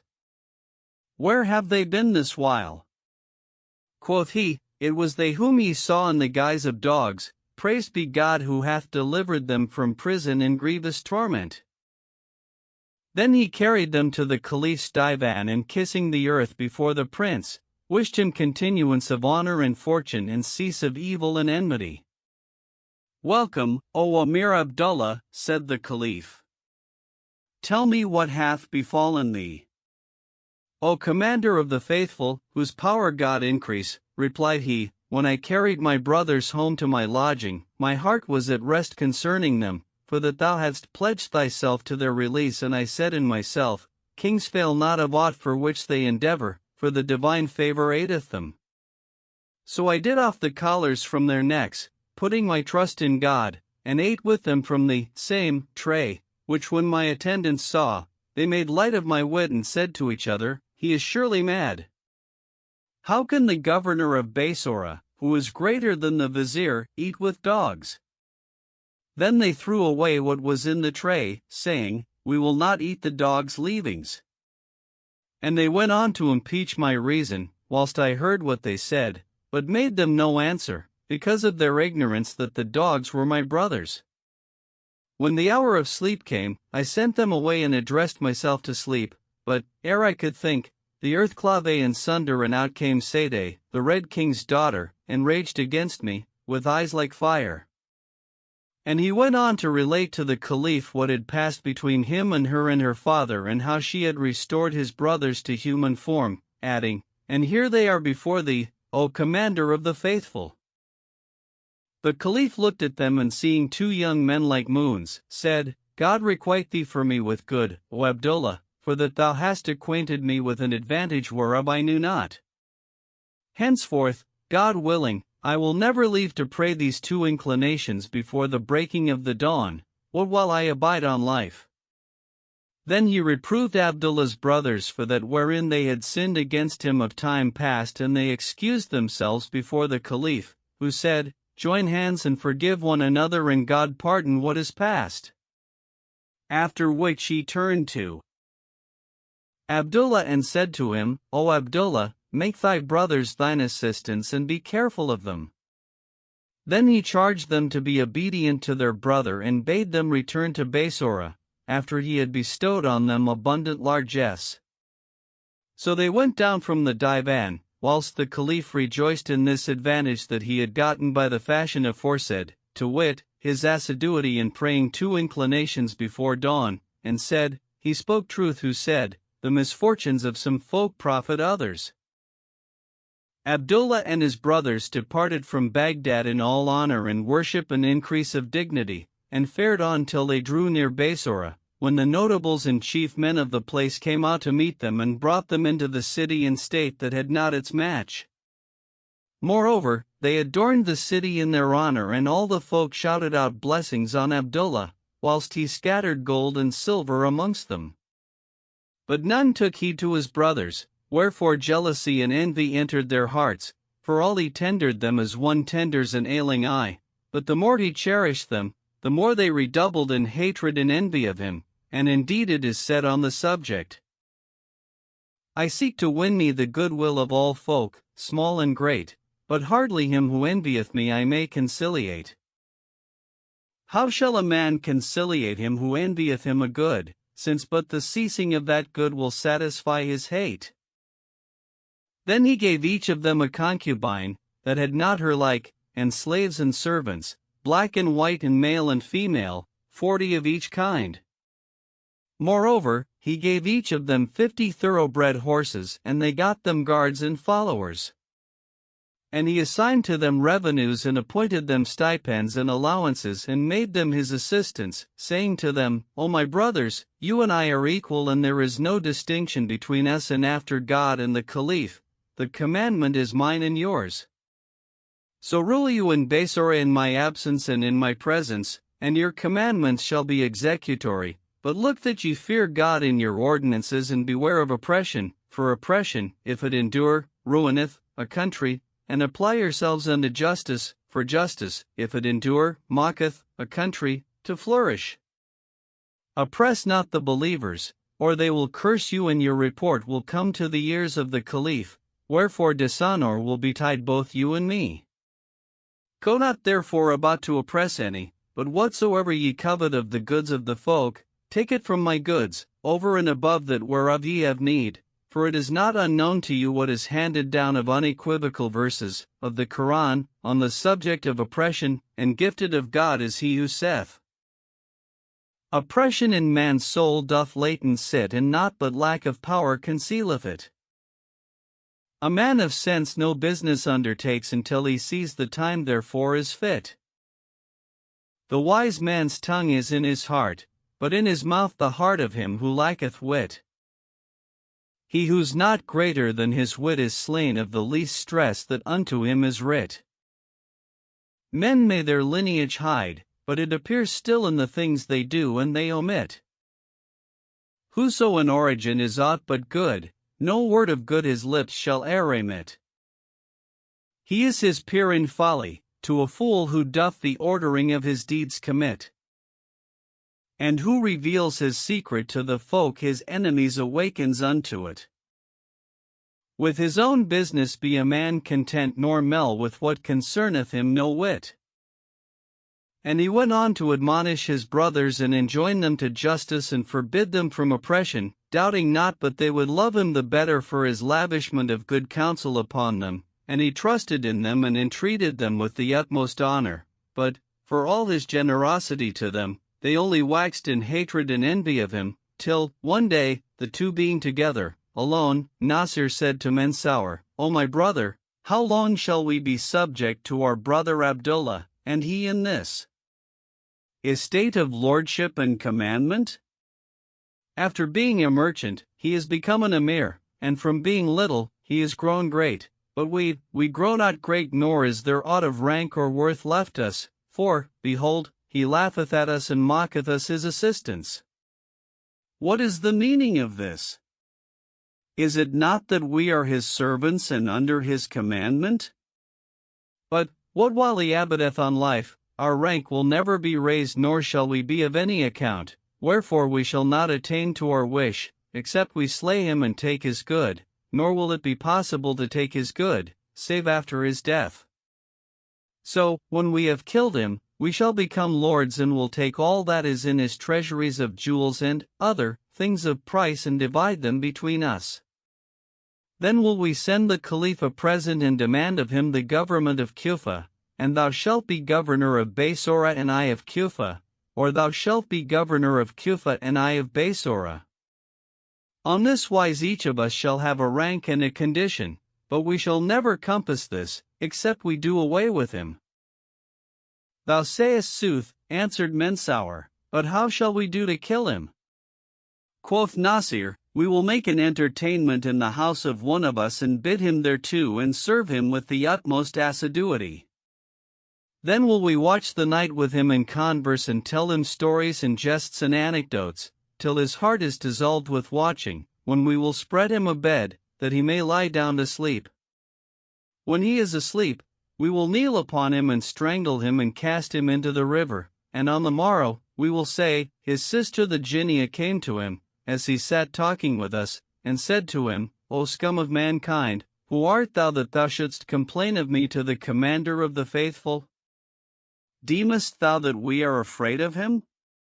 If he be a king, we too are kings, and if he mend not his manners with us, we will kill him by the foulest of deaths. But meantime I will kill thee, that we may see what the commander of the faithful can do.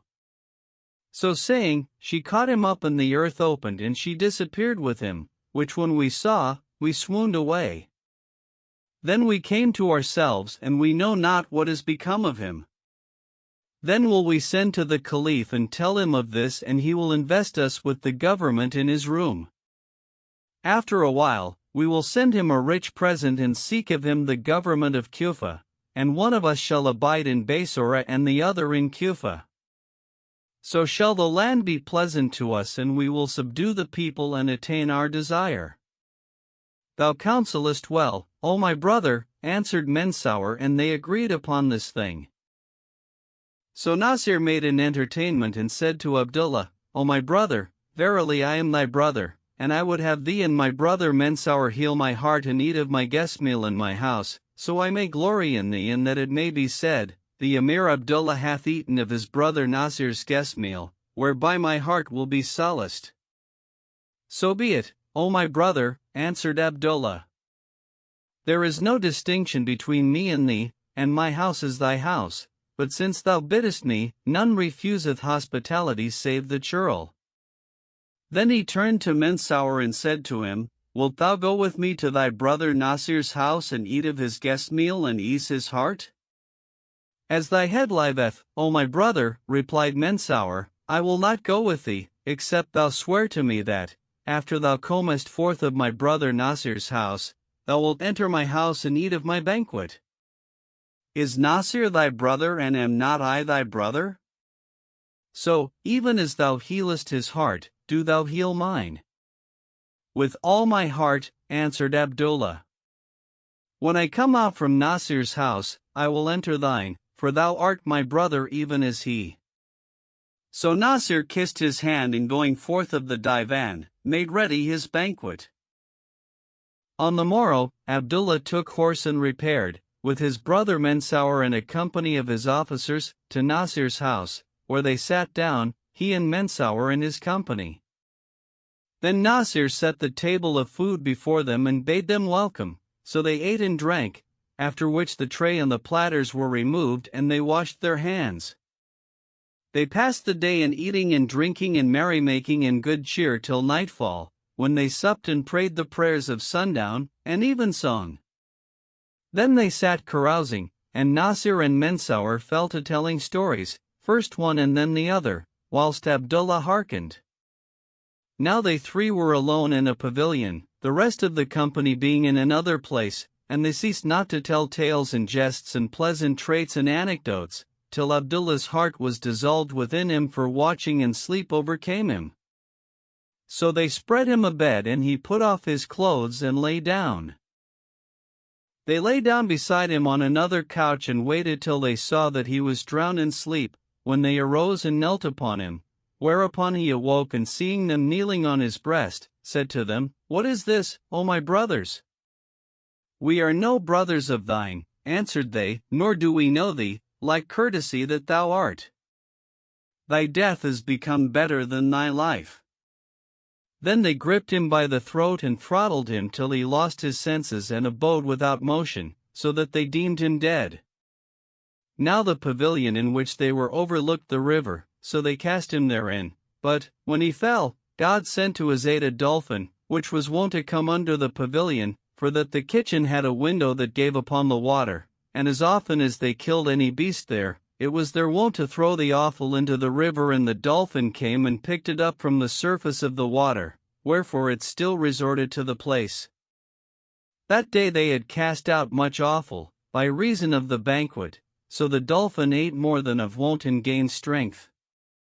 When it heard the splash of Abdullah's fall, it hastened to the spot, where it saw a man, and God guided it, so that it took him on its back, and crossing the river, made with him for the other bank, or it cast him ashore. Now the place where the dolphin cast him up was a beaten way, and presently up came a caravan, and finding him lying on the river bank, said, "Here is a drowned man, whom the river hath cast up."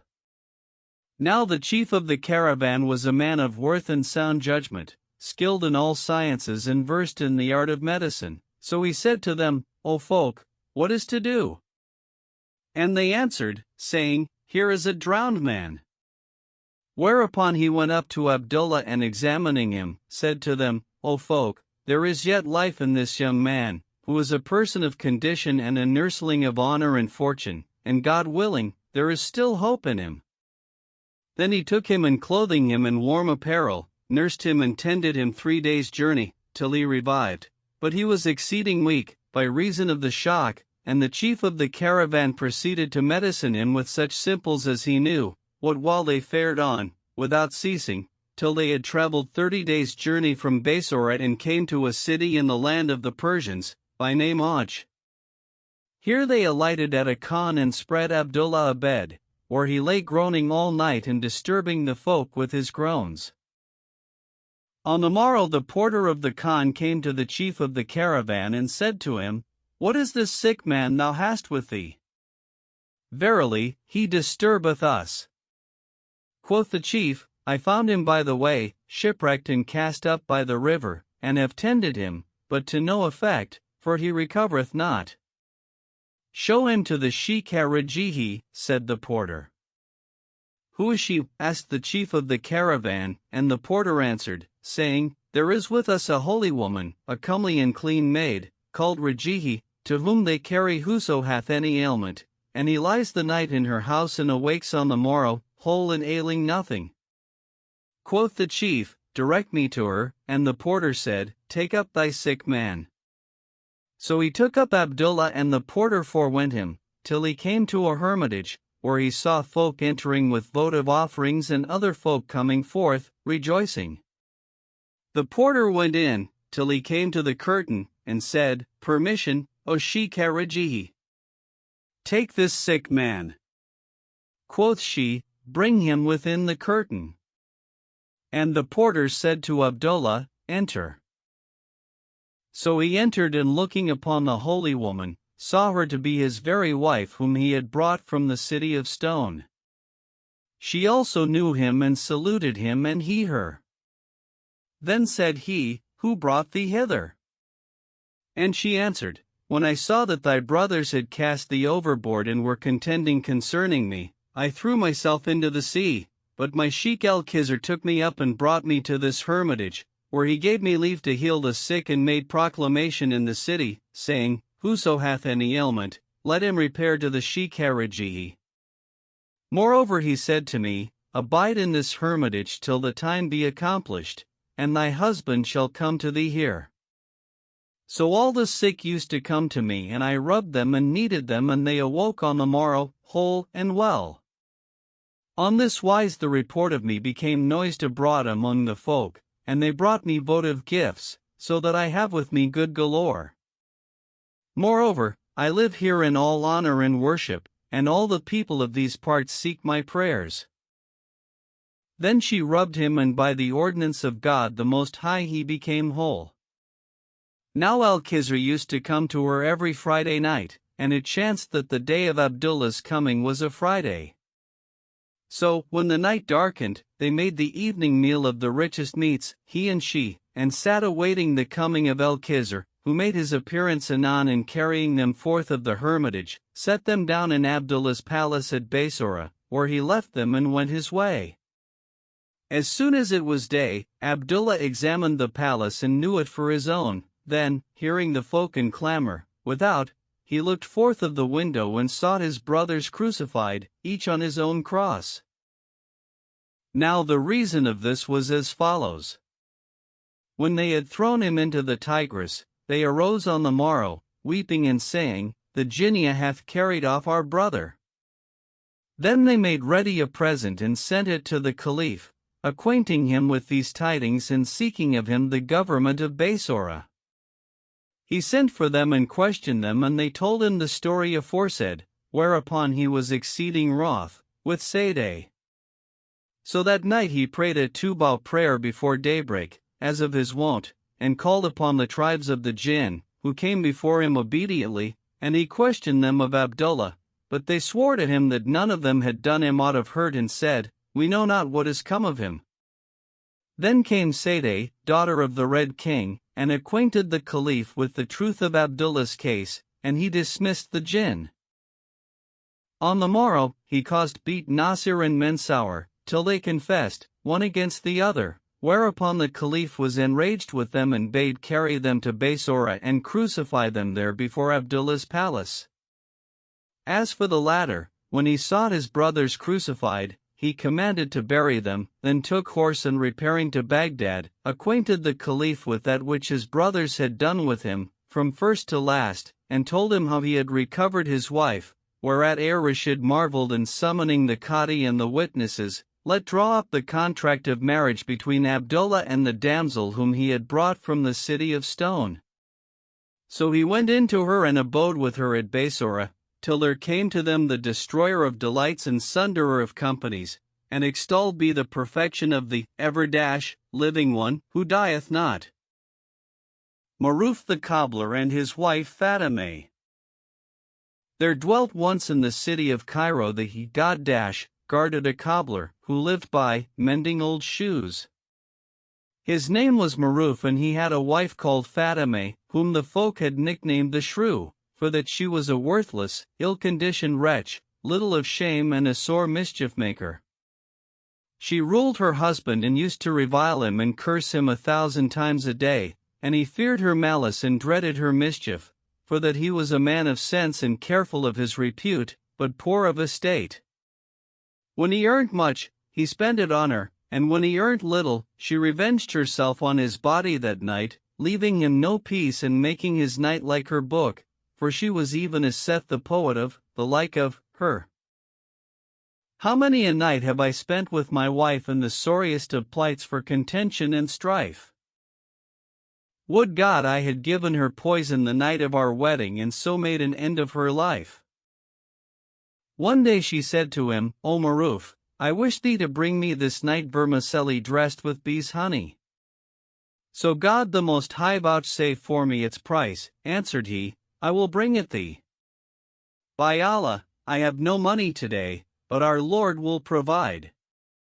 "I have nothing to do with that," rejoined she. "Whether he provide one or not, look thou come not to me save with the vermicelli and bees' honey thereon, else will I make thy night like unto thy fortune when as thou marriedst me and fellest into my hand." Quoth he, "God is bountiful," and went out, full of trouble.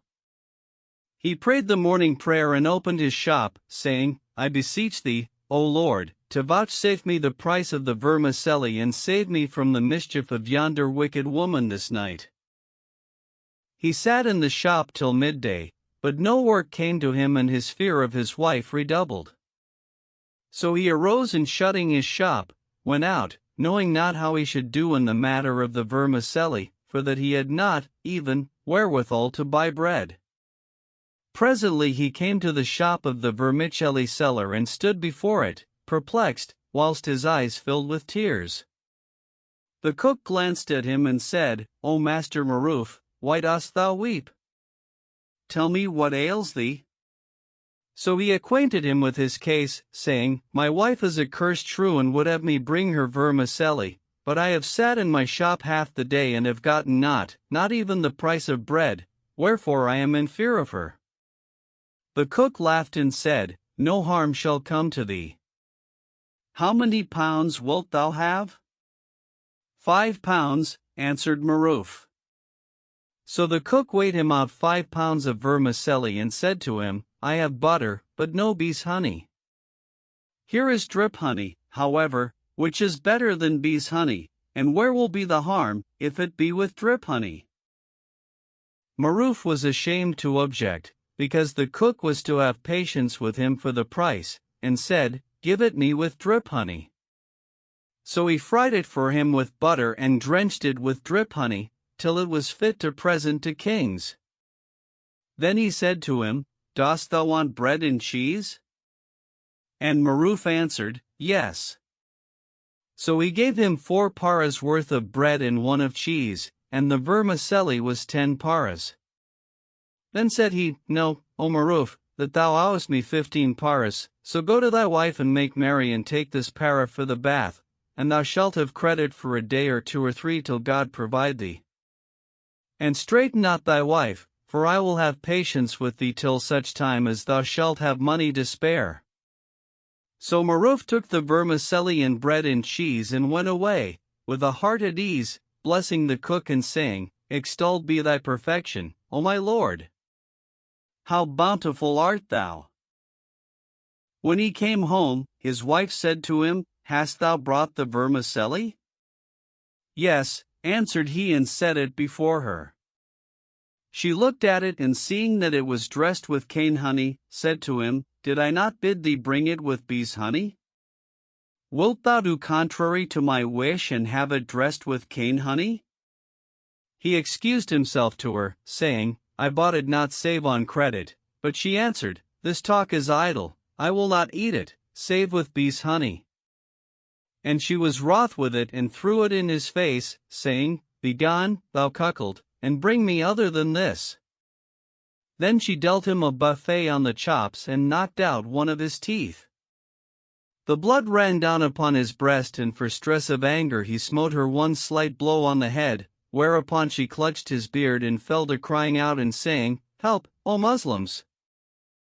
So the neighbors came in and freed his beard from her clutch and beset her with blame and reproved her, saying, We are all content to eat vermicelli with cane honey. Why, then, wilt thou oppress this poor man thus?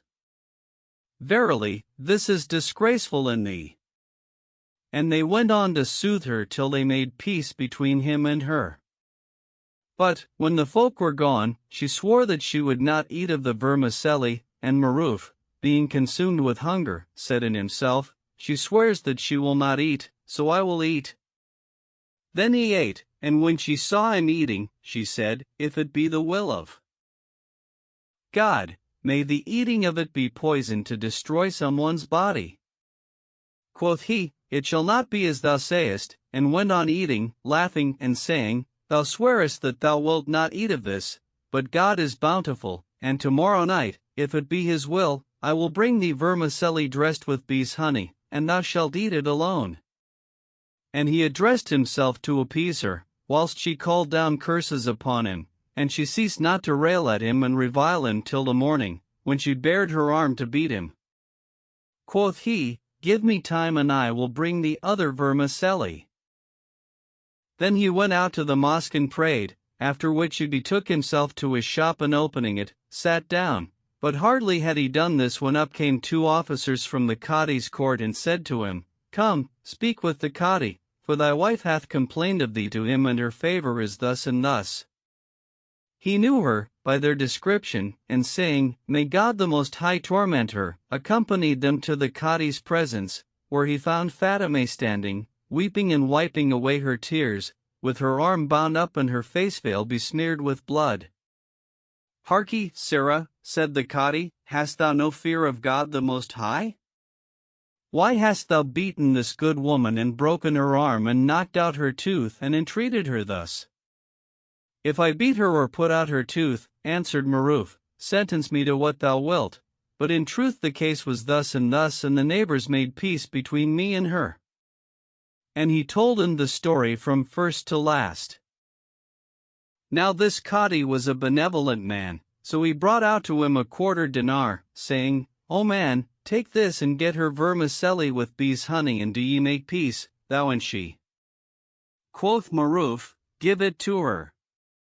So she took it, and the Cadi made peace between them, saying, O wife, obey thy husband, and thou, O man, deal kindly with her. Then they left the court, reconciled at the Cadi's hands, and she went one way, whilst her husband returned by another way to his shop and sat there, when, behold, the 2 sergeants came up to him and said, Give us our fee. Quoth he, The Cadi took not of me aught, on the contrary, he gave me a quarter dinar. But they answered, saying, It is none of our concern whether the Cadi took of thee or gave to thee, and if thou give us not our fee, we will take it in despite of thee. And they fell to dragging him about the market. So he sold his tools and gave them half a dinar, whereupon they let him go and went away, whilst he put his hand to his cheek and sat sorrowful, for that he had no tools to work withal. Presently up came 2 ill-looking fellows and said to him, Come, O man, and speak with the Cadi, for thy wife hath complained of thee to him. Quoth he, He made peace between us, but now. But they answered, We come from another Cadi, and thy wife hath complained of thee to our Cadi. So he arose and went with them to the second Cadi, calling on God for succor against her, and when he saw her, he said to her, Did we not make peace, good woman? But she said, There abideth no peace between thee and me. So he came forward and told the Cadi his story, adding, And indeed the Cadi such an one made peace between us but now. Whereupon the Cadi said to her, O strumpet, since ye have made peace with each other, why comest thou to me complaining? Quoth she, He beat me after that. But the Cadi said, Make peace with one another, and thou, O man, beat her not again, and she will cross thee no more. So they made peace, and the Cadi said to Maruf, Give the sergeants their fee. So he gave them their fee, and going back to his shop, opened it and sat down, as he were a drunken man for excess of chagrin. Presently, a man came up to him and said, O Maruf, hide thyself, for thy wife hath complained of thee to the high court, and the men of violence are after thee. So he shut his shop and fled towards the gate of Victory. He had 5 paras left of the price of the lasts and gear, so he bought 4 paras worth of bread and 1 of cheese, as he fled from her. Now it was the winter season and the hour of afternoon prayer, so, when he came out among the rubbish heaps, the rain descended upon him, as, from the mouth of waterskins, and his clothes were drenched. So he entered the Ataliya, where he saw a ruined place and therein a deserted cell, without a door, and took shelter there from the rain. The tears streamed from his eyes, and he fell to complaining of what had befallen him and saying, Whither shall I flee from this vile woman? I beseech thee, O Lord, to vouchsafe me one who shall bring me to a far country, where she shall not know the way to me. As he sat weeping, behold, the wall opened, and there came forth to him therefrom one of tall stature, whose aspect caused the flesh to creep, and said to him, O man, what aileth thee that thou disturbest me this night? These 200 years have I dwelt here, and have never seen any enter this place and do as thou dost. Tell me what thou wishest, and I will accomplish thy need, for compassion for thee hath gotten hold upon my heart. Quoth Maruf, Who and what art thou? And he answered, I am the haunter of this place. So Maruf told him all that had befallen him with his wife, and he said, Wilt thou have me carry thee to a country, where thy wife shall know no way to thee? Yes, answered Maruf, and the genie said, Then mount my back.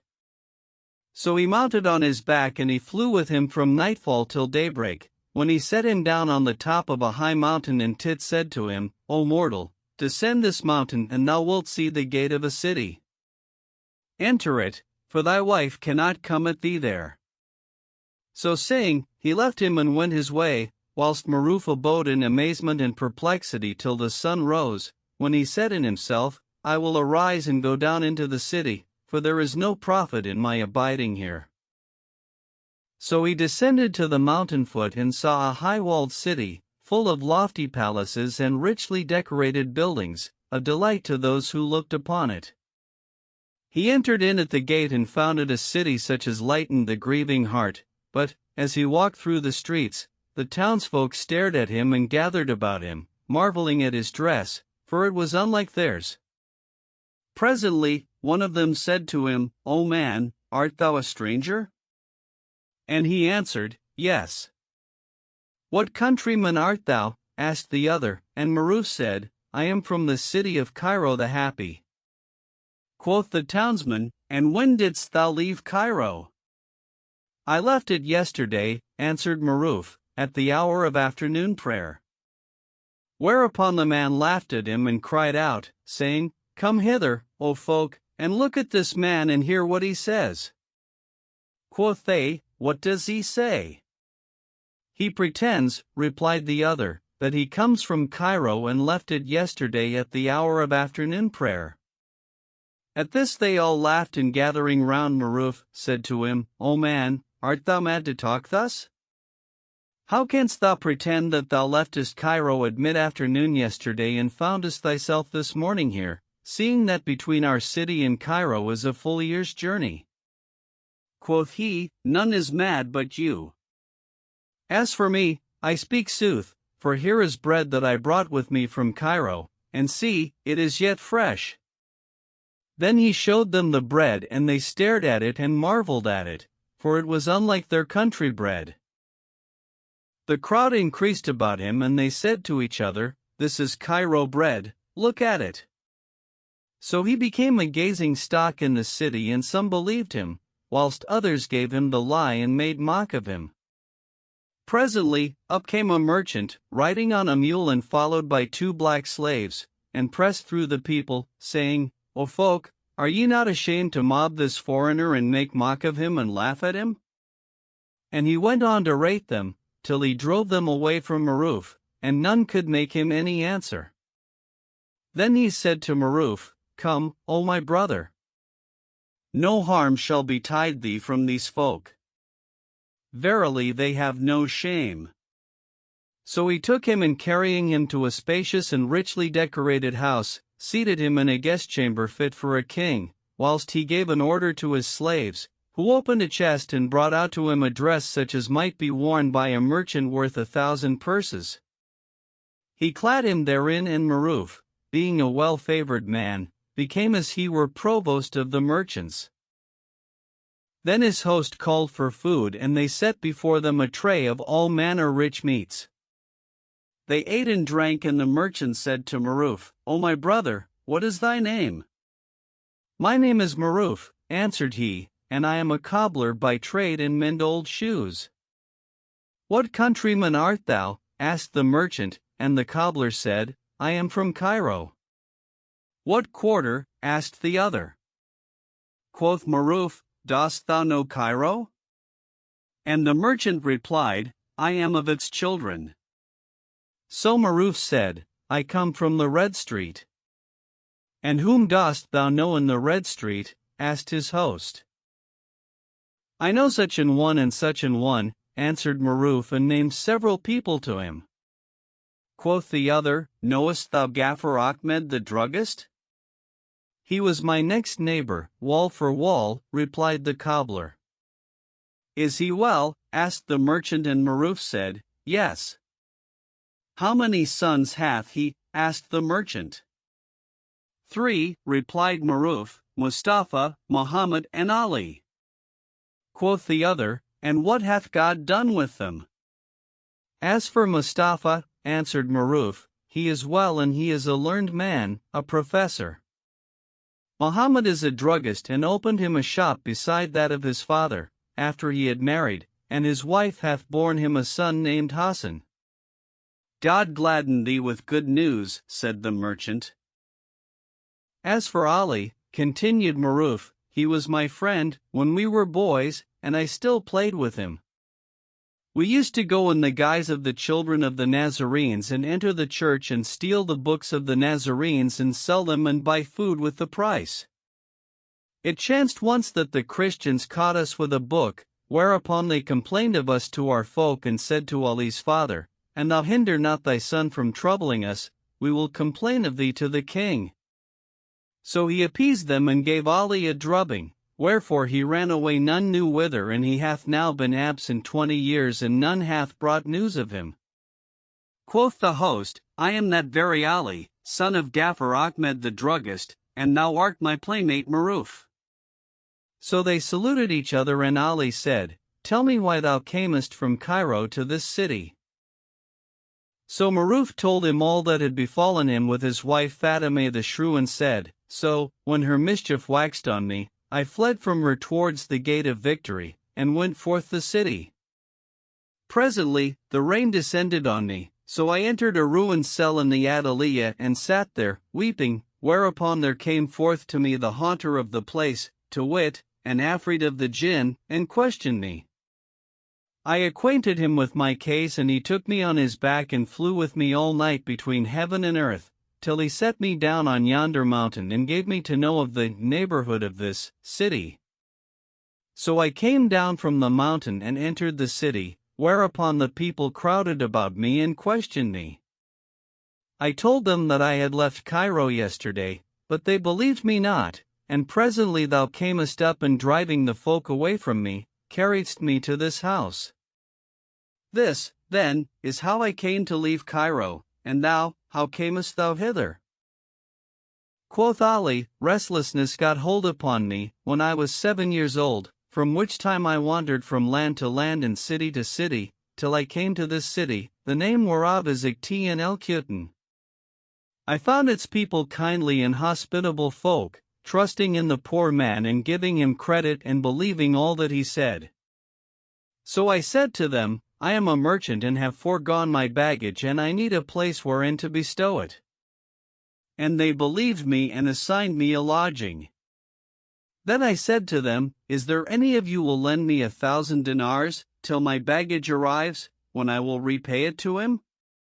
For I am in want of certain things, ere my goods come. They gave me what I asked, and I went to the merchant's bazaar, where, seeing goods, I bought them and sold them next day at a profit of 50 dinars and bought others. Moreover, I consorted with the folk and entreated them liberally, so that they loved me, and I continued to buy and sell, till I grew rich. And know, O my brother, that the proverb says, The world is made up of ostentation and trickery, and the land where none knoweth thee, there do whatsoever thou wilt. If thou say to all who ask thee, I am a poor man, a cobbler by trade, and fled from my wife and left Cairo yesterday, they will not believe thee, and thou wilt be a laughingstock among them as long as thou abidest in this city, whilst, if thou say, An Afrit brought me hither, they will take fright at thee, and none will come near thee, for they will say, This man is possessed of an Afrit, and harm will betide whoso approacheth him.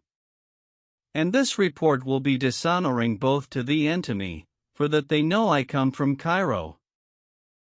How then shall I do? Asked Maruf. I will tell thee how thou shalt do, answered Ali, so it please God the Most High. Tomorrow I will give thee 1,000 dinars and a mule to ride, and a black slave, who shall go before thee and bring thee to the gate of the merchant's bazaar, and do thou go into them. I will be there sitting amongst them, and when I see thee, I will rise to thee and salute thee and kiss thy hand and make much of thee. Whenever I ask thee of any kind of stuff, saying, Hast thou brought with thee aught of such a kind, do thou answer, Abundance. And if they question me of thee, I will praise thee and magnify thee in their eyes, and say to them, Get him a storehouse and a shop. Moreover, I will give thee out for a man of great wealth and generosity, and if a beggar come to thee, give him what thou mayst, so will they put faith in what I say and believe in thy greatness and generosity and love thee. Then will I bid thee to an entertainment and bid all the merchants on thine account and bring thee and them together, so they may all know thee and thou them, and thou shalt buy and sell and give and take with them, nor will it be long ere thou become a man of wealth.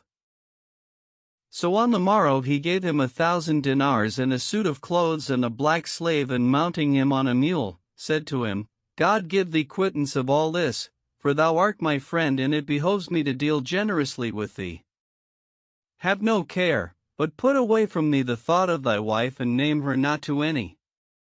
May God requite thee with good, answered Maruf, and rode on, preceded by the black slave, till the latter brought him to the gate of the merchants' bazaar, where they were all seated, and Ali amongst them. When the latter saw him, he rose and threw himself upon him, saying, This is indeed a blessed day, O merchant Maruf, O man of good works and kindness. And he kissed his hand before the merchants and said to them, O my brothers, I commend to you the merchant Maruf. So they saluted him, and Ali signed to them to make much of him, wherefore he was magnified in their eyes. Then Ali helped him to dismount and saluted him, after which he took the merchants apart, one after another, and vaunted Maruf to them. Is this man a merchant? Asked they.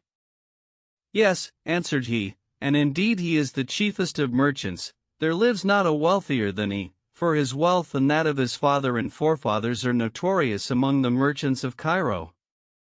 He hath partners in Hind and Sind and Yemen, and is high in repute for generosity. So know ye his rank, and make much of him, and do him service, and know also that his coming hither is not for the sake of traffic, but to divert himself with the sight of foreign countries, for he hath no need to travel for the sake of gain and profit, having wealth that fires cannot consume, and I am one of his servants. And he went on to extol him, till they set him above their heads and began to tell one another of his qualities. Then they came round about him and offered him pastry and sherbets, and even the provost of the merchants came to him and saluted him, whilst Ali proceeded to say to him, in the presence of the merchants, O my lord, belike thou hast brought with thee somewhat of such and such a stuff? And Maruf answered, Abundance. Now Ali had that day shown him various kinds of costly stuffs, and had taught him the names of the different stuffs, sheep and deer. Then said one of the merchants, O my lord, hast thou brought with thee yellow cloth? And Maruf said, Abundance. And gazelle's blood red? Asked the other. Abundance, replied the cobbler, and as often as he asked him of aught, he made him the same answer. So the other said, O merchant Ali, methinks, if thy countryman had a mind to transport 1,000 loads of costly stuffs, he could do so. He would take them from one of his storehouses, answered Ali, and miss not thereof. Presently, up came a beggar and went the round of the merchants. One gave him a para and another a doit, but most of them gave him nothing, till he came to Maruf, who pulled out a handful of gold and gave it to him, whereupon he blessed him and went away. The merchants marveled at this and said, Verily, this is a king's giving, for he gave the beggar gold without count, and except he were a man of vast wealth, he had not given a beggar a handful of gold. After a while, there came to him a poor woman, and he gave her a handful of gold, whereupon she went away, blessing him, and told the other beggars, who came to him, one after another, and he gave them each a handful of gold, till he had made an end of the 1,000 dinars. Then he smote hand upon hand and said, God is our sufficiency, and excellent is he in whom we trust. Quoth the provost, What ails thee, O merchant Maruf? And he answered, It seems that the most part of the people of this city are poor and miserable. Had I known this, I would have brought with me a large sum of money in my saddlebags and given alms thereof to the poor. I fear me I may be long abroad, and it is not in my nature to refuse a beggar, and I have no money left, so, if a poor man come to me, what shall I say to him? Say, God provide thee, said the provost, but Maruf replied, That is not of my wont, and I am vexed because of this. Would I had other 1,000 dinars, wherewith to give alms till my baggage arrive. Have no care for that, said the provost, and sending one of his men for 1,000 dinars, gave them to Maruf, who went on giving them to every beggar who passed till the call to midday prayer. Then they entered the mosque and prayed the noonday prayers, and what was left him of the 1,000 dinars he scattered on the heads of the worshippers. This drew the people's attention to him, and they called down blessings upon him, whilst the merchants marveled at the abundance of his generosity and open-handedness. Then he turned to another merchant, and borrowing of him other 1,000 dinars, gave these also away, whilst Ali looked on at what he did, but could not speak.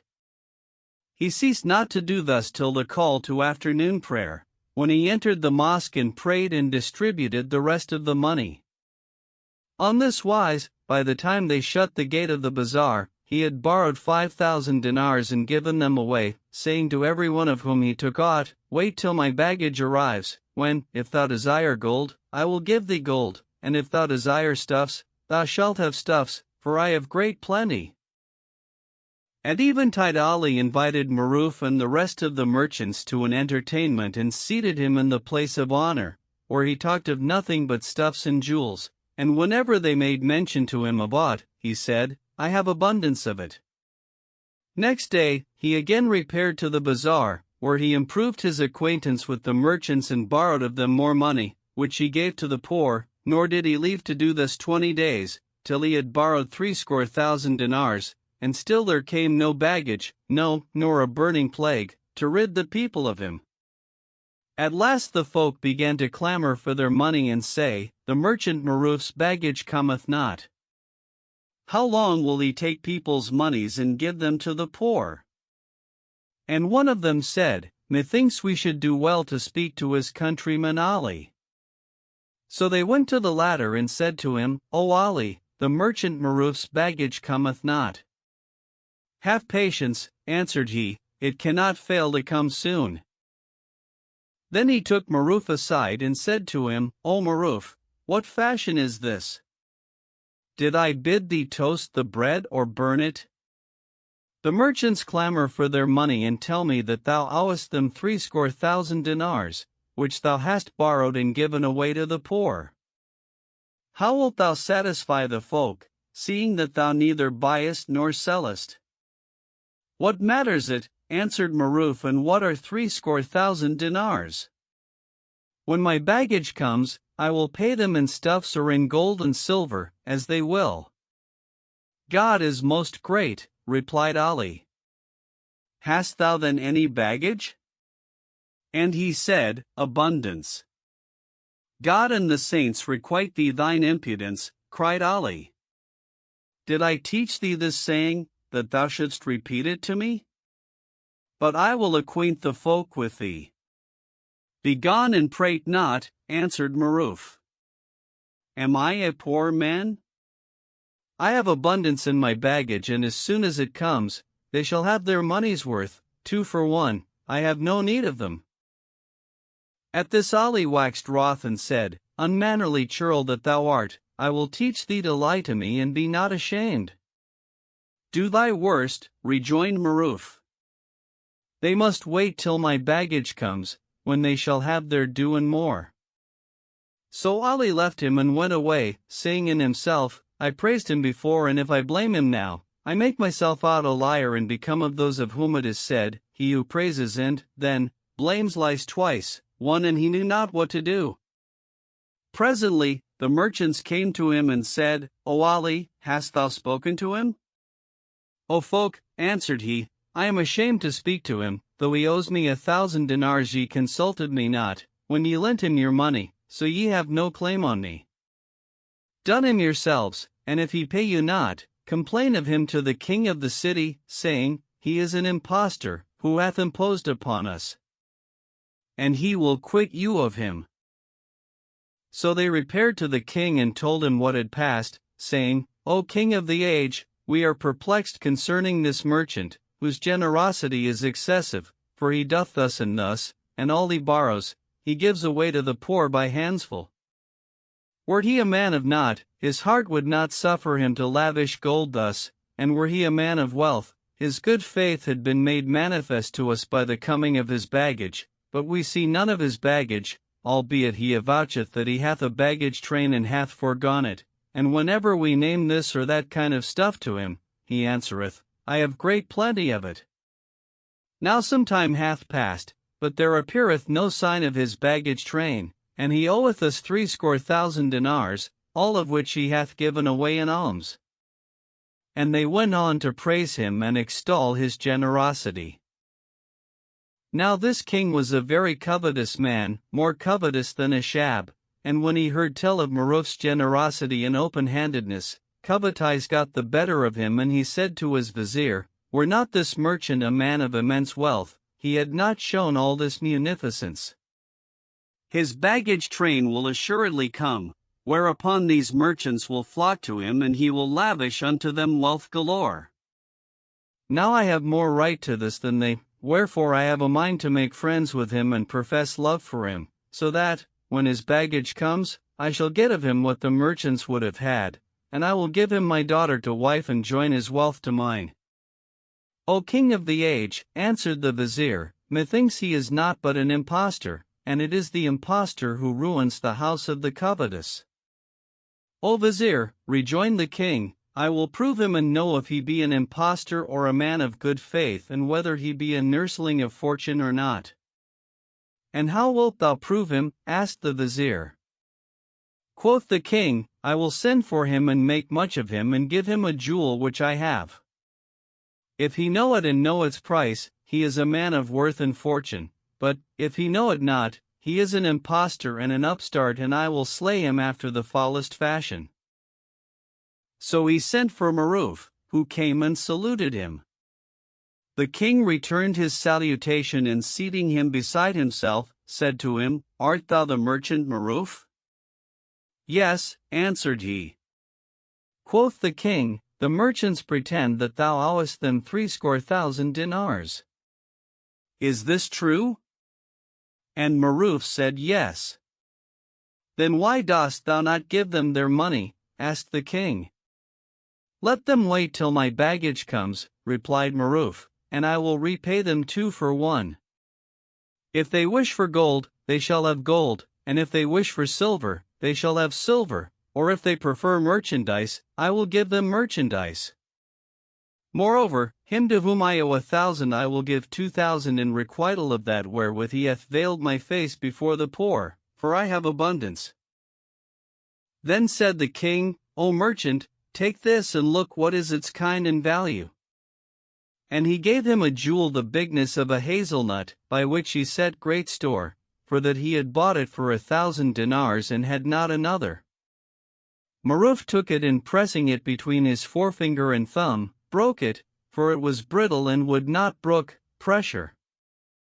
Quoth the king, "Why hast thou broken the jewel?" And Maruf laughed and said, "O king of the age, this is no jewel. This is but a piece of stone worth 1,000 dinars, why dost thou style it a jewel? A jewel, save the mark, is such as is worth 70,000 dinars, and this is called but a piece of stone. A jewel that is not of the bigness of a walnut hath no value in my eyes, and I take no account thereof. How comes it, then, that thou, who art a king, stylest this a jewel, when it is but a piece of stone worth 1,000 dinars? But ye are excusable, for that ye are poor and have not in your possession things of price." "O merchant," said the king, "hast thou jewels such as those whereof thou speakest?" And he answered, "Abundance." Whereupon covetise overcame the king, and he said, "Wilt thou give me real jewels?" "When my baggage train comes," replied Maruf, "I will give thee jewels galore, and all that thou canst desire I have in plenty, and will give thee, without price." At this the king rejoiced and said to the merchants, "Go your ways and have patience with him, till his baggage arrives, when do ye come to me and receive your monies from me?" So they went away, and the king turned to his vizier and said to him, "Caress the merchant Maruf, and give and take with him, and talk and bespeak him of my daughter, that he may marry her, and so we gain these riches of his." "O king of the age," answered the vizier, "this man's fashion liketh me not, and methinks he is an impostor and a liar, so do thou leave this whereof thou speakest, lest thou lose thy daughter for naught."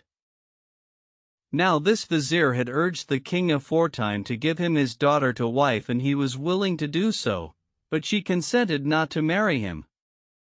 So the king said to him, O traitor, thou desirest no good for me, for that aforetime thou soughtest my daughter in marriage, but she would none of thee, so now thou wouldst stop the way of her marriage and wouldst have her lie fallow, that thou mayst take her. But hear from me this word, once for all. Thou hast no concern with this matter. How can he be an impostor and a liar, seeing that he knew the price of the jewel, even that for which I bought it, and broke it, for that it pleased him not?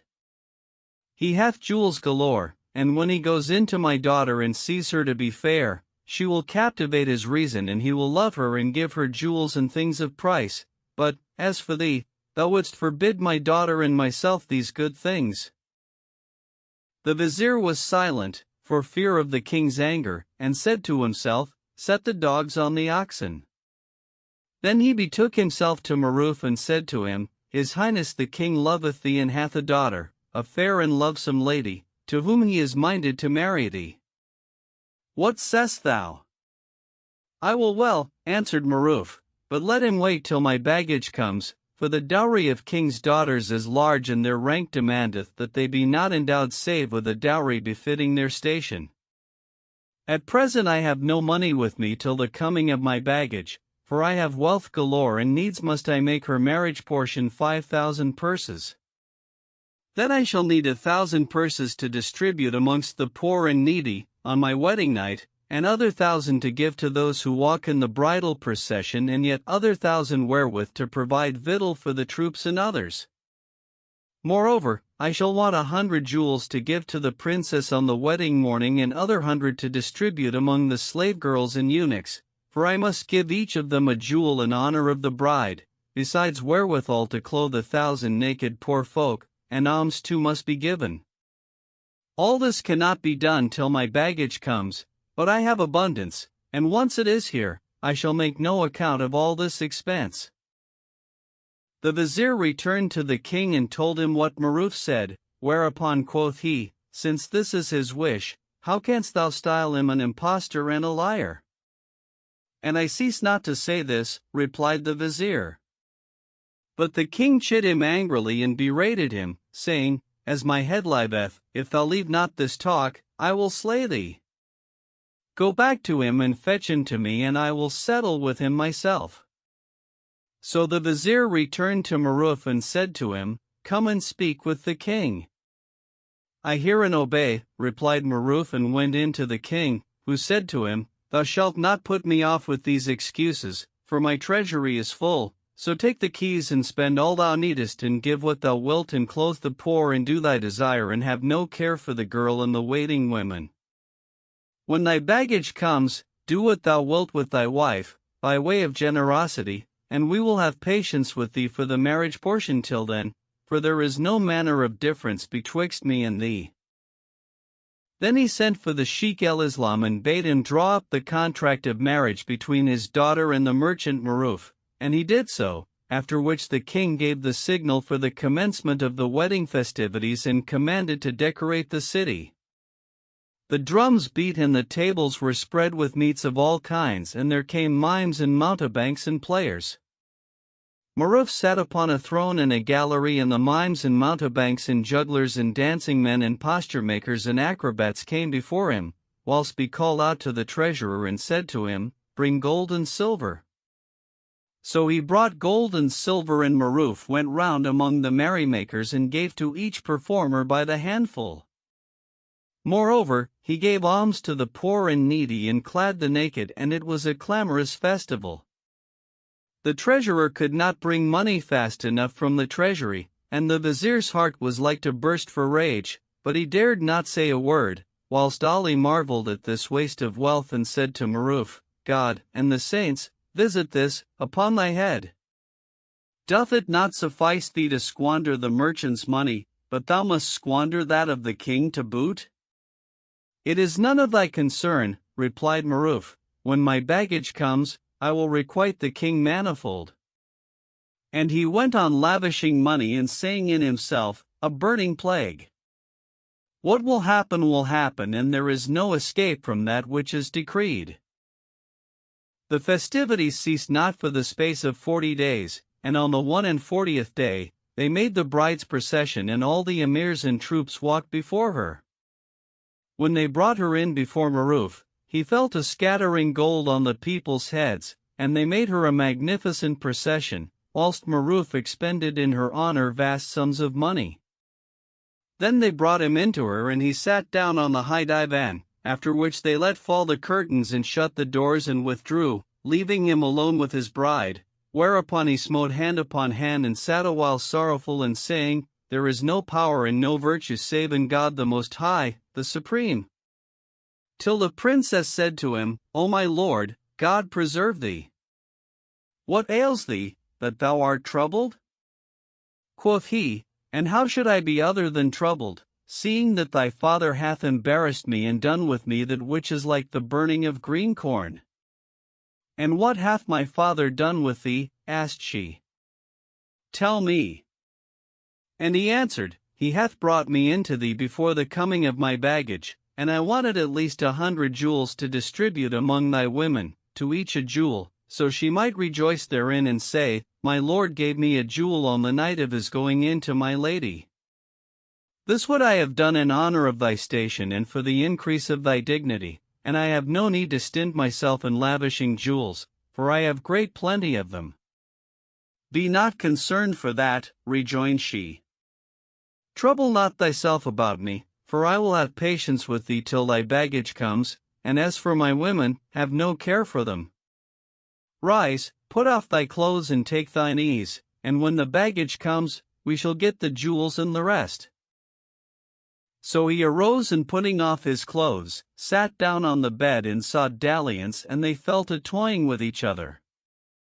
He laid his hand on her knee, and she sat down in his lap and thrust her lip into his mouth, and that hour was such as maketh man forget father and mother. So he took her in his arms and strained her fast to his breast and sucked her lip, till the honey ran out into his mouth, and he laid his hand under her left armpit, whereupon his bowels and hers yearned unto coition. Then he clapped her between the breasts, and his hand slid down between her thighs, and she girdled him with her legs, whereupon he made proof of the two members, and crying out, O father of the chin veils, applied the priming and kindling the linstock, set it to the touch-hole and gave fire and breached the citadel of the 4 buttresses, so there befell the event concerning which there is no asking, and she cried the cry that needs must be cried. So he did away her maidenhead, and that night was one not to be reckoned among lives for that which it comprised of the enjoyment of the fair, clipping and dallying and sucking of lips, and cricketing till the morning, when he arose and entered the bath, whence, after donning a suit of royal apparel, he betook himself to the king's divan. All who were there rose to him and received him with honor and worship, giving him joy and calling down blessings upon him. And he sat down by the king's side and said, Where is the treasurer? Here he is, before thee, answered they, and he said to him, Bring dresses of honor for all the viziers and emirs and dignitaries, and clothe them therewith. The treasurer brought him all he sought, and he sat giving to all who came to him and handselling every man, according to his station. On this wise he abode 20 days, whilst no baggage appeared for him nor aught else, till the treasurer was straitened by him to utterance, and going in to the king, as he sat alone with the vizier in Maruf's absence, kissed the earth before him and said, O king of the age, needs must I tell thee somewhat, lest thou blame me for that I acquainted thee not therewith. Know that the treasury is, well nigh, exhausted, there is but a little money left in it, and in 10 days more we shall shut it upon emptiness. Quoth the king to the vizier, O vizier, verily my son-in-law's baggage train tarrieth long, and there appeareth no news thereof. The vizier laughed and said, God be gracious to thee, O king of the age. Verily, thou hast dealt but heedlessly with respect to this lying impostor. As thy head liveth, there is no baggage for him, no, nor a plague to rid us of him. Nay, he hath but imposed on thee without cease, so that he hath wasted thy treasures and married thy daughter for naught. How long therefore wilt thou be heedless of this liar? Then said the king, O vizier, how shall we do to learn the truth of his case? "O king of the age," answered the vizier, "none may come at a man's secret but his wife, so send for thy daughter and let her come behind the curtain, that I may question her of the truth of his estate, to the intent that she may make proof of him and acquaint us with his case." Quoth the king, "There is no harm in that, and as my head liveth, if it appear that he is a liar and an impostor, I will slay him by the foulest of deaths." Then he carried the vizier into the sitting chamber and sent for his daughter, who came behind the curtain, her husband being absent, and said, "What wouldst thou, O my father?" Quoth he, "Speak with the vizier." So she said, "What is thy will, O vizier?" "O my lady," said he, "thou must know that thy husband hath squandered thy father's substance and married thee without a dower, and he ceases not to promise us and fail of the fulfillment of his promises, nor comes there any tidings of his baggage, wherefore we would have thee inform us concerning him." "Indeed," answered she, "his words are many, and he still comes and promises me jewels and things of price and costly stuffs, but I see nothing." "O my lady," said the vizier, "canst thou this night give and take with him and talk and say to him, Tell me the truth and fear nothing from me, for thou art become my husband and I will not transgress against thee. So acquaint me with the truth of the matter and I will contrive thee a device whereby thou shalt be set at rest. And do thou play fast and loose with him and profess love to him and win him to confess and after tell us the true state of his case." And she answered, "O father mine, I know how I will make proof of him." Then she went away and after nightfall, her husband came in to her, according to his wont, whereupon she rose to him and took him under the armpit and wheedled him full featly, for women are never at a loss for wiles, when as they would out of men. She ceased not to caress him and beguile him with speech sweeter than honey till she stole his reason, and when she saw that he altogether inclined to her, she said to him, "O my beloved, O solace of my eyes and fruit of my entrails, may God not bereave me of thee nor time sunder us twain. Indeed, the love of thee hath taken up its abode in my entrails and my heart is consumed with the fire of passion. Never will I forsake thee nor transgress against thee, but I would have thee tell me the truth, for that the devices of falsehood profit not, nor do they gain credit at all seasons. How long wilt thou impose upon my father and lie to him? Indeed, I fear lest thine affair be discovered to him, ere we can contrive a device thereunto, and he lay violent hands upon thee. So tell me the truth of the case and fear not aught of harm, for naught shall betide thee save that which shall rejoice thee. How much longer wilt thou pretend that thou art a merchant and a man of wealth and hast a baggage train? This long while past thou sayest, My baggage. My baggage, but there appeareth no sign of thy baggage, and anxiety on this account is visible in thy face. So, if there be no truth in thy words, tell me and I will devise thee a means whereby, God willing, thou shalt come off safe." "O my lady," answered he, "I will tell thee the truth, and do thou whatever thou wilt." "Speak," rejoined she, "and look thou speak truly, for truth is the ark of safety, and beware of falsehood, for it dishonoreth him who speaketh it, and gifted of God is he who saith. Truth speaking on thee is incumbent, although it bring thee to burn on the brazier of woe. Seek God's favor, who angers the Lord and contents the slave is the silliest of mortals, I trow." "Know, then, O my lady," said he, "that I am no merchant and have no baggage, no, nor a burning plague, nay, I was but a cobbler in my own country and had a wife called Fatima the Shrew, with whom there befell me this and that." And he told her his story from beginning to end, whereat she laughed and said, "Verily, thou art skilled in the practice of lying and imposture." And he answered, saying, "O my lady, may God the Most High preserve thee to veil faults and dispel troubles." "Know," rejoined she, "that thou imposedst upon my father and deceivedst him by thy much boasting and ostentation, so that of his covetousness he married me to thee. Then thou squanderedst his wealth and the vizier bears thee a grudge for this.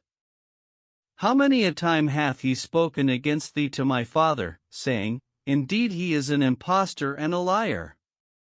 But my father hearkened not to his speech, for that he sought me aforetime in marriage, and I consented not to be his wife.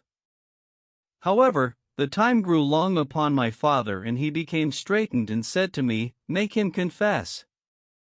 So I have made thee confess, and that which was covered is discovered. Now my father purposes thee mischief, because of this, but thou art become my husband, and I will never abandon thee nor transgress against thee. If I told my father what I have learnt from thee, he would be certified of thy falsehood and imposture, and that thou imposest upon kings' daughters and squanderest their wealth. So would thine offence find no pardon with him, and he would slay thee without recourse. Wherefore it would be noised among the folk that I had married a man who was a liar and an impostor, and this would dishonor me. Moreover, if he kill thee, most like he will require to marry me to another, and to that I will never consent, no, not though I die. So rise now and don a slave's habit, and take these 50,000 dinars of my moneys, and mount a swift charger, and get thee to a land over which my father hath no dominion. Then do thou set up for a merchant, and send me a letter by a courier, who shall bring it me privily, that I may know where thou art, so I may send thee all I can lay my hand on.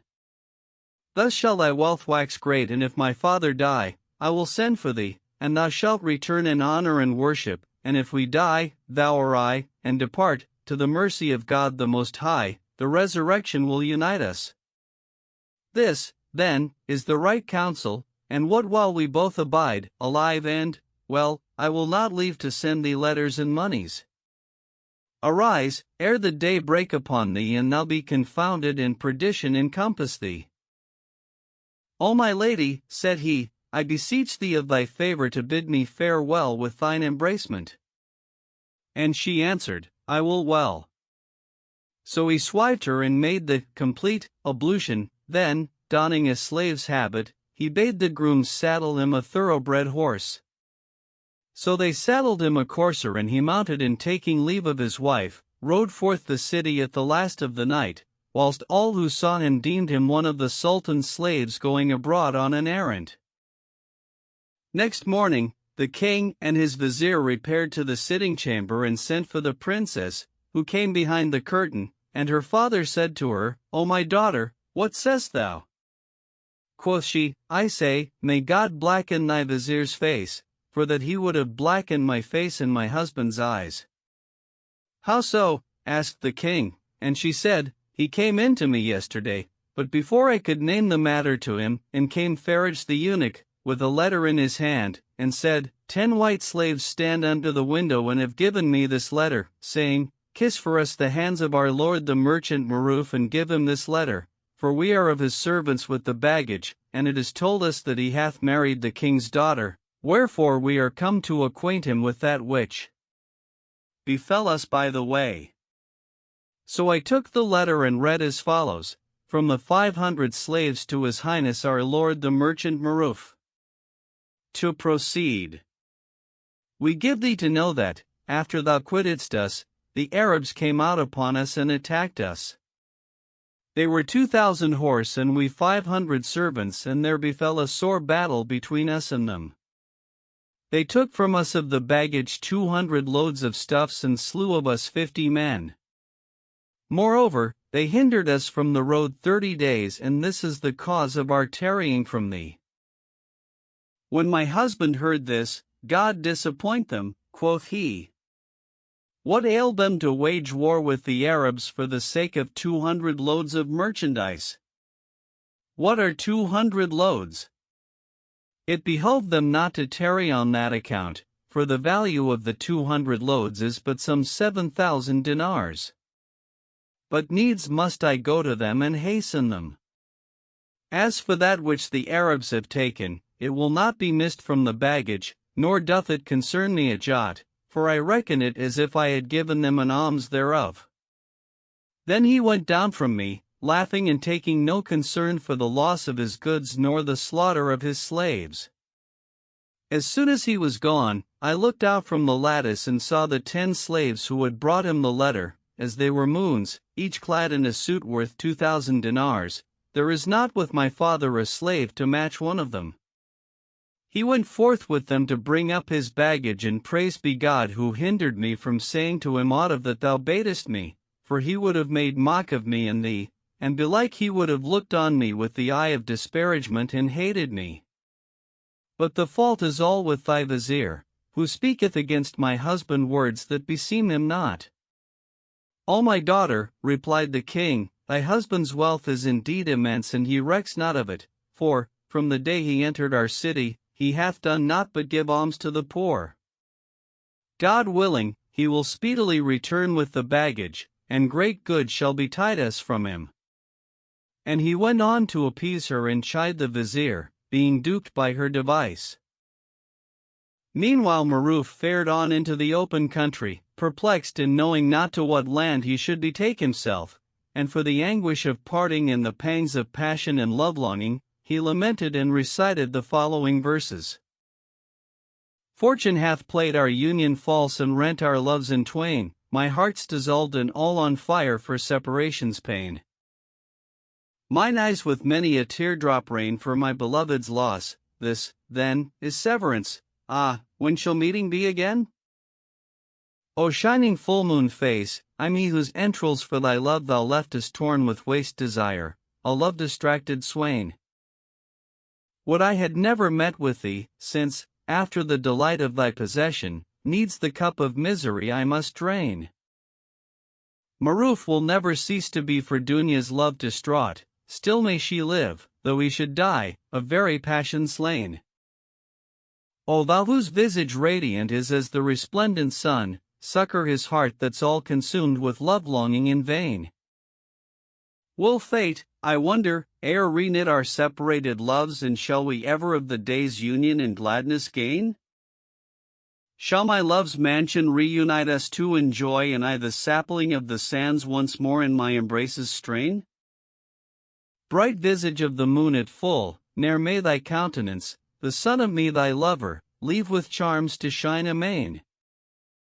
With passion and its cares content am I, since happiness and love's the bud whereat ill fate to shoot its shafts is fain.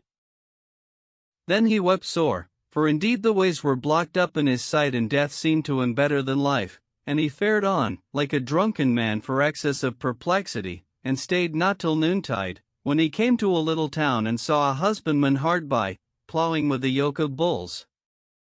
Now hunger was sore upon him, so he went up to the ploughman and said to him, Peace be on thee.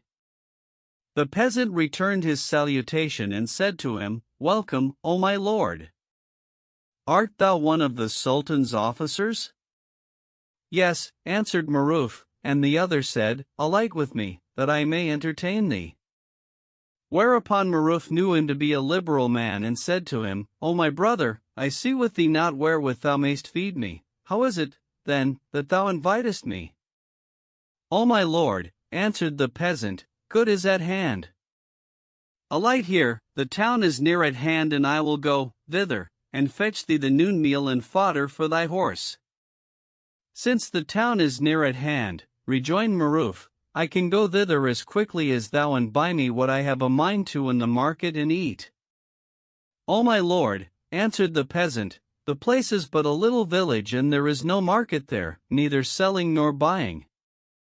So, I conjure thee by Allah, alight here with me and heal my heart, and I will go thither and return to thee in haste. So he alighted, and the peasant left him and went off to the village, to fetch him the noonday meal, whilst Maruf abode awaiting him. Presently he said to himself, I have diverted this poor man from his work, but I will arise and plough in his stead, till he come back, to make up for having hindered him from his work. So he took the plough, and starting the bulls, ploughed a little, till the share struck against something and the beasts stopped. He urged them on, but they could not move the plough, so he looked at the share, and finding it caught in a ring of gold, cleared away the soil therefrom, and saw that it was set a middleward in alabaster flag, the bigness of the nether millstone. He strove at the stone till he pulled it from its place, when there appeared beneath it an underground stair. So he descended the stair and came to a place like a bath, with 4 raised recesses, the first full of gold, from floor to roof, the second full of emeralds and pearls and coral, the third of jacinths and rubies and turquoises, and the fourth of diamonds and all manner other precious stones. At the upper end of the place stood a coffer of pure crystal, full of unique jewels, each the size of a walnut, and thereon lay a casket of gold, the bigness of a lemon. When he saw this, he marveled and rejoiced with an exceeding joy, and said in himself, I wonder what is in this casket. So he opened it and found therein a seal ring of gold, whereon were graven names and talismans, as they were anthrax. He rubbed the ring, and immediately a voice said, Here am I, at thy service, O my lord. Ask, and it shall be given unto thee. Wilt thou build a town, or lay waste a city, or kill a king, or dig a river, or aught of the kind? Whatsoever thou seekest, it shall come to pass, by leave of the omnipotent King, creator of night and day. O creature of my lord, asked Maruf, who and what art thou? Quoth the other, I am the servant of the ring, abiding in the service of him who possesseth it. Whatsoever he seeketh, that accomplish I unto him, and I have no excuse in that he biddeth me do, for that I am Sultan over 72 tribes of the Jinn, each 72,000 in number, every one of whom rolleth over 1,000 marids, each marid over 1,000 afrits, each afrit over 1,000 satans, and each satan over 1,000 Jinn, and they are all under my commandment and may not gainsay me. As for me, I am enspelled to this seal ring and may not gainsay him who possesseth it. Now, behold, thou hast gotten possession of it, and I am become thy servant, so ask what thou wilt, for I hearken to thy word and obey thy commandment, and if thou have need of me at any time, by land or by sea, rub the ring and thou wilt find me with thee. But beware of rubbing it twice in succession, or thou wilt consume me with the fire of the names, graven thereon, so wouldst thou lose me and after regret me.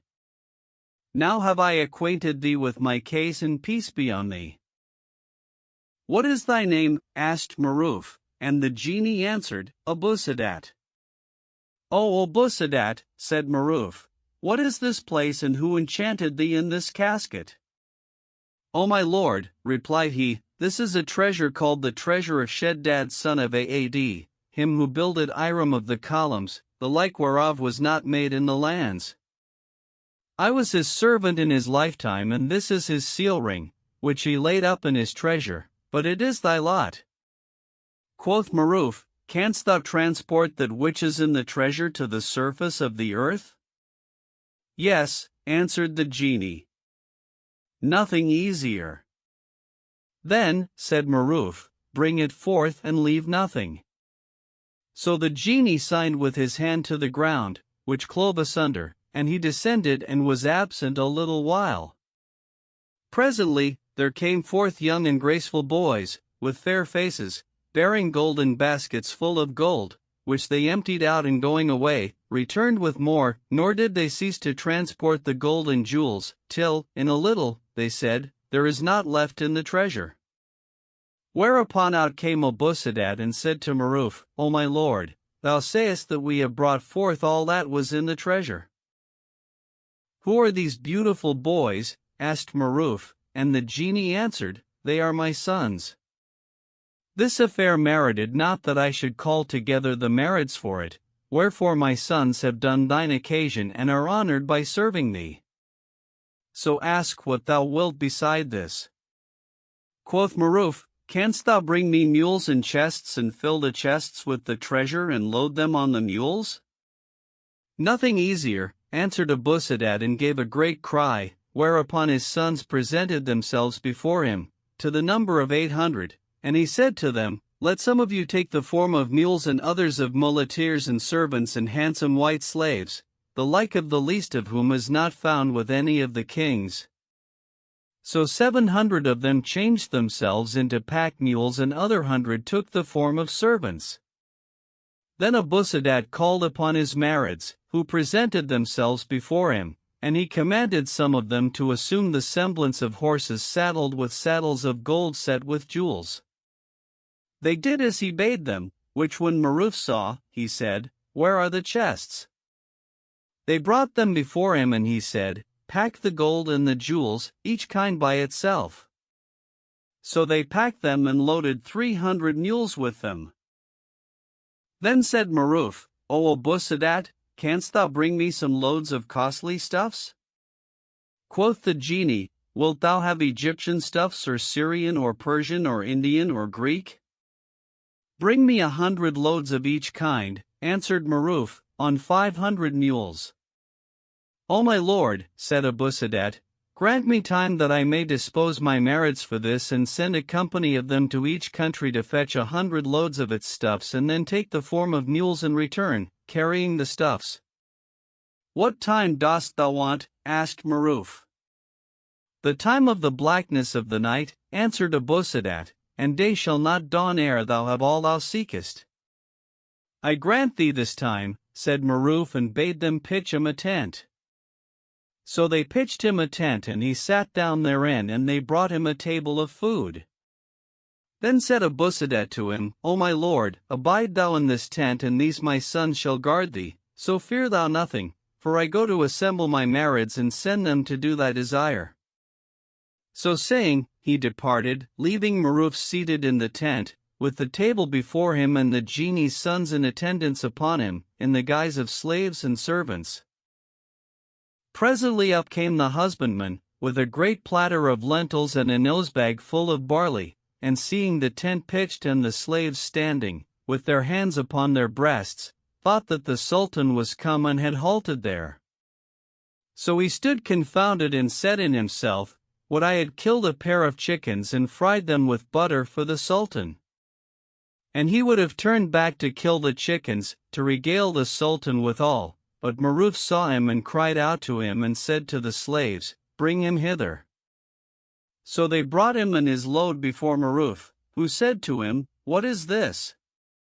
This is thy noon meal and thy horse's fodder, replied the peasant. Excuse me, for I thought not that the Sultan would come hither, and had I known this, I would have killed a pair of chickens and entertained him handsomely. Quoth Maruf, The Sultan is not come. I am his son-in-law, and I was vexed with him. However, he hath sent his officers to make his peace with me, and now I am minded to return to the city. But thou hast made me this guest meal, without knowing me, and I accept it from thee, lentils though it be, and will not eat save of thy cheer. So he bade him set the platter midmost the table and ate of it till he had enough, whilst the husbandman filled his belly with those rich meats. Then Maruf washed his hands and gave the servants leave to eat. So they fell upon the remains of the meal and ate, and when the platter was empty, he filled it with gold and gave it to the peasant, saying, Carry this to thy dwelling and come to me in the city, and I will entreat thee with honor. So he took the platter full of gold and returned to the village, driving the bulls before him and deeming himself kin to the king. Meanwhile, they brought Maruf girls of the brides of the treasure, who smote on instruments of music and danced before him, and he passed the night in joyance and delight, a night not to be reckoned among lives. Hardly had the day dawned when there arose a great cloud of dust, which, presently lifting, discovered 700 mules laden with stuffs and attended by muleteers and baggage tenders and linkmen. With them came Abu Sadat, riding on a mule, in the guise of a caravan leader, and before him was a traveling litter, with 4 volutes of glittering red gold, set with jewels. When Abu Sadat came up to the tent, he dismounted and kissing the earth, said to Maruf, O my lord, thine occasion hath been accomplished in full, and in the litter is a treasure suit that hath not its match among kings' raiment, so do thou don it and mount the litter and command us what thou wilt. O Abu Sadat, said Maruf, I wish thee to go to the city of Ikhtian el-Qutan and carry a letter, which I will write thee, to my father-in-law the king, and go thou not in to him but in the guise of a mortal courier. And he answered, I hear and obey. So Maruf wrote the letter and sealed it, and Abu Sadat took it and set out to deliver it to the king. When he arrived, he found the king saying, O vizier, indeed my heart is concerned for my son-in-law, and I fear lest the Arabs slay him. Would he had told me whither he was bound, that I might have followed him with the troops. "May God have mercy on this thy heedlessness," answered the vizier. "As thy head liveth." The fellow saw that we were awake to him and feared exposure and fled, for he is nothing but a lying impostor. At this moment in came the courier, and kissing the earth before the king, wished him abiding glory and prosperity and length of life. Quoth the king, "Who art thou, and what is thy business?" "I am a courier," answered the genie, "whom thy son-in-law sendeth to thee with a letter, and he is come with the baggage." So he took the letter and read therein these words, "Peace to the utterest upon our father-in-law the glorious king. Know that I am at hand with the baggage train, so come thou forth to meet me with the troops." Quoth the king, "God blacken thy face, O vizier. How often wilt thou asperse my son-in-law's honor and call him a liar and an impostor? Behold, he is come with the baggage train, and thou art but a traitor." The vizier hung his head in shame and confusion and said, "O king of the age, I said this but because of the long delay of the baggage, and because I feared the loss of the wealth he hath spent." "O traitor," answered the king, "what matter my riches, now that his baggage is come? For he will give me great plenty in their stead." Then he bade decorate the city, and going in to his daughter, said to her, "Good news for thee. Thy husband will be here anon with his baggage, for he hath sent me a letter to that effect, and I am now going forth to meet him." The princess marveled at this and said to herself, "This is a strange thing. Was he laughing at me and making mock of me, or had he a mind to try me, when he told me that he was a poor man? But praised be God for that I failed not of my duty to him." Meanwhile, Ali the Cairene saw the decoration of the city and asked the cause thereof, when they said to him, "The baggage train of the merchant Maruf, the king's son-in-law, is come." "God is most great," cried he. "What a calamity is this man! He came to me, fleeing from his wife, and he was a poor man. Whence then should he get a baggage train? But belike this is a device that the king's daughter hath contrived him, for fear of disgrace, and kings can do anything. May God the Most High screen him and not expose him." And all the merchants rejoiced and were glad, for that they would get their money. Then the king assembled his troops and rode forth, whilst Abu Sadat returned to Maruf and acquainted him with the accomplishment of his errand. Quoth Maruf, "Bind on the loads." So they bound them on, and he mounted the litter, and donning the treasure suit, became 1,000 times greater and more majestic than the king. Then he set forward, but, when he had gone halfway, the king met him with the troops, and seeing him riding in the litter and clad in the dress aforesaid, threw himself upon him and saluted him and greeted him with the greeting of peace. Moreover, all the grandees of the realm saluted him, and it was made manifest that he had spoken the truth and that there was no falsehood in him. Then he entered the city in such state as would have caused the gallbladder of the lion to burst, and the merchants pressed up to him and kissed his hands, whilst Ali said to him, "Thou hast played off this trick, and it has prospered to thy hand, O sheik of impostors. But thou deservest it, and may God the Most High increase thee of his bounty." Maruf laughed, and entering the palace, sat down on the throne and said, "Carry the loads of gold into the treasury of my uncle the king, and bring me the bales of stuffs." So they brought him the bales and opened them before him, bale after bale, till they had opened the 700 loads, whereupon he chose out the best and said, "Carry these to the princess, that she may distribute them among her women, and carry her also this coffer of jewels, that she may distribute them among her women and eunuchs." Then he proceeded to give the merchants to whom he was indebted stuffs in payment for their debts, giving him, whose due was 1,000, stuffs worth 2,000 or more, after which he fell to distributing to the poor and needy, whilst the king looked on and could not hinder him, nor did he leave giving till he had made an end of the 700 loads, when he turned to the troops and proceeded to distribute amongst them emeralds and rubies and pearls and coral and other jewels by handsful, without count, till the king said to him, Enough of this giving, O my son. There is but little left of the baggage. Quoth Maruf, I have abundance, and indeed, his good faith was become manifest and none could belie him more, and he had come to reck not of giving, for that the servant of the ring brought him whatsoever he sought. Presently, the treasurer came in to the king and said, O king of the age, the treasury is full and will not hold the rest of the loads. Where shall we lay that which is left of the gold and jewels? And he assigned to him another place. As for the princess, when she saw this, her joy redoubled and she marveled and said in herself, How came he by all this wealth? In like manner the merchants rejoiced in that which he had given them and blessed him, whilst Ali wondered and said in himself, How hath he lied and swindled, that he hath gotten him all these treasures? But how excellent is the saying of him who saith, When as the King of Kings presents, forbear to question why or whence. God gives to whom he will, so keep within the bounds of reverence. The king also marveled passing measure at that which he saw of Maruf's generosity and open-handedness in the lavishment of wealth. Then he went in to his wife, who met him, smiling and joyful, and kissed his hand, saying, Didst thou mock me, or hadst thou a mind to try me with thy saying, I am a poor man and a fugitive from my wife? Praised be God for that I failed not of my duty to thee. For thou art my beloved, and there is none dearer to me than thou, whether thou be rich or poor.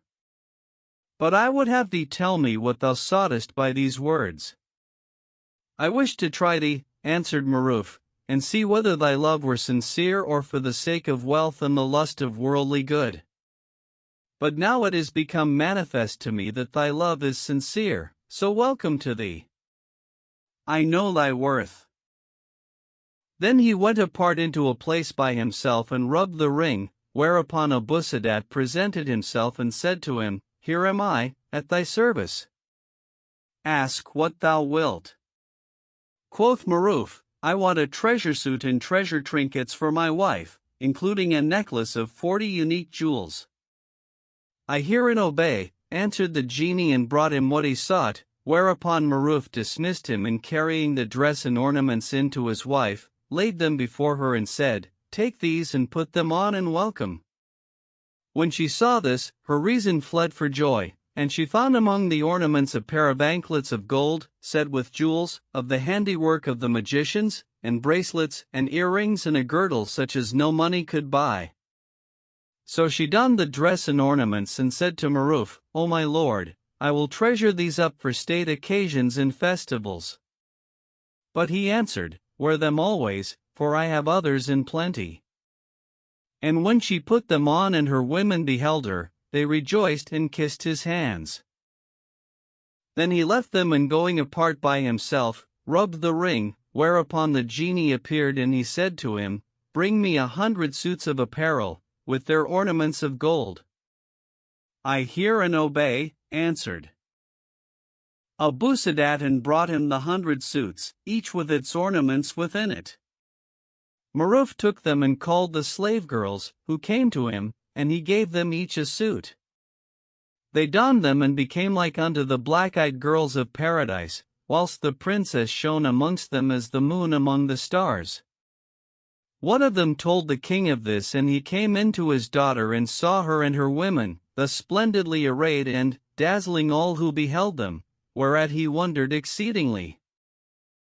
Then he went out, and calling his vizier, said to him, O vizier, such and such things have happened, what sayest thou, now, of this affair? O king of the age, answered he, this is no merchant's fashion, for a merchant keepeth a piece of linen by him for years and selleth it not but at a profit. How should a merchant have such generosity as this, and whence should he get the like of these riches and jewels, whereof but a small matter is found with kings? So how should loads thereof be found with merchants? Needs must there be a cause for this, but, if thou wilt hearken to me, I will make the truth of the case manifest to thee. O Vizier, answered the king, I will do thy bidding. Then, rejoined the Vizier, do thou foregather with thy son-in-law and make a show of love to him and talk with him and say, O my son-in-law, I have a mind to go, thou and I and the Vizier, no more, to a garden, that we may take our pleasure there. When we come to the garden, we will set on the table of wine, and I will ply him therewith and make him drink. Will he, nil he will, for, when he shall have drunken, he will lose his reason and his judgment will forsake him. Then will we question him of the truth of his case and he will discover to us his secrets, for wine is a traitor and gifted of God is he who saith. When we had drunken of the wine awhile and it crept near the stead of secrets, hold, quoth I thereunto, of my fear, lest its disordering influence should overcome my wit and to my boon companions so my secrets should appear. When he hath told us the truth, we shall know his case and may do with him as we will, for I fear for thee the issues of this is now fashion, for it may be he will covet the kingship and win over the troops by generosity and the lavishment of money and so depose thee and take the kingdom from thee. True, answered the king, and they passed the night on this agreement. On the morrow the king went forth and sat in the guest chamber, when behold the grooms and serving men came into him in dismay. Quoth he, What hath befallen you? And they answered, O king of the age, the grooms curried the horses and foddered them and the mules that brought the baggage, but, when we arose in the morning, we found that, thy son-in-law's servants had stolen the horses and mules, and made off with them. We searched the stables, but found neither horse nor mule, so we entered the servants' lodging and saw none therein, nor know we how they fled. The king marveled at this, knowing not that the mules and horses and servants were all Afrits, the subjects of the servant of the spell, and said to the grooms, O accursed ones, how could 1,000 beasts and 500 slaves and servants, to boot, flee, without your knowledge? We know not how it happened, answered they, and he said, Go, and when your lord comes forth of the harem, tell him the case. So they went out from before the king and abode bewildered, till Maruf came out and seeing them troubled, said to them, What is to do? They told him what had happened and he said, What is their worth that ye should be concerned for them? Go your ways. And he sat laughing and was neither angry nor troubled concerning the matter, whereupon the king looked in the vizier's face and said to him, What manner of man is this, with whom wealth is of no account? Needs must there be a reason for this. Then they talked with him a while and the king said to him, O my son-in-law, I have a mind to go, thou and I and the vizier, to a garden, where we may divert ourselves. I will well, said Maruf. So they went forth to a garden, wherein were 2 kinds of every sort of fruit, and it was full of running waters and tall trees and caroling birds. There they entered a pavilion, whose sight did away sorrow from the heart, and sat talking, whilst the vizier entertained them with rare stories and merry jests and mirth-provoking sayings, and Maruf listened, till the time of the noon meal came, when they set on a tray of meats and a pitcher of wine. When they had eaten and washed their hands, the vizier filled the cup and gave it to the king, who drank it off. Then he filled a second and gave it to Maruf, saying, Take the cup of the drink to which the reason bows its neck in reverence. What is this, O vizier? Asked Maruf. Quoth he, This is the hoary virgin and the old maid long kept in the house, the giver of joy to hearts, whereof saith the poet. The feet of the sturdy renegades went trampling it of yore, and so of the Arabs' heads its reek it taketh evermore. Let one of the sons of the infidels, Amun the dark, whose looks to disobedience still invite, the grape juice to thee pour. And gifted of God is he who saith, 'Tis as if wine and he, indeed, who doth the goblet bear, when to the boon companions all he doth display it, were the dancing morning sun, whose face the full moon of the dark had handselled with the Gemini, that shining starry pair. So clear and eke so subtle is its essence that, as 'twere the life itself, through every vein and member it doth fare. And how excellent is the saying of the poet! The moon of the full of beauty lay the night in my embrace, and the sun in the sphere of the cups was not eclipsed a moment's space. And still I gazed on the fire, whereto the Magians them prostrate, as from the flagon it did prostrate itself before my face. And that of another. Through all the joints it runneth, as in one who hath been sick, the tides of healing run. And yet another. I marvel at those who first pressed it and tried, how they left us the water of life and yet died. And yet goodlier is the saying of Abu Nuwas. Have done and leave to blame me, for blame but angers me, and give me that, for medicine, that caused my malady. A yellow one, whose precincts nor grief nor sorrow haunt, and if a stone but touch her, 'tis straightway moved to glee. She cometh in her flagon, midmost the darksome night, and by her light the dwelling illumined straight we see. From a case owner take it, attired as if she had a yard, 2 lovers, wencher and sodomite, hath she. She goeth round midst younglings, to whom fate bows, submiss, and none without bettedeth, save that he hath in gree. And say to who pretendeth to excellence in love, one thing, thou'st learnt, but many are still concealed from thee. But best of all is the saying of Ibn el-Mutez. God water the tree-shaded island and the convent ab down that height with a constant dropping of rain clouds, that cease not, day or night.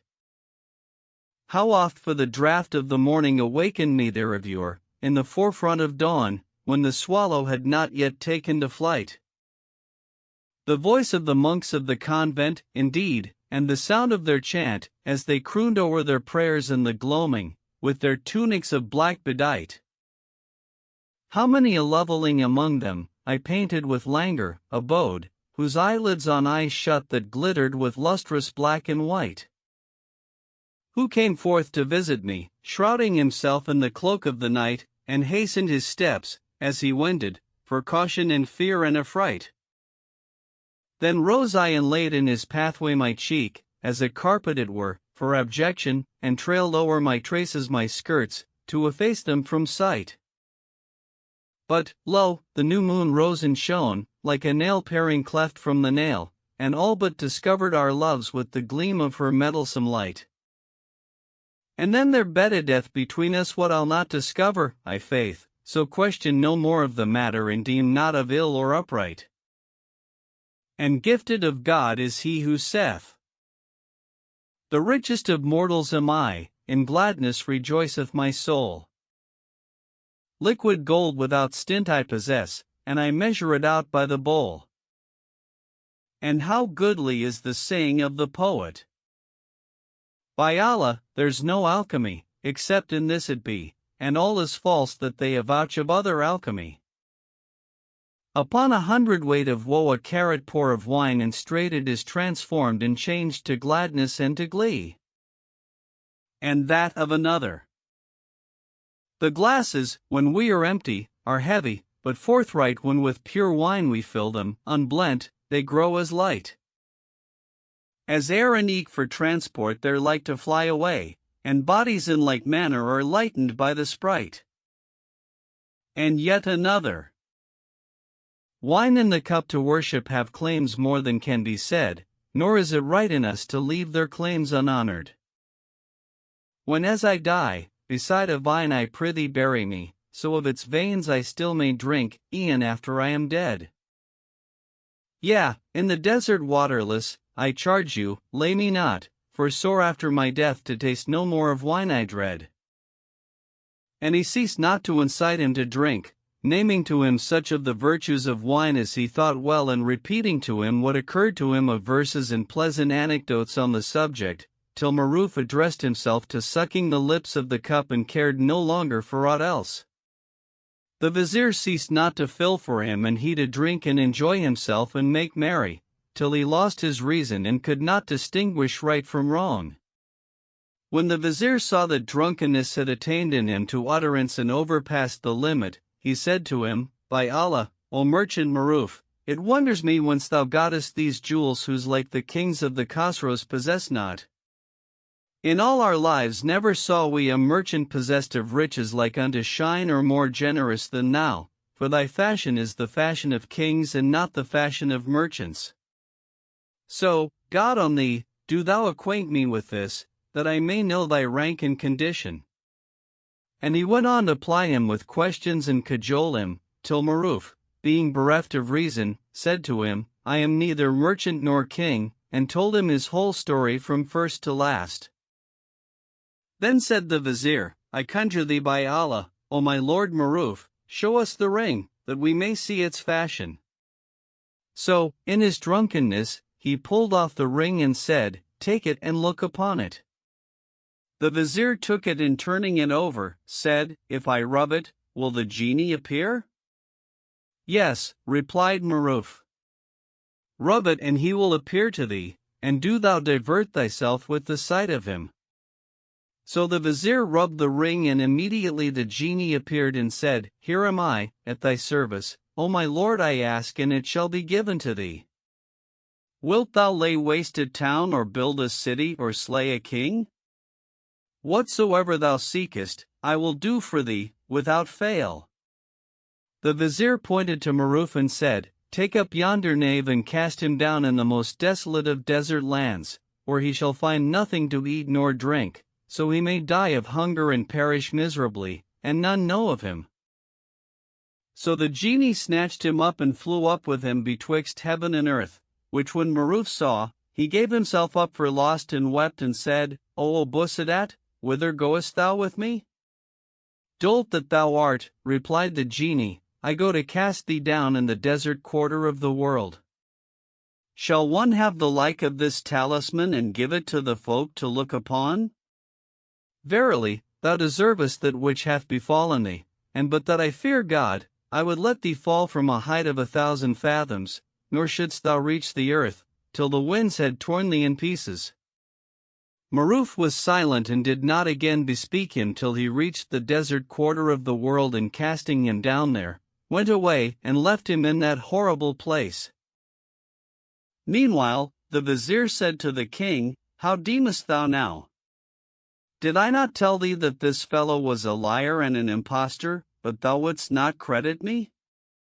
"Thou wast in the right, O my vizier," replied the king. "God grant thee health. But give me the ring, that I may look upon it." The vizier looked at him angrily and spat in his face, saying, "O dullard, how shall I give it to thee and abide thy servant, after I am become thy master? But I will spare thee no more." Then he rubbed the ring and said to the genie, "Take up this churl and cast him down by his son-in-law the impostor." So the genie took him up and flew off with him, whereupon quoth the king to him, "O creature of my lord, what is my crime?" "I know not," answered Abu Sadat, "but my lord hath commanded me unto this, and I cannot disobey him who possesseth the enchanted ring." Then he flew on with him, till he came to the desert quarter, and casting him down whereas he had cast Maruf, returned and left him. The king, hearing Maruf weeping, went up to him and acquainted him with his case, and they sat weeping over that which had befallen them, and found neither meat nor drink. As for the vizier, he went forth from the garden and summoning all the troops, held a court and told them what he had done with the king and Maruf, and acquainted them with the affair of the ring, adding, "Except ye make me sultan over you, I will bid the servant of the ring take you all up and cast you down in the desert quarter of the world, where you shall die of hunger and thirst." "Do us no hurt," answered they, "for we accept thee to sultan over us, and will not any wise gainsay thy commandment." So they agreed, in their own despite, to his being sultan over them, and he bestowed on them robes of honor, seeking all he had a mind to of Abu Sadat, who brought it to him forthright. Then he sat down on the throne, and the troops made submission to him, and he sent to the king's daughter, saying, "Make thee ready, for I mean to come in to thee this night, because I long for thee." When she heard this, she wept, for the loss of her husband and father was grievous to her, and sent to him, saying, Have patience with me till my days of widowhood are accomplished, then draw up thy contract of marriage with me and go in to me according to law. But he sent back to say to her, I know neither days of widowhood nor delay, and I need not a contract nor know I lawful from unlawful, but needs must I go in to thee this night. So she answered him, saying, So be it, then, and welcome to thee. But this was a trick on her part. When the answer reached the vizier, he rejoiced and his heart was gladdened, for that he was passionately enamored of her. So he bade set food before all the folk, saying, Eat, this is my bride feast, for I purpose to go in to the princes this night. Quoth the Sheikh el-Islam, It is not lawful for thee to go in to her till her days of widowhood be accomplished and thou have drawn up thy contract of marriage with her. But he answered, I know neither days of widowhood nor delay, so multiply not words on me. So the sheikh was silent, fearing his mischief, and said to the troops, Verily, this man is infidel and hath neither faith nor religion. As soon as it was night, he went in to her and found her clad in her richest raiment and decked with her goodliest ornaments.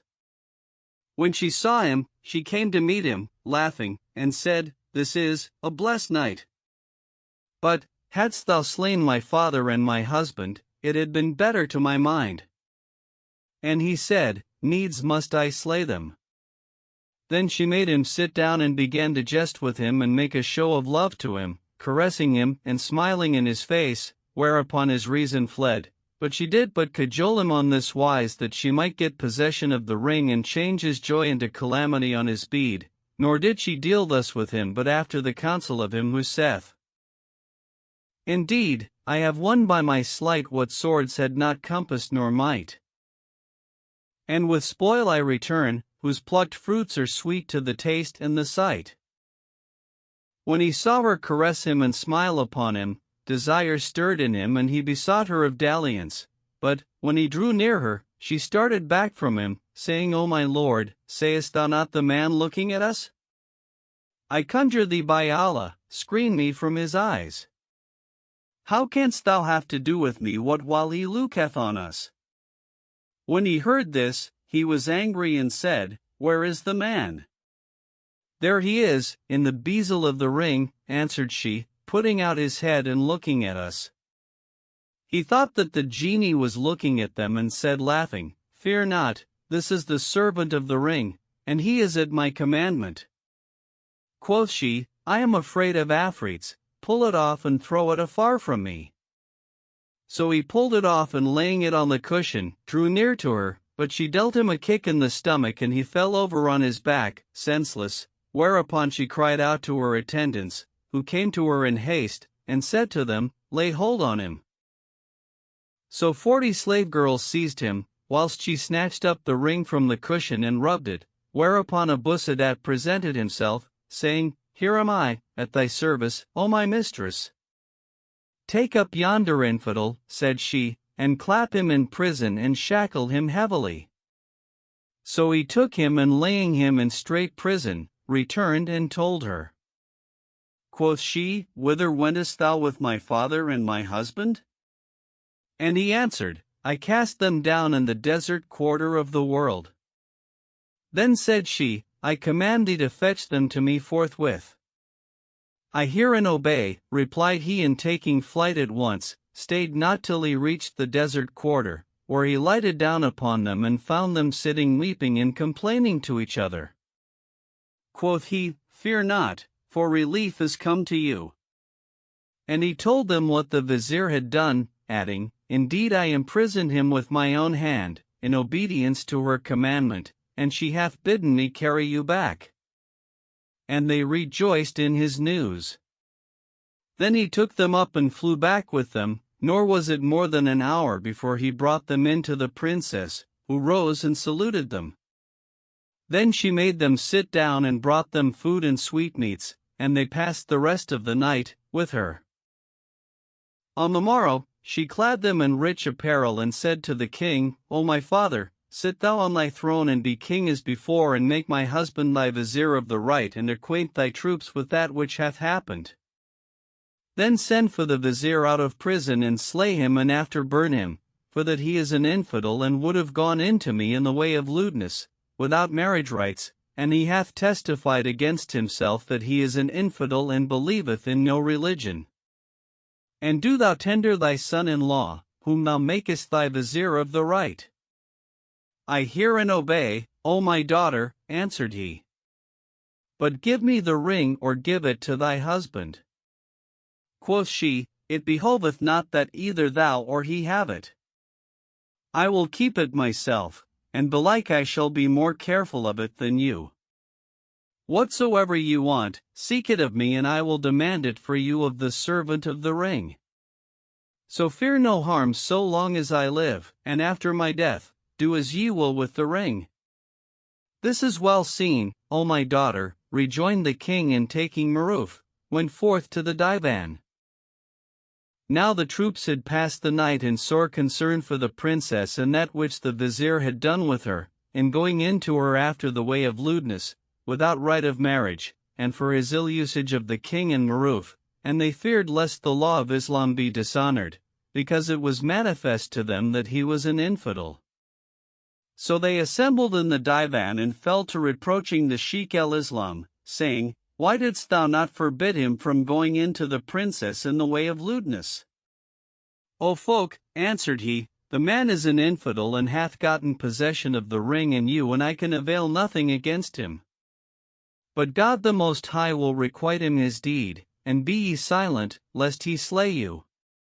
As they were thus engaged, in came the king and Maruf, and when the troops saw the former, they rejoiced in his return, and rising to their feet, kissed the earth before him.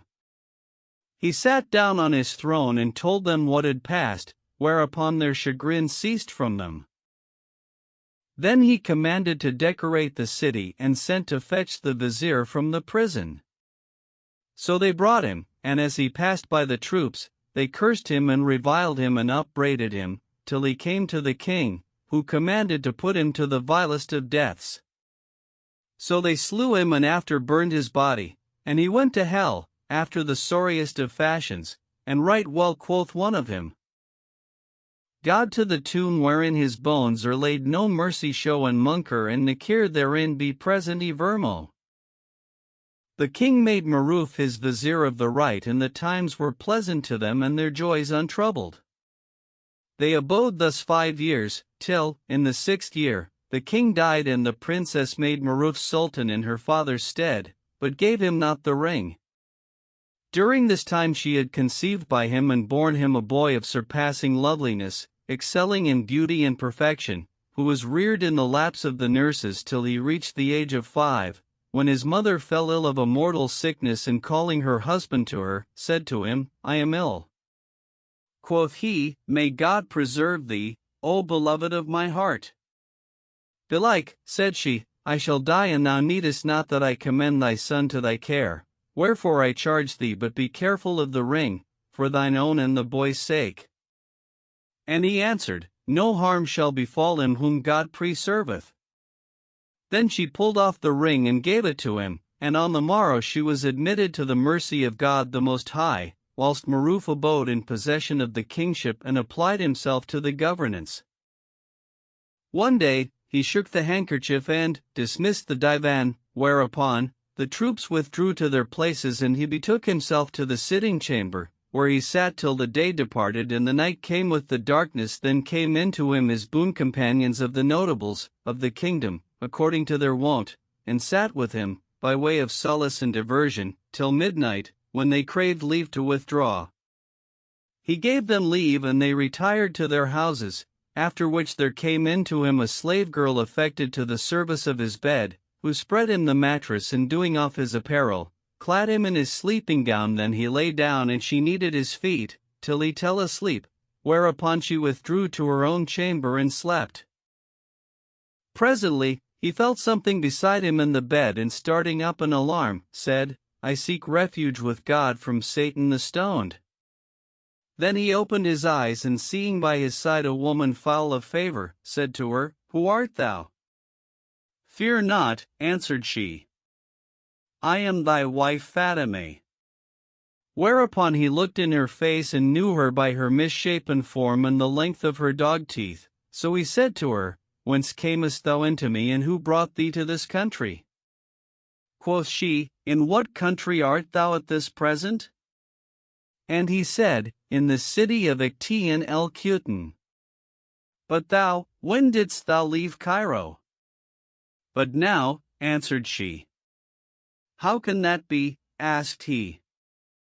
No, said she, that, when I fell out with thee and Satan prompted me to do thee a mischief, so that I complained of thee to the magistrates, they sought for thee and the caddis inquired of thee, but found thee not. When 2 days were past, repentance get hold upon me, and I knew that the fault was with me, but repentance availed me not, and I abode a while weeping for thy loss, till what was in my hand failed, and needs must I beg my bread. So I fell to begging of all, rich and poor, and since thou leftest me, I have eaten of the humiliation of beggary and have been in the sorriest of plights. Every night I sat weeping for thy loss and for that which I suffered, since thy departure, of contempt and humiliation and abjection and misery. And she went on to tell him what had befallen her, whilst he stared at her in amazement, till she said, Yesterday, I went about all day, begging, but none gave me aught, and as often as I accosted anyone and begged of him a morsel of bread, he reviled me and gave me not. When night came, I went to bed supperless, and hunger consumed me, and sore on me was that which I suffered, and I sat weeping. Presently, one appeared to me and said, O woman, why weepest thou? Quoth I had a husband who used to provide for me and fulfill my wishes, but he is lost to me, and I know not whither he is gone, and have been in sore straits since he left me. What is thy husband's name? Asked he, and I answered, His name is Maruf. I know him, said he. Know that thy husband is now sultan in a certain city, and if thou wilt, I will carry thee to him. Quoth I conjure thee of thy bounty to bring me to him. So he took me up and flew with me between heaven and earth, till he brought me to this pavilion and said to me, Enter yonder chamber, and thou wilt see thy husband asleep on the couch. So I entered and found thee in this estate or lordship. Indeed, I thought not that thou wouldst forsake me, who am thy mate, and praised be God who hath united me with thee. Quoth Maruf, Did I forsake thee or thou me? Thou complainedst of me from Cadi to Cadi, and endedst by denouncing me to the Supreme Court and bringing down on me the men of violence from the citadel, so I fled in my own despite. And he went on to tell her all that had befallen him, and how he was become sultan and had married the king's daughter, and how the latter had died, leaving him a son, who was then 7 years old. Quoth she, That which happened was foreordained of God the Most High, but I repent me and cast myself on thy generosity, beseeching thee not to forsake me, but suffer me eat bread with thee by way of alms. And she ceased not to humble herself to him and supplicate him till his heart relented towards her, and he said to her, Repent from mischief and abide with me, and naught shall betide thee save what shall pleasure thee, but, if thou do any wickedness, I will slay thee and fear no one. And think not that thou canst complain of me to the Supreme Court, and that the men of violence will come down on me from the citadel, for I am become sultan and the folk fear me, but I fear none save God the Most High, for that I have an enchanted ring, which when I rub, the servant of the ring appeareth to me, his name is Abusadat, and whatsoever I demand of him he bringeth to me. So, if thou desire to return to thine own country, I will give thee what shall suffice thee all thy life, and will send thee thither speedily. But, if thou desire to abide with me, I will assign thee a palace and furnish it with the choicest of silks, and appoint thee 20 slave girls to serve thee and provide thee with dainty food and sumptuous apparel, and thou shalt be a queen and live in all delight, till thou or I die. What sayest thou of this? I wish to abide with thee, answered she, and kissed his hand and made profession of repentance from wickedness. So he assigned her a palace for her sole use and gave her slave girls and eunuchs, and she became a queen. The young prince used to visit her, even as he visited his father, but she hated him for that he was not her son, and when the boy saw that she looked on him with the eye of despite and hatred, he shunned her and took an aversion to her. As for Maruf, he occupied himself with the love of fair slave girls and bethought him not of his wife Fatime, for that she was grown a grizzled old woman, foul of favor and bald-headed, loathlier than the speckled snake, the more that she had beyond measure evil entreated him aforetime, and as saith the adage, 3 usage rooteth up desire and soweth hatred in the soil of hearts, and gifted of God is he who saith, Be careful not to hurt men's hearts nor work them out of dole, for hard it is to bring again a once estranged soul. And hearts, the love whereof hath ta'en alarm and fled away, are like a broken glass, whose breach may never be made whole. And indeed he had not given her shelter by reason of any praiseworthy quality in her, but he dealt with her thus generously only of desire for the approval of God the Most High, wherefore he occupied not himself with her by way of marriage. When she saw that he held aloof from her bed and occupied himself with others, she hated him and jealousy gat the mastery of her, and Satan prompted her to take the ring from him and kill him and make herself queen in his stead. So she went forth one night from her pavilion, intending for that in which was her husband the king, and it chanced, by the ordinance of fate and written destiny, that Maruf lay that night with one of his favorites, a damsel endowed with beauty and grace and symmetry. Now it was his wont, of the excellence of his piety, that, when he was minded to have to do with a woman, he would put off the enchanted ring from his finger, in reverence to the holy names engraved thereon, and lay it on the pillow, nor would he don it again till he had purified himself, according to the law. Moreover, when he had lain with a woman, he was used to bid her go forth from him, before daybreak, of his fear for the ring, and when he went forth to the bath, he locked the door of the pavilion till his return, when he put on the ring, and after this, all were free to enter as of wont. Fatime knew of all this and went not forth from her place till she had certified herself that the case was as we have said. So she sallied out, purposing to go in to him, whilst he was drowned in sleep, and steal the ring, unseen of him. Now it chanced at this time that the king's son had gone out, without light, to the draught-house, to do an occasion, and sat down on the jakes in the dark, leaving the door open.